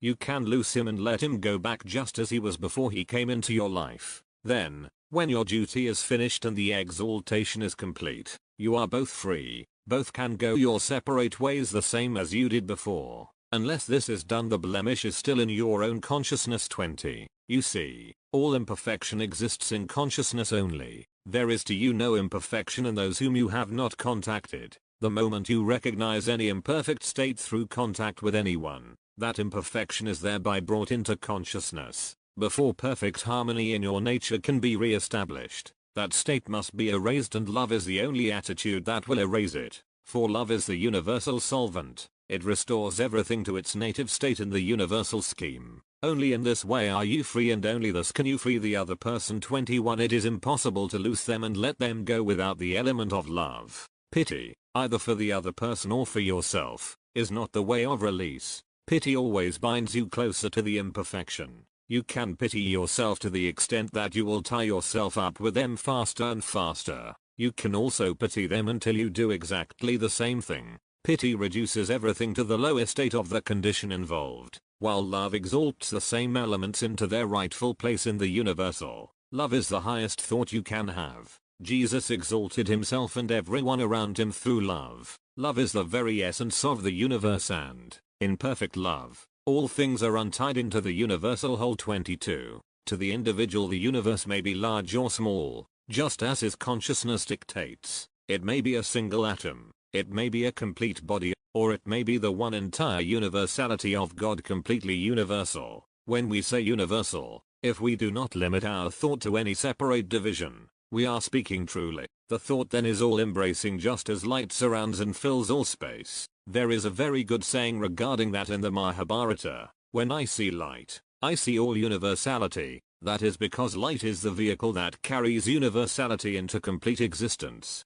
The moment we exalt a word, it becomes light. The universe is unlimited. There is no limitation outside of the human concept. The animal never limits itself. It is only man that limits himself. 23. The theory of the expanding universe is not accurate except in that it expands in our thoughts, or rather we expand our conception of the universe. We are always discovering that it is larger than we imagined. The universe is constantly expanding and contracting according to your own concept, but not within itself. For the universe is the sum of infinity. Many people think of the universe as referring to a single solar system, but a solar system is only one cell or atom in a universe of innumerable solar systems. 24. There is one law governing the universe, for the universe is one. We need not obey a single law that is less than the one law. There is but one law, and that is the only thing that we need to obey. A human being does not need to obey even the manifestation of law, which is gravitation. You need not obey even the conscious manifestation of law.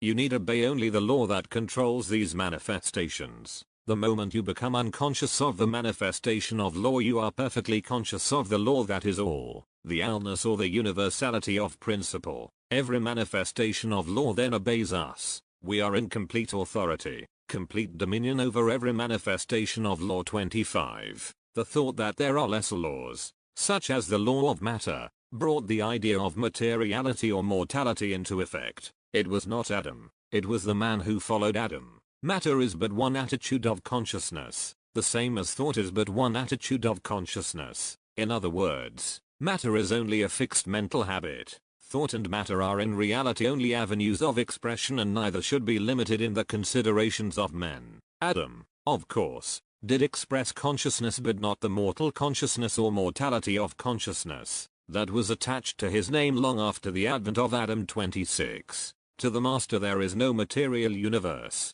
The visible universe to him is the manifestation of spirit and is, therefore, spiritual in essence and governed by the law of spirit. It is this knowledge which gives him power, and therein is the secret of all individual power. To know the law of spirit and to live in harmony with that law is always power of unlimited degree, and that law of the spirit is the law of love. It is love that governs infinite space and all forms that are projected in space. That is why the scriptures say that if you are in love, you are in God and God is in you. Love is harmony and therefore keeps all things in harmony, not only with itself but with each other. When man is in the consciousness of love, or a consciousness of perfect unity with all things, he is in a state of perfect harmony with all things and with all people. Love is, as it might be said, cohesion, or a binding force that keeps all things in relationship to their source. Working in harmony with their source, they work in harmony with all projections of that same source. But love will dissolve that which is not in harmony with the universal order, for it demands of everything its complete adherence to the principle of its own nature, which is spirit. For that reason love destroys hate, greed, selfishness, and self-seeking and the ego that comes from those states of consciousness. 27. Man is a replica of the complete universe, and he is a complete universe within himself when he includes himself in that whole. If he would let go of every thought of creed and dogma, he would be completely out of superstition. He would be completely unlimited. The moment that we unlimit ourselves, it can be shown through photographic evidence today that light emanates from every cell of our body. Light, in the same way, emanates from every cell of the universe. The source of this light and energy, which invigorates and fills the expanse of the universe and the universe of our body, is the great central Sunday. Cosmic means great. It is the whole of which man is a part. For the teacher, paragraphs 1 and 2. This lesson, like the ones just preceding, deals with the universality of all things and shows that all manifest forms are contained within the whole and are an inseparable part of the whole. It also deals with the fact that each individual organism is in miniature what the universe is in all its infinity. The point in these first 2 paragraphs is to help the student to the realization that all the immeasurable power and force that moves throughout infinite space moves also within him, and that his attainment in life is determined by the degree to which he becomes conscious of and works in harmony with these forces. Paragraphs 3 and 4. Man is only isolating himself by ignorance and by perpetuating his own notions of separation. There is nothing in the attitude of God which separates man or relegates him to obscurity and weakness. God is intent always upon fulfilling himself and, instead of moving to exclude man from the blessings that are rightfully his, is seeking always to manifest himself through man. Man needs but to eliminate his obstructions to the divine purpose. Paragraph 5. There is no death. What seems to be death is only that state where man has crowded the divine fact of his being so completely out that it cannot longer sustain the body. The life of the body is the spirit that created it, and when through ignorance the body is completely dominated by false concepts about life, the body has lost all its true sustaining power and, therefore, can no longer function. This is what is called death. The spiritual man, the man that God created and the only man that God knows, lives as eternally as God is eternal. Your ideas live on when the forms through which you have expressed them are destroyed, and God's idea of man lives on when it is crowded from the vehicle designed for its expression. They remain one in and with the Father principle, and, whether in the flesh or out of the flesh, all men may be conscious of the eternal unity that exists if the ignorance which causes the sense of separation is dropped out of consciousness. Paragraphs 6 and 7. Ignorance is the only enemy of man. Knowledge of the facts brings him into harmony with the forces of infinite space. all of which are friendly and move constructively for his good. In principle there can be no opposition to itself. Therefore, all that there is in the universe is moving in the very nature of man, and his position is the direct point or vehicle in and through which infinite power and possibility is manifest. Paragraphs 8, 9 and 10. It is impossible for anyone to find peace and harmony so long as they are expecting everything and everybody to do for them what they alone can do for themselves. No one can give us that which we already possess and cannot awaken in us that which we ourselves refuse to express. It is not the world or the people of the world that can give us what we need or serve us in accordance with our need. Every good gift and every perfect gift comes from above. The law of the universe moves from principle, God, through the individual manifestation and then gives of itself, its true nature, to the world in service. If we reverse the process, expect the world and its people to give to us so that we in turn may become happy and harmonious, thereby attaining our divinity, we can but meet disappointment. God is the beginning and is the great servant of mankind. To receive his spirit is to become the sons of God, and then our attitude toward the world is to bestow our great gifts upon all around us, a gracious and generous service. Paragraph 11. Man's own nature is the book of life, and, if he will study the eternal trends of his inner nature, allow the deepest side of his nature to expand and grow, then he will understand himself, the universe, and the law of the universe. He will not need any man to instruct him. Paragraph 12. This should be obvious to anyone who has known turmoil and peace within his own nature. Only when false elements are induced into his nature does this upheaval come, and only when he receives into his nature that which is harmonious is he in harmony. Man is the chemist, and he mixes within himself that which produces his pains and his pleasures. Paragraphs 13, 14 and 15. It is as easy for anyone to tell what is in harmony with his nature and the purposes of God moving through him as it is easy to tell the difference between harmony and discord in music. This is as evident to the one who has never studied music as to one who is a finished musician. It is just as easy for the most ignorant to recognize discord and inharmony as it is for a master to do so. We must learn to discriminate and refuse to let ourselves indulge in any mental or emotional reaction that dulls our sense of perfection. Paragraph 16. It was not Adam but ignorance that caused man to forget his divinity, and it is ignorance that keeps us in bondage when in reality there is no bondage. Infinity fills all time and space, and our mission is to awaken to the fact that our love infinity moves through us and our capacities are measured only by this fact. Paragraphs 17 to 21. The greatest doctrine of Christ was love, for love is not only the fulfillment of all law but is the solution for every problem that arises in life. Love is the law of the universe, and when it becomes the ruling passion of the individual, then he is in harmony with all the forces of infinite space. He that is in love is in God. Love is first to be developed in the individual as an inseparable union with the infinite. Being one with the infinite, you are one with all the manifestations of the infinite. This does not mean that you are to love the imperfections in the world, in your neighbor, or in yourself. Drop these out of consciousness and make your union with the divine that is back of this outward mask in which you cannot see or know God. Paragraphs 22 and 23. Your universe is the one you see. The land thou sayest, that will I give unto thee as an inheritance. Back of all things is light, for in the beginning was light. The light became the life of man. Even our material scientists say that light is the foundation of all manifest form. Therefore, man's real body is not a body of material flesh but a body of light which includes the flesh, for light sustains the flesh in exactly the same sense that oxygen and hydrogen sustain water. When ignorance is withdrawn from consciousness we will see and manifest the light. Paragraphs 24 and 25. If one obeys the Constitution of the United States and gives everyone the right to life, liberty, and the pursuit of happiness, will he not automatically obey every other law in the country? Obedience to the highest law automatically involves the fulfillment of every obligation to every other law. The law of the universe is love, and if one moves in love, conscious union, and oneness with God and man, he will not do anything that would violate any lesser law, but in this sense he would move in an infinitely free and uncircumscribed manner, and there would be no sense of bondage by these lesser manifestations of laws. Paragraphs 26 and 27. The universe and all that is contained within it is one single system, and our mission is to associate it. Not that it matters to the universe so much, but it makes all the difference to the individual. His release comes in his knowledge of things as they are. Chapter 11 Yourself 1. When Jesus the Christ taught, unless you become as a little child, you can in no wise enter into the kingdom of heaven, he gave one of the most profound truths. A child has not yet been hypnotized by the world idea of limitation and lives naturally in harmony with its source. That is why most grown people love to be with children. They radiate the natural harmony of the universe, and that is the natural environment of man.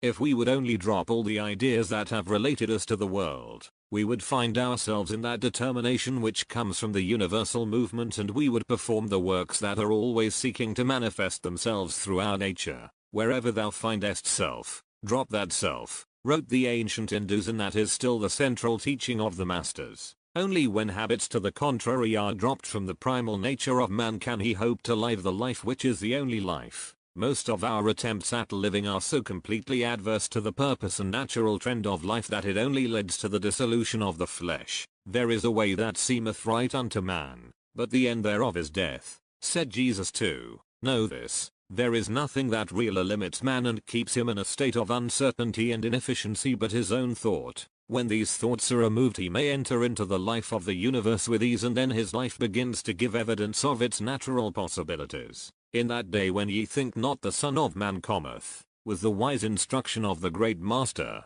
all thought that comes into man's consciousness from the world is but a reflex of the impression so received, and man is not a reflector. Man is the projection of the divine, and only as he allows the deepest impulses of his own nature to express, is he in life as it is free. The divine purpose of the law of life is to perfect and refine the nature of man until it is a complete and perfect expression of itself. When life is lived in this way, without the reserve and restraint caused by the hypnotic spell of induced thought, the nature of man is continually refined. This requires the constant control of the individual until all his nature is a unit in expressing the one single purpose. The determination of this force is then perfect outwardly as it is already a fact in the universal. Only in this way can man fulfill his destiny and receive the full support of the universal forces. Many people wonder why God does not manifest through their own ideas and give them what they imagine they want. God no more acts through the ideas of man than the law of nature acts through infertile seeds, except to disintegrate them. God or spirit is about his own business, fulfilling his own ideal and purpose, and man must come into harmony with this universal purpose. Then, and only then, will he attain that state of complete childlikeness where he lives life naturally. Natural life is perfect and produces perfect results. Our ideas are either altogether imperfect or incomplete. They have not the nature or purpose of the universal trend in them. Therefore they are only to be discarded and put aside in order that the higher influences may become the determining factors in our entire being. For you say you have been taught that the first law of nature is self-preservation, and so it is. But that does not mean that one protects his own life at the expense of another. The law of life moves to preserve and promote life. The life of Master is one that promotes and preserves life, for he lives in harmony with the only life which is. In him there is no revenge, and his whole motive is to protect life from every intrusion. That is the secret of mastery. Until one has mastered that in his own nature which would destroy his life, he is out of life. But when he is free from that which would destroy life, he is completely in life. Even Jesus did not condemn those who crucified him, but released them from the karma of their own ignorance through the law of forgiveness. 5. The fact is, to hold another in blame or to attempt to place blame upon another, is only to involve yourself in that ignorance. Protect life wherever it is manifest. Guard your own life and the lives of others from all ignorant intrusion. Protect yourself and others from any thought or act which would involve them in anything but the fuller and more harmonious expression of life. To do otherwise is suicidal. Constantly refine your own life by protecting the life all around you. But, to protect others is not only to protect them from bodily violence but to protect them from their own ignorance and the ignorance of others. Free yourself and others from the hypnotism of human thought and see yourself and them as free sons of the highest. Only in this way can you enter into life, and to enter into life is to become the master yourself. If someone does you an injury,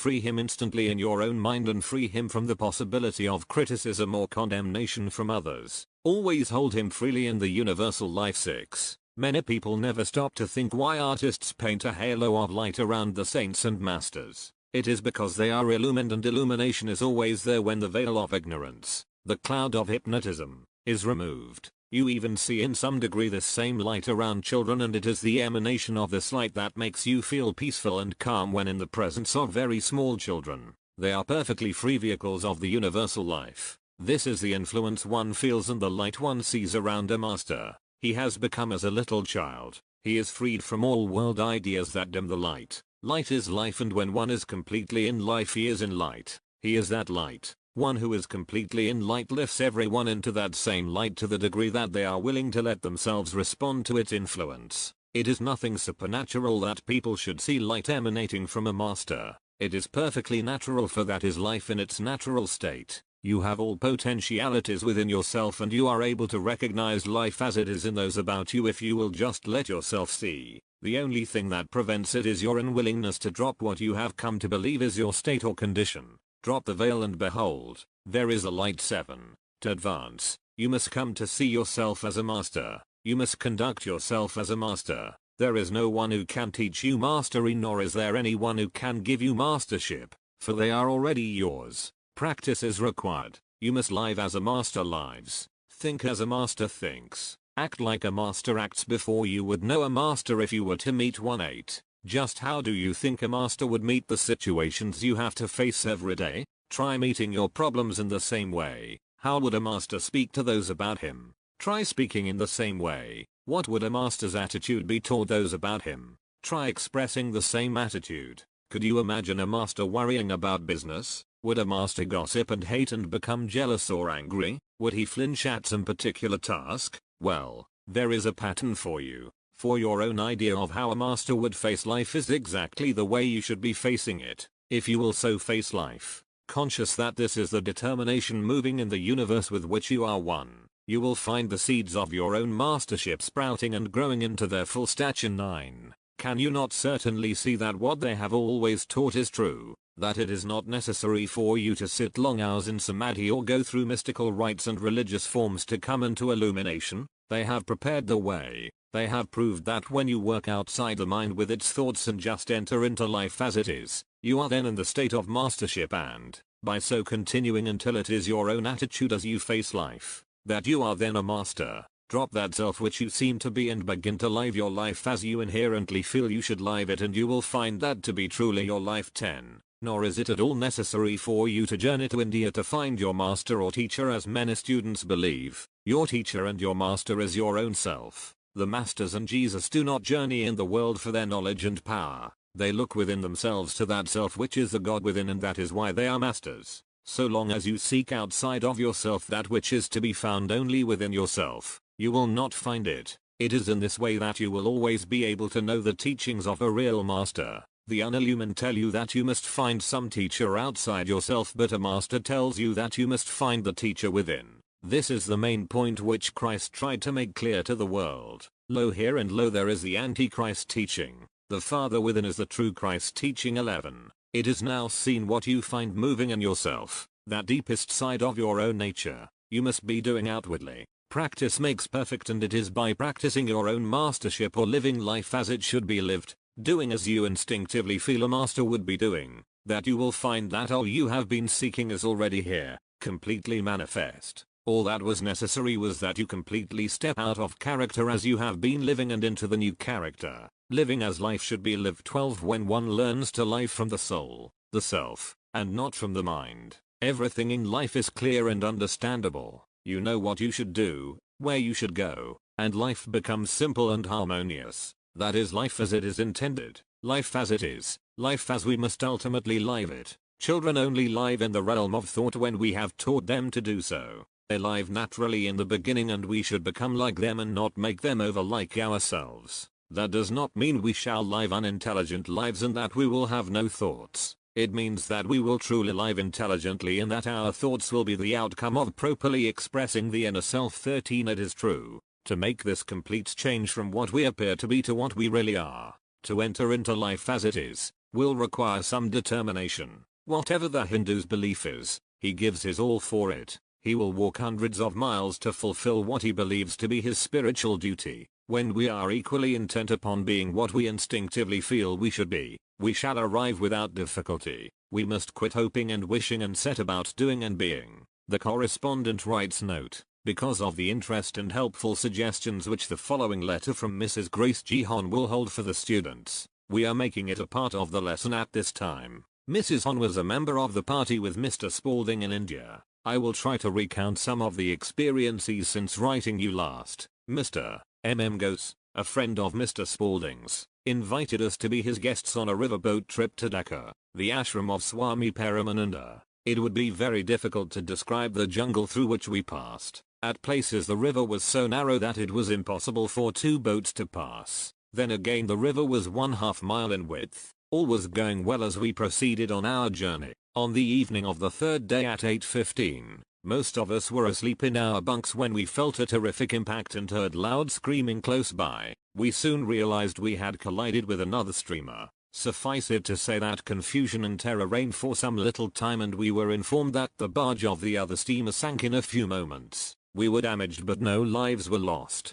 It was impractical to proceed, so we anchored for the night. The lights were gone and the boats were leaking badly. The small son of our host calmly entered the circle of excitement on deck and said, "God has saved us all. Baba father, now can I go to bed?" There was a hush for a few moments. Then we all realized the lesson which this blessed Hindu boy had given us. We quietly went to our beds with the assurance that all was well. Here was a potential master, quieting a whole boatload of people by his calm assurance and simple childlike faith. The next morning we proceeded slowly to the next town and took the train back to Calcutta. We are meeting some very wonderful Hindu men. A Mr. Sarkar presented his book to Mr. Spalding, and may I quote a single paragraph from the book which appealed to me? Complete truth and life in its finest flowering cannot be enjoyed unless all the forces, natural and spiritual, can be controlled and applied to the unfolding of life in its increasing fineness. We have spent many hours with him and feel greatly enriched thereby. A story told us at the Calcutta University one afternoon is well worth mentioning for the lesson it carries. The incident occurred 600 BC. Even in those days there were disagreements in the teachings, so part of the adherents separated from the main group and tried to persuade the teacher to change his viewpoint. After a period of time, the leader of the withdrawing faction saw that it was useless and decided to take the law into his own hands. He laid an ambush, and when the teacher passed him he drew his sword. As the wounded teacher fell, he called the assailant to him and asked him to sit by his side for a moment, as he wished with his last gasping breath to speak to him. Very kindly and lovingly he told him to go straight ahead, and then no one would know what had happened, and thus many people be saved from avenging his death, because in reality he was going on to a greater realization, but that if he returned the way he came he would cause many others to suffer for his deed. He alone would suffer for the crime which was his. The great master gave this lesson to the man who thought he could harm him. We left Calcutta last Monday and arrived at the ashram of Swami Omkar. Such a wonderful restful place in the country 30 miles from the railroad. After a couple of days of rest, each one of us was called individually to interview the Swami. As I sat listening to him talk in his quiet, calm voice, I saw the light glow all around him and back of him. I was spellbound for a few moments and was afraid it would disappear, but it remained as long as I did. The room was aglow just as Mr. Spalding has told us many times. It was my first actual experience and one that I shall always cherish and remember. Last evening I was again privileged to spend 2 hours with the Swami. He explained in detail the meaning of masters, or mastership. Masters become masters of themselves first. Mastery over anger, jealousy, greed, egotism, possessions, the wife possessing the husband and the husband possessing the wife, selfishness, and 1,000 other things which we have taken upon ourselves. We came thousands of miles to see a master, one who has accomplished that which we could and must do in our own homes and environment. Just like the cow that wants the grass on the other side of the fence even though there is abundance all around. Swami gives one word as the foundation upon which we start upon the path, and that is practice. Practice daily that which you already know. Practice mastery over anger. Practice the mastery of love toward everything in the universe. A very large order I grant you, but by eternal practice hourly and daily we will soon see the results and thus be ready for another lesson in the school of life. These silent men know the value of the law of mastery over the self, and thus they do not mingle with those that have not yet learned to be silent for at least some part of each day. How can we ever hope to contact them in our Western chaotic state of mind? Argument shuts the door. An open mind and intuition alone throw the portals wide open. This much I have so far learned in India. I thought I knew it before, but when you come into the presence of one of these holy men, you very soon realize it was theoretical only. It requires the actual practice and the soul's sincere desire to master the self and really become that which they have become. There is a wonderful Hindu boy here 12 years of age. He is a little master in the making. He anticipates every want or desire before we are able to express it. The eyes are the windows of the soul. Therefore one must see the radiance of that youngster's smile as he silently stands before you wanting to serve you. He stood at my door last night and seemed reluctant to depart, not yet accustomed to the Hindu custom. I waited for him to make his wants known, and, as he advanced toward me with that wonderful smile, he looked me straight in the eye and said, "I love you so." Then he turned and was gone like a flash. During the meditation class he sits immovable for an hour in the silence. Some of the older ones go to sleep, but not this child. We spent one happy week with the Swami, then wended our way southward to Madras. Mr. Spalding went ahead to Tiruvannamalai and met Paul Brunton, the author of The Secret Search of India. Mr. Spalding wired us to come, and after a night's journey we were met by Mr. Spalding and Mr. Brunton.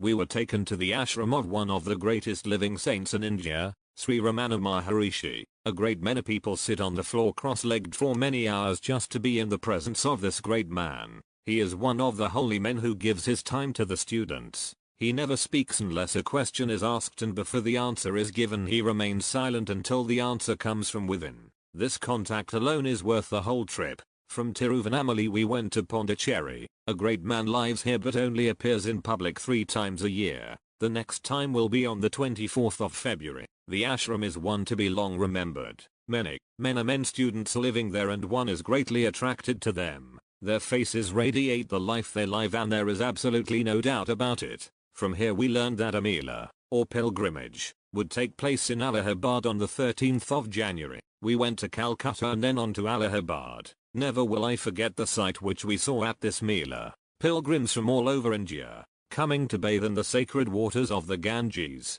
were there. The confluence of these 2 rivers, Ganges and Jamna, occurs here. The water is icy cold, yet they plunge in. They have come long distances under terrible hardships to join in this religious rite. 1 million people with but one thought, namely to bathe in the Ganges on this particular day. There were so many incongruous get-ups, some naked, others bordering on savagery, some on elephants and camels, others in ox carts, all headed for the Ganges. I was greatly impressed by the religious zeal evidenced beyond question of doubt. What was it that would impel 1 million people to come to the Ganges? It was beyond my comprehension, and the question seemed to revolve in my mind over and over. What am I seeking for in this place? After I returned to the hotel the answer seemed to come, and it was this: you are seeking the primal cause of brotherhood. How can you be one with all mankind if you see only the exterior? If you think they are psychopathic patients, if you say that black is black and white is white, do you not observe the same love throbbing in the heart of the mother as she fondles her babe whose tiny body is filthy, diseased, and crippled, wallowing in the dirt, poverty-stricken, homeless, and actually starving, walking miles under tremendous hardships merely to bathe in the sacred waters of the Ganges? What but the inborn spark of divinity could possibly urge them on to lay it all at the feet of their conception of God? We worship God in luxury. They have nothing. Their feet are weary and footsore. Their energy is their all, yet they give it to come once a year and every 6, 12 and 24 years to meet on common ground and bathe and worship in their way. Just think of it. 1 million people on a small area of ground, peaceable, happy, singing and joyous. No sign of confusion or interference, each one regarding the rights of his brother to worship as he pleases. To me the real brotherhood is expressed here under inconceivable conditions. Thousands of conditions which we never thought could exist, and yet, from the hearts of these pilgrims love is expressed, and the eyes reveal an unfathomable depth which we might well envy, all worshipping God, God, God. Many different languages, the rich and the poor, the halt, the lame and the blind. A smile will always bring forth a smile. In fact, they seem surprised that we will deign to smile or greet them in their own fashion. I sincerely wonder if we would smile under the same environment. Could we, or would we, on hands and knees crawl to the Ganges, worshipping God with every breath, scarcely able to keep soul and body together? Could we, I ask you, could we? We saw sadhus with matted hair, their bodies covered with ashes, naked with the exception of a G-string, and I asked the question, why should anyone treat the body in such a fashion? The answer was that they have relinquished pride and are no longer concerned with the world. That is their conception of it, and, after all is said and done, we all act and think as our conscience dictates and as our individual evolution has progressed. We take pride in dolling up the body, while they go to the other extreme and spend their entire lives in caves and in the Himalayan mountains in the contemplation of God. They must first realize these attributes in themselves before they can go into the world and teach their inner experiences to others. We have many isms, creeds, and dogmas, very often theoretical and intellectual only. Thousands of these pilgrims coming in from all over India for this great meal are actually living the God life as they understand it. Of course there are many professional beggars and one soon learns to differentiate. The intuition is the best guide. Beggars are beggars whether they are in India or in America. Here we see them in the raw and there we often meet them in the best of society. We witnessed a man returning from the Ganges walking with a cane. His servant just behind him carrying his crutches. You may draw your own conclusions. Another great day is just ahead. On Friday the 24th the Mela of the 6th year occurs. So we will remain for that. I will continue this letter after that occasion. Mr. Spalding has taken 2 of our party to the Ganges today. I have remained at home to get this letter off to you. Grace G. Hon for the teacher in presenting this chapter. The letter from Mrs. Hon should be read to the class, as it completely illustrates the lesson. Incident by incident which the tour party experienced is explained in the lesson and the teacher can readily check from the lesson to the illustrations in the letter. Paragraph 1. The age-old illustration of the child is not that we become feeble-minded or that we lack intelligence. It means that we live life as it moves out from our interior nature. That is why it is difficult for children to understand adults. They have not had their minds filled with thoughts, and they only live what they inwardly feel. When these inner feelings are completely dulled by having our thoughts drilled into them, children become dull and inefficient like the older people. Thought is not the leading factor in successful living but is the outcome of successful living. Every step in human progress came from someone's inner conviction and thought was evolved to describe that which has been achieved. Paragraph 2. Man is really not limited at all, for he is a replica of infinity. He only allows himself to be limited by his thought. Live life as it unfolds from within and you will find life as it is, and the key to your own mastership. Thought, word, and act are the outlets or vehicles through which life is expressed and not the standard from which it is lived. Paragraphs 3 and 4. The purpose of the universe is to perpetuate and perfect life in all its completeness. It supports in man only that which is in harmony with life. It destroys out of man's nature that which operates against life. It is said that evil bears a seed of its own destruction, and that is true. But the seed of destruction and evil is the inherent good, and when good manifests it destroys evil, leaving nothing but the good, and life is the good that is always present and always moving to fulfill itself. Paragraph 5. It is not an intelligent thing to place blame upon yourself or upon others. The only true intelligent thing to do is to protect yourself and others from anything that is less than the universal divinity. When we become as intent upon preserving the potential nature of ourselves and others as we are intent upon preserving our earthly possessions, the world will be filled with real masters. Paragraph 6. Look at yourself in the mirror. Is there any light in your face when you are sad? When you are radiant with joy? Is there a light there? Imagine the light which would emanate from you if you were living that kind of life which you idealize and which is your life as you are capable of living it and as you should live it. Paragraphs 7, 8 and 9. If you want to know God, act as though God were. If you want to know what the life of a master is like, live that life yourself. Only in this way can we really know. No man knows the things of God except the Spirit of God which is in him shall reveal them. Paragraphs 10 and 11. The distinct difference between the teachings of the illumined and the unillumined is that the illumined teach you to go within yourself for knowledge. All the rest go and teach others to seek outside themselves. You are not likely to find outside of yourself what you have failed to find within yourself. The world gives back to you what you give into the world. Paragraph 12. One should study the difference between the state of his mind and the state of his soul. The mind says thus and so, and that only this and that are possible. The soul knows itself to be immortal, to be the master, and it never changes in its activity. Your deepest desire is identical with the manner in which any master would act. Paragraph 13. Complete devotion to an ideal is the secret of its attainment. It is not wishing and hoping for things to break right, but persistently working toward the goal of perfection. Chapter ZI Prana 1. It is a well-known fact today that the cosmic life force surrounds and interpenetrates every condition and every atom, and that the life force can be drawn within our bodies with the breath we breathe. Every act can be according to that life force. Every thought we think can be in harmony with it too. Note that it is said that this life force may be drawn in with the breath we breathe.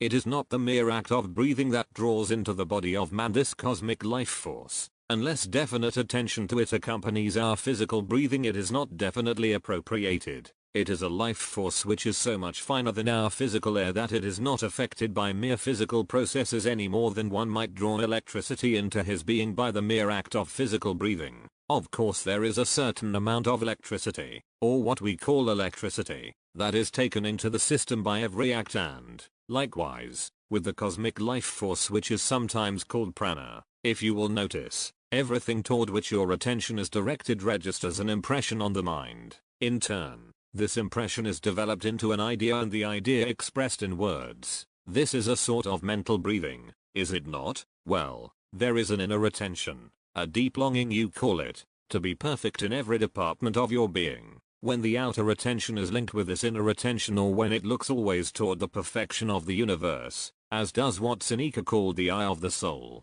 then there is drawn into man's being the elements of the cosmic forces around and about us. The mystics have always taught that attention is the secret of success in dealing with the cosmic forces. Deep, sincere, abiding attention to the surrounding spiritual ethers, a completely relaxed body, and an all-absorbing interest and complete openness of mind are the necessary attitudes in order that one may realize this inner breath, as it is called. This is soul breathing, or letting the self expand into its native ethers, the interpenetrating life force or spiritual ethers, as Steinmetz called it, until through the act of attention it is drawn within the whole being of man. 3. This life force, being cosmic, must interpenetrate all elements. This is, in reality, the force that stimulates all cellular growth, allows it to expand and become the growth of the body as well as the growth of plants. In fact, it is incorporated with all growth of every description and is a sustaining element of life. It becomes that which imbibes life as well, for,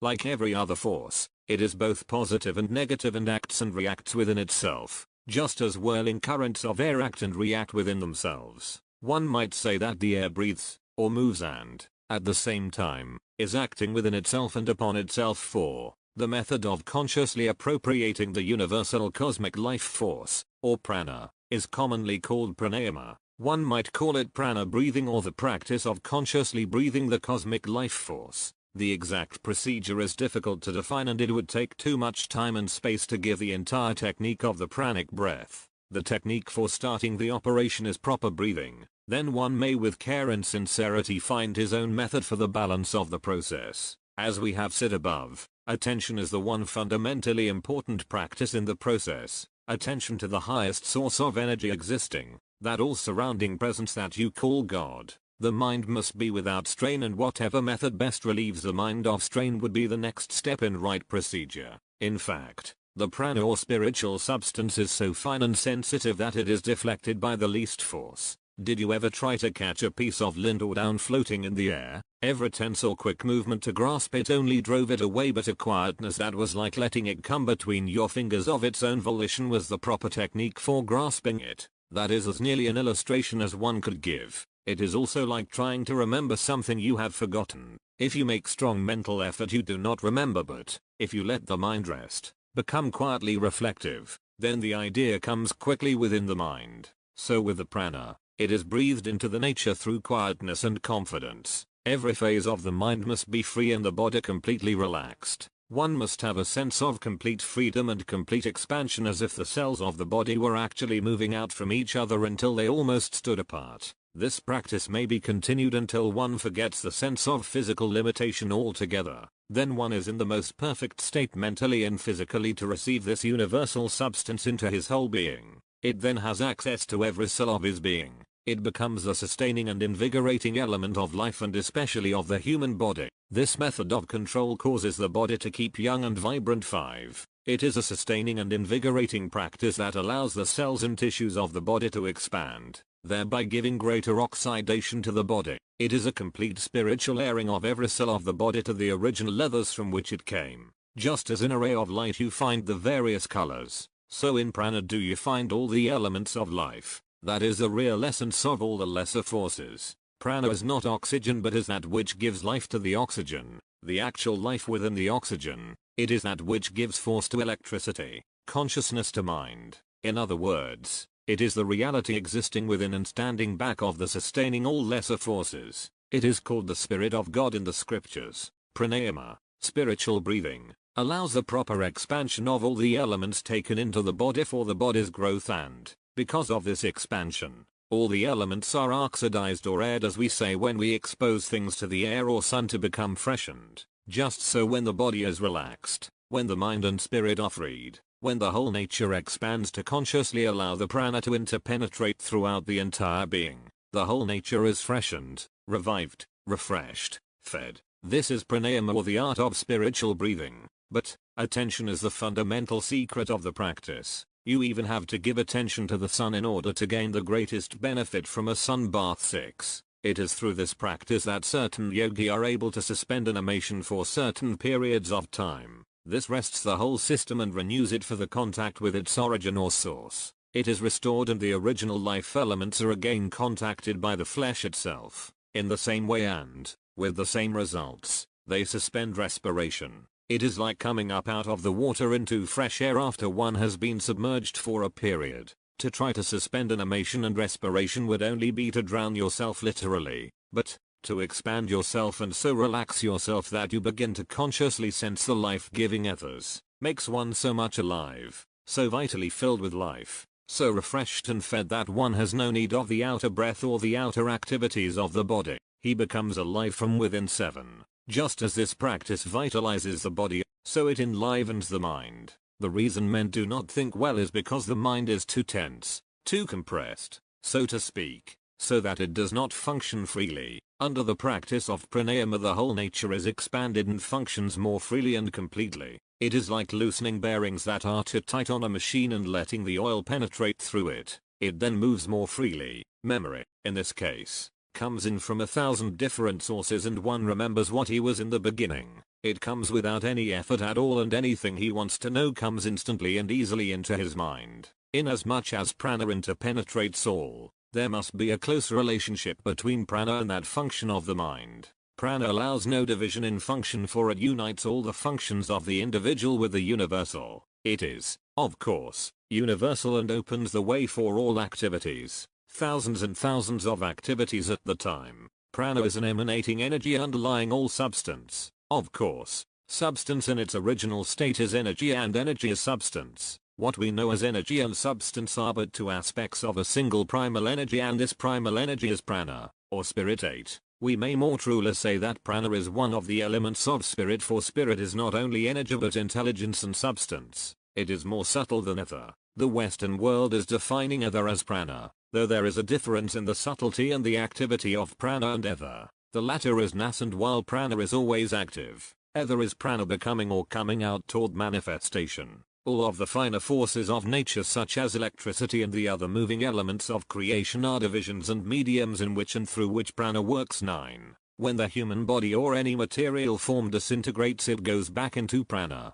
First into the various forms of energy and thence back into universal and primal force. If prana were constantly received into the whole being of man, the flesh would be eternally quickened, or it would become more and more animated, more and more alive, and the last enemy would be overcome. There are those who overcome old age and death with or through an understanding of prana right along. They rebuild the body with the pranic influence. This happens in a slight degree every time one goes to sleep or rests, but when one adds conscious attention to the pranic presence, completely relaxes in mind and body, the attention breathes the ever-present prana into and through his whole being. Therefore, the greatest degree of renewal of mind and body is attained. 10. You see, intelligence is the primal attribute of being and the activity of consciousness is prana, or vital force of creation, and substance is the form through which both act. Intelligence, life, and substance are the trinity of elements in the first causes defined by the Western world.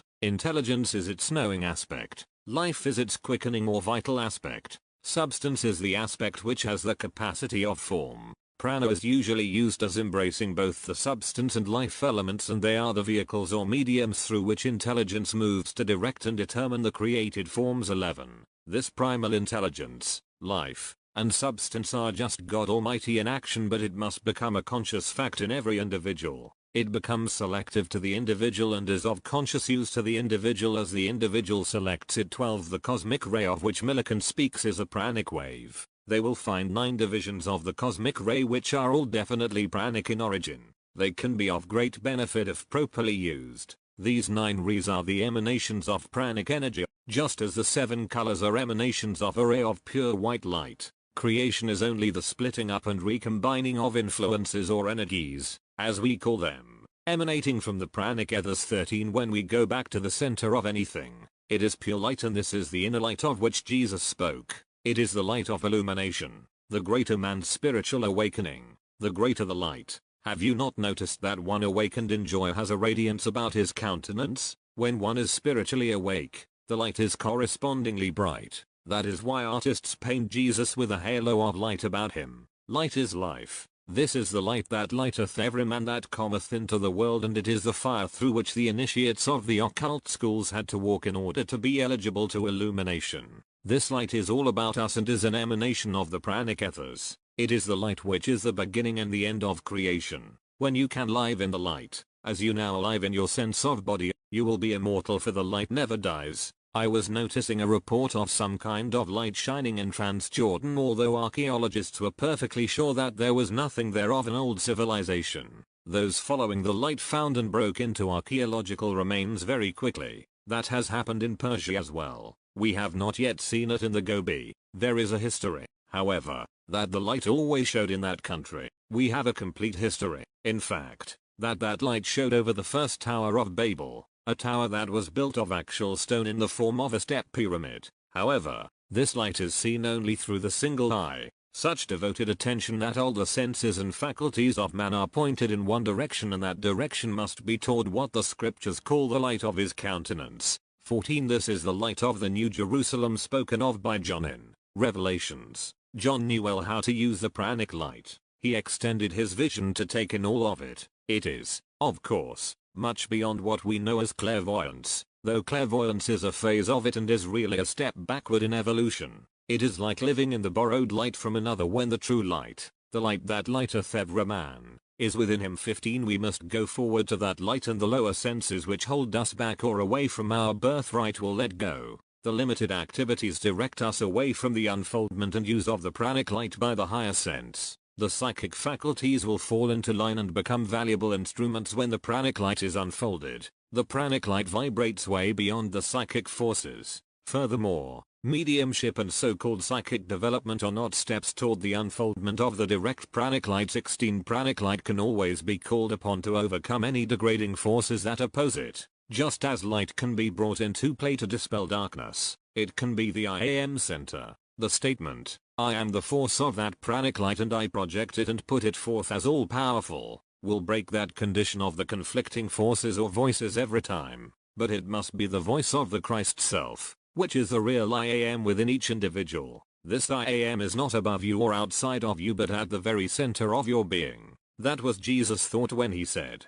I have nothing except that which comes in the name and through the power of the Christ. It involves the highest embodiment of prana. 17. The transfiguration of Christ was when the consciousness of Jesus was merged into the realization that intelligence, life, and substance were in the last analysis one, and that one was what he called the Father, or primal cause. Like all the various colors of the spectrum returning to a pure ray of white light. 18. There is but one consciousness, one principle, one sense. It is only complicated when we deal too much with differentiations or apparently differing functions and attributes. To deal with the mind as functioning in many faculties is only to further dissipate yourself and draw you further and further away from your source. Behold, our God is one, with that one thought, or attitude, of pranic forces always being in operation within as well as about us. We become unified, or one with the whole. John said that that which is without is really within. He carried it right to that great pranic force which always exists and is always active, and this action is the one action throughout all creation and all space.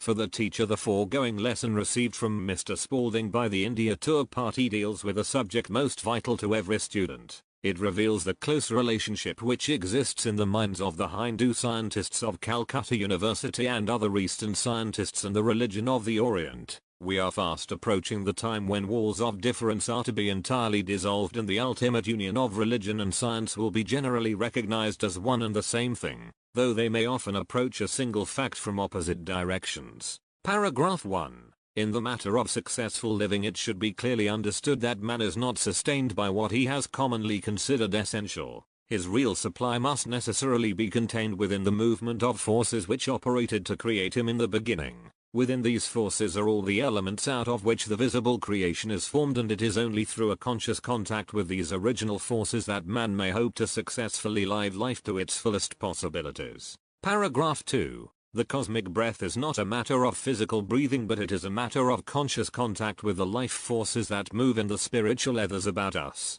Breathing is receiving into your nature the elements within the air, and then exhaling what the body does not assimilate. Spiritual breathing is receiving into the consciousness of man that which is within the spiritual ethers, and that is brought about through the quiet and deep attention of the mind. People often relate it to physical breathing, but it should not be confused with this process. Whatever you look upon, you receive impressions concerning it into the consciousness, and everything you do is an expression of what thus impresses you. By attention to the spiritual ethers, you draw their elements into your being, and your whole life's expression is quickened and increased because of the very nature of that which occupies your attention. Paragraph 3. One should contemplate the permeating presence of all the forces of being until he becomes as conscious of these forces as he is now conscious of form. This is the secret of developing unlimited power or mastery. Paragraph 4. Pranic breath is not something mystical or difficult and does not require a lot of instruction. One easily and readily absorbs the sunshine, for it is the nature of sunlight to penetrate all objects upon which it shines. More penetrating is the vital energies of the spiritual ethers. Relaxed, quiet attention is the secret. Paragraph 5. Physical tension is a contraction of the flesh caused by mental contractions. Mental contractions are caused by studying the apparent limitations of form and environment. A wider view of life frees the mind, which in turn frees the body. Give your whole being a good pranic airing every day and watch the increase in every capacity of your being. Paragraph 6. Suspended animation is not a matter of merely stopping the processes of bodily functions. It is identifying oneself with a superior action that meets all the requirements of the physical being. Then the so-called normal functions are not necessary. The greater always supersedes the lesser and fulfills the needs of the lesser. Do not try to stop eating or breathing or cause the heart to stop. Apply yourself to the divine presence until you find it quickening your entire being. Paragraph 7. Vitality or living energy is not the result of food or breath. It is the activity of the life force of the universe reanimating the being of man. Paragraph 8. Spirit is the activity of the entire creative machinery of the universe. It is God in action. This action involves all the elements within the nature of God and, therefore, contains all the elements involved in creation. Paragraph 9. Death and decay is only a lack of animation from the source of one's being, as is failure and poverty. Paragraphs 10 and 11. The universal cause knows what it is doing, and it knows what you should be doing to fulfill its purposes. Constant attentiveness to all the activities of the spirit is to know and to have the power to do. Paragraphs 12 and 13. Light is life, but there are higher forms of light just as there are higher forms of ether and energy. Only the individual who practices the presence of God can know exactly what that light is like, but one who is given to deep meditation often catches a glimpse of it. Paragraph 14. True clairvoyance, clear vision, is not seeing shapes and forms, but is that awareness of mind that sees and knows the pure action of spirit. Paragraph 15. Do not wait to do what you call overcoming before you feel worthy to enter the path that leads to illumination. Go into the light and let it burn away that which is false. Drop your faults, diseases, undesirable conditions. Face the light, and these conditions are not. Paragraph 16 and 17. Pranic light, or spiritual light, is not something difficult to obtain any more than is physical light. It is always moving toward you and works as quickly through your highest ideals or least needs with infinite swiftness, just as physical light flashes instantly through any opening, large or small. Paragraph 18. Reducing everything to oneness simplifies the entire matter of living and spiritual progress. Chapter Z, i.e. the quantum theory. 1. Principles of physics are involved in a study of the quantum theory. It is the theory of distribution of energy throughout nature. It was developed in the Berlin University as an outcome of investigation into radiation from black objects. This research resulted in the conclusion that all forms radiate a definite energy and that there is nothing in the world of form that is an inert mass. Every form has within itself some degree of energy, and this energy is a distinct emanation of the energy that fills infinite space. The amount of energy that each particular form radiates is in direct proportion to the relationship which it has with the universal energy too. Just as a pendulum swings in a long or short arc according to the amount of force exerted to start it swinging, just so all forms retain the amount of active energy required in sending it forth. This energy is retained by the form just to the degree that it retains its relation to the energy which sent it forth. If the pendulum stops, it is because the impelling force has ceased to exert influence upon it. Matter becomes less and less active as it loses some of its contact with the original impelling force which started it into motion. When this energy ceases to act within the form disintegrates. 3. Metaphysically, this has much of vital importance to those of the Western world. The movement in the United States came under the Depression, and all that means is that there was no foundation in fact. That is, it was founded on only a half-truth. There is fact as a basis for our metaphysics, but that fact was overlooked and misunderstood by most of its exponents in the United States. This will all be discussed in our consideration of the quantum theory. 4.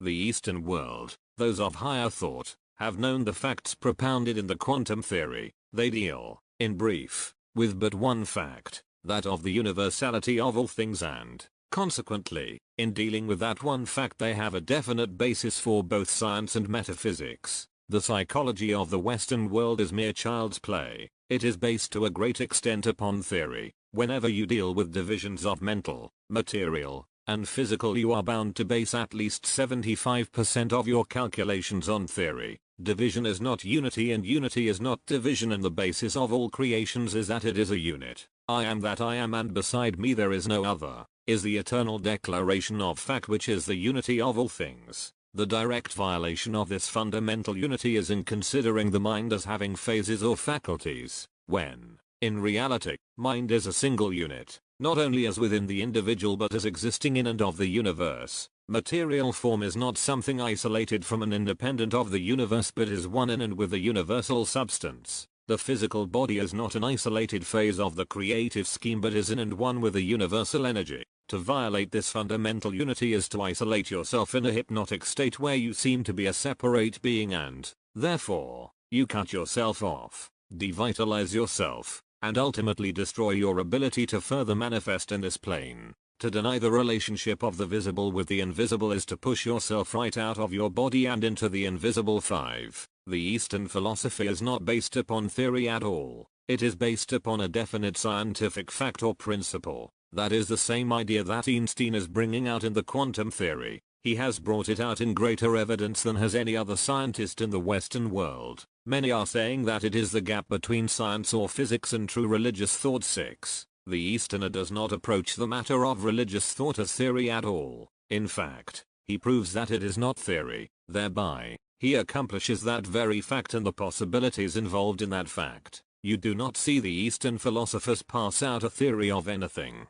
Their basis is always in fact. It, of course, is not fact simply because they pronounce it so, but because it has a scientific basis in fact. That fact was clearly revealed by Christ when he said, "I and my Father are one," preserving the unity of himself with the whole. That is the basis from which all successful living must evolve, and it is only to the degree that this oneness is maintained by the individual that he begins to radiate the energy that sent him into being. This is the basis of the quantum theory as applied from the viewpoint of pure religion or pure metaphysics, and that is why the Eastern philosophers gave so much attention to the quantum theory. They see the scientists of the world returning to the basis of their own religious thought held for thousands of years. 7. Einstein did not come right out and say that it is all spirit. Consequently, it was urged that the physical or material was not a fact, but he showed that it is based upon one joint determination. He put it as one general principle, correlating all physics, as he said, under one head.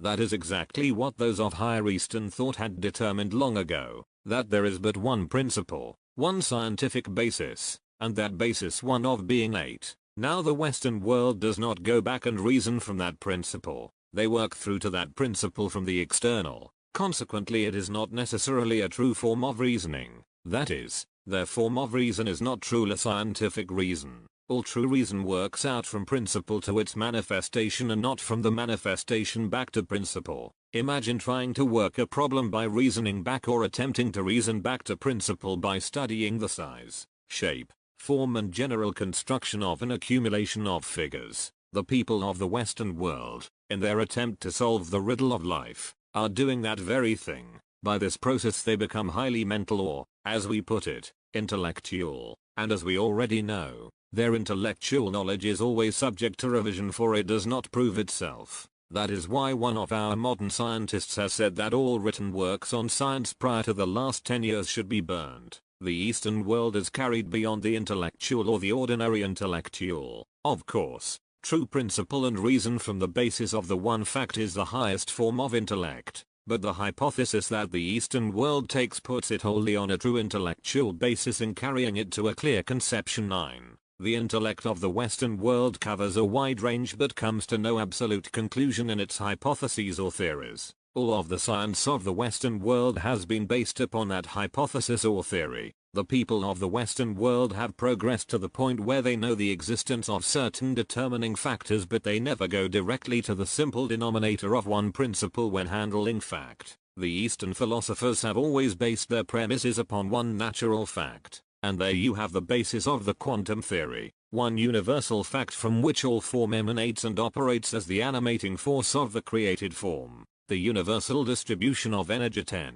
The difference between the Hindu conception and the theory of monism is that the latter eliminated all but the blind force of nature or creation. The Hindu always considered it an active, intelligent force that knew what it was doing, an energetic force, and a force that did accomplish an intelligent creation that moved toward an intelligent purpose and that anyone who would work with the intelligence of that force could accomplish all things through it. 11. The crux of the whole matter is therefore right knowledge. What we have called knowledge is past. The true knowledge is outside of the senses. The true basis of knowledge is to know the motivating force and the ends toward which it moves, as it is this motivating sense or the inward sense of the trend of the motivating force of the universe that brought all things into existence in the beginning and will bring all things into being through that individual who senses and works in harmony with its purpose. 12. The true knowledge comes through samadhi or silence. It comes through an inner feeling or an intuitive knowing. This is rightly what we call understanding. With all your getting, get understanding. When we obey what we inwardly feel, the accomplishment is achieved and then we have correct knowledge, for it is based on the outworking of principle. This is the manner in which all true knowledge comes, not only in things spiritual, but in relation to the principles which we use every day. We discover certain principles, apply those principles, results are forthcoming, and from these results we formulate our knowledge. 13. When you take that knowledge completely out of the realm of hypnosis, you get down to the fundamental fact or truth. Knowledge does not necessarily exist in the fundamental fact. That fact exists prior to and is greater than knowledge. Knowledge, as the Hindu puts it, comes directly from the expression of the fundamental fact. 14. When the Bible says that the flesh profiteth nothing, it does not say that the flesh is nothing. It has no reality except that which is of the spirit which produced it. The flesh is not a producer. It does not produce anything, for it is the thing produced. It is the spirit which produces. Flesh is spirit in form, as they put it. They do not make any distinction between flesh and spirit or material and spiritual. Consequently, it is all one and the same to them, and that is where they accomplish. The word made flesh is the true spiritual form. 15. When the spirit works in manifest form, it obeys a manifestation of law. If you can know that law, you can know spirit definitely. As Paul says, faith is spirit substance. It means that faith, made knowing, is all substance. You know instead of having faith. There is where the Sanskrit never deviates. That evidence of spirit, which is first faith and then knowing, creates. Through that evidence men create always, not through the senses or the sense of the material or physical, but through all substance as spirit. 16. Faith is the active principle of the mind. The mind acting upon inner knowing or understanding ripens into knowledge or becomes absolute knowledge. Spiritual intuition is direct knowing. It is tapping the infinite consciousness directly at its source. This power of direct knowing is born in every individual. Some manifest it earlier in life, chiefly because they are less hypnotized. That is, the less one is subjected to the supposed knowledge of the race, which is really ignorance, the more readily does that one follow what he instinctively knows and feels to be true. It is within the individual always and must be brought out. 17 Jesus said, I have nothing save that which comes in the name and through the power of Christ, putting himself in direct receptivity to spiritual intuition at all times. What Jesus did was really a lesson in how each man should proceed in every phase of life, that you might be one with the Father even as he was one with the Father, and his contact was always through the Christ, the Word of God. That is the inner fact of all men. Christ is all and in all, and Christ is the inner reality of each individual. 18. There is only one kind of intuition, just as there is only one kind of physical sight. You can, through your eyes, look toward and discover anything you wish. You may look for beauty and ugliness and you use the same sight. One is desirable and the other is undesirable. You may train your intuition to search out the determining principle and its operations. You can train it into psychic planes and find out what is going on there, or you can train it on your neighbor and discover his secret thought and motives. But, intuition turned in any other direction than to discover the operations of the principle itself is perversion of this sense back of all senses, and hypnosis is the result, for it clouds the clear perception of the individual. The only way to escape any degree of hypnosis is to train the intuition into the channels of direct knowing. This is the path of light, and any perversion of the intuitive sense is the path of darkness. 19. The old theory of occultism that the senses must be destroyed or killed or reversed is not in accordance with the teachings of the pure Hindu philosophy. They say that all is spirit, that the senses are spirit but must be so used and their true spiritual significance preserved. They become avenues of expression of that which the intuition learns as coming from the spirit. This direct knowing is also direct manifestation. If we would accept the fact which is revealed in principle, that fact would become immediately manifest to us. It is just that easier. The Westerner has simply submerged it in complexities. 20. When you rightly understand the nature of what you call matter as pure spirit substance, then you can see just why this is true. The Hindu says, compress the cube and you have a different substance. Expand it and you have a different substance. You do not define this as material or physical substance. As in the compression or expansion you do not change its nature, but only the relative position of the atoms. Water or ice is just as much H2O, regardless of its form, and this power of expansion and contraction is the fourth dimension of it. Likewise, the power of extending anything from one magnitude to another by the simple rearrangement of the atoms is its fourth dimension and does not change its inherent character. If all things are made of spiritual substance, there is no dividing line between what we have called spirit and its manifestation. Only when man is under a state of hypnosis does he imagine that there is something besides the unity of all things and the oneness of all things. Through his state of hypnosis he imposes false influences into form, and these distortions are the fabrications of his own ignorance. For the teacher, paragraphs 1 and 2. The lesson to be found in this explanation of the quantum theory offers unusual opportunity to impress upon the mind of the individual the fact that all of his lack is due to separating himself from the original first cause. Just as a motor stops when it is disconnected from an electrical current or a light goes out when the switch is turned off, so does man cease to function in just that degree that he separates himself from the Spirit of God. Paragraph 3. When it comes to a matter of merely manipulating the world with thought, trying to demonstrate by the use of affirmation, man sooner or later exhausts the ability to achieve, only through deep meditation upon the oneness of all things, man's unity with God, is his power revived so that he again returns to the position of power that is rightfully his.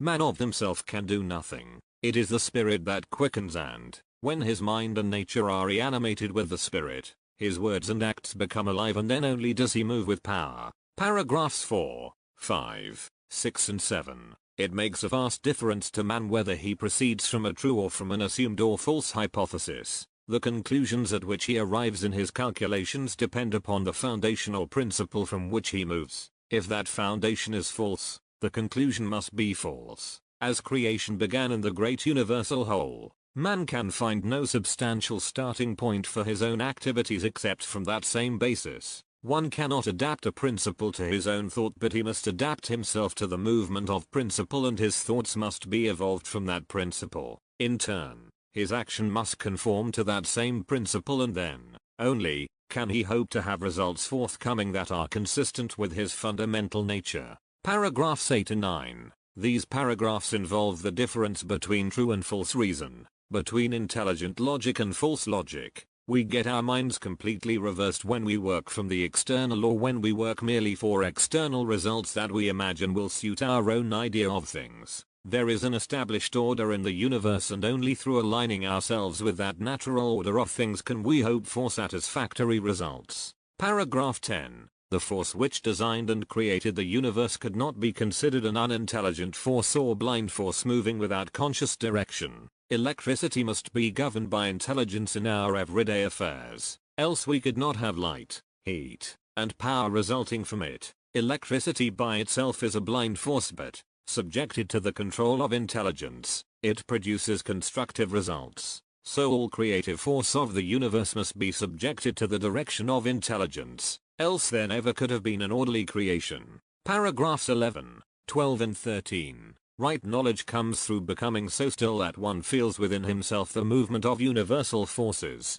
the Spirit of God. Its activity not only becomes a vitalizing influence, but it awakens an understanding in the mind of man. The inspiration of the Almighty giveth understanding, just as you must first understand the operation of the principle of mathematics through quiet submission to the rule, so must you contemplate the action of divine principle until you understand its operations. Knowledge is the accumulation of ideas, and true knowledge would be the result of seeing the Spirit of God made manifest. Knowledge comes in the completion of a process. Understanding discerns the way toward results. Paragraph 14. Neither mind nor matter have any power to create or to produce. The power to produce is in mind or spirit. It is the spirit that quickens. Holding thoughts and driving the body only deplete the man. Life is renewed. Power awakened through communion with spirit. Paragraphs 15 and 16. Faith is the means through which principle is discerned and applied. First, faith is resting the mind of its own activities to gain new impetus.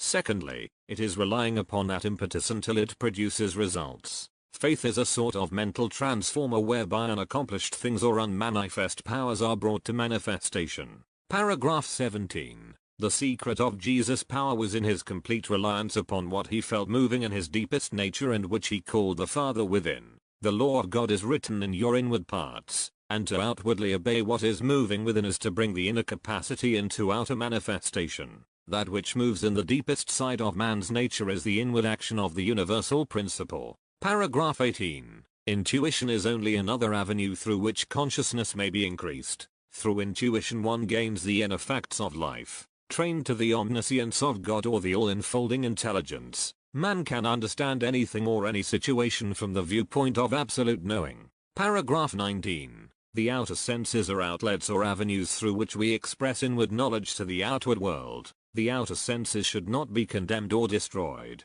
In so doing you would destroy your outlets into the world. See to it that the function of your whole being lines up with the innermost tendencies of your nature until you express what you are in the sight of God. Paragraph 20. To know the true nature of all things, not as separated or isolated divisions, but as one and the same thing in different stages of progression, is to be possessed of the power and dominion that belongs to you as a product of one first cause. Chapters of resume. On our present tour, we have endeavored to give the student more of the actual teachings and practices of the masters, rather than to recite the phenomena performed by them.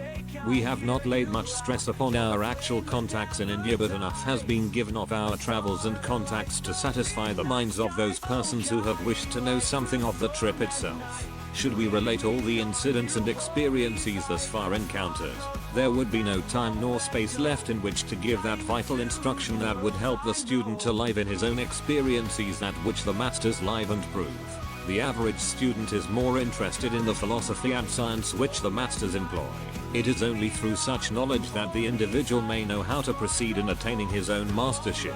Furthermore, the miraculous feats and the manner in which the Master's life has doubtless been sufficiently covered in the 3 volumes of Life and Teaching of the Masters of the Far East. This trip has yielded us much of practical knowledge, and it is our purpose at this time to review the main points in order that they may stand out in the mind of the student. Thus he may have a clearly defined working basis from which to proceed in recasting his life in accordance with those motives through which the illumined have attained to mastership. Mastership is everyone's possibility, but this state is not achieved through reading, study, or theorizing, but by actually living the life which the Masters live. It has been clearly stated that life lived by the average individual is hypnotic. That is, the majority of men and women are not living life as it was intended at all. Not 1 in a million feels the freedom to live what he inwardly feels he would love. He has come under the world opinion of himself, and this opinion is what he obeys, rather than the law of his own being. In this respect and to this degree he is living under an hypnotic spell. He lives under the delusion that he is a mere human being, living in a merely material world, and only hopes to escape it when he dies and goes to what he calls heaven. This is not the determination intended in the plan and purpose of life. Obedience to one's inner nature, the expression of life as he instinctively feels it ought to be expressed, is the very foundation of the life which the Masters reveal as the only true mode of living. Now, the difference between the teachings and practices of the Masters and those of fakirs is that the fakir only intensifies the hypnotic condition of the mind. Further, false and material pictures are so impressed upon the sensitive minds of people that they are thrown into further states of hypnosis. The Masters say, that which seems external exists not at all, by which they mean that it is not what appears that is the reality of life. The reality of life is that which moves out from the very center of one's being. They seek in every way to clarify their minds of world impressions and sit in long periods of samadhi, silence, in order that they may see clearly that innermost trend of their nature.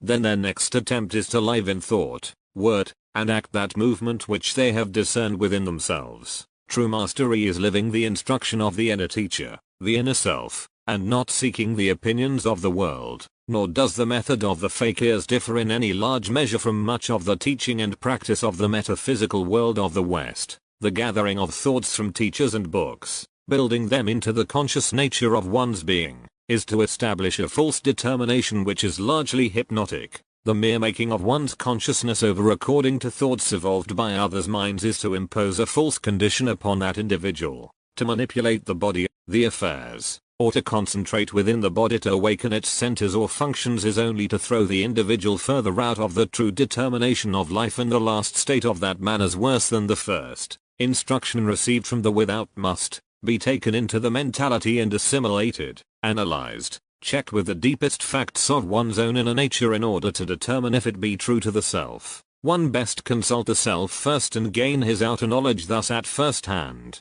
The first method is slow and retarding to one's progress, while the latter is swift and freeing. Notice the difference when you act according to someone's instruction and when you obey what you instinctively feel to be the right thing to do. This of itself should teach us that the way of life is from within out. The forces of life are silent, and that is the main reason for the silent nature of the Masters. That is the way they keep in harmony with life itself. Even our scriptures teach in substance that a multitude of words is not without sin. Only when we speak in harmony with what we inwardly feel do we let ourselves out into complete harmony with the true determination of life. Have you not noticed that when you speak what you feel, just as when you do what you feel is right, that you are free? Also when you speak that which does not meet with the sanction of your innermost feelings, you feel you have limited or bound yourself. This is the philosophy of non-resistance propounded by Gandhi and which is prevalent in Hindu teachings. Christ emphasized this teaching. When you speak or act in a manner that is out of harmony with yourself, you create resistance, and that resistance is the influence of hypnotic practices.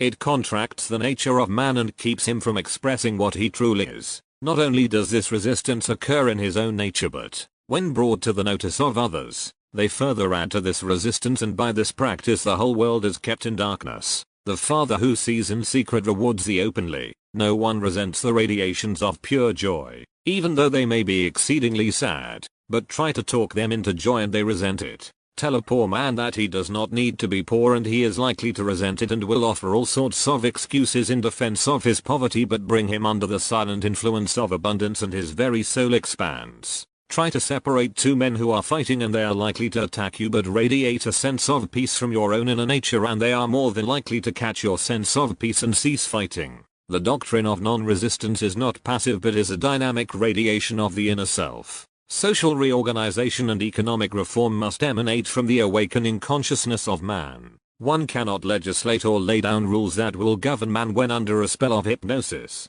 You cannot organize men's thoughts and motives until they conform to each other. It is in this realm that all differences arise. One man is selfish, another is unselfish. One is successful and another is a failure. One has unusual strength and ability, while another is weak and incapable. One thinks only of his material welfare and another thinks only of his spiritual welfare as entirely divorced from his outer nature. How can such diverging thoughts and feelings be organized into an harmonious mass? Only in man's innermost nature is he identical with his neighbor in thought and motive, and only through bringing out what is within can there be peace and harmony in the earth. It is that which moves in man's innermost nature that is identical with the great universal mind or God. The law of God is written in your inward parts. Mastership is bringing to the surface what is buried within. This is brought about only through deep meditation and consulting with the self, which is the only master one can ever find that will lead him to the goal of life. Overcoming is all a matter of learning to drop all seeming conditions of mind,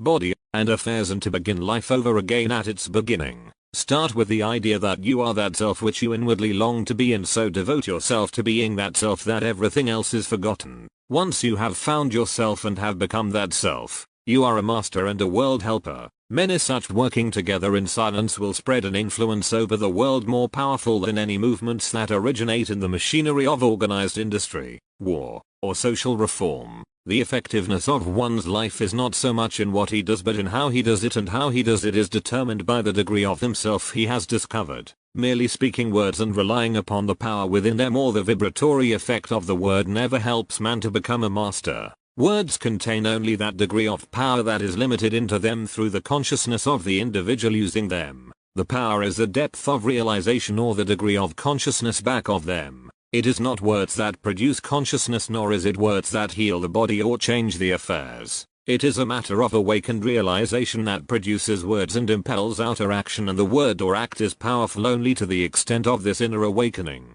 The result of speaking or acting from outer motives not only produces an hypnotic condition of mind but gives rise to the notion that there are two opposing minds and, carried on, seems to divide the mind into many separate actions. Mind is a unit and moves as a unit, and what seems to be dual-mindedness is only a dual set of ideas. One set evolved from outer impressions and one set originating in the natural state of mind as it originally moves. The mind is completely unified and harmonized by denial or rejection of every thought and impulse that does not spring from one's innermost nature. This clears up the entire stream of consciousness and leaves the individual free to think and act as he should in perfect harmony with the universal mind. This is the very essence of mastery. Speaking and living in this oneness without sense of division is the greatest gift of man, for he was given a sound mind, according to the scriptures. In other words, he was started out into being in perfect oneness with his source. He was sound, whole, and Jesus said he must return to this state of sound-mindedness.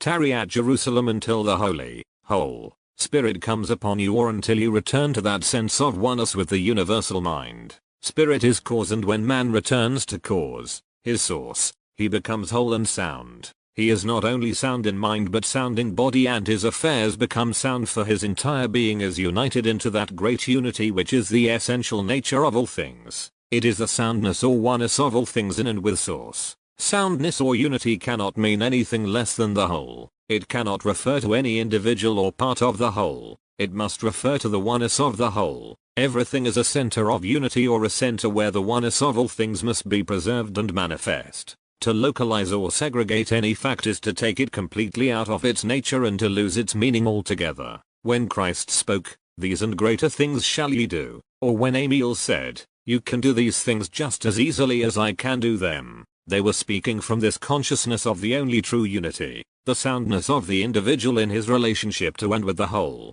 This life of oneness is the life of the masters, and anyone may live that life if he will drop his alliances with institutions and religions and races and nations and accept his alliance with the universe. This is the Ark of the Covenant which enabled the children of Israel to succeed, but when it was lost, they failed to gain their liberty from opposition. All separation is purely a matter of individual hypothesis. One cannot really be separated from the whole, for he is created within it, is a part of it, and is like unto it. Love is the great unifier in the consciousness of man, and to keep oneself always in an attitude of love is to progress toward oneness. It is the only preserver of life and health and ability. One need not try to love everybody, but he must eternally seek to keep his nature whole through the increase of love. When one's nature expands in love, he will sooner or later find himself in a loving attitude toward all men, and, in this attitude, he not only lifts himself but all those around him into that same oneness. There are no divisions in an awakened sense of love. One does not gain mastery or illumination by going to and yearn sitting at the feet of Master. One gains mastery by listening to the deepest facts of his own nature and by obeying what he there learns. There is no help that is needed that is not available instantly if one but turns in this direction and proceeds from this fact. All the power of the universe is back of every high motive, every true impulse that stirs in man's inner nature. It is like the germ of life within the seed, and all the forces of nature move to bring it forth into its full expression of all its potentialities. This is the manner of the masters, and their instruction is always that you must be true to the self, live the life of the self, express what is inherently true until you are outwardly what you inwardly long to be. When man returns to this motive of life, all that there is in the universe begins to move in upon him, to manifest itself through him. Not only must man have the intelligence to direct him and the power to do that which is to be done, but also the substance that nourishes and supports him in the doing. There is no lack, except in the realm of hypnotic ideas that have clouded his mind from reality. Back in his native oneness, where he consciously receives what the universe is pouring out upon him, there can be no lack in any phase of his being nor in his affairs. The quantum theory is the approach of science to this basic fact of life, and there can be no true science, religion, social structure, or successful living outside the undefeatable and indissoluble oneness of all things. This is the road to mastery, the life of the masters, and the only true life there is. It is to be found just where you are, in the secret places of your own inner nature. The masters teach that liberation is to be found in this and in no other way. Christ, speaking in the man Jesus, said the same thing when he said, "No man cometh unto the Father but by me." The same Christ in you speaks the same message to you. Your only contact with a master is through the mastery of yourself. O say that I may hear the glad music. My keynote is harmony, and the theme of my song is God, and God seals my song as truth. Behold, I am born anew. A Christ is here, I am free with the great light of your spirit. God my Father, your seal is placed upon my forehead. I accept, I hold your light high. God my Father, again, I accept. As Jesus ceased speaking, a dazzling ray of pure white light shot out from the center of the solar part of his body. This beam of light extended down the canyon some distance to where the gorge made an abrupt left turn, just ahead of the place where the advance group of horsemen were riding. At the point where the slight beam terminated, a great barrier like a stone wall seemed to rise instantly, and great darts that appeared like flaming arrows shot out from this barrier. The advancing horses stopped so suddenly in their mad forward dash that they unseated a number of their riders. Many of them paused for a moment with their heads and forefeet in the air, then turned and bolted down the canyon completely out of control. When they reached the advance ranks of the main band, those riders that had not been unseated attempted to control their horses, but to no avail. These, as well as the riderless horses, plunged on and into the front ranks of the moving band. Here the movements of the front ranks were checked, while the ranks in the rear, not realizing their danger, came on and surged over those in advance, until the canyon below us was a seething mass of men and horses. For an instant all was a dead calm save for the wild screams of frightened men and mad horses, where the wild stampede of the advance riders had clashed with the forward columns of the main band. There, a terrific scene was taking place. The riderless horses, entirely free from restraining hands, had plunged headlong into and over the advanced ranks, unseating many more men, and they with their ungoverned mounts, added to the confusion. The horses began rearing, plunging and screaming, as only dumb animals can. In a moment of uncontrolled and violent fright, this mad melee was communicated through the massed horde in the canyon below us. Suddenly we saw men draw their short swords and slash wildly in every direction. Others drew their firearms and began shooting at men and horses in an attempt to clear the way for an escape. It soon developed into a battle of the survival of the fit. It ended in a mad dash for liberty by those who were fortunate enough to escape the shambles, leaving the gorge cluttered with great heaps of dead and wounded men and horses. We hurried down to give what aid we could to the wounded. All of the inhabitants and our friends joined us. Messengers were sent out far and wide for assistance. We worked feverishly through the night until after sunup the next morning. As rapidly as we were able to extricate the wounded ones from the terrible debris, Jesus and our friends would take them in hand. When the last man was cared for, we returned to the lodge for breakfast. Much to our surprise, as we entered, we found the black bandit talking to Emil. It was the first time that any of us were conscious that Emil had been present. He saw our look of wonderment and said, "That will keep until later." After the meal was finished, we walked outside with the chief and he told us that Emil and himself had come upon the man seriously wounded and unable to move, as he was held down by his fallen horse. They had freed him and carried him to the temporary shelter where he was made as comfortable as possible. Then they had called our hostess and turned him over to her care. After his wounds were dressed, he asked if she would ask her God to show him what to do to be like her. He also asked her to teach him how to pray. She asked him if he wished to be whole and well and he replied, "Yes, wholly like you." She answered, "Now that you have asked for wholeness, your prayer is answered. You are completely whole now." The man lapsed into a deep slumber. At midnight when our chief made his rounds, he found that the wounds had completely closed and there was not a scar left. The man arose, dressed and volunteered to assist in the rescue work. We also saw a great number that we thought were just slipping into the great shadow, restored completely.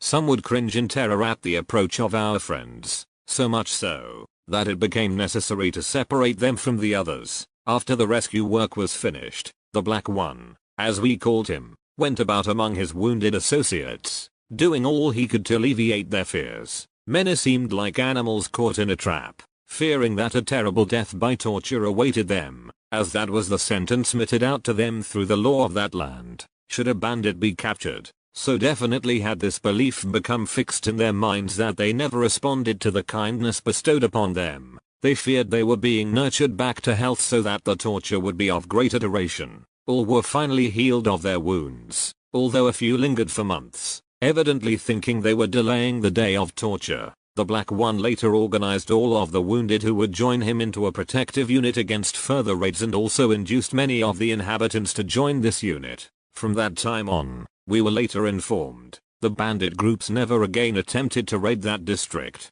Later two of our expeditions passed through that territory on their way to the Gobi. This man with his followers conducted them safely through his own district and the adjoining district, a distance of over 400 miles, and neither he nor his followers would accept any compensation for that service. We have been told many times that he has become a great power for good throughout the district, giving his entire life freely to the people without remuneration. Chapter V. By noon of the second day, the wounded had all been cared for and we made a last survey to make sure that there were no more wounded alive among the debris. On our way to the lodge for lunch and much needed rest, one of the party voiced the thought which had been uppermost for hours in all our minds. Why this terrible holocaust, this destruction of life? We were tired to the very marrow of our bones and were completely floored by the shock. The brunt of the rescue work, especially in the early hours, had fallen to our lot, as the inhabitants had stood in such mortal terror of these bandits that it was very difficult to persuade them to lend assistance even after we had freed many from the entangled horses.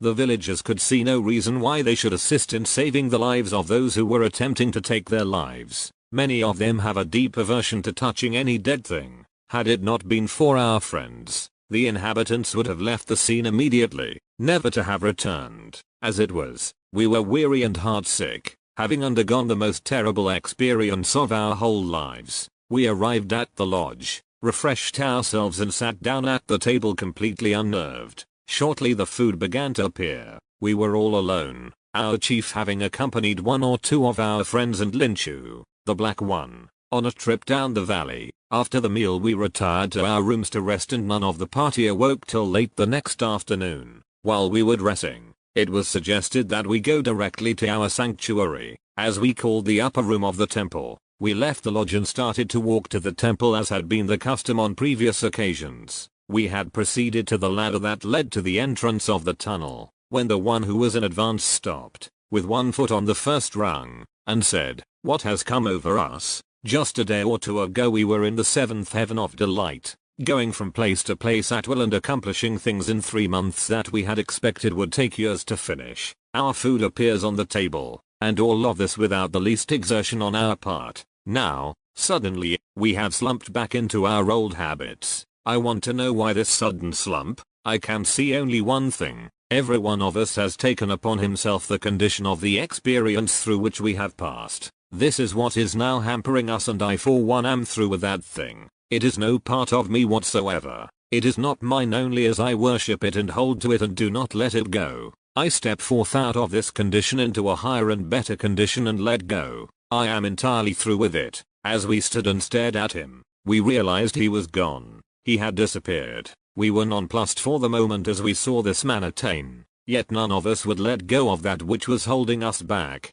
though knowing full well that we were still holding on to a condition that did not concern us in the least. Consequently, we were obliged to climb the ladder, go through the tunnel, then up through the different rooms to reach our objective. When we arrived, we found our associate already there. As we were talking of the accomplishment, Jesus, the other friends, and our chief appeared. They walked into the room through the door that opened onto the ledge. We sat down and Jesus began by saying, "There are so many declaring that they are the sons of God and that they have all that the Father has. They do have all the Father has, but this statement has not been made a fact until they have the courage to take the next step and see themselves as God, one with all that God is. Then they do accomplish. When the one in mortal limited thought sees the Christ stand forth, that finer individuality does radiate light. That one that is projecting the Christ does see with a finer, clearer, and more extended vision. That one sees the higher body of himself vibrating at a higher rate than does his limited body that he also sees. He thinks that these are two bodies. He also thinks that that body is the Christ of another. These which appear to are only in appearance, because he does not believe that he is the Christ. Let this one declare himself the Christ and actually accept it as a fact. That instant, these two merge and that one has brought forth the Christ. Then the Christ stands forth triumphant. Now let him go one step further and declare that the Christ of God stands forth, and that instant he is the Christ of God. Now the Son of God is one with God the Father and he does go directly to the Father. That one must go one more step. This is the greatest and takes the greatest determination, as every fear of mortal thought and limitation must be erased. He must step forth, go forth direct to God the Source, or the Father, and declare definitely and no positively without fear of precedent or superstition, or man-made belief, that he is God, that he is merged wholly or amalgamated with God, that he is this love, wisdom, understanding, that he is substance, that he is every attribute of God the Father, the Source, the Principle. He must accept this in all humility, such as one does show forth God. Through such a one, every one of the God attributes does flow out to the whole world. To that one, nothing is impossible. It is only through such a one that God can express. When you amalgamate yourself with God, nothing is impossible to you. You not only have all the Father has, but you are all that the Father is. You are the Trinity. You are man Christ, Christ of God, God, all three in one. The Holy Spirit abides with you. The Holy Spirit in creative action abides with you. When you accept this, then you, as well as all others, will sing all hail the power of the Christ name, not the name of Jesus the personal but the Christ. Let angels prostrate fall, bring forth the royal diadem and crown Christ Lord of all. You do not crown the personal Jesus, you crown Christ. The Christ deserves the most magnificent of all royal diadems in the Christly crown. There are no diadems too great or divine for the crown of the triumphant Christ. You see that whosoever will, may come forth and become the triumphant Christ. Whosoever will, let them come. When you say, God, see yourself as God. See God standing forth as you stand forth. God cannot be a bigot or a boaster or an egotist. Neither can the Christ, the God-man, the image and likeness of God, be any of these things. You can be just God and so is God man. I am is in the Father and the Father is in me, are true words. I am and my Father are one in all meekness and almighty greatness. God and all mankind united are almighty, the almightiness of God. That which was born in your so-called iniquitous thought is raised in glory because the thought of iniquity is erased. That which has borne the image of the earthly must and does bear the divine image when you raise up that ideal image. I say to you that now, this instant, is the great opportunity for you to step forth, out of this outer turmoil, into the great peace and blessings of God, and clothe yourself with the light of God, in all meekness, place the crown of Christ upon your head and, unless you yourself do this, no other can place it there for you. Step up to and be a part of the great white throne, the source. Become one with those that have made the great accomplishment in like manner. Be not only one with God but be God, actually God. Then you can and do present the divine attributes to the whole world. How can God energy get into expression except through man? There is not another organism upon the whole earth that can vibrate at the same rate or frequency, and in consequence, it is so highly organized that it does perceive, then generate and transform this supreme energy, which enables man to express God to the whole world. How can this be done except through the highly organized and perfected body which are when you are in full control of that body? That control means full and complete mastership, messiahship, discipleship. You are only in control of and in perfect harmony with this body when you stand forth in perfect dominion and mastery in all the attributes of the Holy Trinity,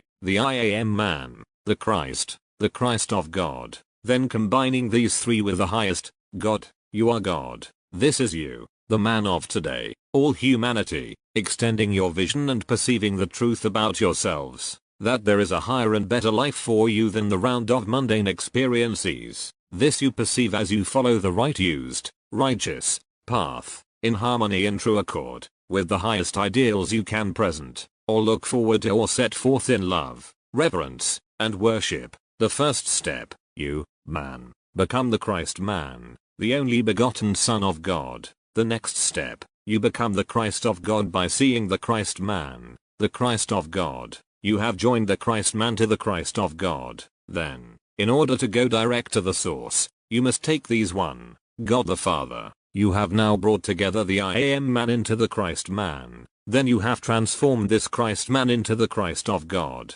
or the Lord God. Then, through your next step, you have transformed the Christ of God into the ever-living God. These which seem to have become one God, God, the Father of all. There is not one thing that will be impossible to you if you do not deviate from this path of righteousness. In this you must be absolutely fearless and true, regardless of what the whole world may think. In standing forth and acknowledging your dominion and at one ment, you are at one with the Father, the outpouring and ever-present supreme principle of all things. With this light does not your Bible present a great allegorical depiction of man's spiritual development and attainment when rightly understood or righteously used? The shaft of light that is pictured as coming to me from heaven, is projected outwardly from my body. It is true that this light is from heaven, as heaven is all about us and is light vibration. The actual focal center or starting point of heaven must be right within my body. Therefore, this heavenly light must come forth from me. The I Am of me must allow this light essence to come in.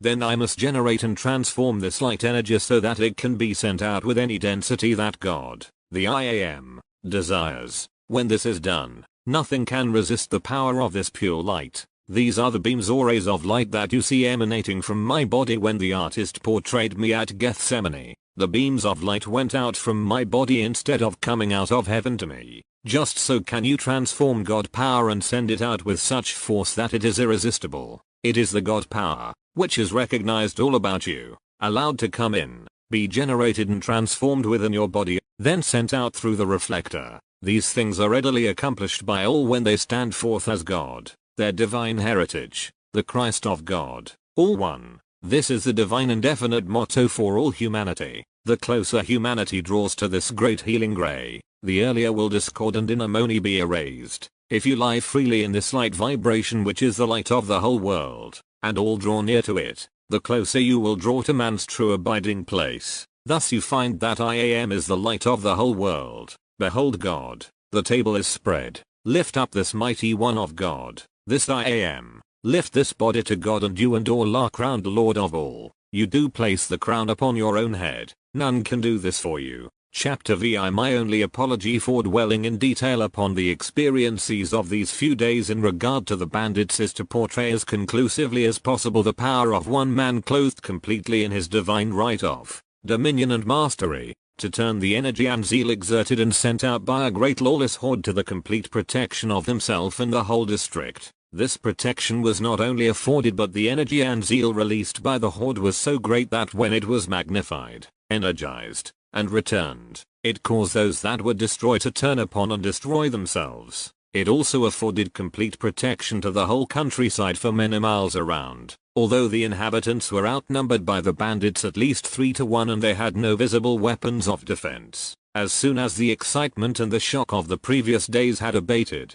we return. Not take long years of study, nor need you go through training or hardships or deprivation. Know and accept that this vibration does exist. Then let it flow through you. You are one with great creative mind substance. Thus, you know that all things do exist, if you will but see that divine principle, great principle, good principle, God principle is all there is, that it fills all space, is all. Then you are that principle, and, as you stand forth in your Christ dominion and give out this principle, you, by your very thought, word, and act give this principle greater activity. Thus, one more has found his dominion and is using God power and sending it out. As you give out this power, it flows to you. As you give, more is pressed upon you to give, and you will find you cannot deplete the supply. This does not mean going into a closet and hiding yourself. This is getting quiet right where you are, even in the busy so-called turmoil of life, under the most trying circumstances.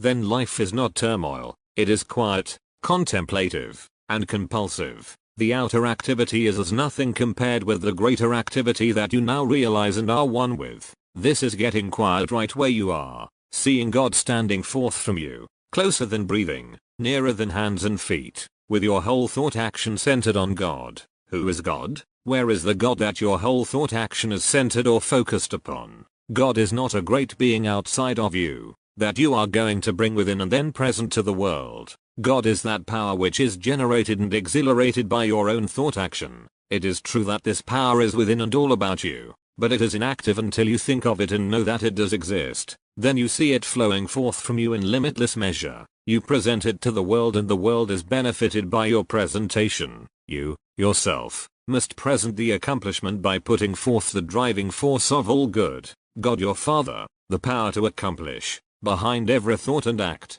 Now you are God fulfilling or filling full the accomplishment. This is God, the true and only God, standing forth from you. You are then God the Father, the husbandman, the amplifier and the projector, the definite and positive accomplisher. It is then that legions fly to do your bidding, the moment you say wholeheartedly, with reverence and deep meaning, that God is in his holy temple, and know that this temple is your pure body, just as you present it and as you truly stand today, that you, the true Christ, live one with God right within this temple, and that your exalted body is a holy abiding place, a whole and all-inclusive abode. You are an energizer, an all-including and outpouring vessel for this true and divine principle to flow through. Then you pour out more and more of the God which you are and which you love. You worship, you praise, and with your ever-expanding love, you pour out to all mankind that they may see the Christ, the God-man standing forth triumphant. Now you say with the keenest joy, whosoever will, let him come and drink deeply of the waters of pure life.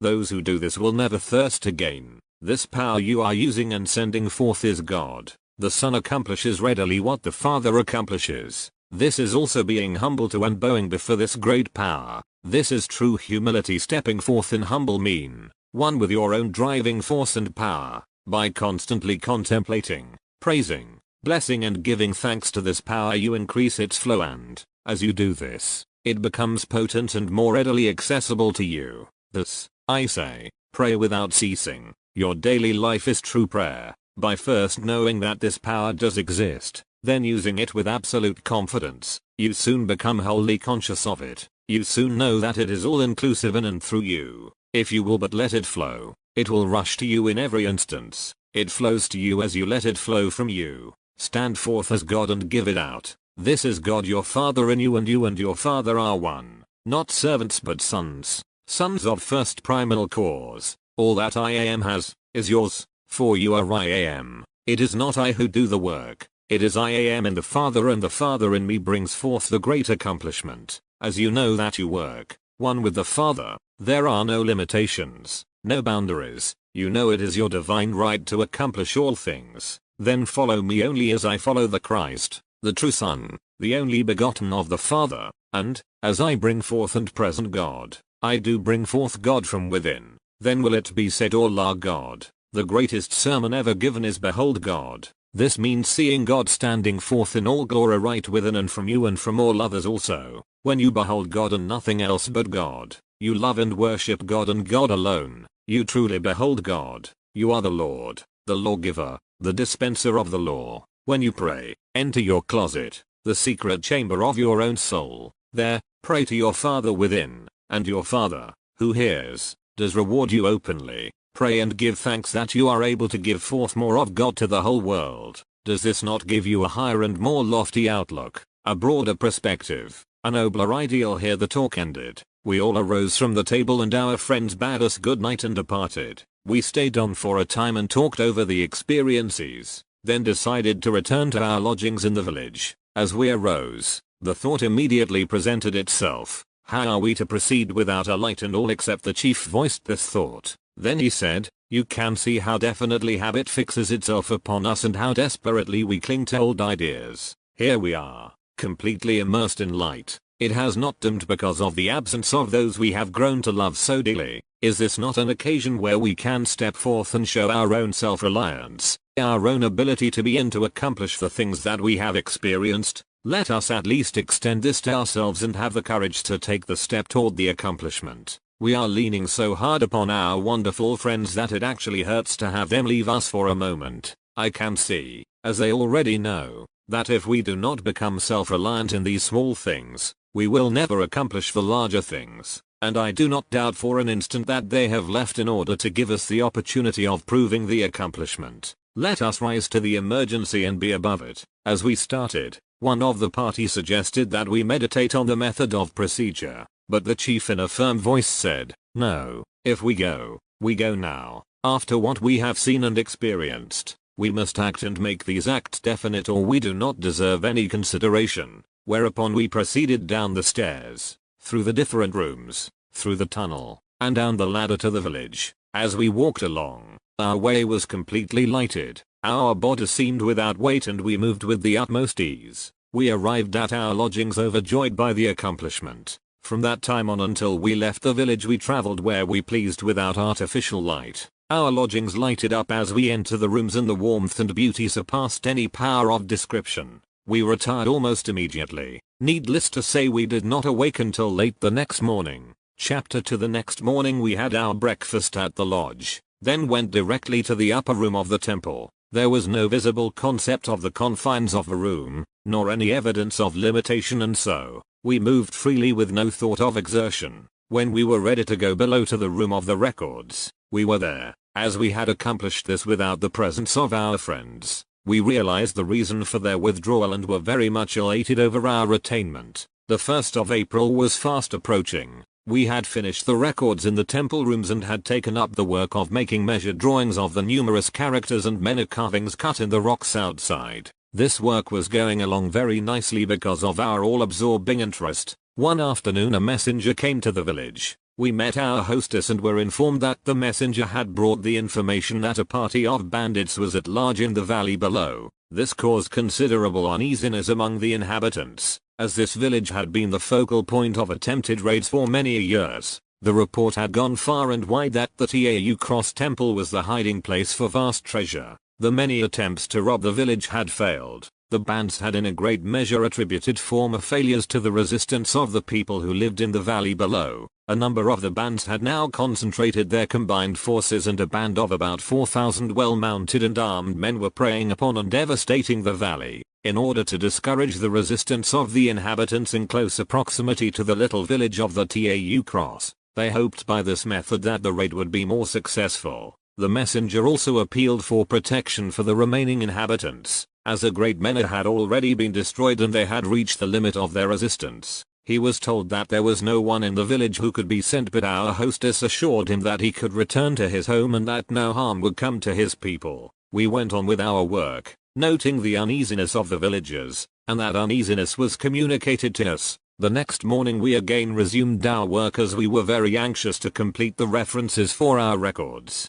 We were certain they would give a complete and accurate history and, also, references as to where other records could be found. Thus we could trace the history of this older and extremely enlightened civilization that occupied this vast and now most remote portion of the world. We were disturbed by the possibility of losing this collection by reason of the bandit raids. As the results of our work, this collection was all assembled in the rooms of the records, where they had hitherto withstood a number of similar raids from the same source. That evening we talked to our hostess about the possibility of the formulation of some plan to aid the villagers and voiced our surprise and wonder at the absence of our friends. We were told that, as an appeal for aid had been made by the messenger, the bandits would be obliged to stop their raids or they would destroy themselves. We retired that evening fully assured that we had been over-solicitous of our own safety. We arose early and were preparing to resume work, when the same messenger appeared with the news that the raids had ceased upon the inhabitants and that the band had concentrated their entire force about 20 miles down the valley for an apparent concerted last drive on our little village. As our hostess and little party stood talking to the messenger, who was surrounded by a group of the villagers, a horseman rode into the village and came toward us. In coming toward us, as he passed smaller groups of congregated people, he was apparently recognized. They immediately dispersed and fled in terror. As he neared our group, the messenger called out the horseman's name and then, the messenger as well as the others took refuge in flight, evidently fearing that the horseman was being followed by the band. Our hostess and ourselves were the only ones left as we awaited the nearer approach of the horseman. He reined in his horse and with much gusto addressing our chief, began to speak, saying that the bandits were fully aware we were strangers and that they were acquainted with our mission. He spoke in a tongue that none of us understood. He saw our bewilderment and asked if there were not someone that could interpret. Our hostess turned and faced the man as he sat upon his horse and asked if she could be of service. At first he looked as though he had received a severe electric shock. He, however, sufficiently recovered his composure to fairly spring from his horse. He rushed toward her with outstretched hand, exclaiming, "You hear in the language that we understood." Then he placed his hands to his forehead and prostrated himself before her, begging her pardon. Our hostess directed him to arise and deliver his message. We could see her form stiffen and, for a moment, her features almost blazed with anger. So intense was her display of emotion that, for an instant, we, as well as the man himself, were absolutely startled out of our composure. "The works, coward, murderer, step forth and deliver your message," almost leapt from her lips. The man again went to his knees. Again the words blazed forth. "Stand up. Are you so debased that you dare not stand?" We did not wonder at the man's abject terror, for we, as well as he, were absolutely rooted to the spot, unable to move. I am certain had it been humanly possible for the man to have done so, he would have fled from the scene. For the moment he, as well as ourselves, had lost all power of speech and action. He crumpled to the ground, limp and apparently lifeless, his eyes staring and his mouth agape. This was the first and only time in our experience with these people of superior powers that we had seen one of them give expression in any way to violent emotion. We were as terrified as the bandit. The vibrations hit us just as distinctly as the force of a tremendous explosion, accompanied by an electric shock that not only paralyzed speech but our muscles as well. That is the only way I can describe the sensation, coming from that slight and unassuming fragile form. Do you wonder that these vibrations paralyzed us into inaction? Although this situation lasted only a moment, it seemed hours before the tension relaxed. We were as transfixed as statues. Yet there flooded over us in that instant a great pity for the bandit and we found ourselves longing to go to his assistance. This was the reaction of all, yet we only stood and stared at our hostess. Almost at once the condition changed. At first a startled look came over her face, then it changed to the same kindly expression that we were accustomed to, and there swept over us such a wave of compassion that we rushed to the prostrate form on the ground. Our hostess was bending over him, her hand clasping his. Again we were mystified and could only say, "Will wonders never cease?" The man soon regained consciousness, was helped to his feet, and was made as comfortable as possible on a bench nearby. He absolutely refused to enter any of the houses. Our hostess then apologized for the vehemence which she had expressed, noting the effect it had upon us. Our flesh was quivering and it required some time for us to regain our composure. She explained that this man was the leader of one of the most notorious bands that infested that portion of the Gobi. His name, if mentioned at all, was spoken with awe, as he was the most fearless and ruthless of characters. His familiar title literally translated meant, consummate black devil released from hell. His features portrayed in mask were kept in many villages and worn by those participating in the ritual of driving the evil spirit from the village and its inhabitants. Our hostess had contacted this man on 2 former occasions when attempted raids had failed, and each time he had evidenced the deepest hatred for her and our friends in general, going out of his way to harass them and sending violent messages from time to time, which they ignored completely. His sudden appearance alone had brought the past indignities so forcibly before her that she, for the time being, had lost control of her emotions. Having fully regained her composure, she walked over to the man. At her approach, he made a futile attempt to rise, but was only able to draw himself together and sit more erect. The picture of abject fear, hatred was delineated in every movement of his body, which was trembling as though stricken with palsy. Our hostess, now cool and collected, with no trace of fear or emotion, her face, features, and body as wonderfully cut as the most delicate cameo, presented an amazing contrast. We wanted to remove the man at once, and, although this thought was not expressed, our hostess raised her hand commanding silence. Our chief realized that she was in charge of the situation and that anything we would attempt to do would only place us in a ludicrous position. We withdrew out of hearing while our hostess talked in low and quiet tones for quite some time before the man answered a word. As he spoke, the lady motioned us to approach. We sat on the ground before them, glad to make any move that would relieve the tension of suspense. The bandit explained that he had prevailed upon his superior leaders to allow him to come as a peace emissary to treat with the people for the surrender of the supposed treasure that was concealed in the Tau Cross Temple. If the inhabitants would surrender the treasure, the bandits would agree not to molest them further, would agree to release all their prisoners, of which they claimed there were over 3,000, and would immediately leave the country and never again molest the inhabitants of the valley. Our hostess told him there was no treasure that would be of any value to them. A thorough explanation of the fact was gone into, with an offer to conduct him through all the rooms of the temple or any place he wished to go. He flatly refused this proposition, saying that he feared they would hold him as hostage, and no assurance upon our part could break down this fear. Our hostess reassured him of our sincerity and he suddenly became convinced that we were honest in our statements. Then a situation difficult and alarming for him arose. He told us that he was the instigator of this plot and had fired the imaginations of the other bandits with the zeal for possessing the treasure, and that he had painted a lurid picture of the fabulous wealth that would be theirs should he succeed. In fact, he and his father had held their band together with promises of the possession of this treasure. He was the chief of the band that had consolidated with 5 other bands to carry out this raid. The crux of this situation was that if he should return to his band with the information that there was no treasure, he would immediately be branded as a traitor and, as such, would be dealt with accordingly. He could not deter the band from the contemplated attack, as they would not believe him on account of his zeal in pressing the situation up to this point. It was decidedly Life and Teaching of the Masters of the Far East by Baird T. Spalding, Volume 3, published 1935.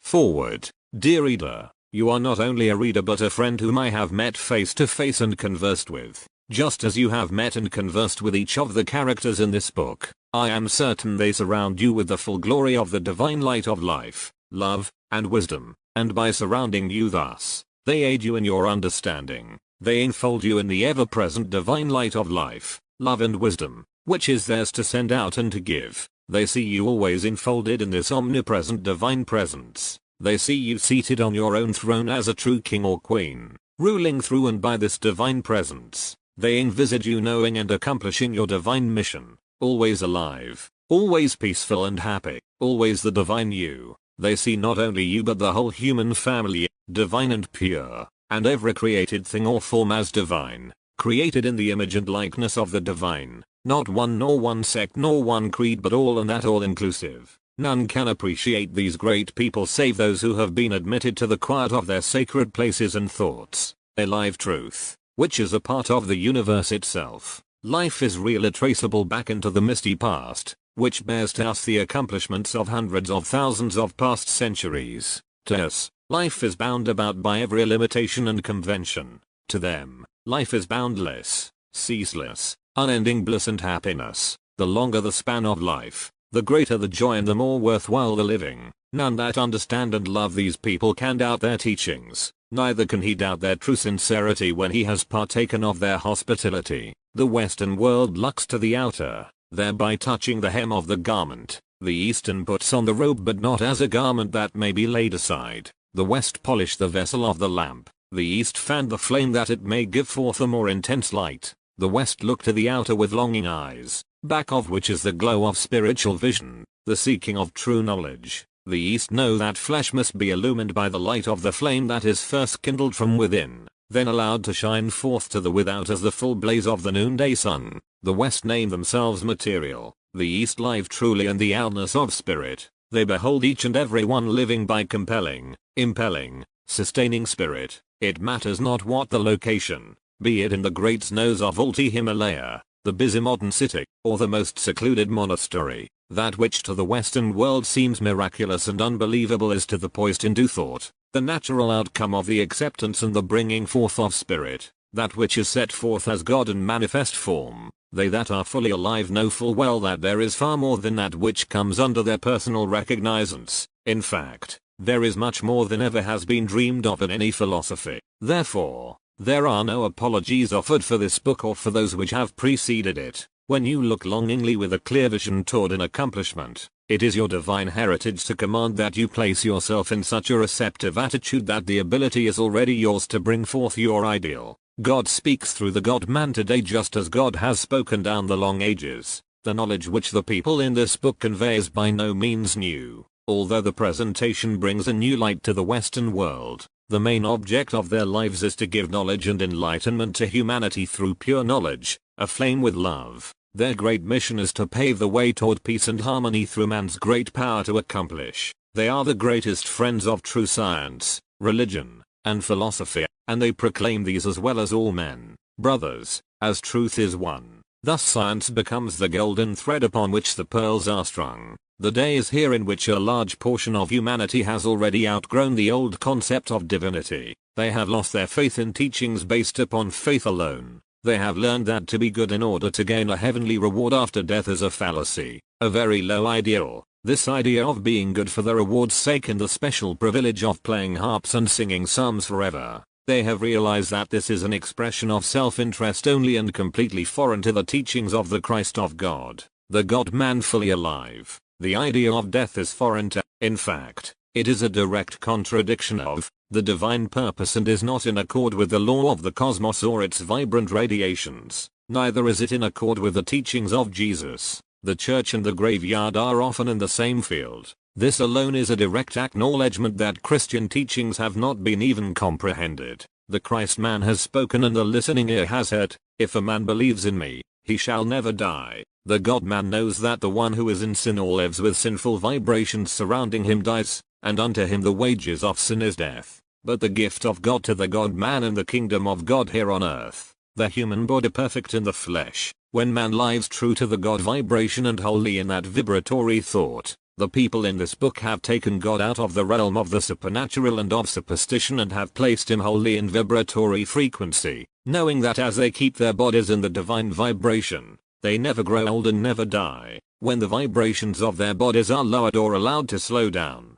death ensues. In fact, these people know that when the mistake of death is accomplished, the body is vibrating at such a low rate that the emanating life vibrations are actually crowded out of the body temple and that those vibrating life emanations still hold together and maintain the same form which the body had when they were crowded out. Those emanations have intelligence and still revolve around a central nuclear source on which attracts and holds them together. These emanating particles are surrounded by an intelligent emanation that assists them to keep their form and from which they again draw substance to erect another temple. This is in direct accord and works in complete harmony with the intelligence that has been built around the body during their life cycle. If that intelligence vibrates at a low frequency or, in other words, is weak, it loses contact with the emanations of life and energy that have been forced out of the body or form of clay after the life emanations have left it, and the emanations finally disperse and return to the source, then complete death is accomplished.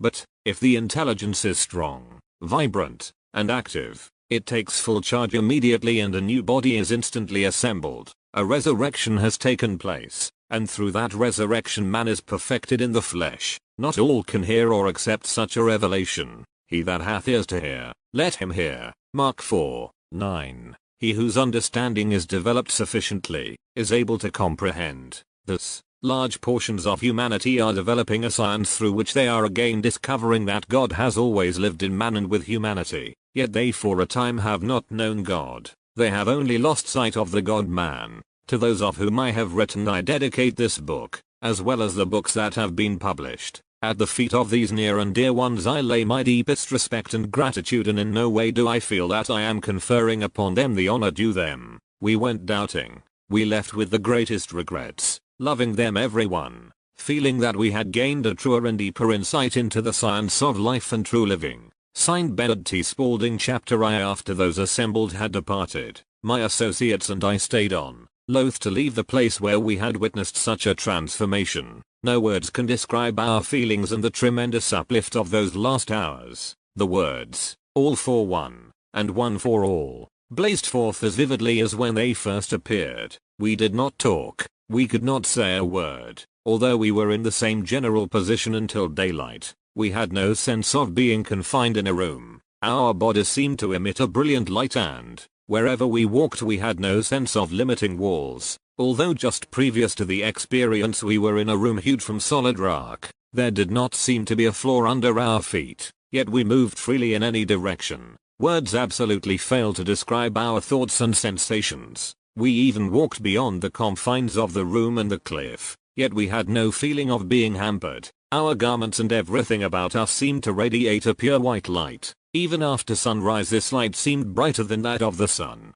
We seemed to be in a great sphere of light, and we could look through this crystal ray and see the sun as it appeared far away, shrouded in a haze. It actually seemed cold and uninviting compared with the place where we stood. Although the thermometer registered 45 degrees below zero and the country was covered with snow that sparkled in the morning sunlight, in the place where we were there was a consciousness of warmth, peace, and beauty that surpasses expression. It was one occasion in which thoughts could not be put into words. Here we stayed for 3 more days and nights with no thought of rest or refreshment. There was not a sign of fatigue or weariness, and, as we looked back upon the time, it seemed as if it passed in an instant. Yet we were conscious of each other's presence and of the passing of the hours. There was no sunrise or sunset, just a continuous glorious day, not a vague dream but every moment an actual reality. And what a vista of the future opened before us. The horizon seemed to be pushed back into eternity, or, as our chief expressed it, it seemed to be expanding into a boundless and eternal sea of throbbing, pulsating life. And the great beauty of it all was that it was for all to see and know, not for just a few, but for all. On the 4th day, our chief suggested that we go below to the room of the records in order to again take up our work of translation. Upon making the move to proceed, we found ourselves standing all together in the room. I can but let the reader picture our astonishment and joy. We had moved 2 stories down and accomplished 2 flights of stairs without the least physical exertion on our part and without the least knowledge of the accomplishment. Yet there we were in the room among the records where we had been working. It was all aglow with light. The place was warm and cheerful, and we could move anywhere we wished without the least effort. When we took up one of the tablets and placed it in a convenient place for study, its context and meaning were translated to us perfectly. When we began writing these translated conclusions, suddenly a whole page of manuscript would be filled with the text in our own handwriting. All we need do was to place the pages together in manuscript form. In this way we finished manuscript after manuscript of these translations. By 2 o'clock that afternoon we had finished and filed 12 manuscripts of over 400 pages each, and we experienced not the least fatigue from this pleasant occupation. We were so engrossed that we were unconscious of the presence of others in the room until our chief stepped forward with a greeting. We all looked up to see Jesus, Emil, our hostess, and Chanda Sen, the man of the records. whom we had at first called the old man of the records but whom we now knew as the young man. There were also Baird and a stranger to whom we were introduced as Ramchandra. We later learnt his familiar name to be Bhadra. The table was cleared and prepared for a meal. We sat down, and after a few moments of silence, Jesus spoke, Almighty and all-pervading Father principle, which shines forth ever triumphant from within us out to all the world and is the light, love, and beauty which we are experiencing this day and which we always experience if we only will.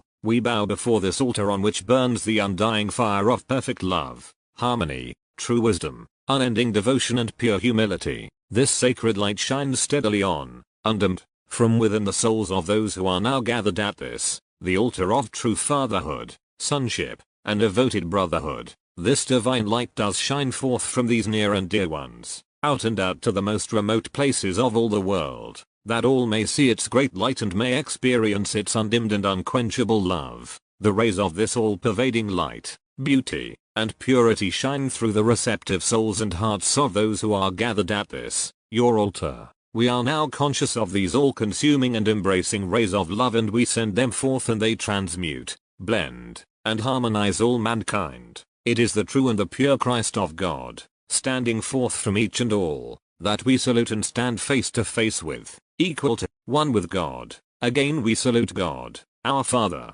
right within and standing forth. After Jesus ceased speaking, we all arose upon the suggestion that we return to the room where our former experience had taken place. As we started toward the door, we realized that we are already there. This time we were conscious of moving but not conscious of the cause of locomotion. As soon as we expressed the desire, we were actually in the upper room. Although the shadows of evening were well advanced, our way was perfectly lighted and we found all aglow with the rich beauty and effulgence that had been there when we departed. The reader will recall it was in the room we had just left that Chenda Sen returned to us after being brought back from what we looked upon as death. To us that room was a shrine, and it seemed aglow with all possibilities, a sanctified place where we ourselves had been able to step forth to a greater accomplishment than, as mortals, we had previously known. From that time until the 15th of April, the day of our departure, not a day or night passed that we did not all meet together for at least 1 hour.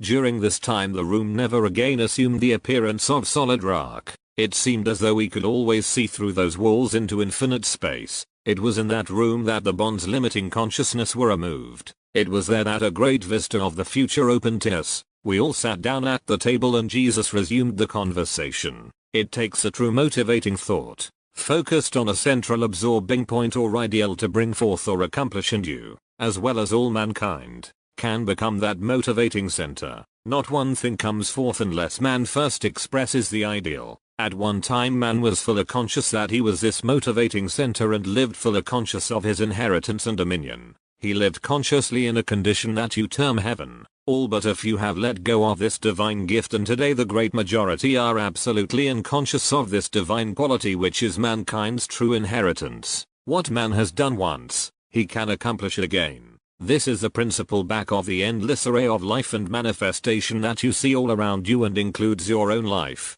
together with that of every existing thing, as every existing thing has life. Ere long science will give you ample grounds for saying that things are not material, as science will soon see that all things can be reduced to one primal element containing innumerable particles universally distributed, responding to vibratory influences, and all in perfect and absolute equilibrium or balance. Hence, it follows on mathematical grounds alone that it took some definite movement, some initial action, to draw together the infinite particles of this all-pervading universal natural substance, in order to bring them into form as selective objects. This power did not originate wholly within a particle, but is a power greater, yet at one with the particle, and you, through your thought and definite action, cooperating with the vibration, give selectivity to these particles. Thus will physical science be compelled to understand through necessary deductions, so that scientists will recognize the presence of a power, which, at this time, is not understood because it is inactive,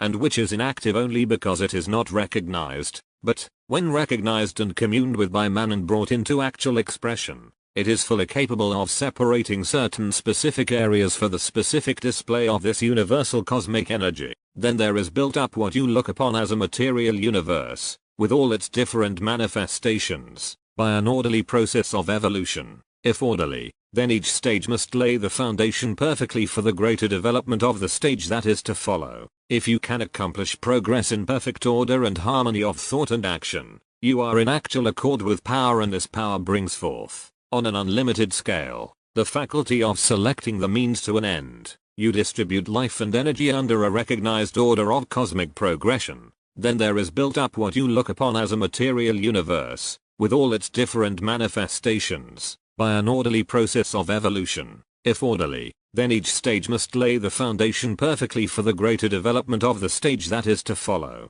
If you can accomplish progress in perfect order and harmony of thought and action, you are in actual accord with power, and this power brings forth, on an unlimited scale, the faculty of selecting the means to an end. You distribute life and energy under a recognized order of cosmic progression. This, then, is not a material universe as you have thought. That is only your definition of it. It came forth from spirit and it is spiritual, if you will define it as such. This is orderly, true, basic. If orderly, it is scientific. If scientific, it is intelligent. It is life united with intelligent life. Life coupled to and guided by intelligence, becomes volition, and, through volition, it becomes vocation. Spirit is the primary, vibrating, originating power, and you may enter into spirit and use its power by the simple acceptance or knowing that it does exist. Then let it come forth, and the whole of spirit is at your command. To you it becomes an ever-potent spring of perpetual and original life right within yourself.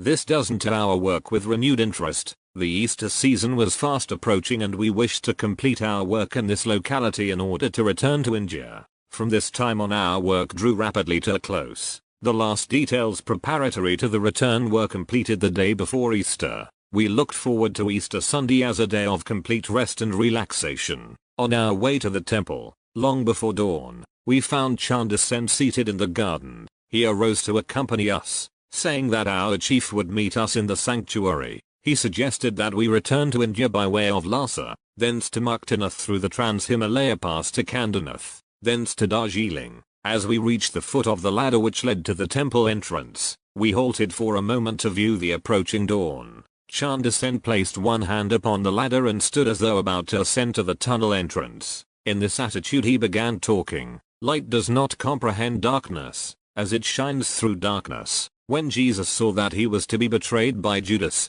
he said, "Now is the Son of Man glorified, and God is glorified in him." The mastermind did not say, "Judas betrayed me." He did not refer to Judas at all. He understood and held only to the allness of the glorified Christ of God flowing through himself. Thus we see that perfect mutual action works out all in harmony in its own way. Now you can say, Christ, stand forth more and more definitely, so definite that you are myself. In fact, now are we one body, one mind, one spirit, one whole, complete principle. You are I am. Together we are God. The moment he ceased speaking we were in our sanctuary, the center room of the Tau Cross Temple. We had scarcely composed ourselves when Jesus and a number of others, including our chief, entered the door that communicated with the ledge. As they entered, a great burst of light filled the room. Greetings were exchanged and we were introduced to the stranger who entered with them. He appeared to be an elderly man, yet very vital. We were told that he was one of the munis who had charge of the caves near Hastinapur. He was returning to that district and would accompany us. He had known the great Rishi Vegas and also had met Rishi Agastya, whose hermitage is located in that most lovely yet secluded spot. We were overjoyed at our good fortune. We formed a circle and, placing both hands, palms down, upon the table, stood in deep silence for a few moments. Although there was not a word uttered, the room was completely filled with a strange, pulsing, vibrating emanation. It was an entirely different sensation from anything we had ever experienced and at first seemed to overwhelm us. The rocks pulsated and vibrated with a resonant musical tone. This lasted only a few moments. When the stillness was broken we were told that this morning we would see the creation of the universe in pictures. These pictures would be a representation of that which happened when our universe came into existence. We stepped through the door, out upon the ledge, and walked to the edge. It was still an hour before sunrise. The dead calm of the absolute silence enshrouded us. The time was propitious for the unfolding of another birth. We were looking out and out into infinite space, our souls eager and expectant. The Muni began by saying, there are but two events in the world, that which was in existence before consciousness began to assert itself, is now, and ever shall be, and the things that humanity has thought and will think about, that which was before consciousness began, is eternal, that which humanity thinks is changeable and inconstant, that which was, before consciousness began, is truth, that which humanity thinks is truth to them. When the law of truth comes to consciousness, it will erase all that humanity has ever thought erroneously. As the centuries roll on and push back the material veil by the process of evolution, thoughts come through the mind of humanity that revert back to truth, or, as we call it, the original cosmic fact, and these thoughts that fill the memory of the past, faced with the facts of the present and overshadowed by prophecies of the future, stand out definitely upon the path of the whole evolving race consciousness. Thus the race is called back again and again to the original existing principle. By this return and repetition, humanity has shown that creation is eternal, the same with all mankind. But mankind's creatures are always changing and they are under a manifestation of law called action and reaction. When human beings have gone far enough in their creation of creatures, the great absolute law of truth takes a hand in bringing them face to face with the original plan. Thus we see that cosmic law never allows life to run too far in a tangent. This law is always polarized in equalization, balance, and harmony. In spite of idols or creeds, it will crowd mankind on into complete union with absolute realities. All things that are not in perfect accord and union with actual, existing cosmic fact, must erase themselves when the absolute law of truth holds sway in the human consciousness. The thoughts of humanity are always so formed as to release their imperfect creations, that are only born of half-truths. When truth arrives, cosmic absolute law must be fully satisfied.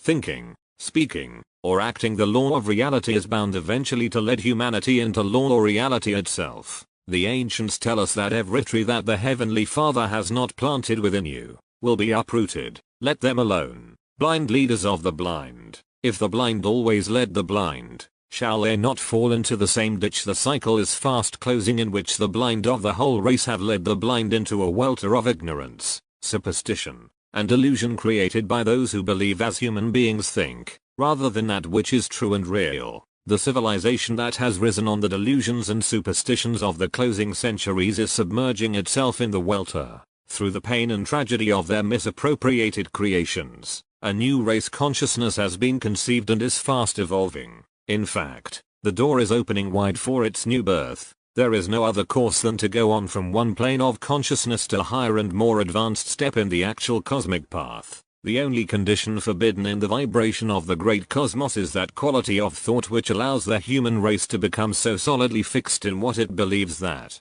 if it clings desperately to its old delusions and will not let go, it can in no way come into the greater expanse of universal thought. Those thus absorbed in personal consciousness must go on through natural exhaustion of beliefs and experiences until they fail to go forward. Then, of its own accord, absolute law wields a progressive hand through disease, pain, and loss, until the human is satisfied and turns to find the curse of a false idea within the idea itself. If a race or nation refuses to let go of things created by a portion of human thought instead of that which really exists, the law takes a hand in its progress by allowing the accumulated vibrations sent out by such a condition to reflect back upon itself through the light ray. Then with war, strife, discord, and death on every hand, that race or nation is wiped out, in order that it may be placed again in a new uplift of creation. Thus it can begin over again in a new contact with that which was before the beginning of human consciousness. Civilization today is fast approaching a great reconstructive moment. All things that seem so stable and well-founded now will soon be immersed in a state of inversion. Every tree that has not been planted by truth will be uprooted. There is approaching a complete cosmic overthrow of the present social, political, financial, and religious institutions that will make room for the placing of the new era in order that humanity may come in closer touch with that which is and was established before the present human consciousness submerged and set it aside. Truth waits on with attentive, loving, and radiant beneficence until man will see that he can embrace and become the consciousness of that which has always existed. Humanity is taking a forward step from the cradle stories of the former generation, and their creations are no longer of any avail to the arisen individuality and spiritual discernment of the consciousness of the generation that is fast approaching. Delusions, traditions, and superstitions are nearing the end. It is also true of the civilization which they established. The old idols are good enough for the infantile consciousness that is nearing an impasse. Their delusion has caused their undoing, as they are proved to be only cradle stories woven by a mastercraft of priesthood and preceptor to lull into false sleep the crying infants of an evolving race. Those who saw further afield did not cry and thus were not lulled to sleep. Most of them saw that the cradle stories were not true, and many stepped boldly forth to erase the untruth, as they saw directly through to the absolute, that which has always existed and which has always been seen and known, the contacted directly by a portion of mankind. From this portion there will arise a new and more vitalizing consciousness, fully awake and ready to erase the idols that man has set up for his fellow man to follow, and make room for the new ideals which are as old as creation's dawn. These will demand of those who teach, lead, or inspire the race consciousness, that they shall do it from a plane of actual living contact, so high that there can be no mistake or contradiction, and on a plane of interpretation that is so simple that it cannot be misunderstood. The awakening tiger of higher intelligence and spirituality will refuse to sleep again, as it is already ravaged with the fragments of the past and disappointed with the torture of misplaced confidence. It will demand a stronger and more vital thought with instruction based upon truth itself. The multitudes are now listening, over the heads of past centuries with their creed-bound traditions, to the old message that to the newly born is working its unfoldment into the hearts and lives of mankind. This new old message is the clarion call that is heard above the changing voices of creed-bound priesthood. It is louder than the voice of battle. It is louder and clearer than the muffled contradictions of financial, industrial, political, and religious lies. In spite of the creed-bound thoughts of a portion of humanity, their traditional and idolized ideas of God, of Christ and man, of self, of life and death, all must go. And in the absolute freedom from these preconceived ideas there must pass and thus be erased all that was built upon them. There is looming upon the horizon of this new approach a redemption that has an entirely new meaning. This new multitude, coming out of this clearer vision and more definite perception, is redeemed through deeper revelation emanating out of all races and all people. That emanation is the one life that is in all and through all. In spite of the delusion-bound multitude, their clinging hands and cringing attitude, a greater and more noble vista of the expanding horizon of God, the Christ of man, the Christ of God, of self, and death itself, is looming, and another cycle of spirit is dawning for the whole world. Another age of the crystal race is coming up out of the maelstrom. Whenever a people or nation think of God as absolute, that people or nation is God, for God is established unto them, as they love, worship, and reverence that ideal, they do become God. In the fullness of time they have reached their heritage, that which was first and is established in spirit. Whenever an individual thinks of God, he is God. God is established unto him. Breathe life into humanity. It means the same. God. In this greater understanding of cosmic revelation, men find God the same as God was before human consciousness began to manifest, the same yesterday, today, and forever. There is slowly rising from the ashes of orthodoxy the actual temple not made by hands, eternal in heaven, in man. A great new race of thinkers is coming to the fore with Herculean strides. Soon the tides will surge over the earth to sweep away the debris of delusion which has been strewn over the paths of those who are struggling along under the load of evolution. The work is already accomplished. Hundreds of millions are re-released with their heart, soul, body, and instinct free. They are the throbbing pulse of an unborn race that is again heir to the ages. I see them stepping across the ages, walking hand in hand with God. Great waves of wisdom flood toward them from the eternal shores of the infinite. They dare to step forth and declare themselves a part of eternal God, eternal Christ, God and man one eternally with eternal life. They dare to step forth and declare to heaven that much that is written by man is a lie and in terrible blindness wrought. This new pulse consciousness is the crest of the wave that rests on the new race consciousness. This new race sees man, himself, the highest expression on this planet, and one with God through the medium of his life, and it sees that his whole supply flows through that life itself. This race knows that man can live consciously in a perfect universe with perfect people and in perfect accord with perfect situations and conditions, with absolute assurance that there is not an error in the great spiritual plan of the cosmos. Man sees God as cosmic spirit pervading everything. Then, with the subtleties of mind through his thought, he does not hesitate to review the fundamentals that have placed him where he is and made him that which he is. Thus he is again one with his sources. He knows that this source is the ever-silent side of his God mind linked consciously in thought and amalgamated with infinite mind. This new race understands that, through sun and shadow, without the bitterness, the soul's true quest for love and true peace is the truth of God and man. This race does not hesitate to strip the swaddling clothes of delusion from the whole human race. The gaunt spectre which for ages has bound the feet of the weak and doubting ego man, through his own ignorance, will be completely erased. He finds he has erased his ever limitation through his true selfhood, completely arisen. He has raised himself from man, to God. Chapter B. After a short period of rest, as the first rays of the sun came over the distant horizon, the Muni stood up and said, "With me are those who have learned many things which the Father sees for humanity. They see with the comprehension of that which penetrates spirit. Thus the whole wide world comes under their vision. They see that which humanity feels. Thus they are able to assist humanity in fulfilling its desires.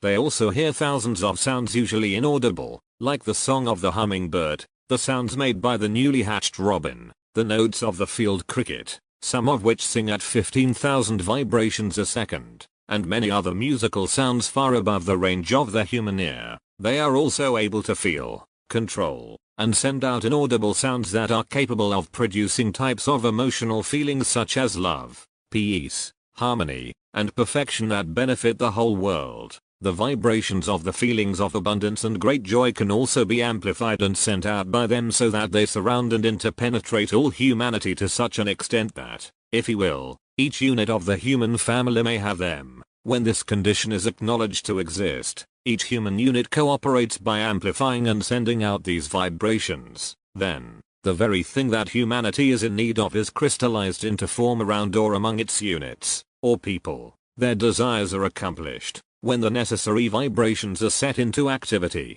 the units of humanity cannot escape the actual presence of these. In this way, all of humanity's perfect desires are crystallized into actual form. The vast sea of God's creative, unlimited, moving space is crystal clear, yet it is completely full of vibrating, emanating energy, and that emanating energy is known as aqueous substance, in which all substance or elements are in soluble form or suspended in harmonious relation, ready to respond to the call of the vibratory rate that will allow them to coalesce into form. When the proper vibratory influence is set up through the thoughts of the human unit, cooperating with the whole, the elements, having no other course, rush in and fill the mold set by the desire. This is absolute law and none can stay its true course. Listen, an organ is playing in very low bass notes. Now let us first lower these notes so that they are no longer audible to us. The feeling or emotion of the sound we have experienced still lingers, does it not? The vibration is going on just the same, although it is inaudible. Now let us carry these notes up and up through the scale until they are so high that they are again inaudible. The feeling or emotion still lingers, the high vibration is going on just the same. We know that neither of the influences ever ceases although out of range of our physical ear. This is what we designate as spirit. When the physical loses control, spirit takes control, and that control is much more definite, as it has a much wider range of vibration than the mere physical and is much more susceptible to the control of thought influences or vibrations. Since thought is much closer allied to and coordinated with spirit, the physical is limited to the body and does not extend from or away from it. The physical is limited, too, entirely to the actions of the body but not to its reactions. When it comes to body reactions we are spirit, if we define it as spirit. Thus you can see how the physical body is limited. Spirit not only penetrates every atom of the so-called physical, it also interpenetrates the minutest part of all substance, whether it be solid or gaseous. In fact, it is the force in which the mold is wrought that substance takes its various patterns from. In no other way can substance take an embarrassing position for him. To our great surprise, our hostess offered to accompany him to the camp. Our protests were quietly overruled and she prepared to leave immediately. She assured us that she was in no danger but that if we went along, our presence would instill suspicion in the minds of the bandits, so that all would incur great danger. We meekly submitted. There was nothing else we could do. The man mounted his horse and we assisted her to mount to the seat that was prepared behind him. As they rode from the village, they presented a never-to-be-forgotten picture, one that will live in our memories for all eternity. The bandit with doubt written all over his features and our hostess smiling back at us with the warm assurance that she would return by nightfall. We lost all interest in our work for the rest of the day and wandered aimlessly about the village until sunset. We returned to the lodge to await the return of our hostess and, upon entering, we found the table loaded with good things to eat. You can imagine our astonishment to see her seated at the head of the table and greeting us with that radiant smile of hers. We were speechless. Words failed us entirely. She assumed an air of mock hauteur and tried to say sternly, "Gentlemen, a greeting is an order," whereupon we bowed and extended our salutations. Then she continued, "I failed utterly to convince them but they did agree to give me an answer within the next 3 days. I know that the answer will be an attempted attack but I did save the life of that poor creature for the time being. At least, we shall be obliged to prepare ourselves to withstand the siege. Nothing will deter them from making the attempt." I think that nearly all of us saw our fondest dreams and the results go a-glimmering as the familiar saying has it. Our hostess read our inmost thoughts and repeated this poem. When you come to the Red Sea place in your life, when, in spite of all you can do, there is no way round, there is no way back, there is no other way but through, then know God with the soul serene, and the dark and the storm are gone. God stills the wind, God stills the waves, God says to your soul, go on, go on, go on, go on. Chapter 3. After the meal was finished, we arose from the table, our hostess leading us into the garden. To our great surprise we found Jesus, Emil, Just and Budra, seated. We joined the group and sat down. We could sense the inaudible sigh of relief and realized how much we had grown to rely upon these people. It was as though we had fastened ourselves to them with bands of steel. Somehow I saw that this we must not do. It was necessary for us to play our definite part in this great scheme of life, in order that we might not become mere puppets. We must stand wholly upon our own feet and rely wholly upon ourselves, or they would be obliged to sever the bands entirely. Our chief talked freely upon this subject later. The evening was still young and the soft glow of the fading sunset colors suffused everything with a luxuriance and beauty that one must see to appreciate it. There was not a breath of air stirring, not even a sound to disturb the tranquility that seemed to engulf us. The bandit situation that we believed had weighed so heavily upon us but a moment before, had disappeared entirely. It was calm and peaceful. There was that beautiful feeling of complete relaxation which again must be experienced to be understood. It was that beautiful feeling of complete relaxation which again must be experienced to be understood. It was as though we were in a great stream of slowly moving light. We became suddenly aware that we heard the voice of Jesus but not in words. My only explanation is that it was a pure rhythmic, flowing, vibratory influence that came to us in thought instead of words. The effect was much more pronounced than that of words. The rhythm and cadence were beyond description. Thoughts seemed to flood in and lodge. This was an entirely new experience. As these thoughts or ideas came, we translated them into stenographic characters, then transposed them into words and sentences, later submitting them to these people for approval.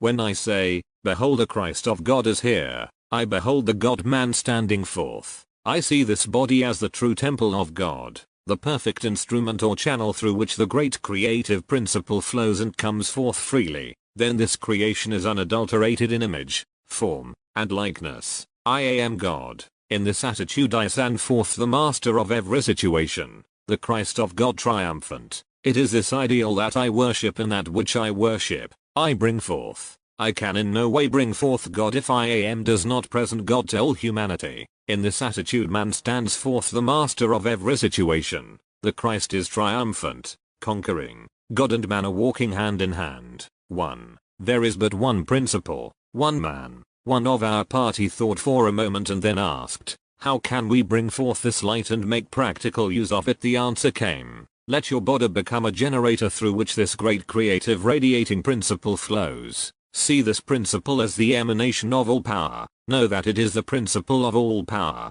Then, like an electric generator, Your body will collect and magnify this energy until you send it out as a stream of pure white light that nothing can resist, and anything directed toward you cannot harm you. You can also send such intense impulses of electrical energy over these light beams that the body of the one attempting to harm you will be destroyed. Any resistance to this energy immediately magnifies its volume and therefore its velocity. The ones setting up resistance against it or attempting to set up their personal will only harm themselves. If they do not set up any resistance to this light, it will pour its healing balm through them as well as it does through you. It is a pure God beam and power, which blends with that of another at all times if there is no resistance to its free flow. It vibrates with the highest vibration. Consequently, all are vibrating in perfect harmony and accord, and no harm can possibly come to them, as they are in unison with the God vibration. There is absolutely nothing that can harm another unless that one resists the God vibration.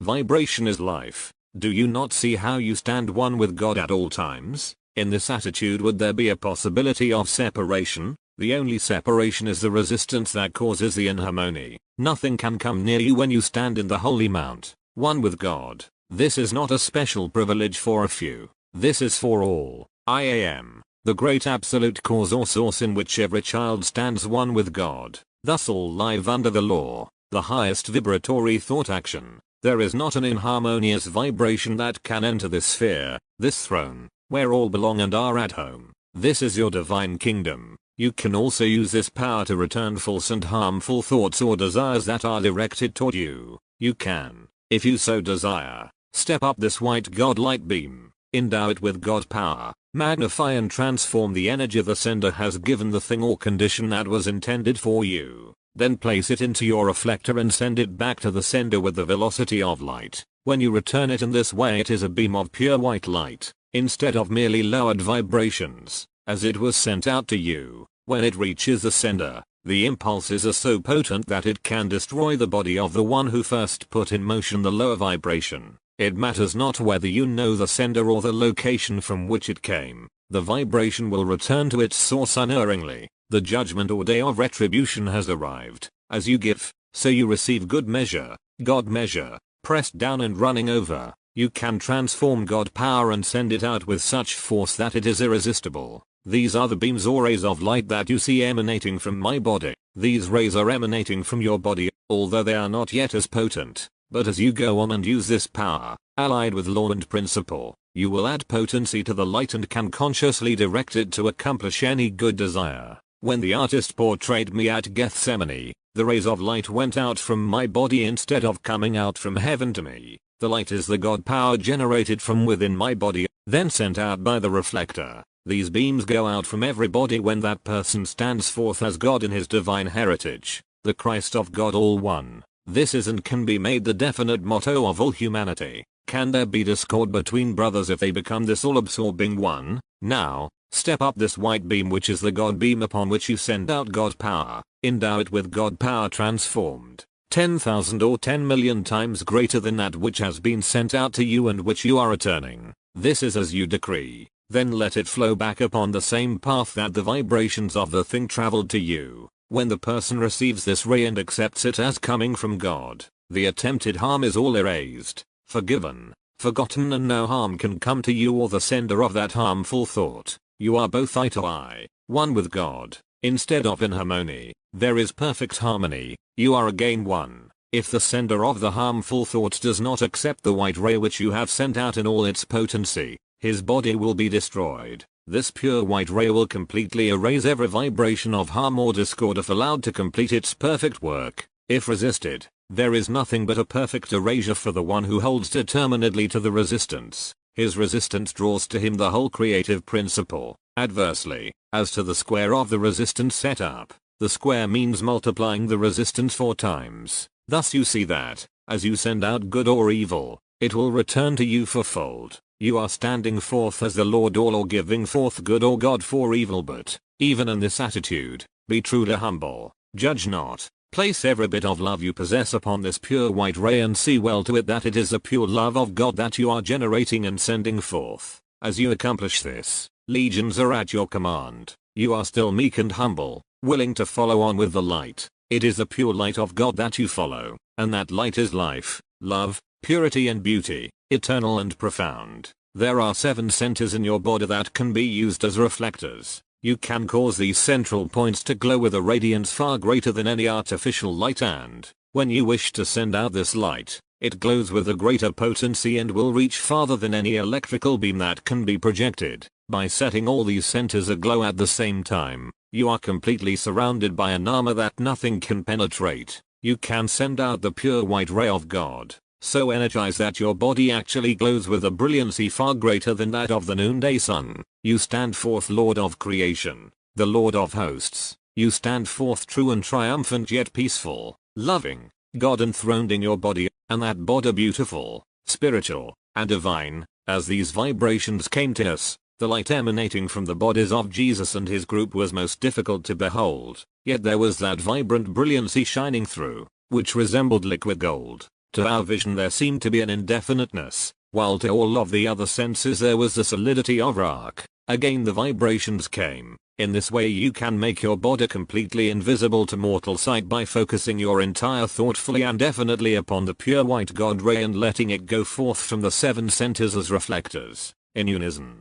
Then, again you can step right out on either of these rays and present any picture that you wish to those that would do you harm. You can follow on this beam with the exact speed of light, and go where you will. Instantly, your body is invisible to those who do not see through and beyond the mortal. They are aware that there is something they do not understand. Thus, they are susceptible to any picture you wish to present to them. That which they do not understand is mysterious or supernatural, and the faculty which is developed through suspicion or superstition is easily misled. Thus you send out love to those that would do you harm, and the energy they release reflects back to them. The picture of harm they have sent out depicts the lower man of each one fighting that which they believe to be their enemy, when in reality they are fighting the picture of their own lower selves. These pictures change the closest friends into enemies and array brother against brother. Should this band still persist in their threat and attack and raid, they will destroy each other. They now have the opportunity of leaving the district and its inhabitants unmolested, or they will turn and destroy themselves. Man cannot attempt to destroy his brother without meeting the same fate for himself. We send only the pure white ray of God love to them, and if they resist that love with hate, malice, or revenge, they, of their own free will, turn that ray into a flame that will consume them. You need have no fear. We offer only love and have no power to compel them to accept. If the bandits come with love, there will be no conflict. Our cause is already won. At this juncture a call came that there was a messenger approaching the village. We went out to meet him. He told us that the bandits had discontinued their raids and were peacefully encamped about 20 miles from the Tau cross and had not harmed any of the inhabitants or their possessions since the appeal for help, but that they were holding the prisoners as hostages against further resistance. He also said there was a persistent rumor that the band would attack our village within the next day or two if the treasure was not delivered the following day. The messenger brought greetings from the captive people. Every man had offered his life for the protection of the village. The messenger was told that this sacrifice would not be necessary and that he could return with the thanks and deepest appreciation of the villagers for the prophet's service. Chapter IV. We resumed our work next morning with renewed zest, having banished all fear from our thoughts. On the morning of the second day we were working on some of the figures carved in the rock of the canyon wall. Suddenly our attention was drawn to the village sentry, whose position was across the canyon at a greater elevation, affording a much wider outlook. Through our field glasses we saw him signal the village. Soon the villagers were hurrying to and fro, evidently seeking protection in the great gorges deeper in the mountain fastness. All the inhabitants were deeply agitated. As we listened we could hear the low thundering roar of the advancing horde. One of our party climbed to a higher position which gave a broader view of the situation. He called back, stating that he could see the cloud of dust raised by the horsemen as they advanced toward the entrance of the canyon. We secreted our equipment in a nearby crevasse, joined our associate and found shelter in the surrounding crags and rocks where we could observe the movements of the band. As they entered the canyon, the band halted. 50 horsemen rode forward as an advance guard. Then the whole band moved up the canyon, spurring and lashing their horses into a wild gallop. The clatter and roar of the hoofs over the rocky floor, coupled with shouts of defiance, caused an indescribable din. Had it not been so tragic at the time, it would have been awe-inspiring to witness this great body of horsemen sweeping forward. Our position was very advantageous, as the canyon walls were nearly precipitous so that we could look directly down upon the bandit horde as they swept on with the seemingly irresistible force of a great tidal wave. The advance band of intruders had swept past our position and those in the lead of the main band were fast approaching. We had turned our field glasses on the little village for the moment and observed that it was panic-stricken. One member of our party working on the ledge stopped work and was watching the advancing band. We saw him turn and luck through the door leading to the entrance of the center room of the temple. Our field glasses were all centered upon the figure of Jesus as he advanced through the door and stepped upon the ledge, walking directly to the brink and standing for a moment with body magnificently poised. This ledge was about 800 feet above where we were concealed and nearly 3 miles distant. Instantly we realized that he was speaking, and, in another moment, the words came to us clear and distinct. Our associate on the ledge sat down and began taking notes in shorthand, which I did also. Later comparison showed that we heard his words distinctly above the din of the advancing hordes. We were told that he did not raise his voice above his natural well-modulated tones. As Jesus began speaking, a perfect calm came over the entire village and its inhabitants. These are his words, translated into English by Jesus himself. My most fervent prayer will always be that I shall never forget them, though I live to be 10,000 years, the light as I stand alone in your great silence. God my Father, in the midst of me there blazes a pure light and it fills every atom of my whole being with its great radiance, life, love, strength, purity, beauty, perfection, stand forth in all dominion within me. As I gaze into the very heart of this light, I see another light, liquid, soft, golden white and radiantly luminous, absorbing, mothering and giving forth the caressing fire of the greater light. Now I know that I am God and one with God's whole universe. I whisper to God my Father and I am undisturbed, still in the silence, yet in this complete silence there exists God's greatest activity. Again, I am undisturbed and complete silence is all about me. Now the radiance of this light spreads to God's vast universe and everywhere I know there is God's conscious life. Again, I say fearlessly, I am God. I am silent and unafraid. I lift the Christ high within me and sing God's praise. In the tones of my music inspiration hums. Louder and louder within me the great mother sings of new life. Louder and clearer with each new day. Inspiration is lifting my conscious thought until it is attuned to God's rhythm. Again, I lift the Christ high.